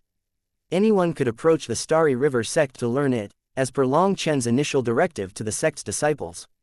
With the rise of the Starry River sect, many individuals embarked on studying the Starry River of the Sky Art. Hence, most people had an understanding of how the technique worked. "Call me daddy and I'll tell you," said Long Chen. This one sentence shattered Nether Dragon Tianzhao's calm expression. As expected, Long Chen was an absolute scoundrel, and his ability to anger people was out of this world. Nether Dragon Tianzhao then roared, "Idiot, do you really think you can compete with me? I've been trying to spare you, but you're so foolish that you don't appreciate it. Instead, you keep insulting me." The vortex above the 9 heavens quivered in resonance with his roar, as if his roar embodied the roar of the world, sending shivers down the souls of those who heard it. Long Chen scoffed, "Spare me? Wow, is that because of your kindness? Because of your generosity? No, it's because you want to study my dragon blood. Don't act so noble when your greed is stinking obvious. That will only make me look down on you more. As I've said before, I have the true dragon race's sacred blood flowing through my veins, so I have a duty to clean up the dregs of the dragon race. Since your people are traitors of the dragon race, only one of us can exist in this world. I've said this more than once, but you're still dreaming. Do you still not understand?" Nether Dragon Tianzhao's expression grew even darker as he became increasingly enraged. Long Chen's words had completely thwarted the Nether Dragon race's plans to extract his secrets, leaving Nether Dragon Tianzhao with only one thought: eliminate Long Chen. However, even if he succeeded in killing Long Chen, performing a soul search was out of the question. After all, Long Chen had anticipated the Nether Dragon race's intentions, and before his demise, he would undoubtedly erase his spiritual memories to ensure they gleaned nothing. Against someone like Long Chen who remained resolute against hard or gentle tactics, Nether Dragon Tianzhao was at a loss of what to do, his frustration simply fueling his killing intent. As his anger flared, the vortex above the 9 heavens spun wildly. Black chi then surged forth, shrouding the sky and plunging the world into darkness. Just like that, the stars twinkling in the firmament vanished. "Damn human, since you want to die so badly, I'll fulfill your wish." Nether Dragon Tianzhao's voice resounded like the roars of 10,000 ghouls above the 9 heavens. The vortex quivered, and Nether Dragon Tianzhao suddenly lunged at Long Chen like a bolt of black lightning. However, all of a sudden, the dark sky brightened as specks of starlight emerged from within the vortex. Everyone was shocked. Nether Dragon Tianzhao's Doyan manifestation was actually unable to fully block the starlight. Then that meant a powerful explosion shook the world as 2 figures collided, a pitch-black fist smashing into a fist covered in stars. "Not good, run." At this moment, countless spectators cried out in terror. Chapter 4457 Star Battle Armor vs. Heavenly Doyan Manifestation. The canopy of heaven and earth shattered like thin ice, and its cracks instantly spread, leaving people with no time to react. It happened so quickly that the moment they thought of retreating, a terrifying wave of broken Grand Dao runes had reached them. Those fragments were like sharp blades piercing them, creating a rain of blood and turning some unlucky bastards into sieves. The Zhang clan's people were outside the range of effect. Witnessing those experts being torn apart like this, they couldn't help but gasp. Fortunately, they had retreated quickly, or they would have faced the same fate. Even eternal experts were fleeing wretchedly, riddled with bloody holes. Some of them glared at the Zhang clan's people as the latter had fled without informing anyone else. Observing them smiling in safety, the injured group of experts was incensed.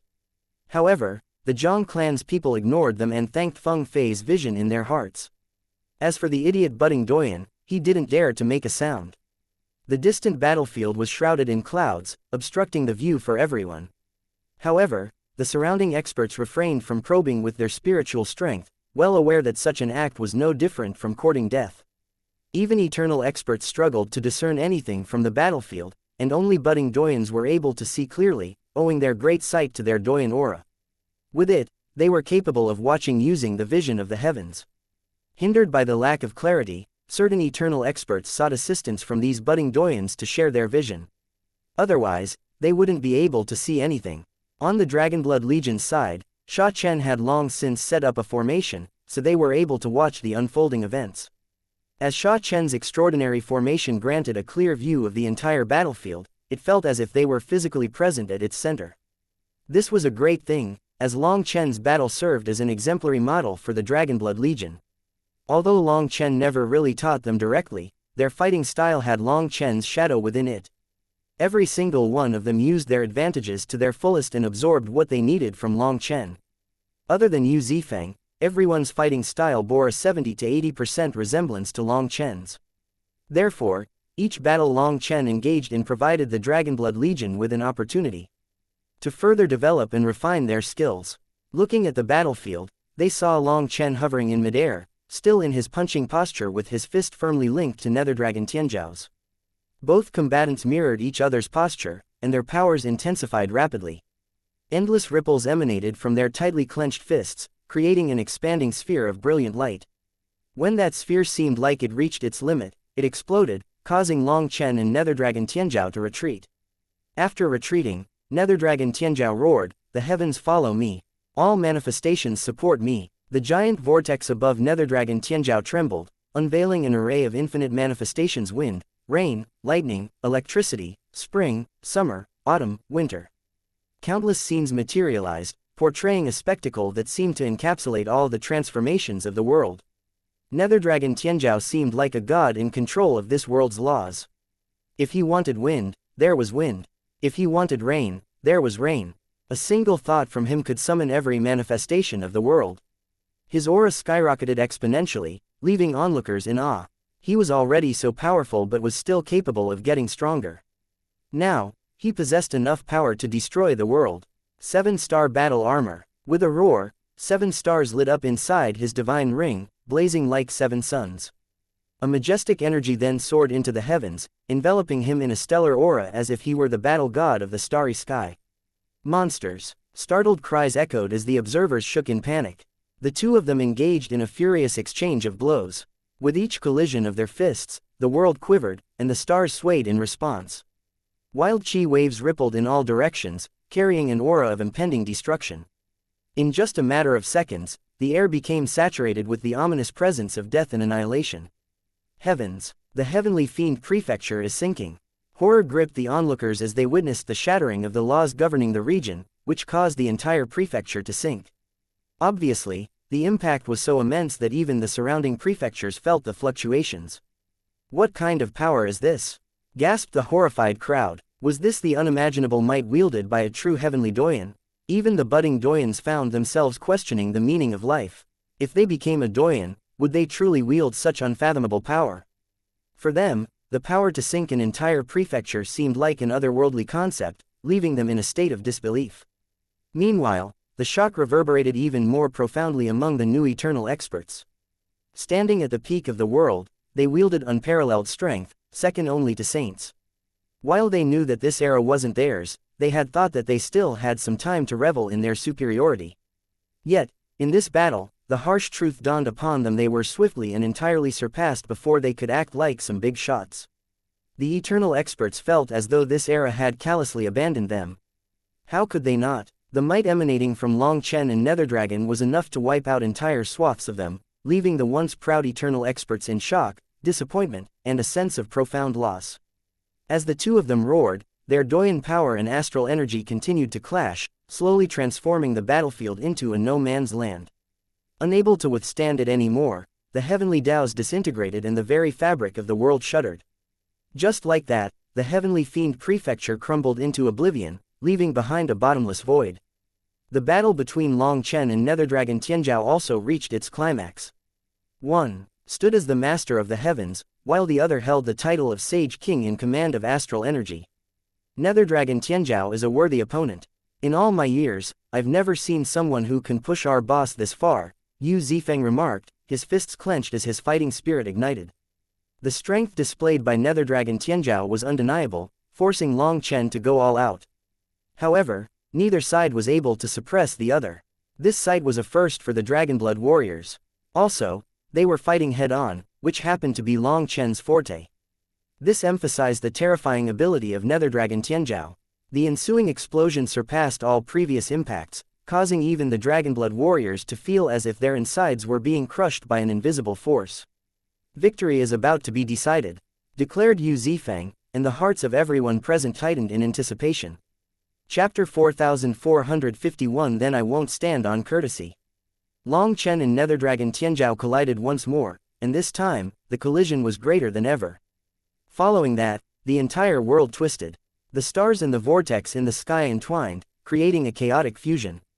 A sense of disorientation enveloped everyone as if their vision had been stripped away. These people were all experts, so they knew that Long Chen and Nether Dragon Tianzhao were entering the climax of their fight. Through numerous tests and exchanges, both had proven equally matched in technique and combat experience. Growing impatient, they came to the conclusion that the only way to win was through ultimate power. This wasn't a battle of finesse or technique, it was a relentless struggle to determine whose power stood supreme. There was another explosive sound. From within the chaotic storm of broken Grand Dao runes, a figure came wretchedly flying out.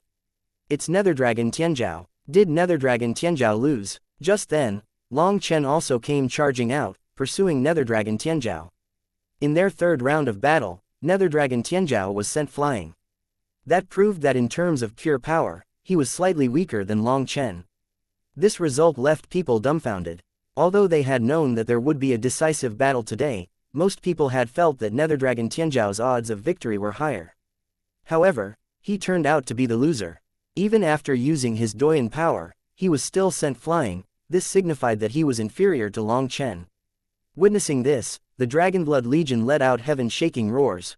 If Long Chen won in terms of pure power, then Long Chen would definitely win this battle. Their boss was always unrivaled. Not good. Suddenly, Yi Ling let out a startled cry. Just as people thought that Long Chen would keep pressing Nether Dragon Tianzhao, a stunning turn of events unfolded. Blood splattered through the air. Long Chen was suddenly retreating, his golden blood spraying in all directions.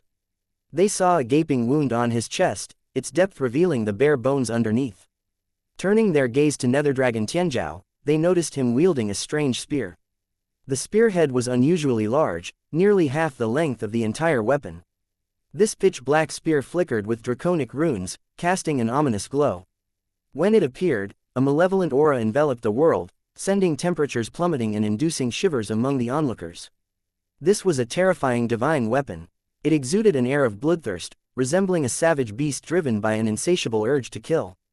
If your reactions had been even slightly slower, you'd be in two pieces now, declared Nether Dragon Tianzhao, glaring at Long Chen with icy killing intent.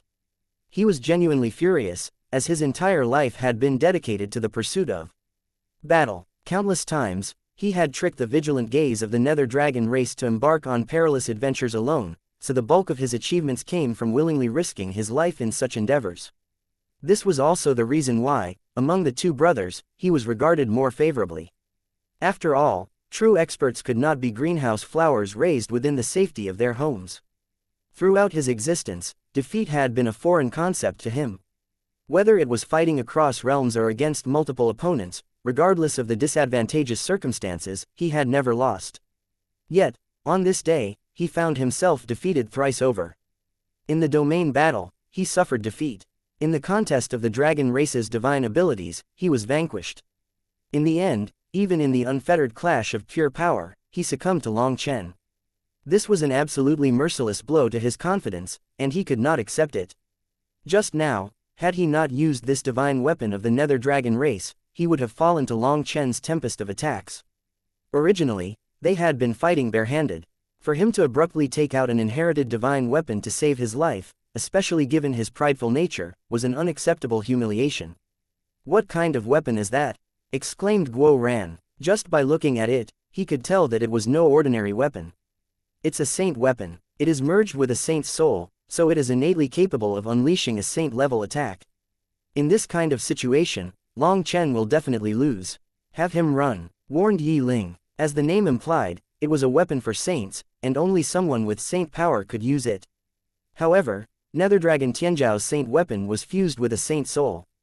Thus, even though he wasn't a saint, he was still able to unleash its power, making this attack almost equivalent to the full power attack of a saint. Yi Ling was well aware that Long Chen was a peak expert with great pride, so she knew that she alone couldn't convince Long Chen to retreat.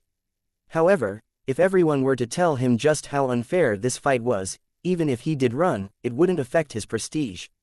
Time for you to die, you damn ant-like human. You aren't qualified to be mentioned in the same breath as me. Nether Dragon Tianzhao roared, his face contorting with fury. Unable to accept his defeat, he spiraled into madness. Nether Dragon Heavenly Wrath. As the spear descended, a black dragon materialized behind Nether Dragon Tianzhao. In an instant, this spectral image seamlessly fused with the spear, and a roar resonated, seemingly coming from ancient times. The draconic runes on the spear seemed to come to life. A profound silence enveloped the world, as if the only existence in this reality was that very spear. It stood as a supreme force. These experts were suddenly shocked to find that they were rendered immobile, stripped of even the ability to think. While unaware of what kind of weapon that spear was, they knew that it was an attack that no one could block. The race leader of the Nether Dragon race let out a sigh when he saw Nether Dragon Tianzhao take out this spear. In the end, things had still progressed to this point, and this was not what he had expected. Long Chen was too powerful. Although the race leader was a bit unwilling, he had no choice but to let Nether Dragon Tianzhao kill Long Chen. Even if it meant sacrificing Long Chen's secrets, they had to maintain Nether Dragon Tianzhao's sharpness. If Nether Dragon Tianzhao could not kill Long Chen right here and now, he would face a setback he would probably never recover from. Everyone saw it. He was the one to take out a weapon first, so I won't stand on courtesy, Long Chen declared, showing no fear in the face of the formidable Saint weapon. Instead, an air of excitement surrounded him. Much to the astonishment of onlookers, he produced a bronze cauldron.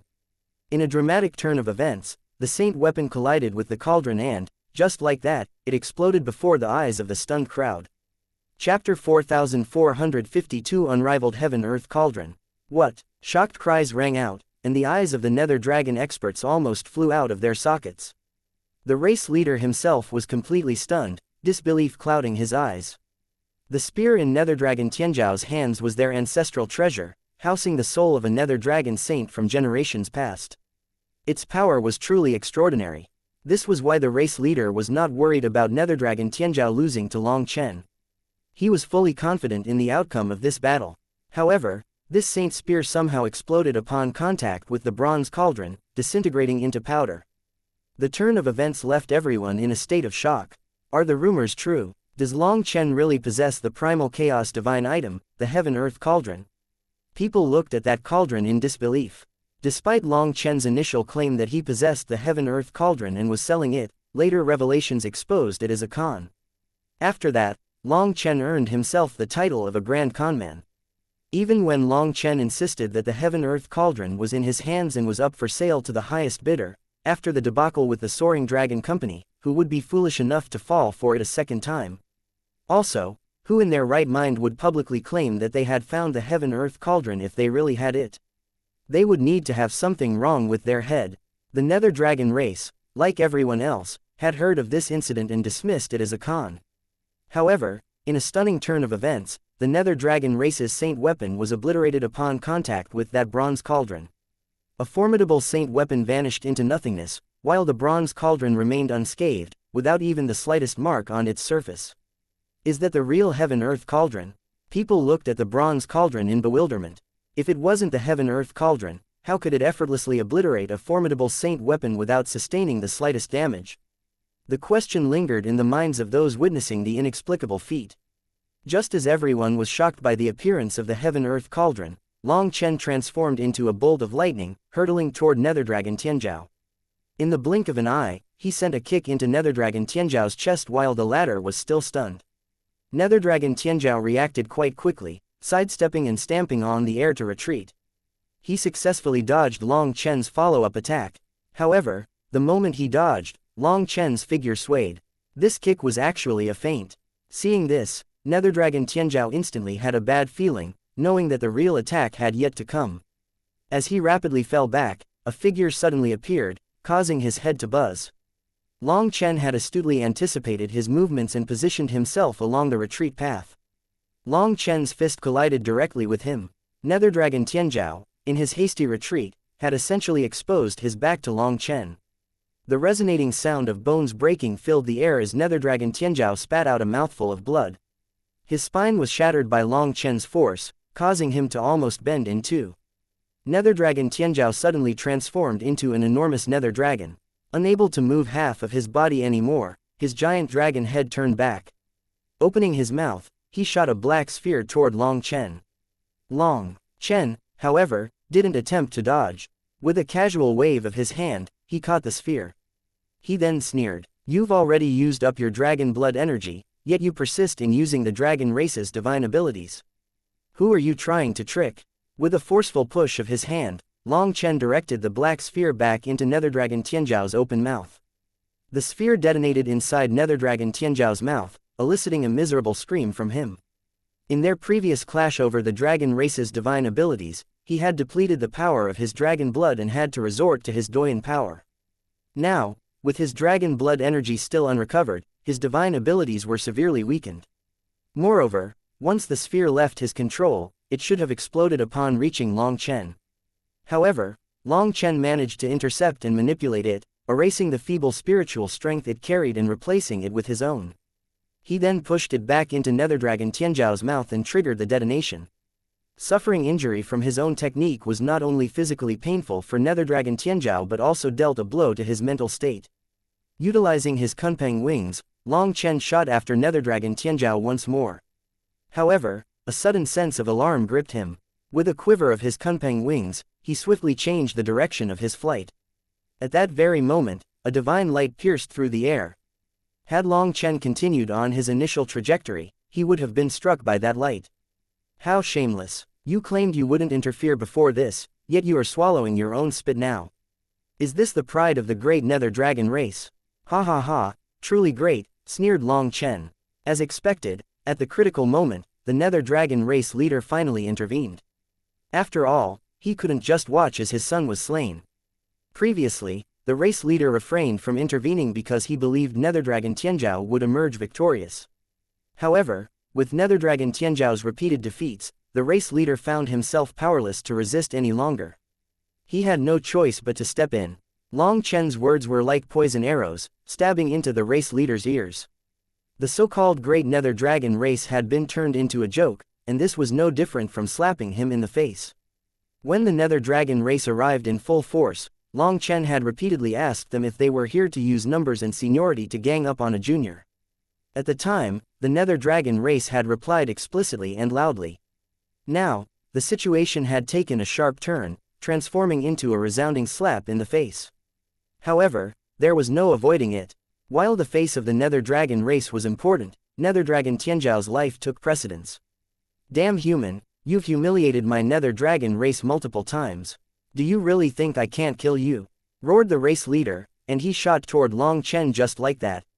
The Nether Dragon race leader's personal assault on Long Chen left the onlookers in shock. If he wanted to save his son, it was indeed shameless but only natural. However, attacking Long Chen was simply ridiculous. An almighty saint was targeting a little world king. Did the Nether Dragon race no longer care about their reputation anymore? I already knew you were shameless. The word of a traitor simply can't be trusted. Long Chen had anticipated that the Nether Dragon race would not sit by when he was about to kill Netherdragon Tianzhao. However, he had assumed they would only attempt to prevent him, not launch a direct attack. Even if the Nether Dragon race wanted to kill him, one would expect them to handle it discreetly, rather than openly and brazenly. What about the preservation of their future and reputation? It seemed that Long Chen had underestimated the extent of the Nether Dragon race's shamelessness. Not caring about shame, their race leader directly tried to kill him. Facing a formidable saint head-on was an impossible task, especially in Long Chen's current state after a prolonged all-out battle. Clenching his teeth, Long Chen was about to run and settle things later, when he heard a buzz. The sky illuminated with sacred light as a hand descended, and a snow-white shield intercepted the Nether Dragon race leader. Race leader Yi Ling. Long Chen was both shocked and delighted when he recognized who had come to his rescue. Chapter 4453 Earth Spirit Divine Seal. Long Chen hadn't expected Yi Ling to take action now. Furthermore, sacred light was flowing around her, and her aura was completely different from before. Bathed in a saint's divine radiance, she stood no weaker than the Nether Dragon race leader. Had Yi Ling recovered her saint power? How was that possible? Long Chen turned back and looked in the direction of the Dragonblood Legion. There, he saw a little crane dancing, and her 3 aunts were surrounding her, their hands clasped in front of them as if they were praying. Long Chen instantly understood. They were using the Rainbow Crane race's divine blessing to temporarily restore Yi Ling's saint power despite the suppression of the heavenly Daos. The Nether Dragon race leader struck the snow-white shield. With an explosive sound, the shield exploded, while his attack was stopped. You dare to block me? Courting death. The Nether Dragon race leader was enraged. With him wanting to save his own son, no one could stop him. Yi Ling had anticipated that the shield alone wouldn't suffice. Swiftly forming hand seals, she summoned enormous leaves that filled the sky, enveloping the Nether Dragon race leader. The massive leaves swiftly wound around him, forming multiple layers until he was thoroughly ensnared and trapped. Earth Spirit Heavenly Prayer. With the manifestation of the Holy Spirit, all things will turn to dust, and the laws will nourish all spirits. I beseech the heavens to unleash the supreme divine energy. Earth Spirit Divine Seal. Yi Ling intoned with piety. As she chanted, millions of ethereal images materialized behind her, all resembling her. They were just illusions that echoed her chants. Sacred sounds filled the world as the illusions joined her in the divine invocation.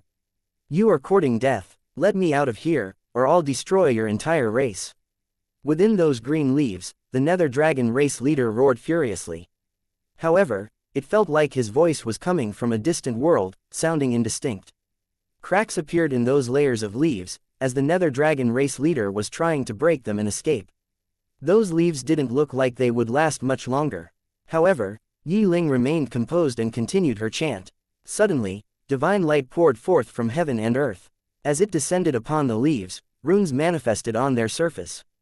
These runes seemed imbued with life, interconnecting to form runic chains. Following peculiar paths along the leaves, the runic chains intricately shaped multiple seals. A sacred energy then flowed throughout heaven and earth. In front of this vast sacred energy, people felt an unprecedented shock. Previously, the battle between Long Chen and Netherdragon Tianzhao had been remarkable, but compared to a clash between saints, it was akin to a stream compared to a sea. The disparity was immense. Even though she had managed to seal the Nether Dragon race leader, Yi Ling didn't dare to relax. She continued to chant, supporting the seals. Those seals were constantly being reinforced and broken apart. It went without saying that the Nether Dragon race leader was exerting all his might to break free from within. However, Yi Ling had made her move first, and so she had the initiative. Temporarily, the Nether Dragon race leader remained unable to escape. Damn, save the race leader. The Nether Dragon race's experts had never expected their leader to be captured the moment he entered the fray. Yi Ling's power had clearly been stripped away by the heavenly Daos, so how did she restore it? They were unable to figure it out for a while. Only the race leader can use the 10,000 dragon nest. We can't beat a saint ourselves, exclaimed one of their eternal experts. The 10,000 dragon nest was their most potent killing item, but only their race leader possessed the ability to control it. With him now ensnared, this formidable trump card became nothing more than a decorative element, stripped of its efficacy. Ignore the 10,000 dragon nest. Just attack that woman. As long as we can distract her, the race leader will be able to escape on his own. We should send a few people to sneak attack those dancing girls. The recovery of that woman's power is definitely related to them. We'll pull the rug out from under them. No, they're rainbow cranes. If we were to kill them, it would enrage the heavenly Daos, and our Nether Dragon race's karmic luck would be stripped away.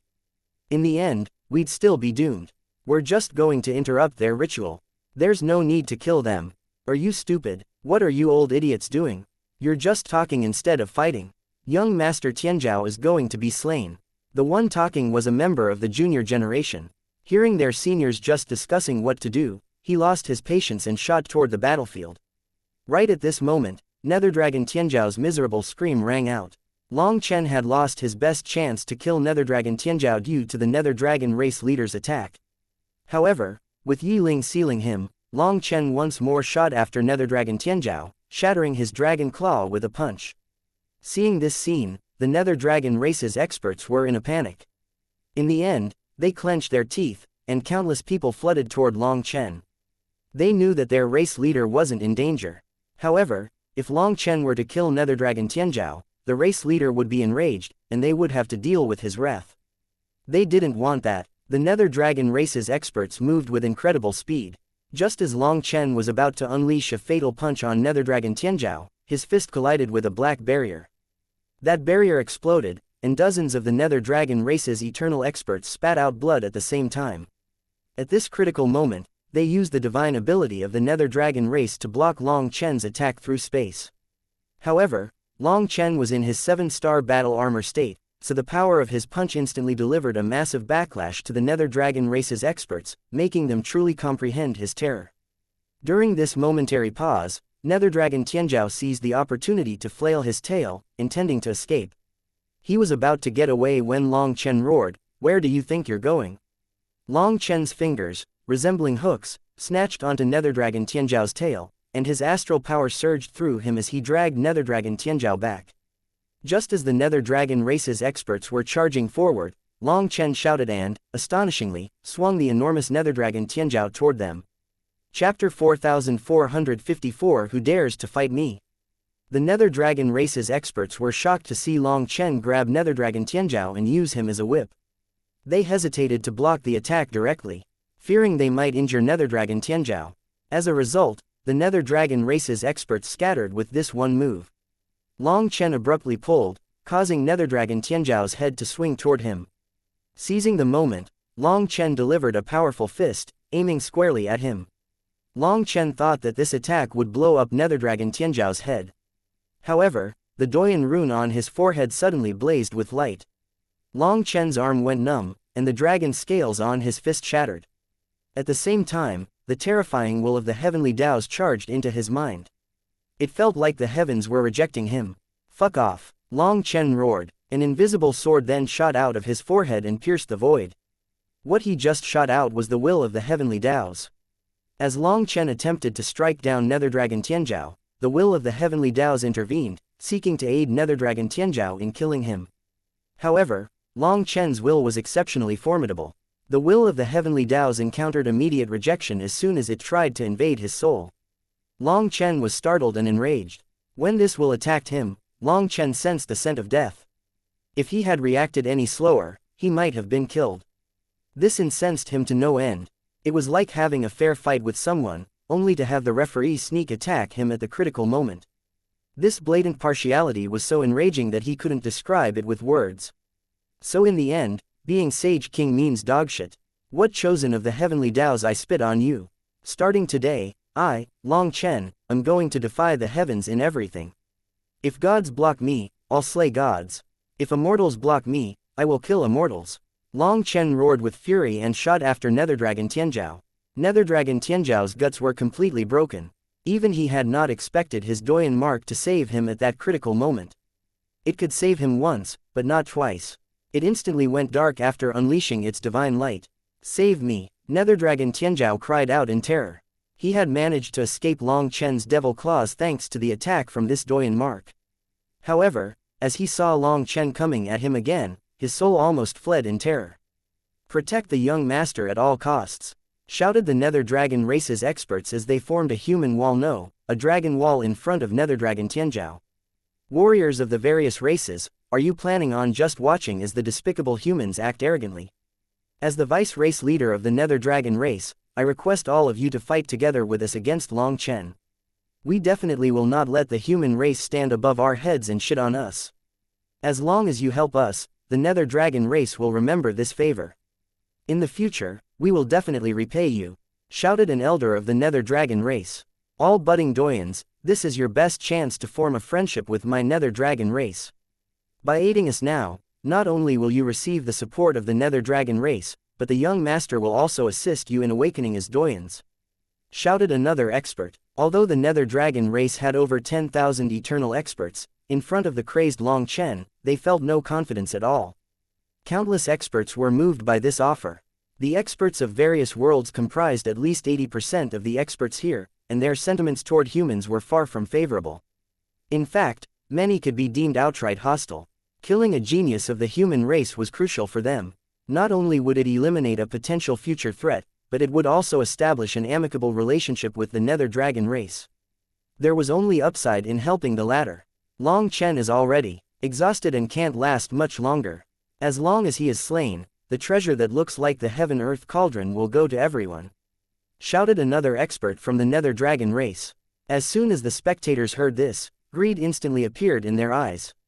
The heaven-earth cauldron, one of the primal chaos era's 10 great divine items, was an unmatched divine weapon. Anyone who controlled it would be the future master of the world. While there were doubts about whether the bronze cauldron in Long Chen's possession was genuinely the heaven-earth cauldron, its capability to annihilate a saint weapon with a saint's soul made it apparent that it was no ordinary item. If fortune favored them, it could indeed turn out to be the heaven-earth cauldron. Killing an exhausted Sage King would be an unfair contest. I would rather experience the skills of the human race's heavenly geniuses. At this moment, a budding Doyen actually chose to go after the Dragonblood Legion. Following that, many other budding Doyens also shot toward the Dragonblood Legion, and one of them even shouted, "Those 2 pretty girls are mine. Don't blame me for being rude if anyone fights over them with me." Hearing this, Bai Shishi and Yu Qingshan were enraged, particularly Bai Shishi. Icy killing intent filled her eyes. "Fuck, brothers, kill them all," roared Guo Ran. These idiots really did view them as weaklings. They wanted to fight over Bai Shishi and Yu Qingshan. That was the greatest insult to Guo Ran and the others.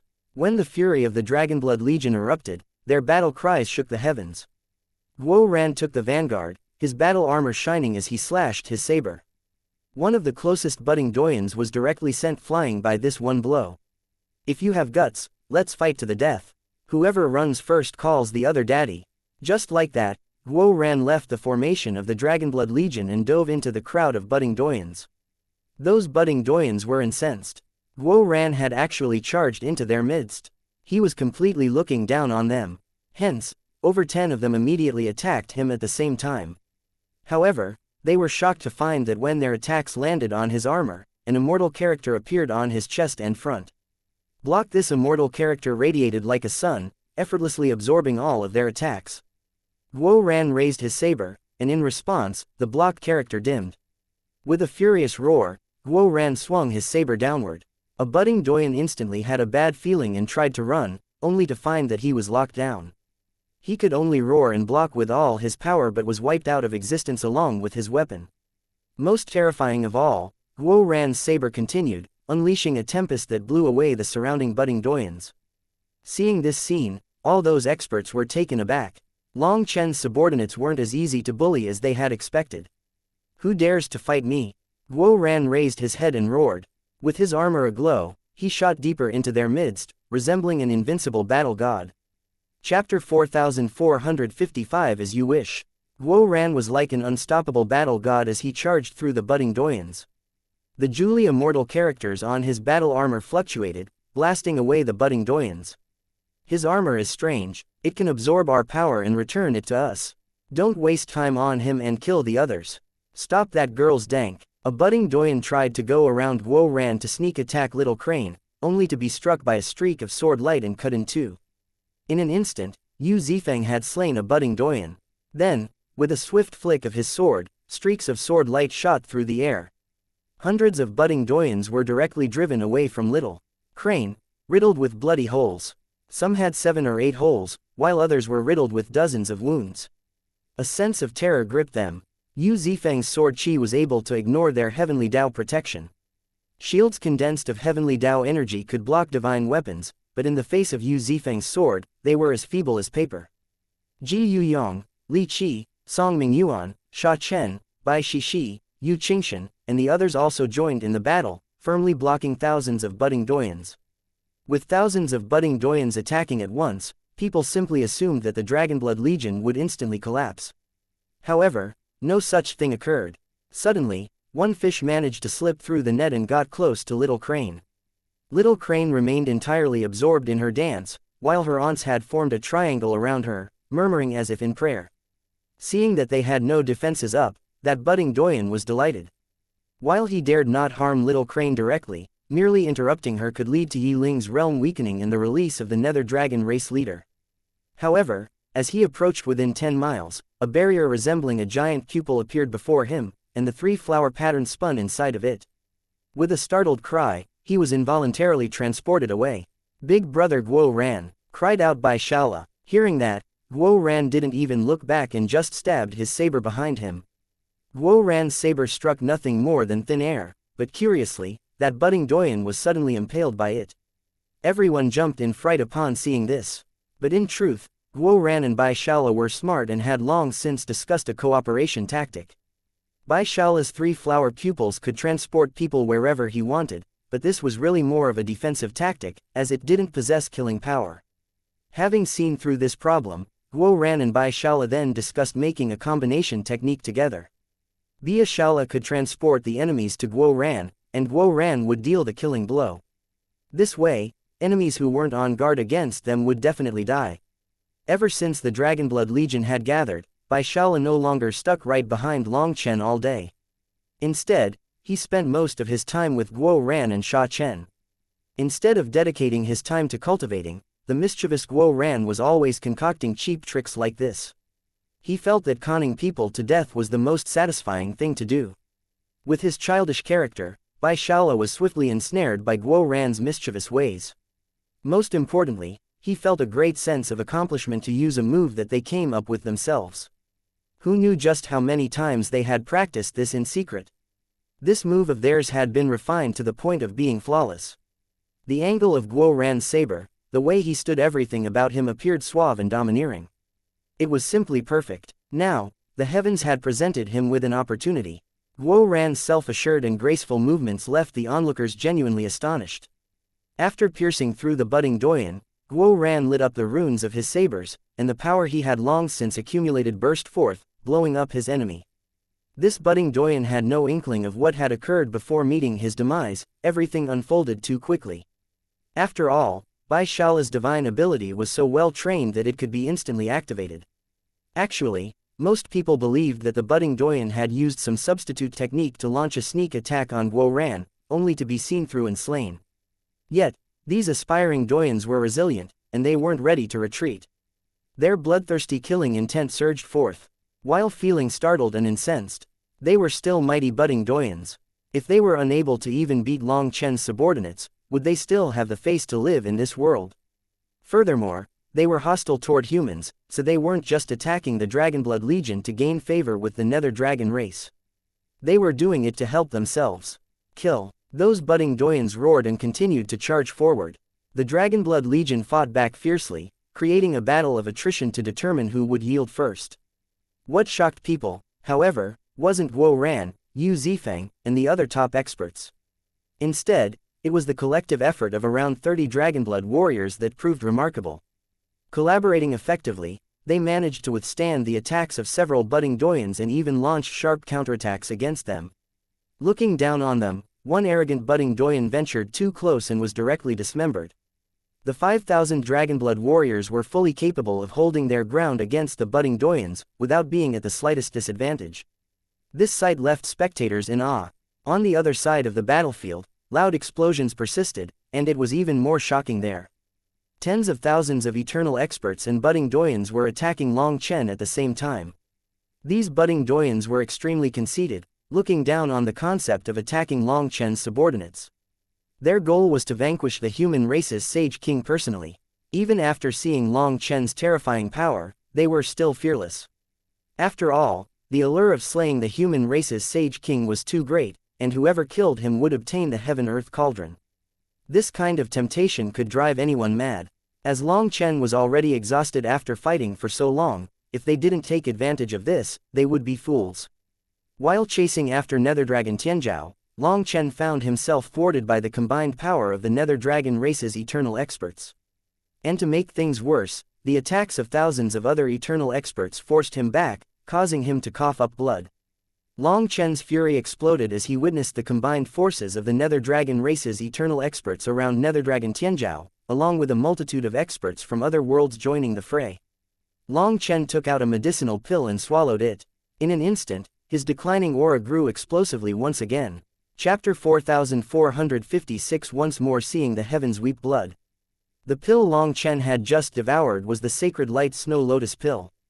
The next moment, powerful medicinal energy spread throughout Long Chen, and his aura instantly erupted. Long Chen's realm instantly leapt from the 5th heaven stage to the 6th heaven stage, and his exhausted energy directly recovered to his peak. From this, it could be seen that the sacred light snow lotus pill's medicinal effect was absolutely shocking. Not only did Long Chen fully recover his energy, but his realm also increased by a whole level.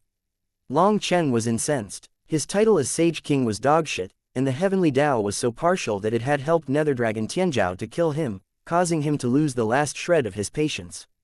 If the heavenly Taos were unfair, what could possibly be fair in this world?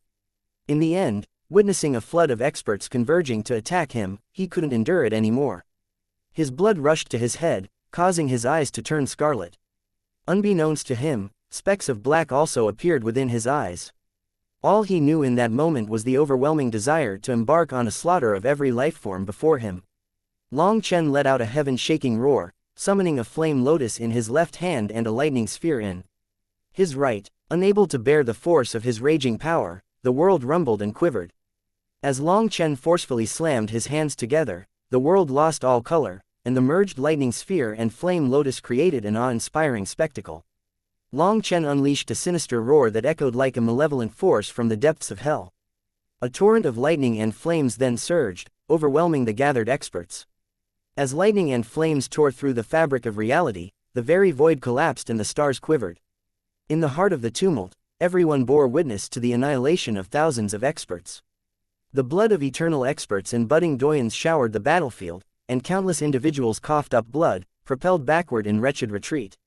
They stared at Long Chen in horror as if he was a wild devil god from the depth of hell. Just then, rain fell from the 9 heavens, but what left people in awe was its crimson hue. The heavens are weeping, terrified exclamations echoed. According to legend, when tribulations befell and numerous heavenly geniuses died, the heavens would feel such grief that they wept tears of blood. You have the audacity to cry now. Why do you pretend to care? Your righteousness, your benevolence, your impartiality, they're all nothing but a sham. Since you want to die so badly, I'll make you cry until you drown in tears. Long Chen looked up at that rain of blood and unleashed a thunderous roar. He had never provoked someone, but countless tribulations always befell him. He also refrained from bullying others, yet it seemed everyone wanted to bully him. Before this, Netherdragon Tianzhao clearly sought his demise, yet the heavenly Taos inexplicably sided against him, attempting to orchestrate his demise. A batch of suicidal budding heavenly doyens then wanted to kill Long Chen, only to be slain by him. However, the heavens wept tears of blood for them as if they were the heroes and he was the villain. This pushed Long Chen to the brink of madness, to the point where he summoned his bloody manifestation. In an instant, his 7-color divine radiance lit up, painting the world with 7 crimson hues. The very fabric of reality then caught fire as flames voraciously devoured the heavens. Boss is really angry. Guo Ran and the others let out startled cries, as they could feel Long Chen's berserk killing intent enveloping heaven and earth. Supreme blood ignition, 10,000 swords fly. Long Chen roared. With swift hand seals, he conjured millions of 7-peak swords, creating a vast sea of blades that surged in all directions. Block them. Some were left only able to shout, while others sought allies, and the rest simply fled.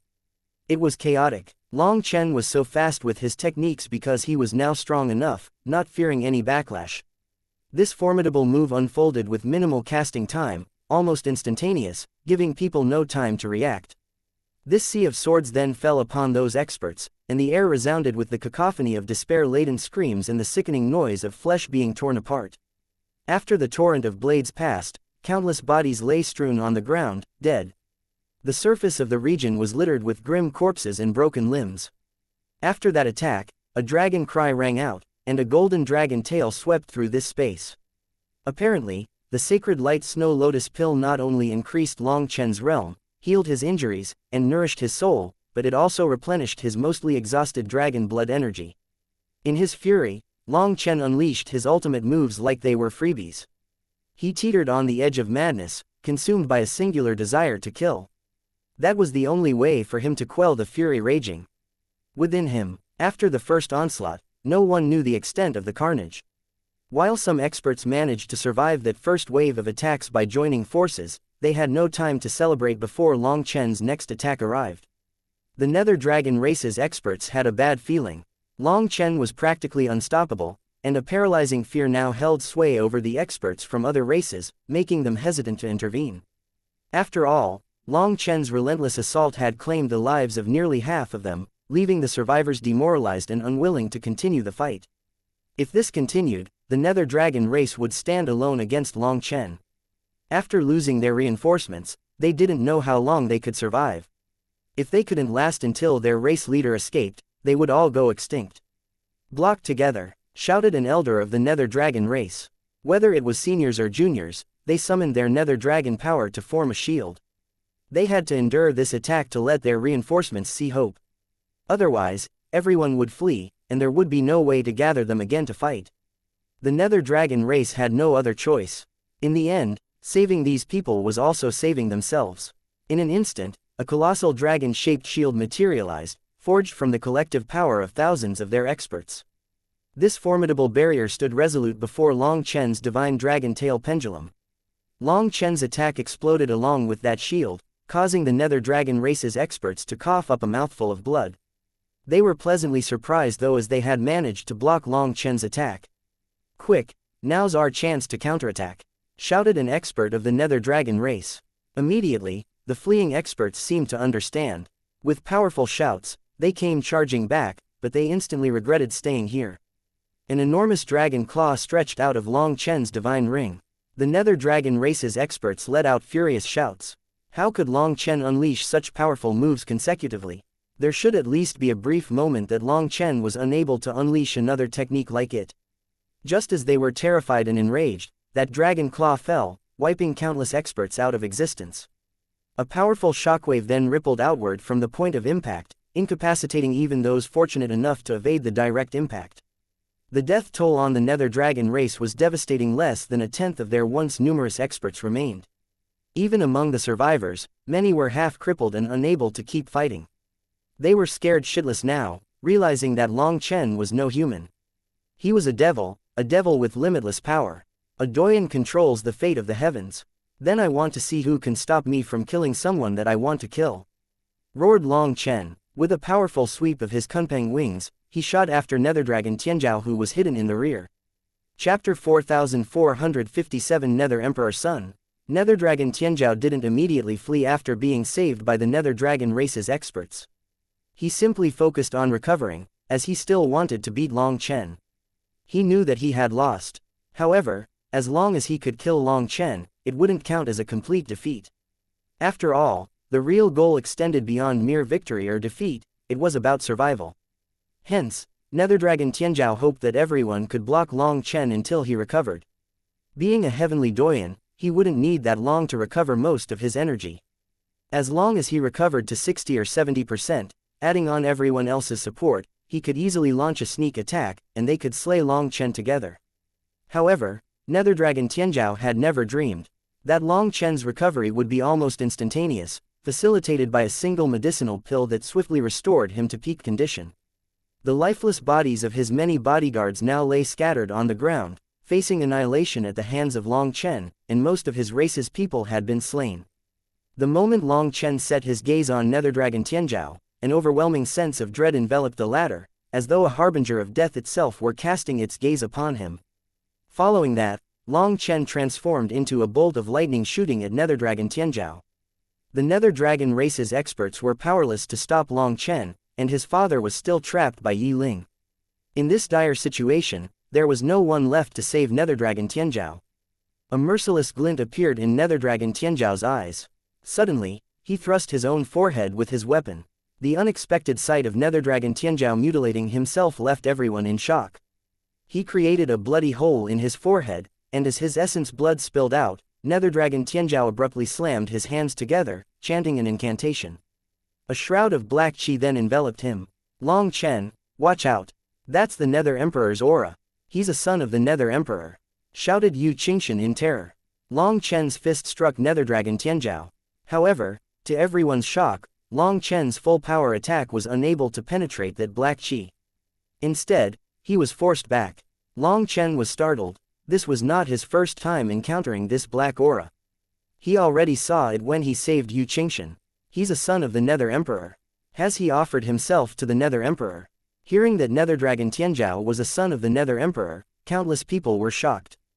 The so-called sons and daughters of the Nether Emperor were the seeds that the Nether Emperor had left in the world.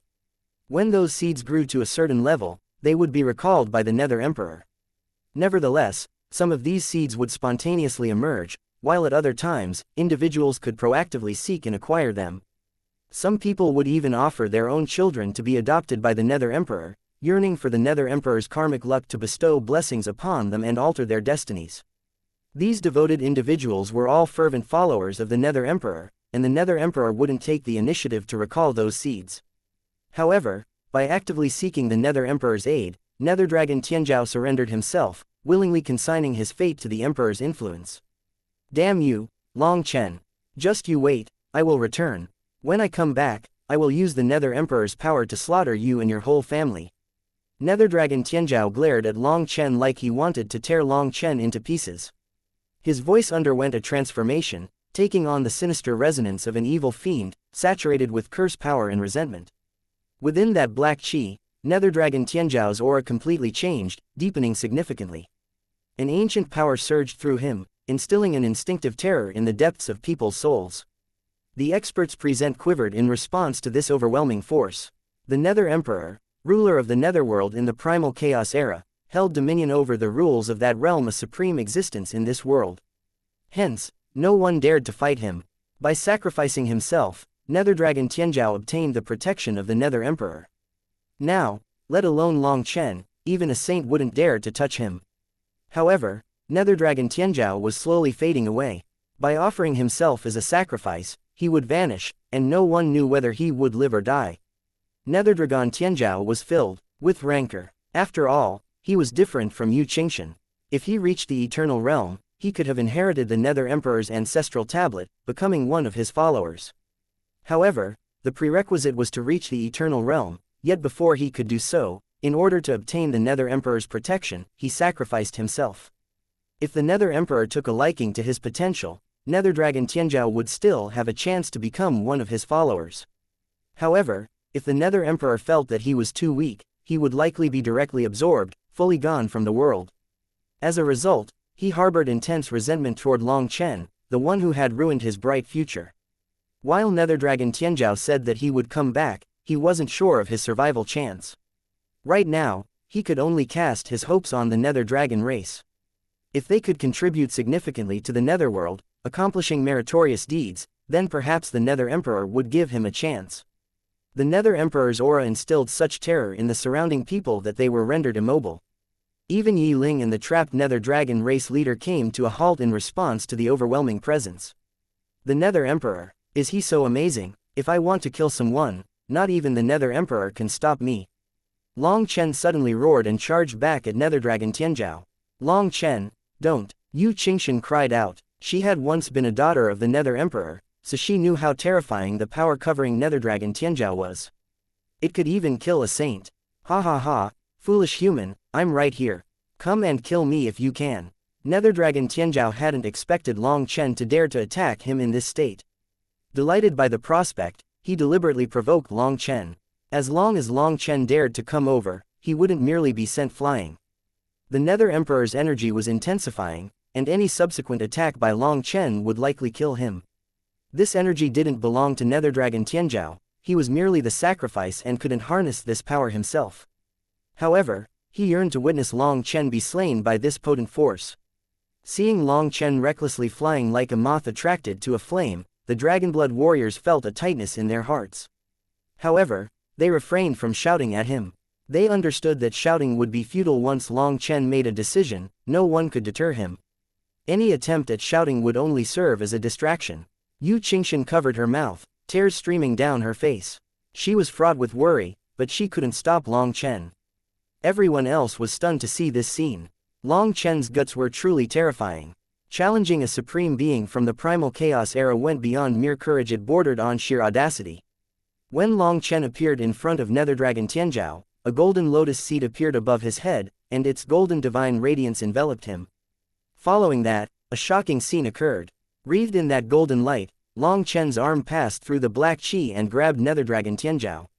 Nether Dragon Tianzhao's eyes almost popped out of their sockets. Chapter 4458, Repaying a Debt.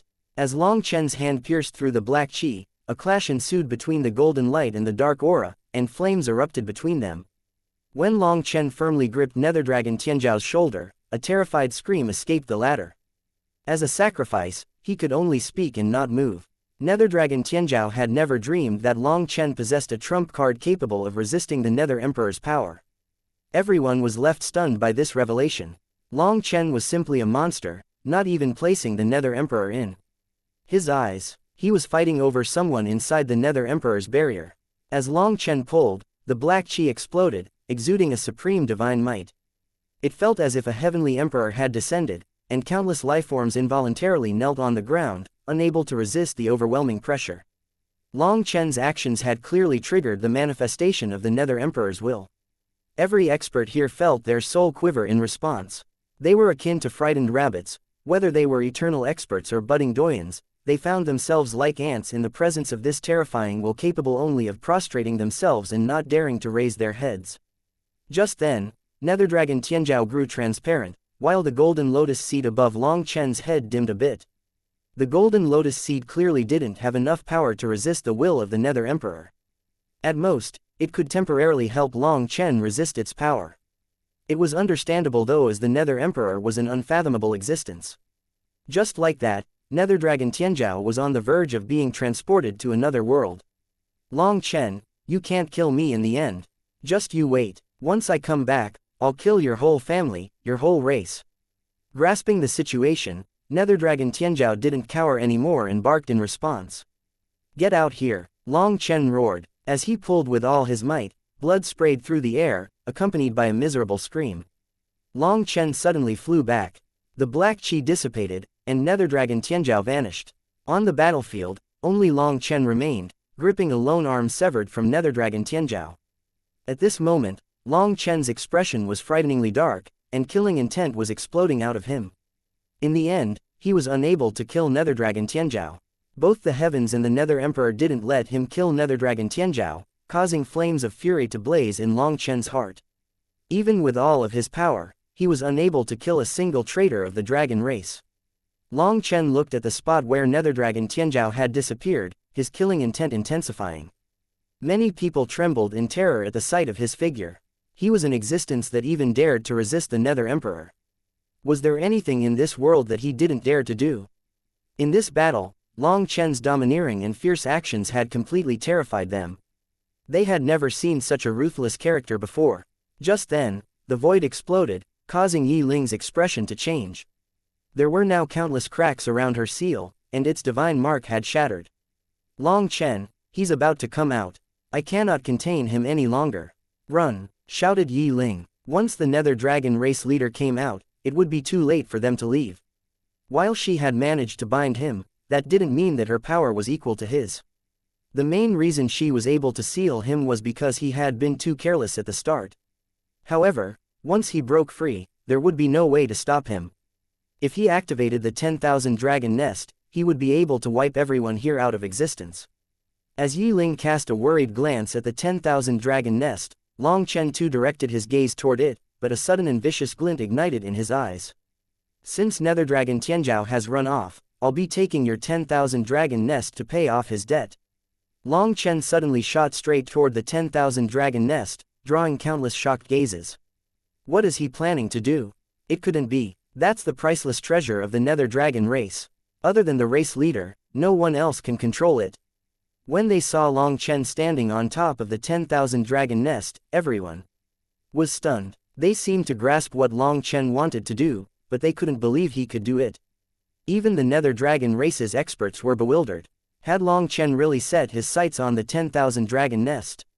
The nest was a condensation of innumerable dragon corpses, and each of them had to at least reach the eternal realm to qualify for it. In fact, some weaker eternal dragons didn't meet the criteria to merge with the nest. Only the powerful Nether dragons could have their corpses incorporated into it. When all their power was combined, the user could use the attack of millions of dragons at once. Furthermore, amongst those dragons, were many saints. The strength of the Nether Dragon race stemmed from the accumulation of power across generations. Each race leader who was in the prime of their life would opt to merge into the 10,000 dragon nest, sacrificing their life to enhance the collective might of the race. This method wasn't exclusive to the Nether Dragon race. With the exception of the true dragon race, all other dragon races could employ this method. Through the continuous accumulation of power, akin to rolling a snowball, they bolstered the strength of their respective races. While Nether Dragon Tianzhao had become the first awakened Doyen with his own talent, this accomplishment was intricately tied to this unique treasure, the Nether Dragon race's accumulation of power over millions of years. This 10,000 dragon nest was the Nether Dragon race's home, and Long Chen's audacious intention to claim it left the experts of the Nether Dragon race staring at him as if he were a hopeless fool. Not even their vice-race leader possessed the authority to control the 10,000 dragon nest. That privilege was reserved solely for the race leader. In a sudden burst, Long Chen slammed the severed arm he held onto the dragon nest. As a result, the armor of the nest exploded, and black blood merged into it. Long Chen then pressed his hands on it, and his golden dragon blood flowed into the black nest. Not good, he's using the young master's blood as the guide to invade the 10,000 dragon nest. Suddenly, one of the Nether Dragon race's eternal experts cried out. The only one capable of controlling the 10,000 dragon nest was the race leader. However, given that Nether Dragon Tianzhao was his son, Long Chen might be able to exert control over the nest using his blood. Golden runes streamed from Long Chen's hands, tracing Nether Dragon Tianzhao's essence blood.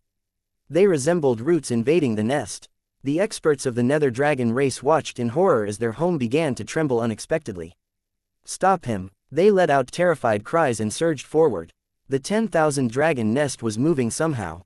Although that didn't mean that Long Chen could control it, this was enough to drive them nuts.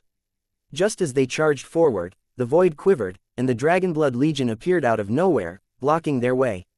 With a collective heaven-shaking roar, the Dragonblood Legion collapsed on them. Chapter 4459 Who is the Idiot? Bai Shala directly transported the Dragonblood Legion on the 10,000 dragon nest. As his pupil arts were growing increasingly refined, even in this complex environment, he was still capable of easily transporting everyone. It was all thanks to the elder of the Heavenly Eye race who had bestowed his inheritance on Long Chen. Wanting to respect that elder's wish, Long Chen then passed the inheritance down to Bai Shala.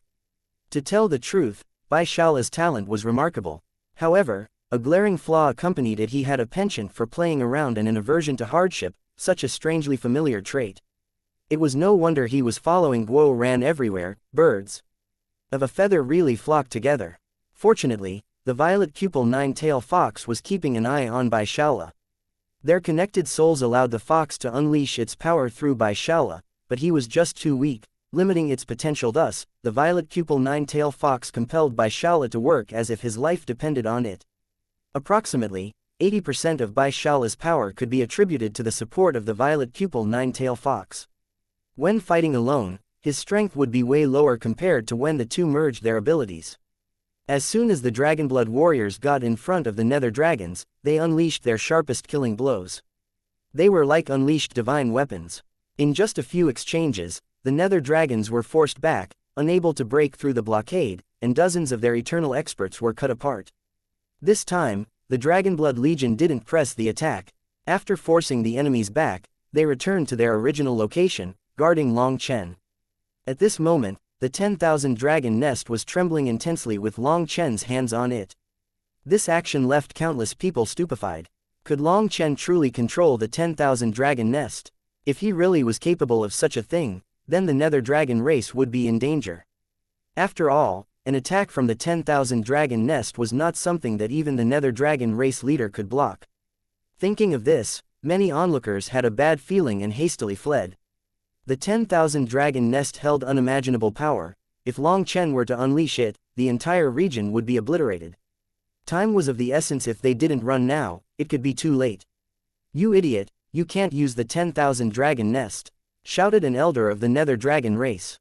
The vice race leader whispered, "Ignore him. Let him waste his energy. We'll kill him once he's exhausted." The vice race leader and other senior experts of the Nether Dragon race had noticed that even with Nether Dragon Tianzhao's essence blood, Long Chen couldn't control the 10,000 dragon nest. Although its movement made them panic for a bit, the 10,000 dragon nest's 9 core runes were still silent. They knew that unless Long Chen could activate all 9 of them, he wouldn't be able to control the 10,000 dragon nest. Seeing this, the vice race leader didn't let others warn Long Chen, so he would be wasting his energy for nothing. Runic chains flowed from Long Chen's arms, intertwining and anchoring themselves within the nest. Once firmly bound, Long Chen pulled, and the 10,000 dragon nest slowly moved. The intense rumbling of the heavens and earth accompanied its movement, causing cracks to materialize in the void. What terrifying power! Startled cries resounded, as Long Chen used brute power to move such an enormous nest. That was absolutely shocking. However, the Nether Dragon race's experts wore sneers on their faces. Despite being shocked by Long Chen's strength, they knew that brute power alone couldn't control the 10,000 dragon nest. It was a waste of power. Retreat a bit, just help me hold the line, said Long Chen. Hearing this, Guo Ran and the others nodded and spread out while maintaining a defensive line around Long Chen. Anyone who dared to sneak attack Long Chen would be instantly blocked. In front of countless shocked gazes, the enormous nest slowly moved, being lifted into the air. The nest was truly enormous, resembling an entire world. Originally, it had been beneath Long Chen's feet, but now it was slowly raised to the top of his head. What is he planning on doing? Is he going to use it to smash people? Frightened cries echoed. Astonishingly, Long Chen had successfully lifted the 10,000 dragon nest. With his veins throbbing, Long Chen unleashed his full power. But as a result, the void beneath his feet fractured, unable to bear the immense weight of the 10,000 dragon nest. The 10,000 dragon nest was simply enormous. As it was lifted, it seemed so high above the 9 heavens, almost reaching the stars. In the broader view, a single ant-like figure had lifted the 10,000 dragon nest, a scene so incredibly stunning that people would never forget in their lifetime. Idiot, if you think that you can use the 10,000 dragon nest to smash us, you are insane. The 10,000 dragon nest is already locked in position. Once it leaves your hand, it will automatically go back to its original location, sneered the vice race leader. He was very delighted to see Long Chen waste his energy. Still, Long Chen's power was truly astonishing. The 10,000 dragon nest resembled an entire world, and any other individual would have been crushed attempting to lift it. As Long Chen single-handedly bore the entire pressure of the 10,000 dragon nest, sneak attacking him now was their best chance. As soon as Long Chen was distracted, he would be crushed by the 10,000 dragon nest. However, no one dared to take advantage of this opening. If he were to let go of the 10,000 dragon nest suddenly, the attackers would also be crushed, and not even 10,000 backup lives would be enough to save them. The void continued to rumble and shake, but no one knew what Long Chen was doing. At this moment, the cracks on Yi Ling's seal grew, a sign that the Nether Dragon race leader was about to break free. While Yi Ling didn't know what Long Chen was doing, she chose to believe in him. She then gritted her teeth and summoned strange flames above her head. Despite the evident strain on her increasingly pale face, she burned her core energy to buy Long Chen more time. In the distance, Little Crane was still dancing, though the radiant rainbow light surrounding her had diminished from its initial brilliance. Her aunts were covered in sweat, trying hard to persevere, but it didn't seem like they would last much longer. All eyes were fixed on Long Chen, yet everyone remained in the dark about his intentions. The entire world held its breath in anticipation. Suddenly, the void beneath Long Chen's feet exploded, causing the enormous 10,000 dragon nest to rise several feet. "Get in here," Long Chen bellowed with fury. A colossal black hole materialized behind him, resembling a gaping maw as it gradually consumed the 10,000 dragon nest. The spectators were left dumbfounded, their eyes nearly popping out of their sockets at the unexpected turn of events. Chapter 4460 Fighting a Saint. An enormous black hole appeared in the void, directed toward the 10,000 dragon nest. A portion of the nest had been drawn to it. "He's trying to take the 10,000 dragon nest." Shocked exclamations reverberated as the audacity of this crazy idea left them stunned. The first requirement to put something into another space was to have the power to lift it. Now, they understood why Long Chen had put so much effort.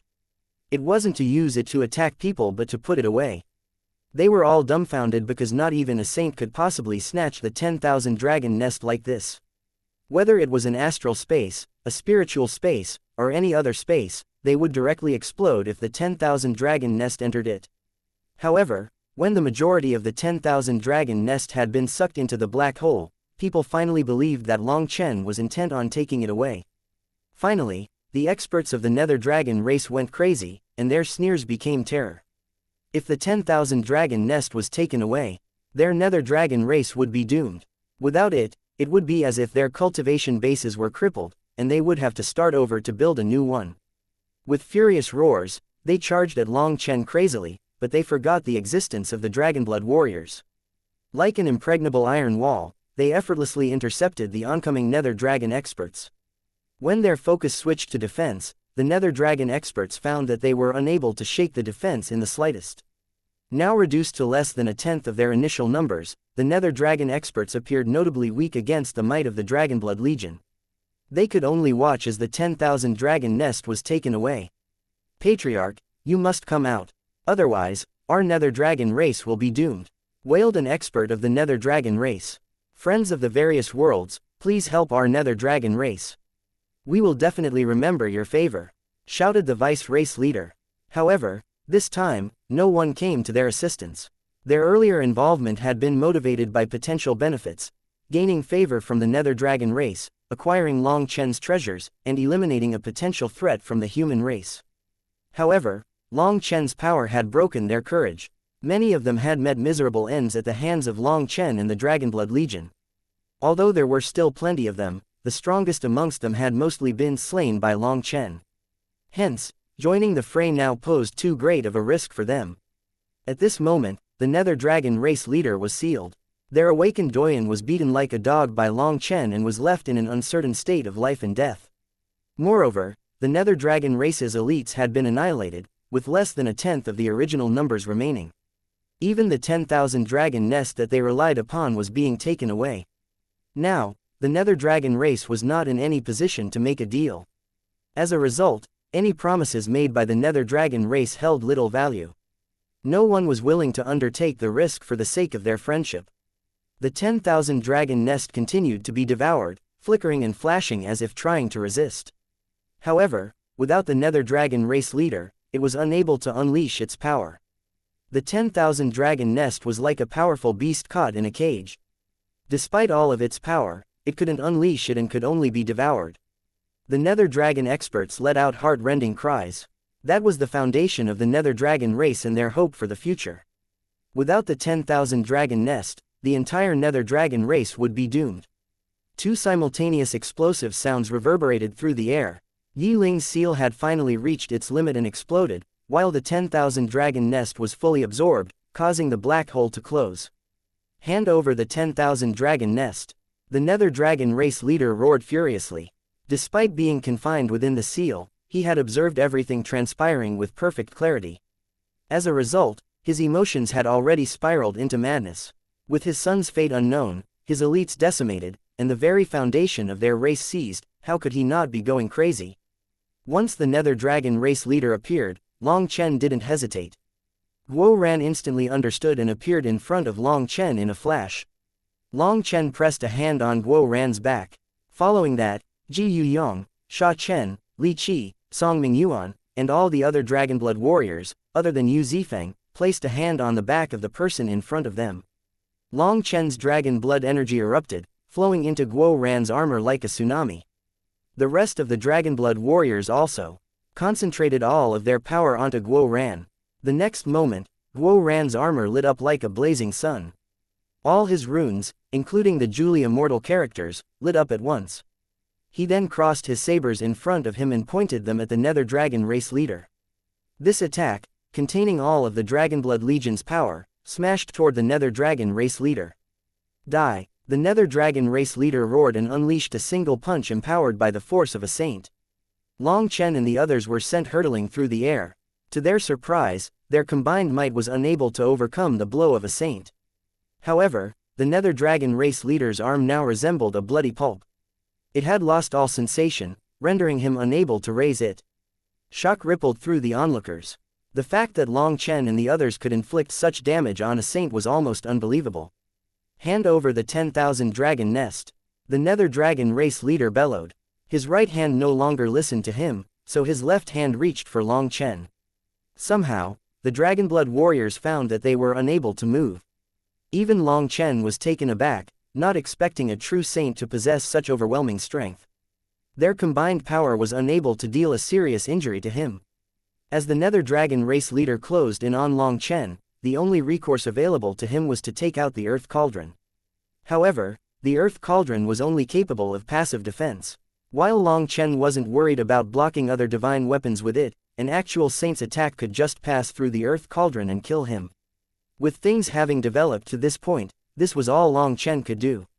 Just as he was about to take out the earth cauldron, a figure descended from the heavens and appeared in front of Long Chen. Seeing that unshakable figure, Long Chen let out a delighted cry.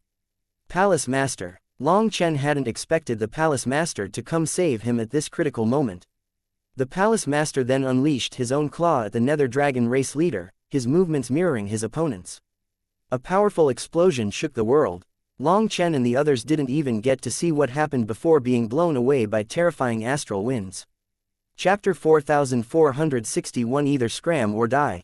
The Palace Master hovered in the air, exuding powerful blood qi and divine pressure that seemed to fill the world. Behind him, the silhouette of a colossal black dragon soared above the heavens, its gaze piercing down upon the world. With a single palm, the Palace Master forced the Nether Dragon race leader to retreat. Each step backward resulted in the collapse of the space below the Nether Dragon race leader, and he only managed to regain stability after 7 steps. The Nether Dragon race leader was shocked and enraged. The expert in front of him was clearly only in the eternal realm, but his blood qi was so powerful that it shook the very stars. Scram! The Palace Master didn't pursue the Nether Dragon race leader after forcing him back. He just clasped his hands behind his back and indifferently said, "Traitor of the dragon race, I should tear all of you to pieces and grind your bones to dust. However, you've lost your 10,000 dragon nest and exhausted a great deal of your energy. With you being so weak, killing you now would damage the prestige of the barbarian dragon race. My barbarian dragon race disdains taking advantage of other people's precarious situations, so you can just fuck off." The Palace Master gained control over the entire battlefield as soon as he appeared. Numerous experts had heard of his reputation, but before this, they had regarded him as nothing important. After all, in an era dominated by heavenly geniuses, eternal experts seemed commonplace, and their prominence had seemingly waned. However, the Palace Master was capable of fighting head-on against a terrifying saint, proving that he was no ordinary eternal expert. Moreover, his disdain for fighting the Nether Dragon race leader, combined with his overwhelming power, made people realize that, despite the High Firmament Academy's decline, their foundation remained strong. The Nether Dragon race might be powerful, but compared to the High Firmament Academy, it was still greatly lacking. Just a single Long Chen and Dragonblood Legion had almost wiped them out. Now, with the Palace Master intervening and compelling the Nether Dragon race leader to retreat, it became evident that the true power of the High Firmament Academy was still concealed, as if the ongoing events were merely the tip of the iceberg. Hand over the 10,000 dragon nest, otherwise. The Nether Dragon race leader roared, unwilling to let the matter rest. His son could be dead for all he knew, and the 10,000 dragon nest had been taken. If he left like this, the Nether Dragon race would be truly destroyed. There would be no stopping their decline. Either scram or die, those are your options. If you can give me a reason to kill you, I'd be very happy to help, stated the Palace Master coldly, shutting down any kind of negotiations. The Nether Dragon race leader quivered with rage, casting resentful glares at Yi Ling in the distance, at Long Chen and the others, and finally at the unyielding Palace Master. Regret filled him as he faced the harsh consequences of his actions. The reason he had led Netherdragon Tianzhao challenge Long Chen was for fame. If his son won, the name of the first awakened Doyen would be set in stone, and they would push that advantage. As long as Netherdragon Tianzhao defeated Long Chen, the name of the Nether Dragon race would be elevated. Additionally, by being the first to challenge the High Firmament Academy, they would bask in glory after showcasing their true power. Then, countless factions would want to join the Nether Dragon race. If they had the allegiance of all the budding Doyens, creating an enormous army, who would dare to fight the Nether Dragon race? However, they just had to count their chickens before they hatched. Instead of getting a big piece of fatty meat, they found themselves biting down on unbreakable stone. There was no fat to be had, and they instead broke their own teeth.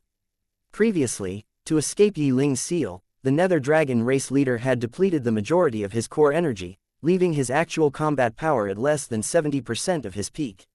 Then, the Palace Master's attack shocked him. Although it was just a brief exchange, his expert's intuition told him that the Palace Master was incredibly powerful. Even at his peak state, he wasn't assured of being able to beat the Palace Master. So, in his weakened state, he knew he had no chance at all. If he were to force it, rather than gaining the 10,000 dragon nest, he could just lose his own life. If he died, then the Nether Dragon race might as well just kill itself. If that were to happen, their enemies would have no further misgivings, and the Nether Dragon race would be ripped out by the roots. Good, good, good. The Nether Dragon race leader gritted his teeth, uttering 3 goods, before continuing, this time, my Nether Dragon race admits defeat. We're leaving. The onlookers were stunned by the unexpected turn of events. The Nether Dragon race was actually admitting defeat. Long Chen and the Palace Master were also taken aback. Considering that Nether Dragon Tianzhao could be dead and his 10,000 dragon nest was now in Long Chen's possession, the Nether Dragon race leader should have gone for broke and fought to the death. However, he actually admitted defeat. That was beyond Long Chen's expectations and served as a warning. The Nether Dragon race leader was a ruthless character who might resort to unimaginable actions now that he had nothing else to lose. To be able to maintain his composure even in this state, it meant that he was quite the character. Race leader, we can't, wailed an eternal expert. The Nether Dragon race couldn't lose their 10,000 dragon nest. Shut up, the race leader roared. When he swung his hand, those experts instantly fell silent. After that, the race leader looked back at Long Chen and the Palace Master. This enmity will be remembered by the Nether Dragon race. Long Chen looked at him and nodded. You are correct, the dead between us still exists. This time, I took your 10,000 dragon nest, and next time, I'll take your corpse. I will show all traitors that those who sell out their own race won't have good endings. The Nether Dragon race had betrayed the dragon race to join the Netherworld, resulting in the extermination of many members of the dragon race. This was also why the Nether Dragon race was so detested. In the clash between Long Chen and the Nether Dragon race, only one could prevail and exist in this world. Then we'll wait and see.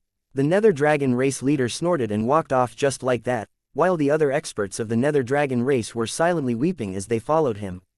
When they first arrived, the Nether Dragon race made a grand entrance, showcasing their power with the 10,000 dragon nest and millions of elite members. Now, with less than 10% of their forces remaining, their once formidable presence had dwindled to a dejected state, shocking everyone. In a single battle, the Nether Dragon race had plummeted from being the strongest to experiencing an instantaneous decline.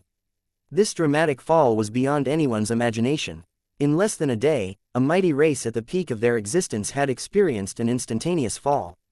The shock it instilled in everyone lingered for a long time. When people looked at Long Chen, there was a new reverence in their eyes. Just as the Nether Dragon race withdrew, the various factions started to move toward the battlefield. Anyone who dares to touch a single corpse on the battlefield will be killed on the spot, announced Long Chen coldly. Chapter 4462. Don't go too far. The Nether Dragon race had started to withdraw. The higher-ups left first, leaving behind a group to pick up the bodies of their fallen experts. The Nether Dragon race wasn't the only one to do this. Other races also wanted to gather the bodies of their fallen kin. Although some of the corpses were in pieces, if they were identifiable, they needed to be salvaged. Allowing the remains of their people to rot in the wild was unthinkable. Hence, Long Chen's words enraged them. How could he forbid them from retrieving the corpses of their fallen?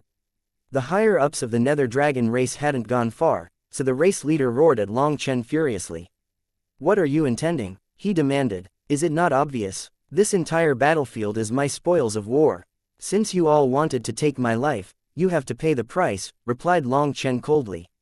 We will not allow others to humiliate our martyrs. A warrior can be killed, but not humiliated. The expert was cut off midway through his words as a hole appeared in his head, causing him to drop dead on the spot. Guo Ran lowered his crossbow, sneering. Idiots, you were the ones who chose to attack us. You should accept the consequences. Cannot handle the humiliation? Well, who can then?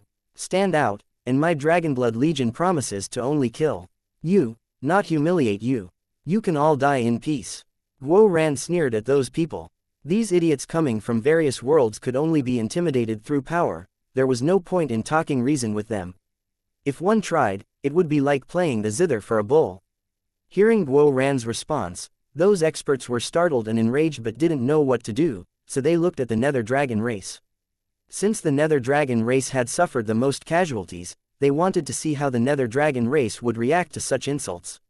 Long Chen, don't go too far, roared the Nether Dragon race leader. He didn't know that Long Chen really needed these corpses and thought that Long Chen was simply intentionally trying to humiliate them. And if I do go too far, what will you do? Asked Long Chen indifferently. The Nether Dragon race leader was so enraged that his hair stood on end. He then turned to the palace master and coldly said, "We're all part of the dragon race. Are you going to let him commit such an outrageous act?" The palace master curled his lips. "Traitors like you dare to call yourselves part of the dragon race. It would have been better if you didn't mention the dragon race. That only makes me want to kill you. Before I change my mind, you better scram." The Nether Dragon race leader could do nothing but quiver with rage. Gritting his teeth, he then turned and left, accompanied by the remaining Nether Dragon race experts, all filled with anger. Unable to recover the bodies of their fallen comrades, it was a monumental humiliation for the Nether Dragon race. Yet, they were powerless to resist. Seeing the Nether Dragon race abandon their deceased, the other races were left with no choice but to suck it up. They didn't even dare to gather the divine weapons that were scattered throughout the battlefield. The taste of defeat was bitter and tormenting. "Clean up the battlefield, he, we made a killing this time." Even before their enemies were gone, Guo Ran and Sha Chen already shouted excitedly. They shot forward and started to go through the battlefield with the Dragonblood warriors. Clearly, Sha Chen and Guo Ran were doing this intentionally to enrage those people. The latter were truly incensed, but they could do nothing. They could only quicken the pace to get out of here. "Do you want to say goodbye?" In the distance, within the Zhang clan's camp, Zhang Wenyu probed Feng Fei. Feng Fei shook her head. "If you didn't have the courage to help when he needed it, attempting to curry favor after his victory would only make you appear small. Not only would others look down on you, but you would look down on yourself as well." He wanted to play this move now. What was he doing beforehand? All of them had acted badass before, but now wanted to suck up. Other than losing face, what else would this accomplish? Feng Fei truly understood Long Chen. At least, by maintaining distance now, perhaps he would still feel a bit better toward her. If she were to go over, that trace of good feeling would scatter with the wind. Feng Fei gathered the Zhang clan's people. In any case, they hadn't come for nothing. Watching such a shocking battle had benefited everyone. The Zhang clan's heavenly geniuses had been extremely arrogant when they first arrived. Even Zhang Wenyu, who did his best to stay humble, could not hide that it had just been an act. He only reserved himself to compete for the position of the clan leader. In truth, he was no different from the other two budding doyens. His only good point was that he knew how to act a bit better. After witnessing Long Chen and Netherdragon Tianzhao's battle, these arrogant fellows seemed to deflate. The shocking battle had shattered their confidence, letting them know that there was a qualitative difference between them. The most significant blow to them was the realization that they not only fell short in comparison to Long Chen but also lagged behind Guo Ran, Sha Chen, Yu Zifeng, and other members of the Dragonblood Legion. Even the ordinary Dragonblood warriors surpassed them, leaving them feeling like frogs at the bottom of a well. The Zhang clan's elders also had mixed feelings but mostly deep regret. If they had helped Long Chen when he was weaker, they would have had a good relationship with him. However, now that Long Chen had reached this level, even if the Zhang clan used all their might to form a good relationship with him, it would probably still be futile. Once an opportunity had passed, sometimes, there was just no way to mend things. Just as Feng Fei was talking sense to everyone in the Zhang clan, she suddenly sensed something and turned back. She saw Long Chen staring at her and nodding ever so slightly.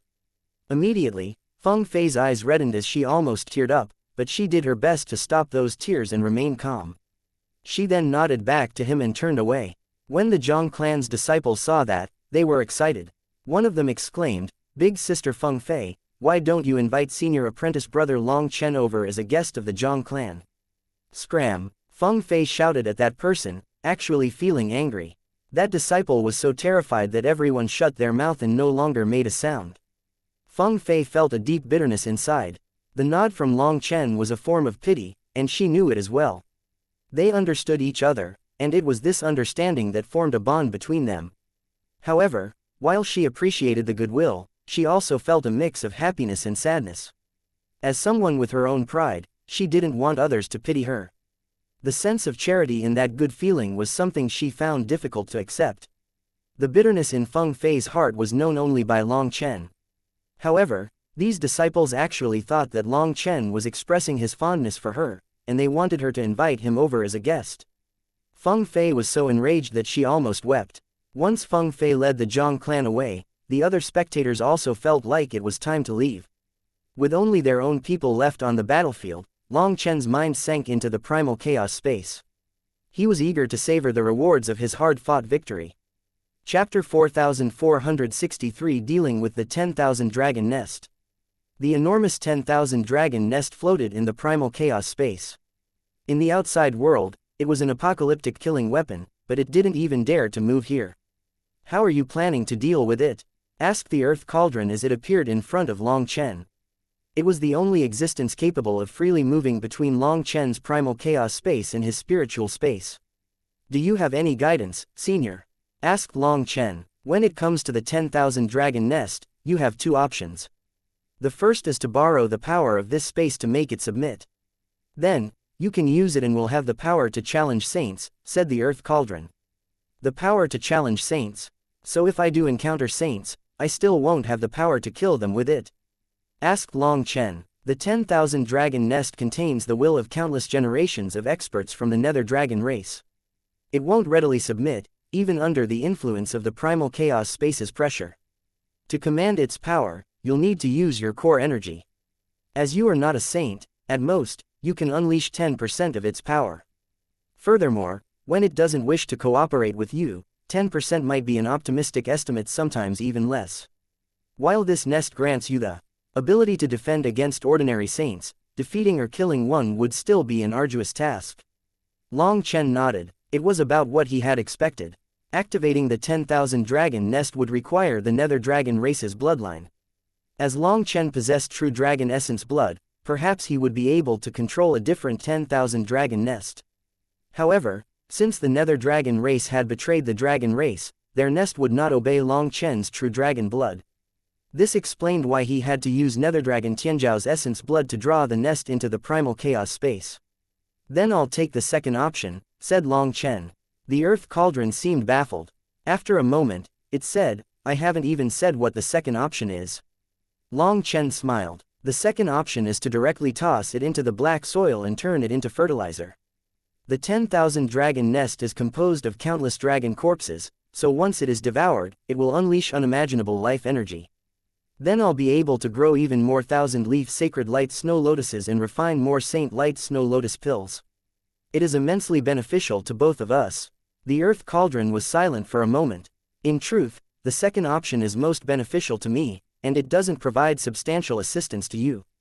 Given my characteristics, I can't help you too much in battle.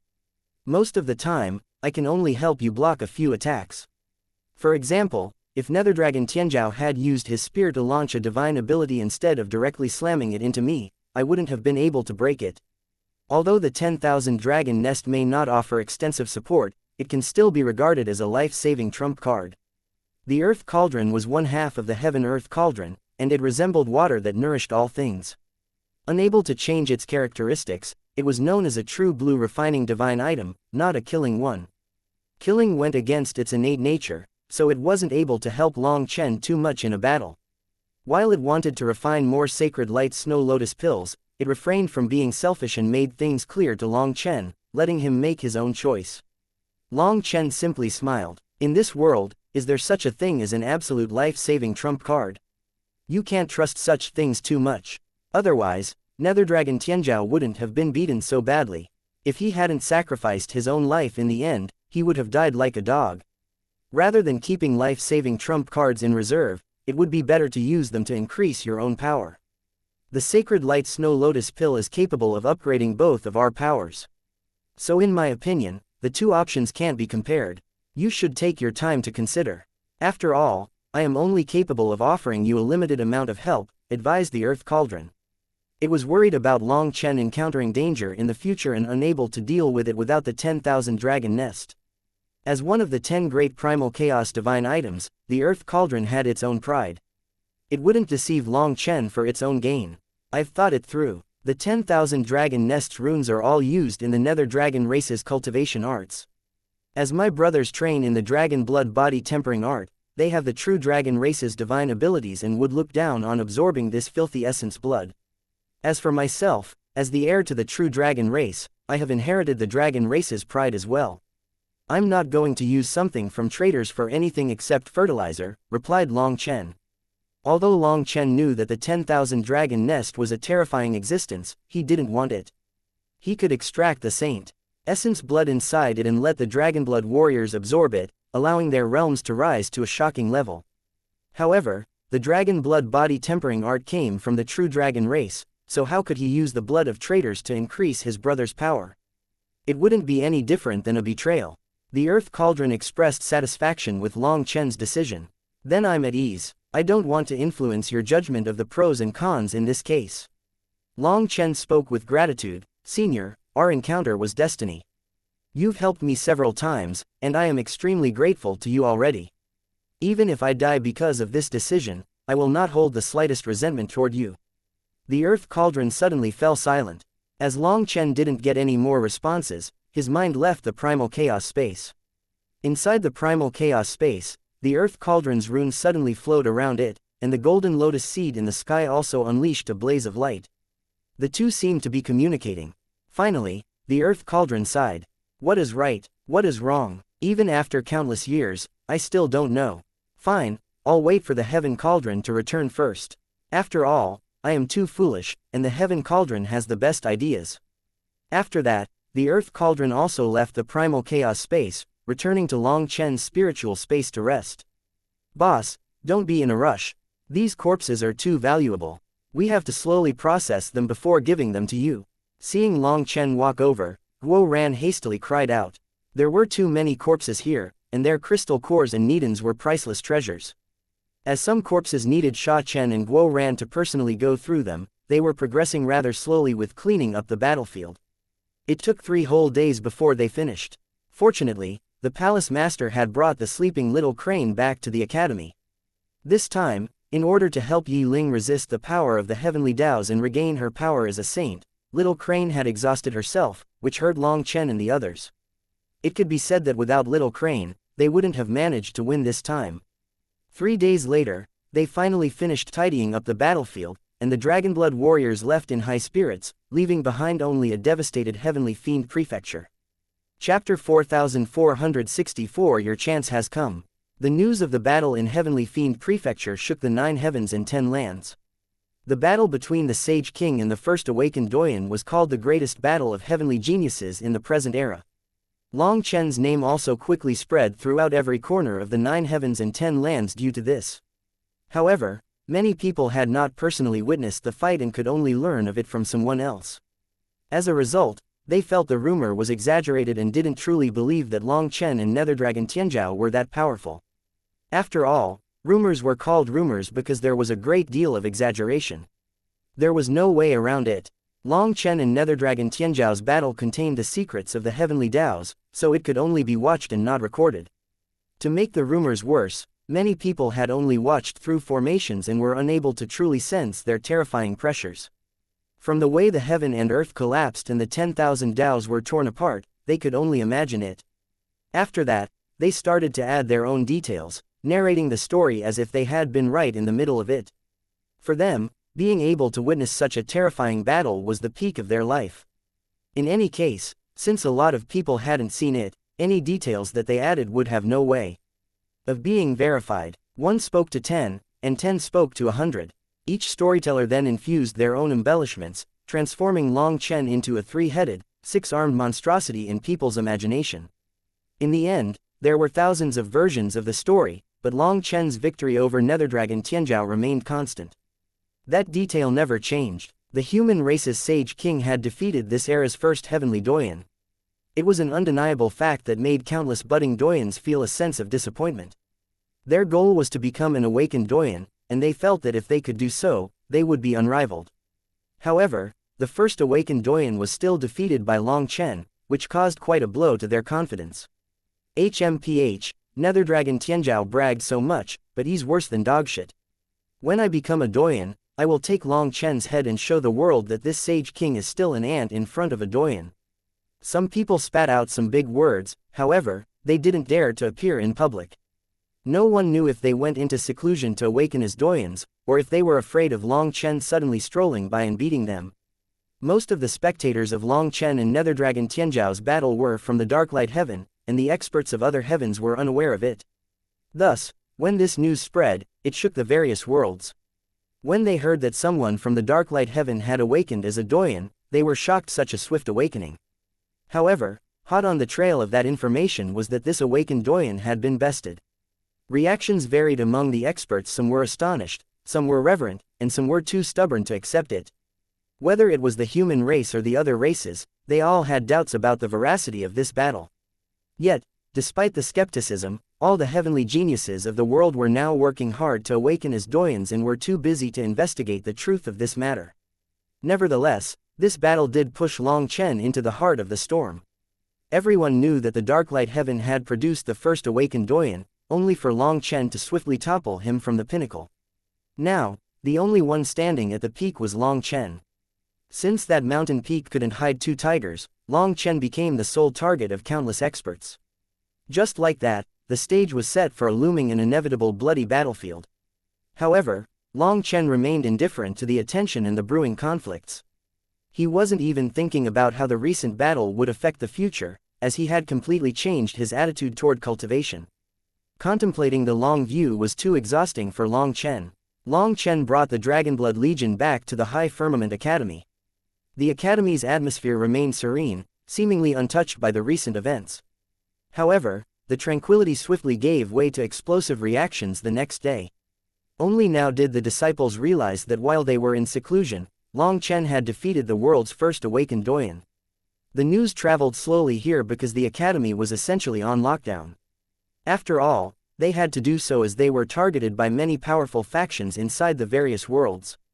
A few days prior, when the Dragonblood Legion ventured out, numerous disciples engaged in quiet conversations, speculating about the purpose of their mission. Then, the shocking news that followed made it clear the Dragonblood Legion had done something amazing and then silently came back. They were too low-key. The High Firmament Academy's higher-ups didn't mention a word about this matter, and even the disciples who had been present during the delivery of the challenge letter had been ordered to keep that matter secret. As word spread that Long Chen not only vanquished Netherdragon Tianzhao but also seized the Nether Dragon race's 10,000 dragon nest, slaughtering numerous eternal experts and budding doyens, the Academy's disciples erupted in excitement.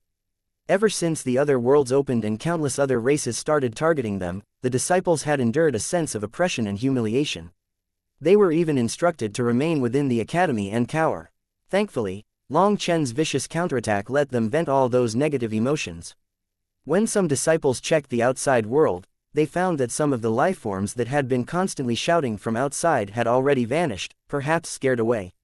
The Academy's disciples felt almost godlike now, and their worship and reverence for Long Chen could no longer be described with words.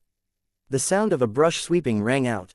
The ground was already clean, yet when this broom swept over it, it still brought out some dust. The broom was firmly held by the knobbly hands of an elder in weathered robes. Despite the apparent wear, the robes remained pristine, untouched by a single speck of dust. Sweeping elder, when are you going to let me go all out? Cleaning up after others doesn't suit me. I'm going to explode at this rate. The palace master stood beside the sweeping elder, frustration etched on his face. Now, the palace master no longer appeared like a mighty expert and was like a complaining child instead.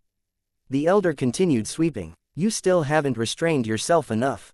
Keep going. But, the palace master shook his head. Sweeping elder, at this rate, my body is going to rust. Finally, the sweeping elder stopped his movements, and his turbid eyes stared at the palace master. The palace master instantly stood at attention, waiting for his teachings. Your chance has come. The sweeping elder smiled slightly. The palace master was baffled to hear this. However, he also quickly sensed someone walking over. Chapter 4465 The Sweeping Elder's Reminder. Palace Master, you're here too. Long Chen was surprised to see the Palace Master present as well. Cough, I was just passing by, so I wanted to greet the Sweeping Elder, said the Palace Master. He naturally couldn't say that he had come to complain like a child. Greetings, Sweeping Elder. Long Chen hastily bowed to this old man. The Palace Master smiled and said, I saw your battle with Netherdragon Tianzhao. It was truly marvelous. You overpraise me, replied Long Chen humbly. With Long Chen's arrival, the sweeping elder put his broom on the stairs and sat down beside it. It's a good thing that you came. I have something to tell you. This little one is listening. Long Chen hastily sat down on the ground, and the palace master followed. Even someone like the palace master had to act like a disciple in front of the sweeping elder. This matter relates to the Nether Emperor. You must be careful, warned the sweeping elder. Isn't the Nether Emperor still in the process of nirvanic rebirth? Long Chen still hasn't reached the point of drawing his attention, right? Asked the palace master. He knew more about the Nether Emperor than Long Chen. With Long Chen's cultivation base and power, it still isn't enough to draw the Nether Emperor's attention.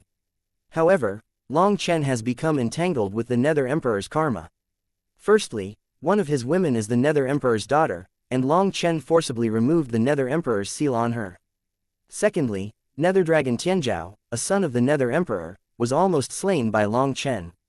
He had no choice but to sacrifice himself, explained the sweeping elder slowly.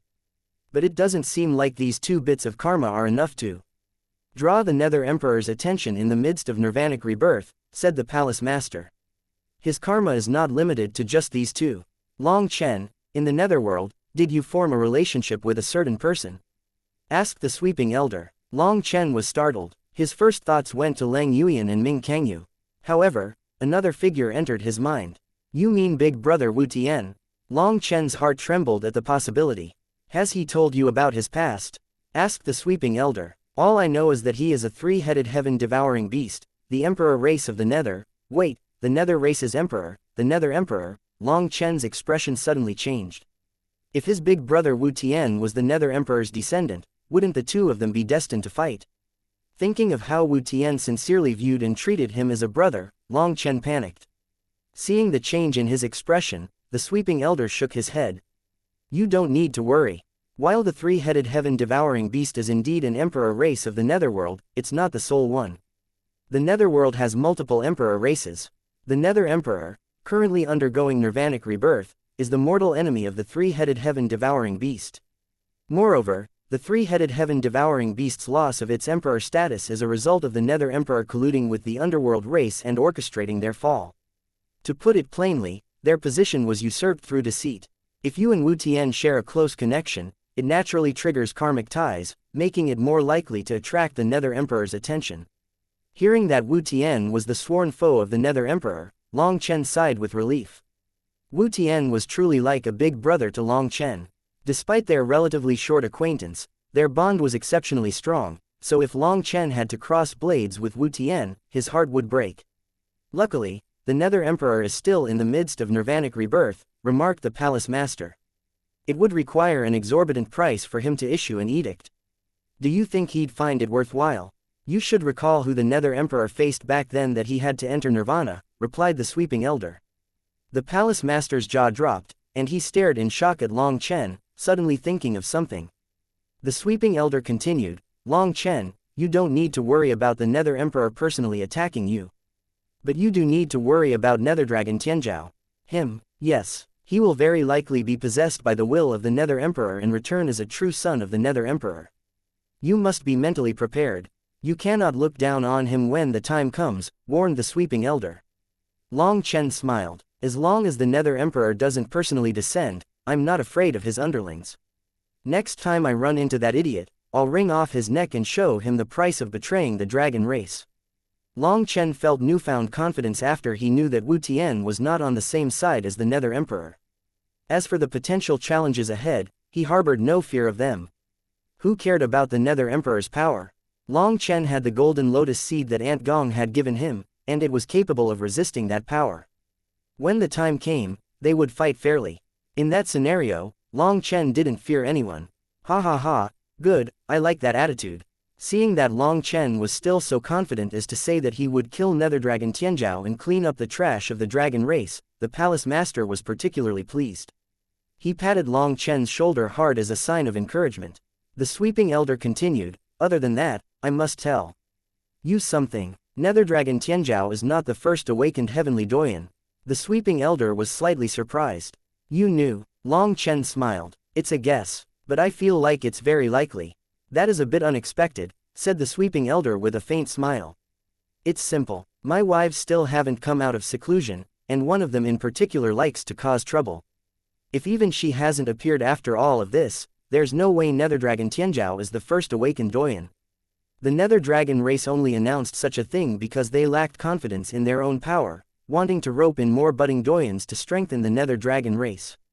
However, the truly prideful races would disdain roping in outsiders. By making such a huge fuss, the nether dragon race was attempting to cover up their weakness that they were lacking budding doyens. If the nether dragon race had a lot of budding doyens, they definitely wouldn't have announced that nether dragon Tianzhao was the first awakened doyen. Instead, they would have used his power to create more awakened doyens inside their race. The sweeping elder nodded and praised Long Chen. Not bad, it's quite rare to see such a sharp vision from a youngster. Long Chen said, in truth, nether dragon Tianzhao isn't anything special. Right now, the truly powerful existences have yet to reveal themselves. It's the half-empty bottles that make the most noise. In my battle with nether dragon Tianzhao, none of my other friends showed up. Clearly, they are in important junctures in their own cultivation. If only one or two didn't show up, that would be one thing. But the absence of all of them indicates that numerous genuine heavenly geniuses are currently in seclusion. The human race's calculations really are frightening. I didn't give much thought to the issue, remarked the palace master, shrugging. That's right, Long Chen, what did you come to see the sweeping elder for? While the palace master's cultivation base was impressive, his intellectual prowess wasn't quite there. What if Long Chen had some secrets to tell the sweeping elder? Wouldn't his question make things awkward then?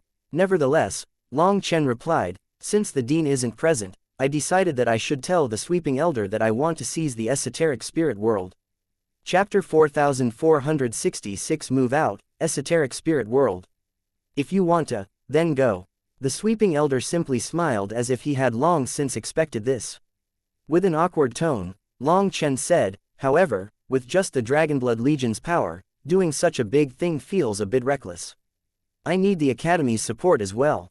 That's easy, I'll help you. The palace master promptly offered his assistance, patting his chest before the sweeping elder could respond. The sweeping elder then looked at the palace master, but the latter didn't dare to meet his gaze.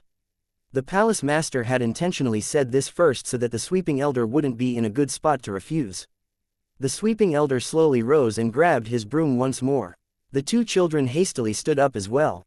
As the sound of his sweeping resumed, the sweeping elder said, there's always more dust to be swept up. As soon as you're done sweeping, more dust appears. Sigh, there's nothing that can be done. The palace master was lost. The sweeping elder's words sounded as though he were talking to himself. Uncertain whether the sweeping elder was displeased with him or expressing agreement, the palace master just stood there in confusion. On the other hand, Long Chen was delighted. After bowing to him together with the palace master, they left. When they were on the way, the palace master couldn't help asking, what did the sweeping elder mean by that? Long Chen smiled. He meant there's always trash to clean up in this world. As soon as you're done cleaning up one batch, another batch is there waiting for you. Then doesn't that mean cleaning it is meaningless? Is the sweeping elder saying that he doesn't agree with your decision this time? Does he not want us to waste the effort? Asked the palace master in confusion. No, palace master, you are thinking in the wrong direction. If endless dust keeps coming, why does the sweeping elder spend all day cleaning the academy? Asked Long Chen. Well, the palace master fell silent, not knowing how to reply. There's endless dust, and there's no stopping it. However, this world still needs someone to sweep up the dust. While it looks like they're working for nothing, as long as they're here, this world will be relatively clean. The sweeping elder's broom purifies the academy, as well as people's hearts and souls. I don't have such a profound realm, so all I can do is eliminate the trash through brute force. By sweeping the ground, the sweeping elder is subtly telling us what we should do, explained Long Chen. What, if it was such a simple answer, why did he have to make it so complicated? The palace master found himself at a loss for words. This, he thought, was the distinction between the human race and the dragon race, or perhaps, more broadly, between the human race and all other races. Some humans spoke in such a roundabout way that it left people scratching their heads, irritating others. Given the palace master's status, anyone who spoke to him typically got straight to the point, and anyone who didn't would get a beating. But of course he couldn't do such a thing to the sweeping elder. His words are profoundly aligned with the heavenly Tao's, encompassing many levels. They are enough to cultivate to the pinnacle of the Tao and measure the 10,000 laws of the world. If we were to try to comprehend them, we could come up with countless meanings. However, I'm too foolish to understand more than the most basic meaning. Hee, but in any case, he's agreed to our new mission," explained Long Chen. "Your human race makes things too complicated. My dragon race has a simpler approach. Power is the ultimate arbiter, not words," the palace master remarked, shaking his head.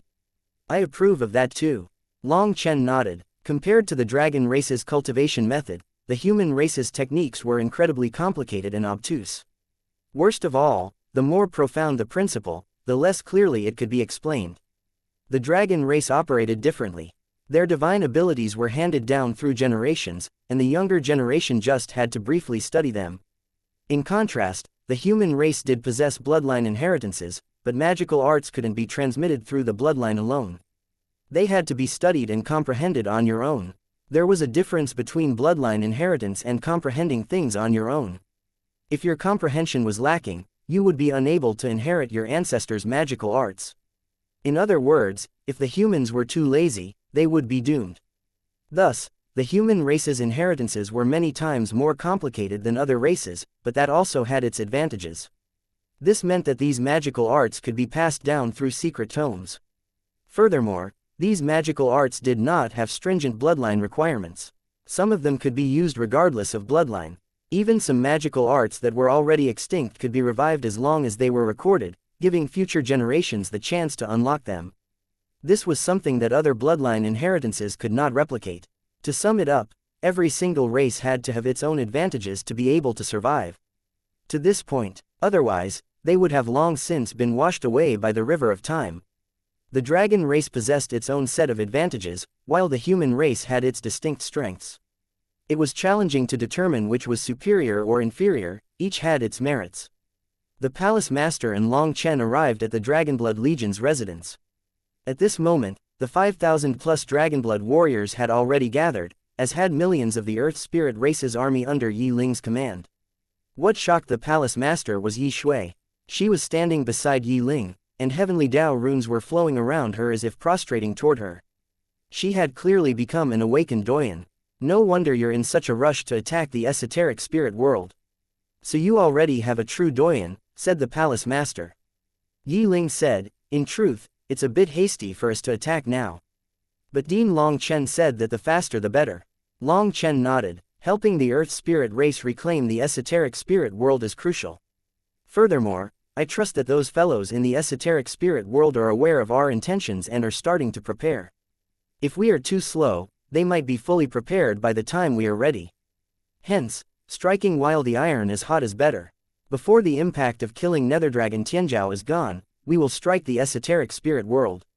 However, according to race leader Yi Ling, the esoteric spirit world has 2 saints on their side and even managed to enlist a saint from another world to force the Earth Spirit race out.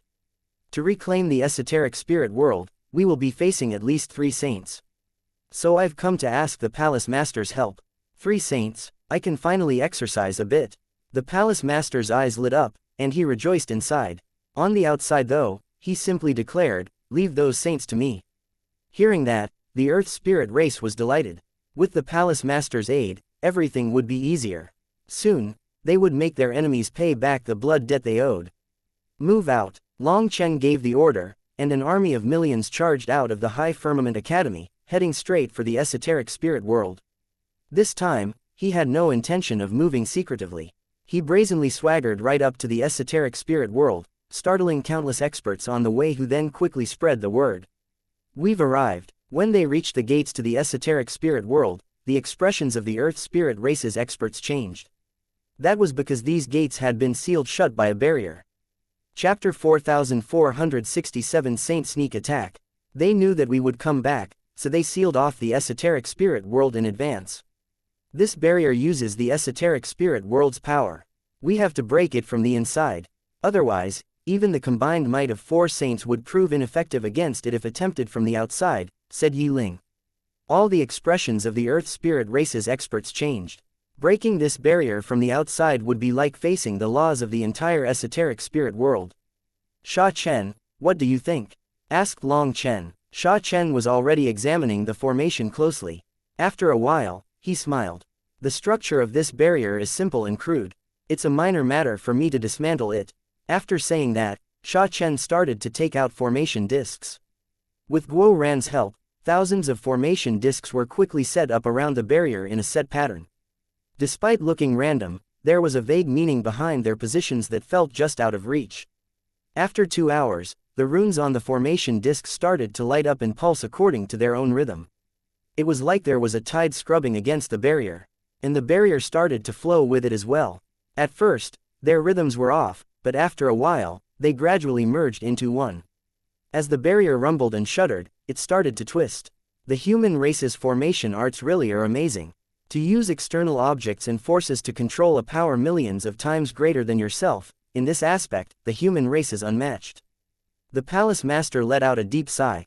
Although he didn't know formation arts, he could tell that Sha Chen had used these formation discs to imitate the laws of the Darklight Heaven and dismantle the barrier. Sha Chen's power wasn't strong. However, with his formations, he was able to shake a barrier that even saints could do nothing to. Witnessing this, the palace master had no choice but to sigh in amazement at the human race's ingenuity. The Earth Spirit race's experts felt a renewed sense of vigor.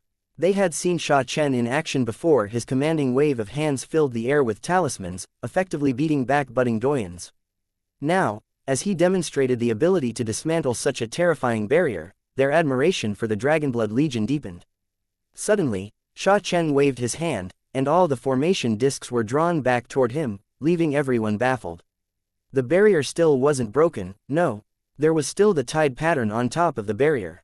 It was quivering, but it showed no signs of breaking. "Boss, what do you think?" asked Sha Chen. "Leave the formation intact and just create an opening for us. We'll catch them like turtles in a jar," said Long Chen. "All right." Sha Chen took out a dozen new formation discs and embedded them in the fluctuating barrier. Originally, Sha Chen had been planning on directly shattering the barrier. That would be simpler. However, if they did that and wanted to slaughter all their enemies, they would have to spend a great deal of effort guarding the exit. Now, since Long Chen wanted to preserve the barrier to prevent that from happening, Sha Chen needed to use more meticulous formation arts to make a hole in the barrier without breaking it. He also needed to change his method of dealing with the barrier. To put it frankly, this barrier had been put up by the people inside. It resembled a chained door, and Sha Chen's goal extended beyond merely opening it. He wanted to change their chain so that their key could no longer open it. 2 hours later, a vortex appeared on the barrier, the entrance to the esoteric spirit world. However, it was a one-way entrance. Once you were in, there was no getting out. "I'll go first." Without hesitation, the palace master entered the vortex and vanished. After the palace master entered, Long Chen didn't move, causing Yi Ling to feel baffled. "Are we not going as well? We're going to wait a minute." The people inside knew that Sha Chen was opening the gate, so they likely laid a trap for us within. "The palace master will disrupt their plans, providing us with a secure deployment zone. However, it'll take some time," explained Long Chen. Just then, the barrier started to flicker and shudder intensely, and a terrifying pressure came from the other side of the barrier. As expected, there were saints lying in wait. Yi Ling's expression changed as she recognized those auras. 2 of them belonged to her mortal enemies, but surprisingly, aside from those 2 other saint auras were unfamiliar to her. In other words, when the palace master entered, he directly faced an attack from 4 saints all at once. Yi Ling's heart clenched. "No need to worry. The palace master's power surpasses all our imaginations," assured Long Chen. Long Chen had absolute confidence in the palace master. Although the palace master was only an eternal expert, Long Chen trusted his power unconditionally. Certain individuals transcended the limitations of their realm, and the palace master was one such person. Long Chen, too, belonged to this exceptional category. The barrier shuddered intensely before quickly becoming still again. Long Chen shouted, "Now!" Summoning his divine ring and donning the Dragon King battle armor, Long Chen held a flame lotus in his hand and propelled himself through the vortex. Without sparing a glance, he thrust the flame lotus forward. Long Chen instantly detonated the flame lotus, unleashing a wave of raging fire. Within that wave of fire, Long Chen saw countless figures and weapons succumbing to its wrath, accompanied by the furious roars of countless lifeforms. Just as Long Chen predicted, while the palace master had charged in, countless experts lingered near the entrance to ambush them. However, Long Chen struck first. Regardless of whether there were indeed individuals guarding the entrance, he opted for an offensive approach. As a result, his sudden attack caught these experts off guard. Still in the midst of launching their assault on Long Chen, they were abruptly interrupted and sent flying by the force of the flame lotus. Many miles away, Long Chen sensed terrifying auras that shook his heart. These were not saint auras, instead, they emanated from 7 awakened doyens who bore the brunt of his fire wave, along with over 10,000 budding doyens. A furious roar rang out, and sharp chi pierced through the heavens, heading straight for Long Chen. Long Chen also roared and unleashed a punch covered in flowing stars, blowing the sharp chi apart. To his surprise, this attack was actually a wooden thorn. A wood element cultivator. Just as Long Chen shattered that wood element doyen's attack, vines silently snaked around his legs. With Long Chen's attention on the wooden thorn, the vines succeeded in wrapping around him. Long Chen was startled, and before he could react, the vines constricted around him. Long Chen instinctively tried to break them, only to find that they were incomparably tough. Now rendered powerless and immobile, he couldn't unleash any of his strength. At this moment, a warhammer smashed through the air at him. Another terrifying doyen appeared, and their cooperation was seamless. Just as that warhammer was about to land, a ray of sword chi severed the vines wrapped around Long Chen's feet, delighting him. Yu Zifeng had come. Regaining his freedom, Long Chen took out a bronze cauldron and smashed the warhammer with it. Chapter 4468 Corrupt Blood Tree Demon. Long Chen's previous attack had come out of nowhere. However, to his surprise, the enemies had their countermeasures in place, and they executed their trap flawlessly. Fortunately, Yu Zifeng arrived just in time to help Long Chen out of his predicament. Otherwise, Long Chen would have struggled under the binding vines. As soon as Long Chen escaped the vines, he smashed the warhammer with the earth cauldron. Direct exchanges like this were what he feared the least. The warhammer instantly disintegrated. This terrifying saint weapon was nothing in front of the earth cauldron. After the impact, a large lifeform spat out a mouthful of blood as he was pierced through by the fragments of his warhammer. A golden saber slashed down right at this moment, directly beheading that large lifeform. Guo Ran is here. Who dares to fight me?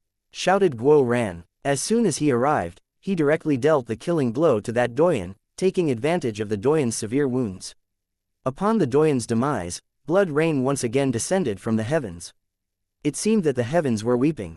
Just then, Ji Yu Yong, Li Qi, Song Ming Yuan, Sha Chen, Bai Shaola, Bai Shishi, Yu Qingshan, Yi Ling, Yi Shui, and the rest of the Dragonblood Legion also charged in. Seeing those doyens, Ji Yu Yong and the others' eyes reddened. Now, they finally had a chance to fight a group of doyens. They definitely wouldn't let this opportunity go to waste.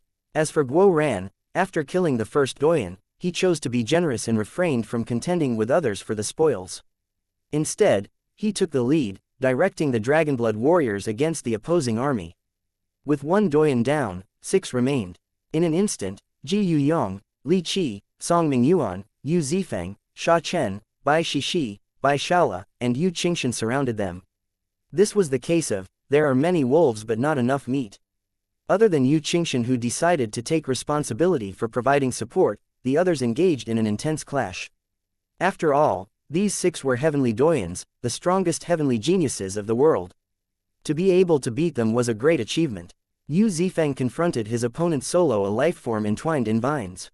The resilient vines proved no match for Yu Zifeng's sword chi, easily severed with relentless precision. There was no stopping him, so that lifeform had to repeatedly retreat. Golden light blazed out of Bai Shishi. In her manifestation, the goddess statue unleashed a concentrated divine light onto her golden sword. Each swing of her sword sent shockwaves through the world, resonating with formidable power. Bai Shishi was extremely powerful and ferocious, unleashing a barrage of vicious moves that allowed her to contend evenly with a doyen on her own. Adjacent to her on the battlefield, Bai Shaola and the violet cupel nine-tail fox had merged, transforming into the true form of the violet cupel nine-tail fox. As its sharp claws raked through the air, it also fought evenly with a heavenly doyen. The violet cupel nine-tail fox finally showed the true face of a desolate beast, its horrifying killing intent sending shivers down the spines of those present. Ji Yu Yong was also fighting solo, while Li Qi and Song Ming Yuan joined forces against one doyen. When the two worked together, their earthen giants unleashed unprecedented power, pressing back their opponents so hard that they could only defend. Sha Chen swiftly wove intricate hand seals, launching a barrage of talismans against the heavenly doyen. On this battlefield, Sha Chen's battle was the most captivating one. The detonation of each talisman resembled a burst of fireworks, each manifesting tens of thousands of distinct divine abilities. The infuriated Doyen found himself repeatedly pushed back, unable to break free from the encirclement of Sha Chen's talismans despite several attempts. Seeing that the Dragonblood Legion could handle things here, Long Chen stopped fighting. The Earth Spirit Race's elites also dove in, and with the Dragonblood Legion as the vanguard, they swept through the battlefield. As Yi Shui glowed, divine light fell upon the Earth Spirit Race's experts. With that sacred light supporting them, it was like they had endless power. Long Chen knew that Yi Shui's ability was not for attacking but for supporting. She could bestow the power of the heavenly Daos to all of her people, greatly increasing their battle prowess. The battlefield descended into utter chaos, teeming with innumerable experts and unfamiliar lifeforms unseen by the Dragonblood Legion before. To make things worse, tree demons emerged sporadically from the ground, attempting sneak attacks on Long Chen's side. However, with the Dragonblood Legion's experience in countless battles, this kind of little trick was nothing.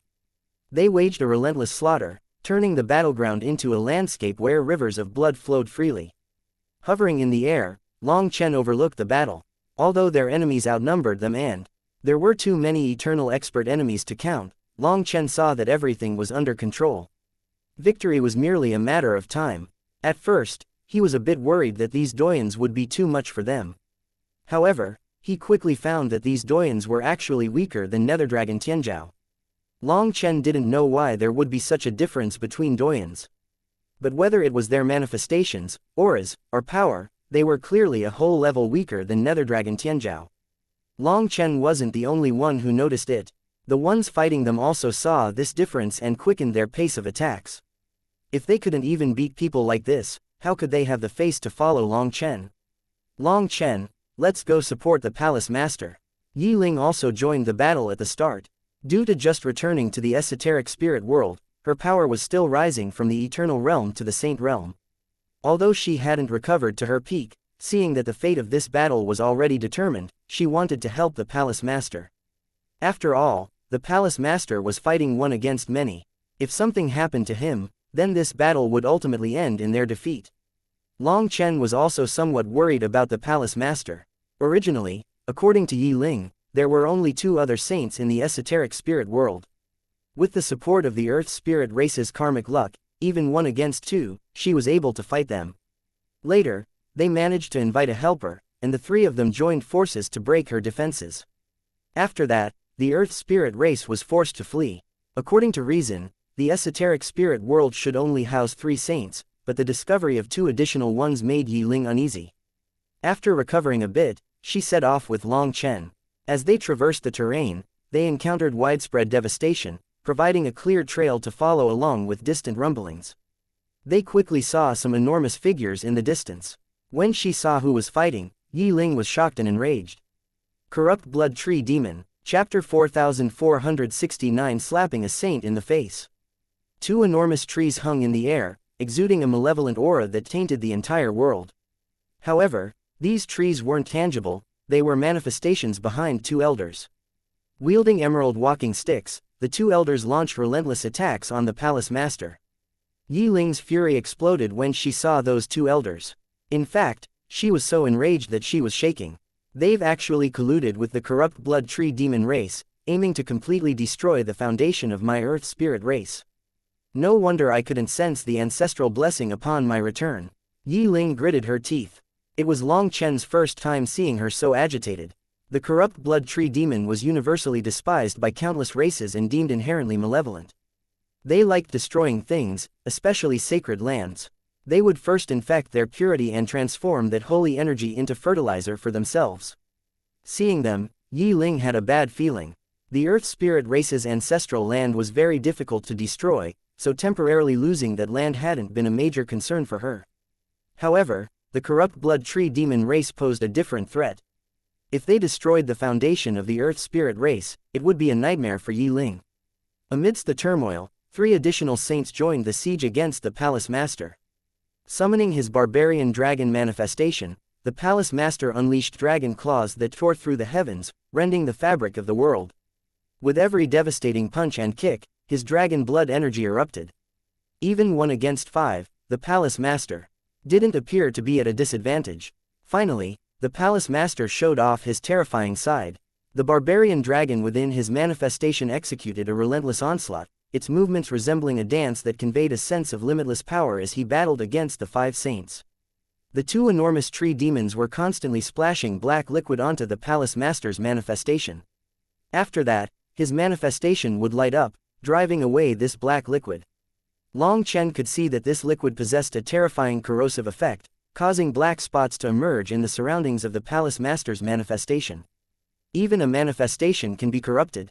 Long Chen was startled. That is the special divine ability of the corrupt blood tree demons. They're extremely hateful and can corrupt everything in the world, whether it has form or not, explained Yi Ling. Suddenly, the palace master roared, and with a single punch, he blew away the 2 old men. His fist then smashed toward one of those tree demons. The palace master seethed with anger as these 2 were too hateful. They were constantly corroding his manifestation. Their incessant corrosion of his manifestation weakened its support, thereby diminishing his overall combat power. They had just been fighting for a few minutes, but countless spots had appeared on the edges of the palace master's manifestation. His power was clearly weakening. At this moment, he could only use 90% of his maximum power. He felt a twinge of regret. He should have swiftly eliminated these 2 troublesome fellows upon entering. If he had dealt with them promptly, he could have relied on his own abilities to dispatch the other saints without concern. One of the tree demon saints formed hand seals, creating 18 muddy water shields in front of him. As they were blasted apart, rotten branches and leaves flew out of that muddy water, along with an incomparably repulsive stench that could make a person vomit with a mere whiff. In an instant, the entire sky was filled with the air of decay. Despite being sent flying by the palace master's punch, the tree demon remained unharmed after the impact had been softened by his shields. This barbarian dragon is only this strong. Today, I will corrode you into bones, and I'll be absorbing your flesh for myself, ha ha ha. That tree demon laughed arrogantly. Long Chen, what do we do? Their power counters mine, and we only have 1 chance for a sneak attack, said Yi Ling frantically. As a member of the spirit race, her power relied on purity. Hence, if the corrupt blood tree demons corrupted her aura, her power would plummet as well. Despite his inherent dark aura as a black barbarian dragon, even the palace master was not immune to their corruption. So, Yi Ling would be even more affected by them. Moreover, she had just started recovering her saint power and wasn't at her peak yet. If corrupted, her realm would instantly plummet from the saint realm. Therefore, she genuinely only had 1 chance to launch a sneak attack. Long Chen understood. These 2 corrupt blood tree demons were a pain in the butt. Without their special divine ability, even facing them in a 1 against 5 scenario, the palace master would be able to beat them black and blue. You don't need to join in. If I can't endure, remember to save me, said Long Chen. Yi Ling was startled. She didn't know what Long Chen was planning on doing, but he suddenly charged toward one of those corrupt blood tree demons with his kunpeng wings. The instant he joined the battlefield, a terrifying pressure struck him, almost crushing him. This was the power of saints. Without being one as well, an individual wouldn't even have the power to stand against them. Hence, the moment Long Chen entered this region, it was like he had become immortal again, the pressure almost shattering his bones. It was at this point that Long Chen truly comprehended the formidable nature of a saint. The disparity between him and a saint was immense. Long Chen didn't bother concealing himself. If he didn't unleash his full power now, he wouldn't be able to reach the center of the battlefield. If that happened, his sneak attack plan would instantly crumble. Where did this ant come from? Scram. Too focused on the palace master, the corrupt blood tree demons truly didn't take note of where Long Chen had come from. But the moment Long Chen summoned the 7-star battle armor, he drew their attention. A wooden spear shot toward Long Chen like a bolt of lightning, and violent killing intent instantly locked onto him. Seeing this attack, Long Chen let out a shout and sent a 7-color sword to intercept it. Then the sword exploded upon contact with the wooden spear, unable to endure a single blow from it. However, that was within Long Chen's expectations. The moment he stepped onto the battlefield, he already knew the difference between him and a saint. He wasn't so arrogant as to believe that he could block the full power attack of a saint. The wooden spear's path was deviated by the 7-peak sword, and it flew past Long Chen. Oh, that corrupt blood tree demon was startled, not expecting Long Chen to deflect his attack. Most importantly, his attack had locked onto Long Chen, but the timing and angle of Long Chen's counterattack were perfect. This caused the lock on him to temporarily lose its effect, and that split second was just enough to make the attack miss. Just as the corrupt blood tree demon was startled, Long Chen's kunpeng wings flapped, and he shot toward the elder, sending a kick at the elder's face. "Brat, you're asking for it." The corrupt blood tree demon was incensed, revealing fingers like claws that were grabbing for Long Chen's foot. However, to his surprise, Long Chen's attack turned out to be a feint, and the elder's hand closed on nothing but thin air. At that moment, a hand viciously slapped him across the face from an inconceivable angle. Chapter 4470 Barbarian Dragon Slaughters Saints.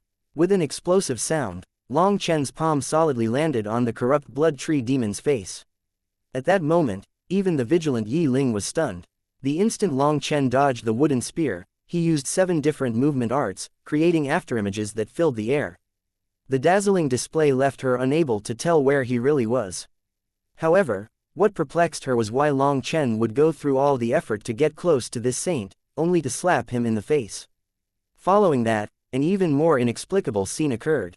The moment Long Chen's palm struck the corrupt blood tree demon's face, black soil burst out and buried the tree demon saint. All of a sudden, a miserable shriek came from that corrupt blood tree demon. When the black soil landed on him, it resembled boiling water being thrown on snow. Giant holes instantly corroded through him.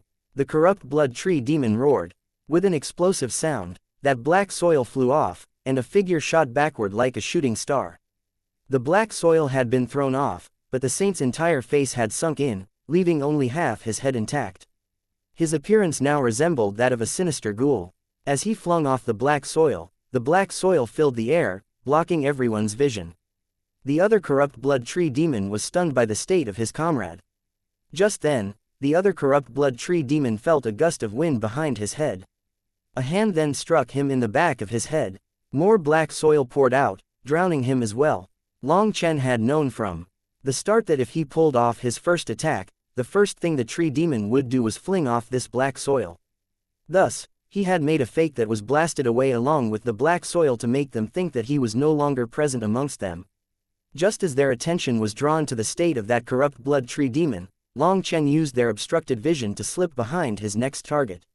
That corrupt blood tree demon roared and instantly swung his staff behind him. The wooden staff exploded upon contact with a bronze cauldron, and the tree demon's arm was broken due to the impact. His counterattack was also within Long Chen's expectations. He had long since been holding the earth cauldron in wait. However, what Long Chen hadn't expected was for the attack of a saint to be so terrifying. Although the earth cauldron managed to block 90% of the attack's power, the shockwaves still struck him, causing him to cough up blood. It felt like his insides were shifting, and he was sent flying. Seeing the opportunity, the palace master punched the corrupt blood tree demon. Having just lost an arm, the latter was weakened and could do nothing but let the palace master's fist blast his head apart. This turn of events was too shocking. The other saints had never imagined that a little world king could break the balance of the battlefield. When the corrupt blood tree demon's head exploded, a ray of light shot out of him. That was his soul and his yuan spirit. Even if a saint's body was destroyed, as long as their soul was not extinguished, their power could still not be underestimated. His then yuan spirit moved toward his manifestation so that they could merge. If that were to happen, he could keep fighting. However, his yuan spirit had just moved when an enormous mouth appeared and devoured him. No, his yuan spirit cried out, but it was too late. The palace master had transformed into a black barbarian dragon, instantly devouring his yuan spirit. After that, his aura instantly grew. Die. The palace master's dragon claws slashed through the air again, locking the space around the other corrupt blood tree demon. To the surprise of the other saints, when the palace master consumed the yuan spirit, his aura grew explosively, going from the eternal realm all the way to the half-step saint realm. The other corrupt blood tree demon had his head torn apart by the dragon claws. The palace master opened his mouth, and before his yuan spirit could even emerge, he directly bit off his head, devouring the yuan spirit. Explosive rumbling came from the palace master after consuming both those yuan spirits. Black chi swirled around him. And his aura grew increasingly terrifying. It appeared as if he were undergoing some kind of transformation. Seeing this scene, the other 3 saints were terrified. The palace master was on the verge of a breakthrough and was now unrivaled. They could no longer defeat him. One of those saints turned to flee, but just as he moved, a sharp claw collapsed on him. His head exploded, his yuan spirit was absorbed by an irresistible force, and his body was tossed aside. The other two saints also fled in different directions, and the palace master's huge dragon form suddenly vanished. Please ah! Two screams rang out, and two auras disappeared. While holding the earth cauldron, Long Chen was completely stunned. The palace master was actually capable of devouring other people's yuan spirits to increase his realm. What kind of heaven-defying ability was that? Long Chen, I'm about to break through, so I must return to the academy immediately. I owe you a favor for this, shouted the palace master. Following that, there was an immense explosion near the entrance to the esoteric spirit world. Long Chen and Yi Ling hastily rushed back to see that the exit had been torn through, and the palace master was gone. Yi Ling was stunned. The barrier surrounding the exit was made by the esoteric spirit world's power, something that even over 10 saints working together might struggle to destroy. Yet, the palace master had instantly torn through it. Just how powerful was the palace master? The 5 saints had been killed, and of the 7 doyens, 5 had died. Numerous budding doyens had also met their end here. The esoteric spirit world's experts instantly crumbled, rushing desperately toward the open exit. Anticipating their attempt to escape, Guo Ran had laid a trap for them. Like moths drawn to a flame, they found themselves ensnared in the trap, with no one making it through. Recognizing the futility of their escape, they started to kneel and beg for mercy. Seeing them pitifully begging for mercy, the Earth Spirit Race's experts cursed them. I don't recall you giving our Earth Spirit Race a chance to beg for mercy. A blood debt must be paid in blood. You can all die. The Earth Spirit Race's experts that had come were their elites, and they had personally witnessed their comrades die beside them. The haunting expressions of their fallen allies would forever be etched in their memories. All they harbored for these people was hatred. There was no room for pity. Mercilessly, their butcher blades slammed down to settle the blood debt. The battle continued, but Long Chen wasn't interested in it, so he started to go through the battlefield. Hee, the body of a saint must be something good. Long Chen's heart heated up when he saw some treasures. Chapter 4471 Helping the Holy Tree. Last time, after the Heavenly Fiend Prefecture's battle, Long Chen and the others had gained countless corpses. However, Sha Chen and Guo Ran needed to perform maintenance on the Dragonblood warriors' weapons and armor afterward, as well as prepare for the esoteric spirit world's conquest, so they didn't have time to deal with the corpses. Since that was the case, those corpses were still in their hands, waiting to go through their processing before being given to Long Chen. This time, Long Chen got the corpses of 5 saints, so he carefully stowed those remains away, refraining from directly tossing them into the black soil. Otherwise, Guo Ran and Sha Chen would never forgive him. Even the corpses of eternal experts were regarded as priceless treasures in their eyes, signifying that the corpses of saints were more than enough to drive them crazy. Sha Chen, in particular, could use the essence blood of saints to craft saint-level talismans capable of unleashing an attack on the level of a saint's blow. Long Chen first put away the corpses. Only once they were safely within the primal chaos space did he relax. As the battle approached the end, the Dragonblood Legion focused on guarding the gate, while the Earth Spirit Race pursued the remnants alongside Ji Yuyong, Li Qi, Song Mingyuan, and the others. However, finding all the leftovers would take some time. Fortunately, no one was in a rush. Sha Chen had already set up a formation to repair the barrier. Once restored, the esoteric spirit world would once again be sealed off from the darklight heaven. There was no longer a need for more experts to be fighting, so Long Chen, Yu Qingshan, and Bai Shishi followed Yi Ling and Yi Shui to the Earth Spirit Race's ancestral land. This once beautiful wonderland now lay in ruins, with rivers tainted by dirty water and the air filled with the stench of decay. Countless corpses of wild birds and beasts floated in the contaminated waters, evoking tears from Yi Ling and Yi Shui. Similar to the spirit race, the Earth Spirit Race would create a beautiful home wherever they went. As they liked purity, the rear mountains of the High Firmament Academy had been turned into a wonderland by them. Having dwelled in this land for countless years, the Earth Spirit Race had cultivated it into a home. Witnessing its degradation to its current state evoked a surge of anger, even in outsiders like Long Chen. The devastation was done by the corrupt blood tree demons. Only they had the power to so quickly turn a thriving land into a land of death. Yi Ling and Yi Shui pressed forward with tears in their eyes, and they quickly saw a large mountain. At the top of the mountain stood a single T. While not exceptionally tall, its crown was vast, resembling a giant mushroom that covered the entire mountain. The size of the crown was greater than any other tree Long Chen had ever seen, almost comparable to a prefecture. However, this enormous tree was dying, its leaves yellow and wilted. Seeing this scene, Yi Ling and Yi Shui wept uncontrollably. This was their holy tree, the source of the Earth Spirit race's faith energy. It was thanks to the protection of this holy tree that the Earth Spirit race had managed to repel their enemies countless times. It was what allowed Yi Ling to safeguard her people even under the attacks of two saints. During the last confrontation, when those two saints managed to recruit a third saint, the holy tree had exhausted its power to shield the Earth Spirit race. The battle used up its core energy rapidly. Once it was all exhausted, the holy tree would die, and the Earth Spirit race would be slaughtered. Faced with this dire situation, Yi Ling made the difficult choice to flee the esoteric spirit world. Without the need for the holy tree's protection, its precious energy could be conserved for self-defense. This strategy would temporarily render it impervious even to the combined might of three saints. However, Yi Ling hadn't expected those bastards to collude with the corrupt blood tree demon race. Now, their sacred land was tainted, and the holy tree's core was damaged.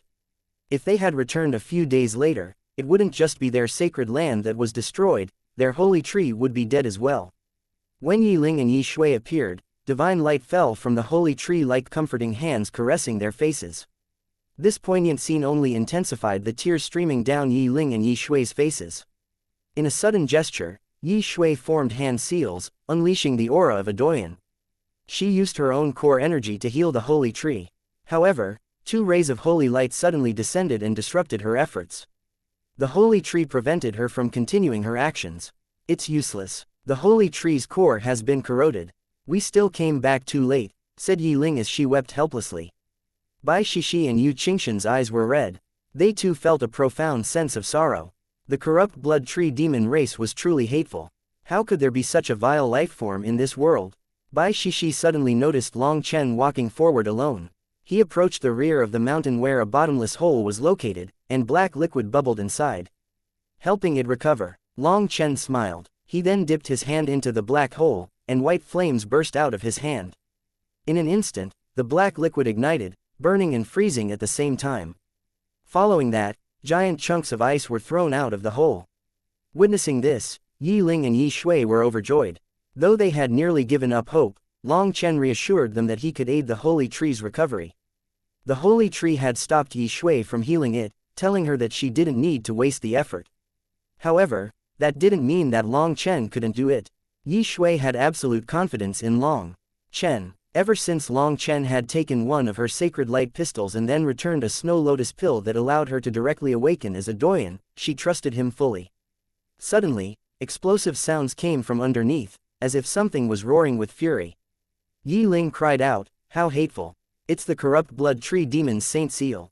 When Long Chen froze the black water and tossed it out, they realized that this hole surrounded the holy tree's main root. Countless black marks were now etched into the main root, exuding an evil aura indicative of the ongoing corrosion.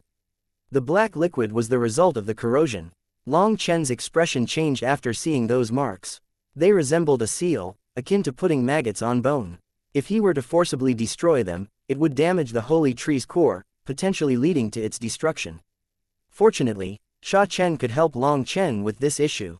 He was busy guarding the exit, so they sent an urgent message to him. In just a moment, he quickly arrived, and upon seeing this seal, he used multiple methods and finally succeeded in undoing it. Countless members of the Earth Spirit race had already gathered at this location, and they all prostrated themselves toward Sha Chen, viewing him as a deity. This admiration filled Sha Chen with immense pride. After this seal was undone, Long Chen formed hand seals, and the space behind him split open. Soil then poured out, carrying the essence of primal chaos. When the divine soil filled the area around the holy tree, it quivered. Following that, a scene that stunned the Earth Spirit race's experts occurred. Chapter 4472 Dealing with Corpses. The bottomless pit was filled with new soil. After that, the withered holy tree quivered, and its yellow leaves gradually grew green once more, pulsing with vitality. Yi Ling, Yi Shui, and the rest of the Earth Spirit race's experts were overwhelmed with shock. Following that, tears of joy streamed down their faces as they witnessed the salvation of their holy tree. The holy tree held profound significance for the Earth Spirit race, representing their faith. If it perished, they would be akin to children losing their mother. That kind of grief could not be described with words. Looking at Long Chen, they were filled with gratitude. Even if they had to sacrifice themselves for Long Chen now, they would do it without hesitation. In their hearts, he had ascended to the status of a godlike figure. As time passed, the holy tree started to thrum with newfound vitality. Divine light then flowed out of it, purifying the foul water. A complete purification process unfolded as the land throbbed with life. Innumerable seeds sprouted, laboring to break through the soil and bask in the sunlight. Long Chen had originally thought that this place would take tens of thousands of years to recover. Hence, he was surprised to discover that the desolate land harbored countless hidden seeds. To resist the corruption, some vegetation had gone into a dormant state to survive longer. Now that their chance came, new plants quickly sprouted, and the desolate land was filled with life under the holy tree's light. The foul stench vanished, replaced by the smell of flowers and plants. The once hellish landscape was now transformed into a breathtaking wonderland. The transformation seemed to occur almost instantly, as if the holy tree was a grand master magician. If Long Chen hadn't personally witnessed it, he wouldn't have dared to believe it. As Long Chen watched this stunning scene, his heart was also moved. Those seeds of life made him think of the human race. The human race had also weathered countless tribulations. Prairie fires turned the grass to ash, yet when the wind blew away the fire, the grass resiliently sprouted anew. In the face of adversity, humanity entered a form of hibernation, only to surge forth with renewed vigor once the tribulations subsided. This powerful life force embodied a commitment to tenacity and attachment. Despite enduring many hardships, the human race clung tenaciously to life, defiantly fighting against the force of fate. Observing the seeds sprouting amid adversity filled Long Chen with profound motivation and granted him fresh insights. Dean Long Chen, thank you for everything. My Earth Spirit race is eternally grateful to you. Suddenly, Yi Ling led the Earth Spirit race in kowtowing toward Long Chen. Senior, don't be like this. It was nothing more than a minor effort from my side, said Long Chen, trying to pull her up. However, Yi Ling continued to bow according to their ancient etiquette before slowly rising. The holy tree has said that you are our spirit race's guiding star, so the Earth Spirit race will unwaveringly follow you, even in the face of death, declared Yi Ling. She was serious. Furthermore, she made a deliberate distinction between the spirit race and the Earth Spirit race in her words. Yet, Long Chen remained oblivious to this nuanced detail. You don't need to be so courteous. Without you, I also wouldn't have made such a huge profit. We are simply mutually benefiting, said Long Chen humbly. In truth, Long Chen had a great distaste for this kind of custom. Other than to one's parents, Long Chen felt like no one should kowtow to anyone. If someone sincerely felt gratitude, they should remember it in their heart. Some words and things should be simply left in the heart. That would be more significant than saying it out loud. Long Chen was precisely that kind of guy. If someone helped him, he rarely said thanks. However, when they needed his help, he would go through fire and brimstone to help them without hesitation. Although Long Chen knew that the Earth Spirit race was a simple race that expressed exactly what they thought and that they cared deeply about this kind of etiquette, Long Chen still didn't like it. The holy tree was rapidly recovering, and Sha Chen had fully repaired the exit of this world. The majority of their adversaries had also been eliminated, though it was possible that a few remnants were still hiding somewhere. Sha Chen, however, wasted no time in setting up sensing formation discs and strategically placing them. Any remaining stragglers would be swiftly dealt with. The Dragonblood Legion naturally didn't need to do anything against those weaklings, having no interest in killing such feeble opponents. On the contrary, for the Earth Spirit race, these remnants were their sworn enemies who had to be completely eradicated. Thus, this task was assigned to them. After undergoing 2 intense battles in a row with no time to rest, the Dragonblood Legion finally had some time to adjust their condition. The battle in the Heavenly Fiend Prefecture had been extremely stimulating for them, so many of them already felt like they were on the edge of breaking through. However, to not affect their state in the esoteric spirit world, they consciously suppressed their cultivation bases. Now, with that consideration set aside, they were prepared to enter seclusion to further their progress. Only Sha Chen and Guo Ran continued to work. They sought out a secluded spot in the esoteric spirit world to handle the aftermath of the battle of the corpses. Long Chen joined them in the effort. The processed corpses were thrown into the primal chaos space, destined to be consumed by the black soil. A while back, Long Chen had tossed the 10,000 dragon nest onto the black soil. But even after several days, there were no signs of it breaking down. The earth cauldron had told Long Chen that this black soil had miraculous power, but that power also had to mature. The more corpses it devoured, the stronger it got. In its state now, devouring the 10,000 dragon nest was a bit too much. It was like gnawing at a bone, resulting in the decomposition being very slow. Hence, it was better to first break down these corpses. The more corpses the black soil devoured, the stronger it grew. With this reminder from the earth cauldron, Long Chen cursed himself for being foolish. He actually hadn't taken note of this detail. Previously, the black soil had required a huge amount of time just to decompose immortal king corpses, but now those corpses could be instantly absorbed. Long Chen had always assumed that the strength of the black soil was related to his cultivation base and the size of the primal chaos space. Yet, it was actually different. The black soil had its own laws. The more corpses it absorbed, the stronger it got. Long Chen was excited after learning this. If the black soil got stronger, wouldn't he be able to directly devour the likes of the corrupt blood tree demon saints just by spraying them with it? Even if it didn't prove fatal, dealing a severe wound to them would be enough. Then Long Chen would have the power to slay saints himself. The black soil had a terrifying killing power toward plant-type lifeforms.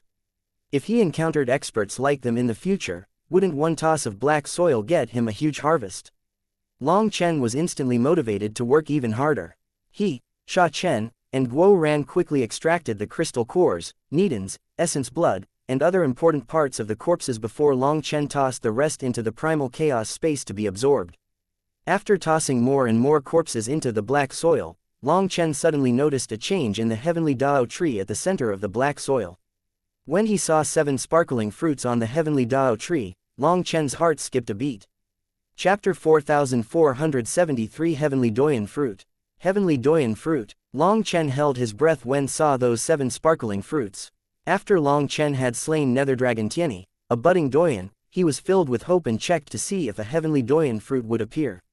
To his dismay, the heavenly Dao tree yielded no new growth.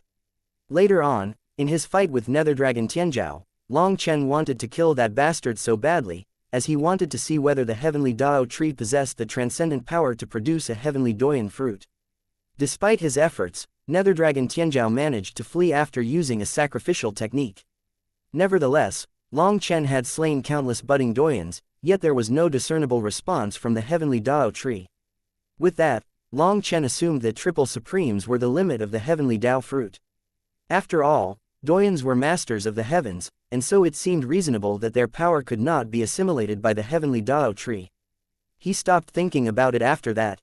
However, this discovery made him jump. Heaven-defying, absolutely heaven-defying. Long Chen roared. The heavenly Dao tree was absolutely heaven-defying. It was actually able to produce heavenly Doyan fruit, signifying that he could create heavenly Doyans in the future.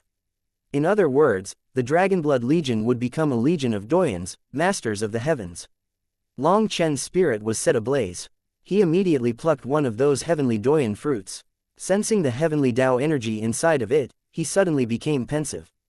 This isn't right. This heavenly Dao energy is different from those Doyans. Long Chen sensed something off. The auras of those Doyans always disgusted him, but the aura of this fruit evoked a sense of familiarity. Could it be that these heavenly Doyan fruits will birth Doyans that are different from the original Doyans from whom their power is derived? Long Chen stared at the heavenly Doyan fruit suspiciously, his discovery stirring a sense of unease within him.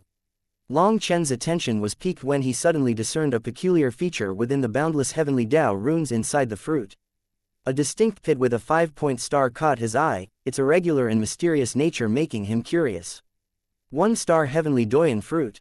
Long Chen's mouth opened on its own. Long Chen suddenly thought of Nether Dragon Tianzhao, and lightning seemed to flash through his mind.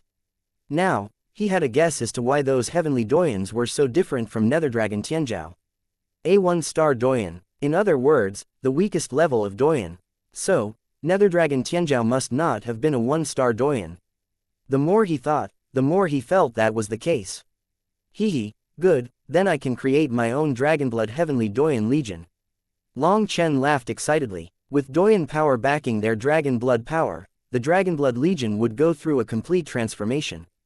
However, Long Chen still hadn't had a chance to test these Heavenly Doyen fruits, so he couldn't make any rash moves.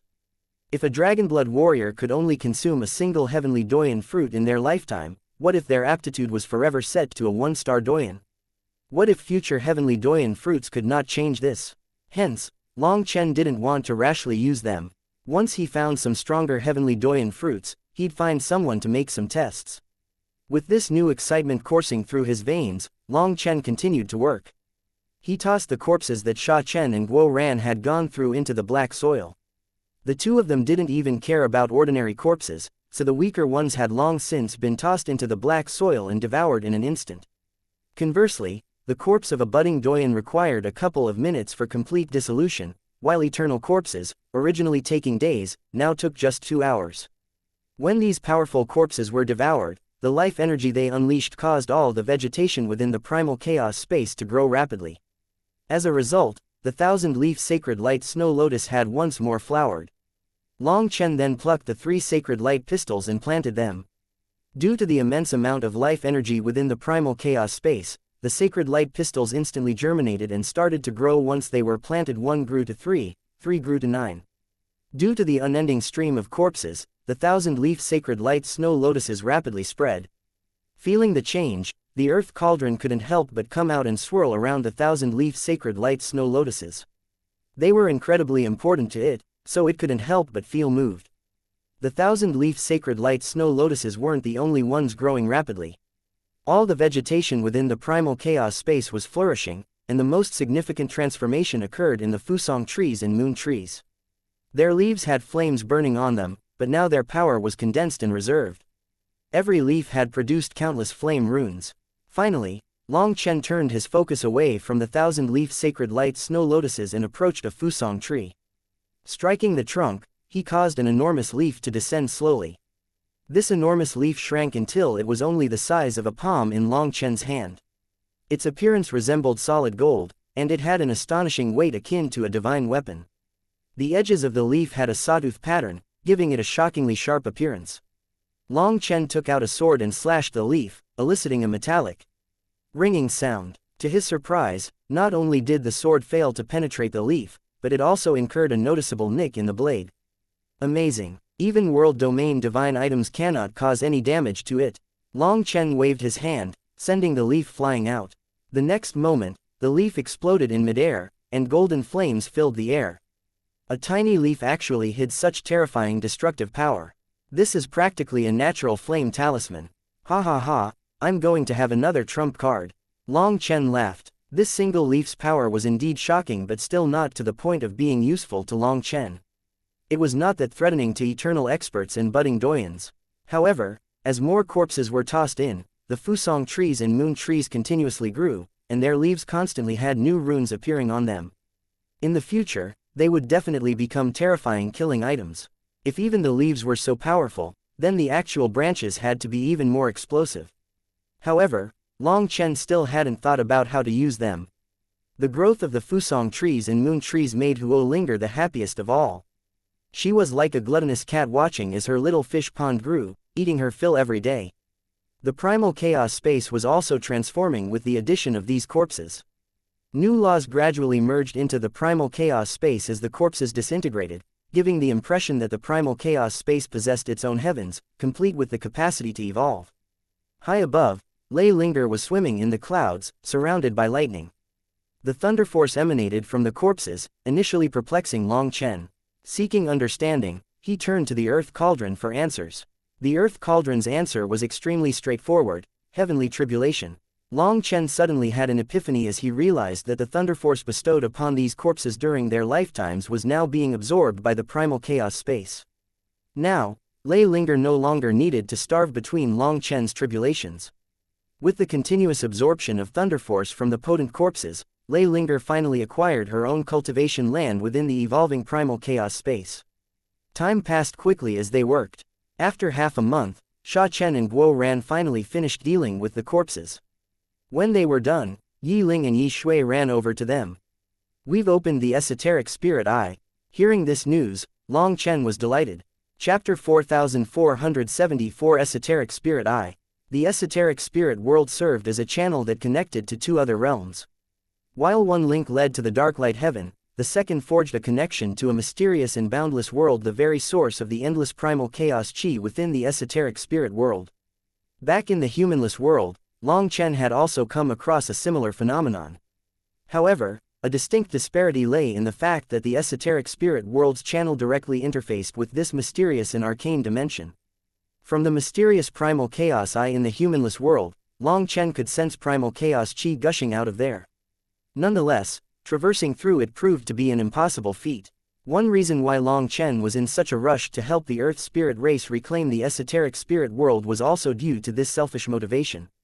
After hearing about the esoteric spirit eye, he wanted to know just what kind of world it was.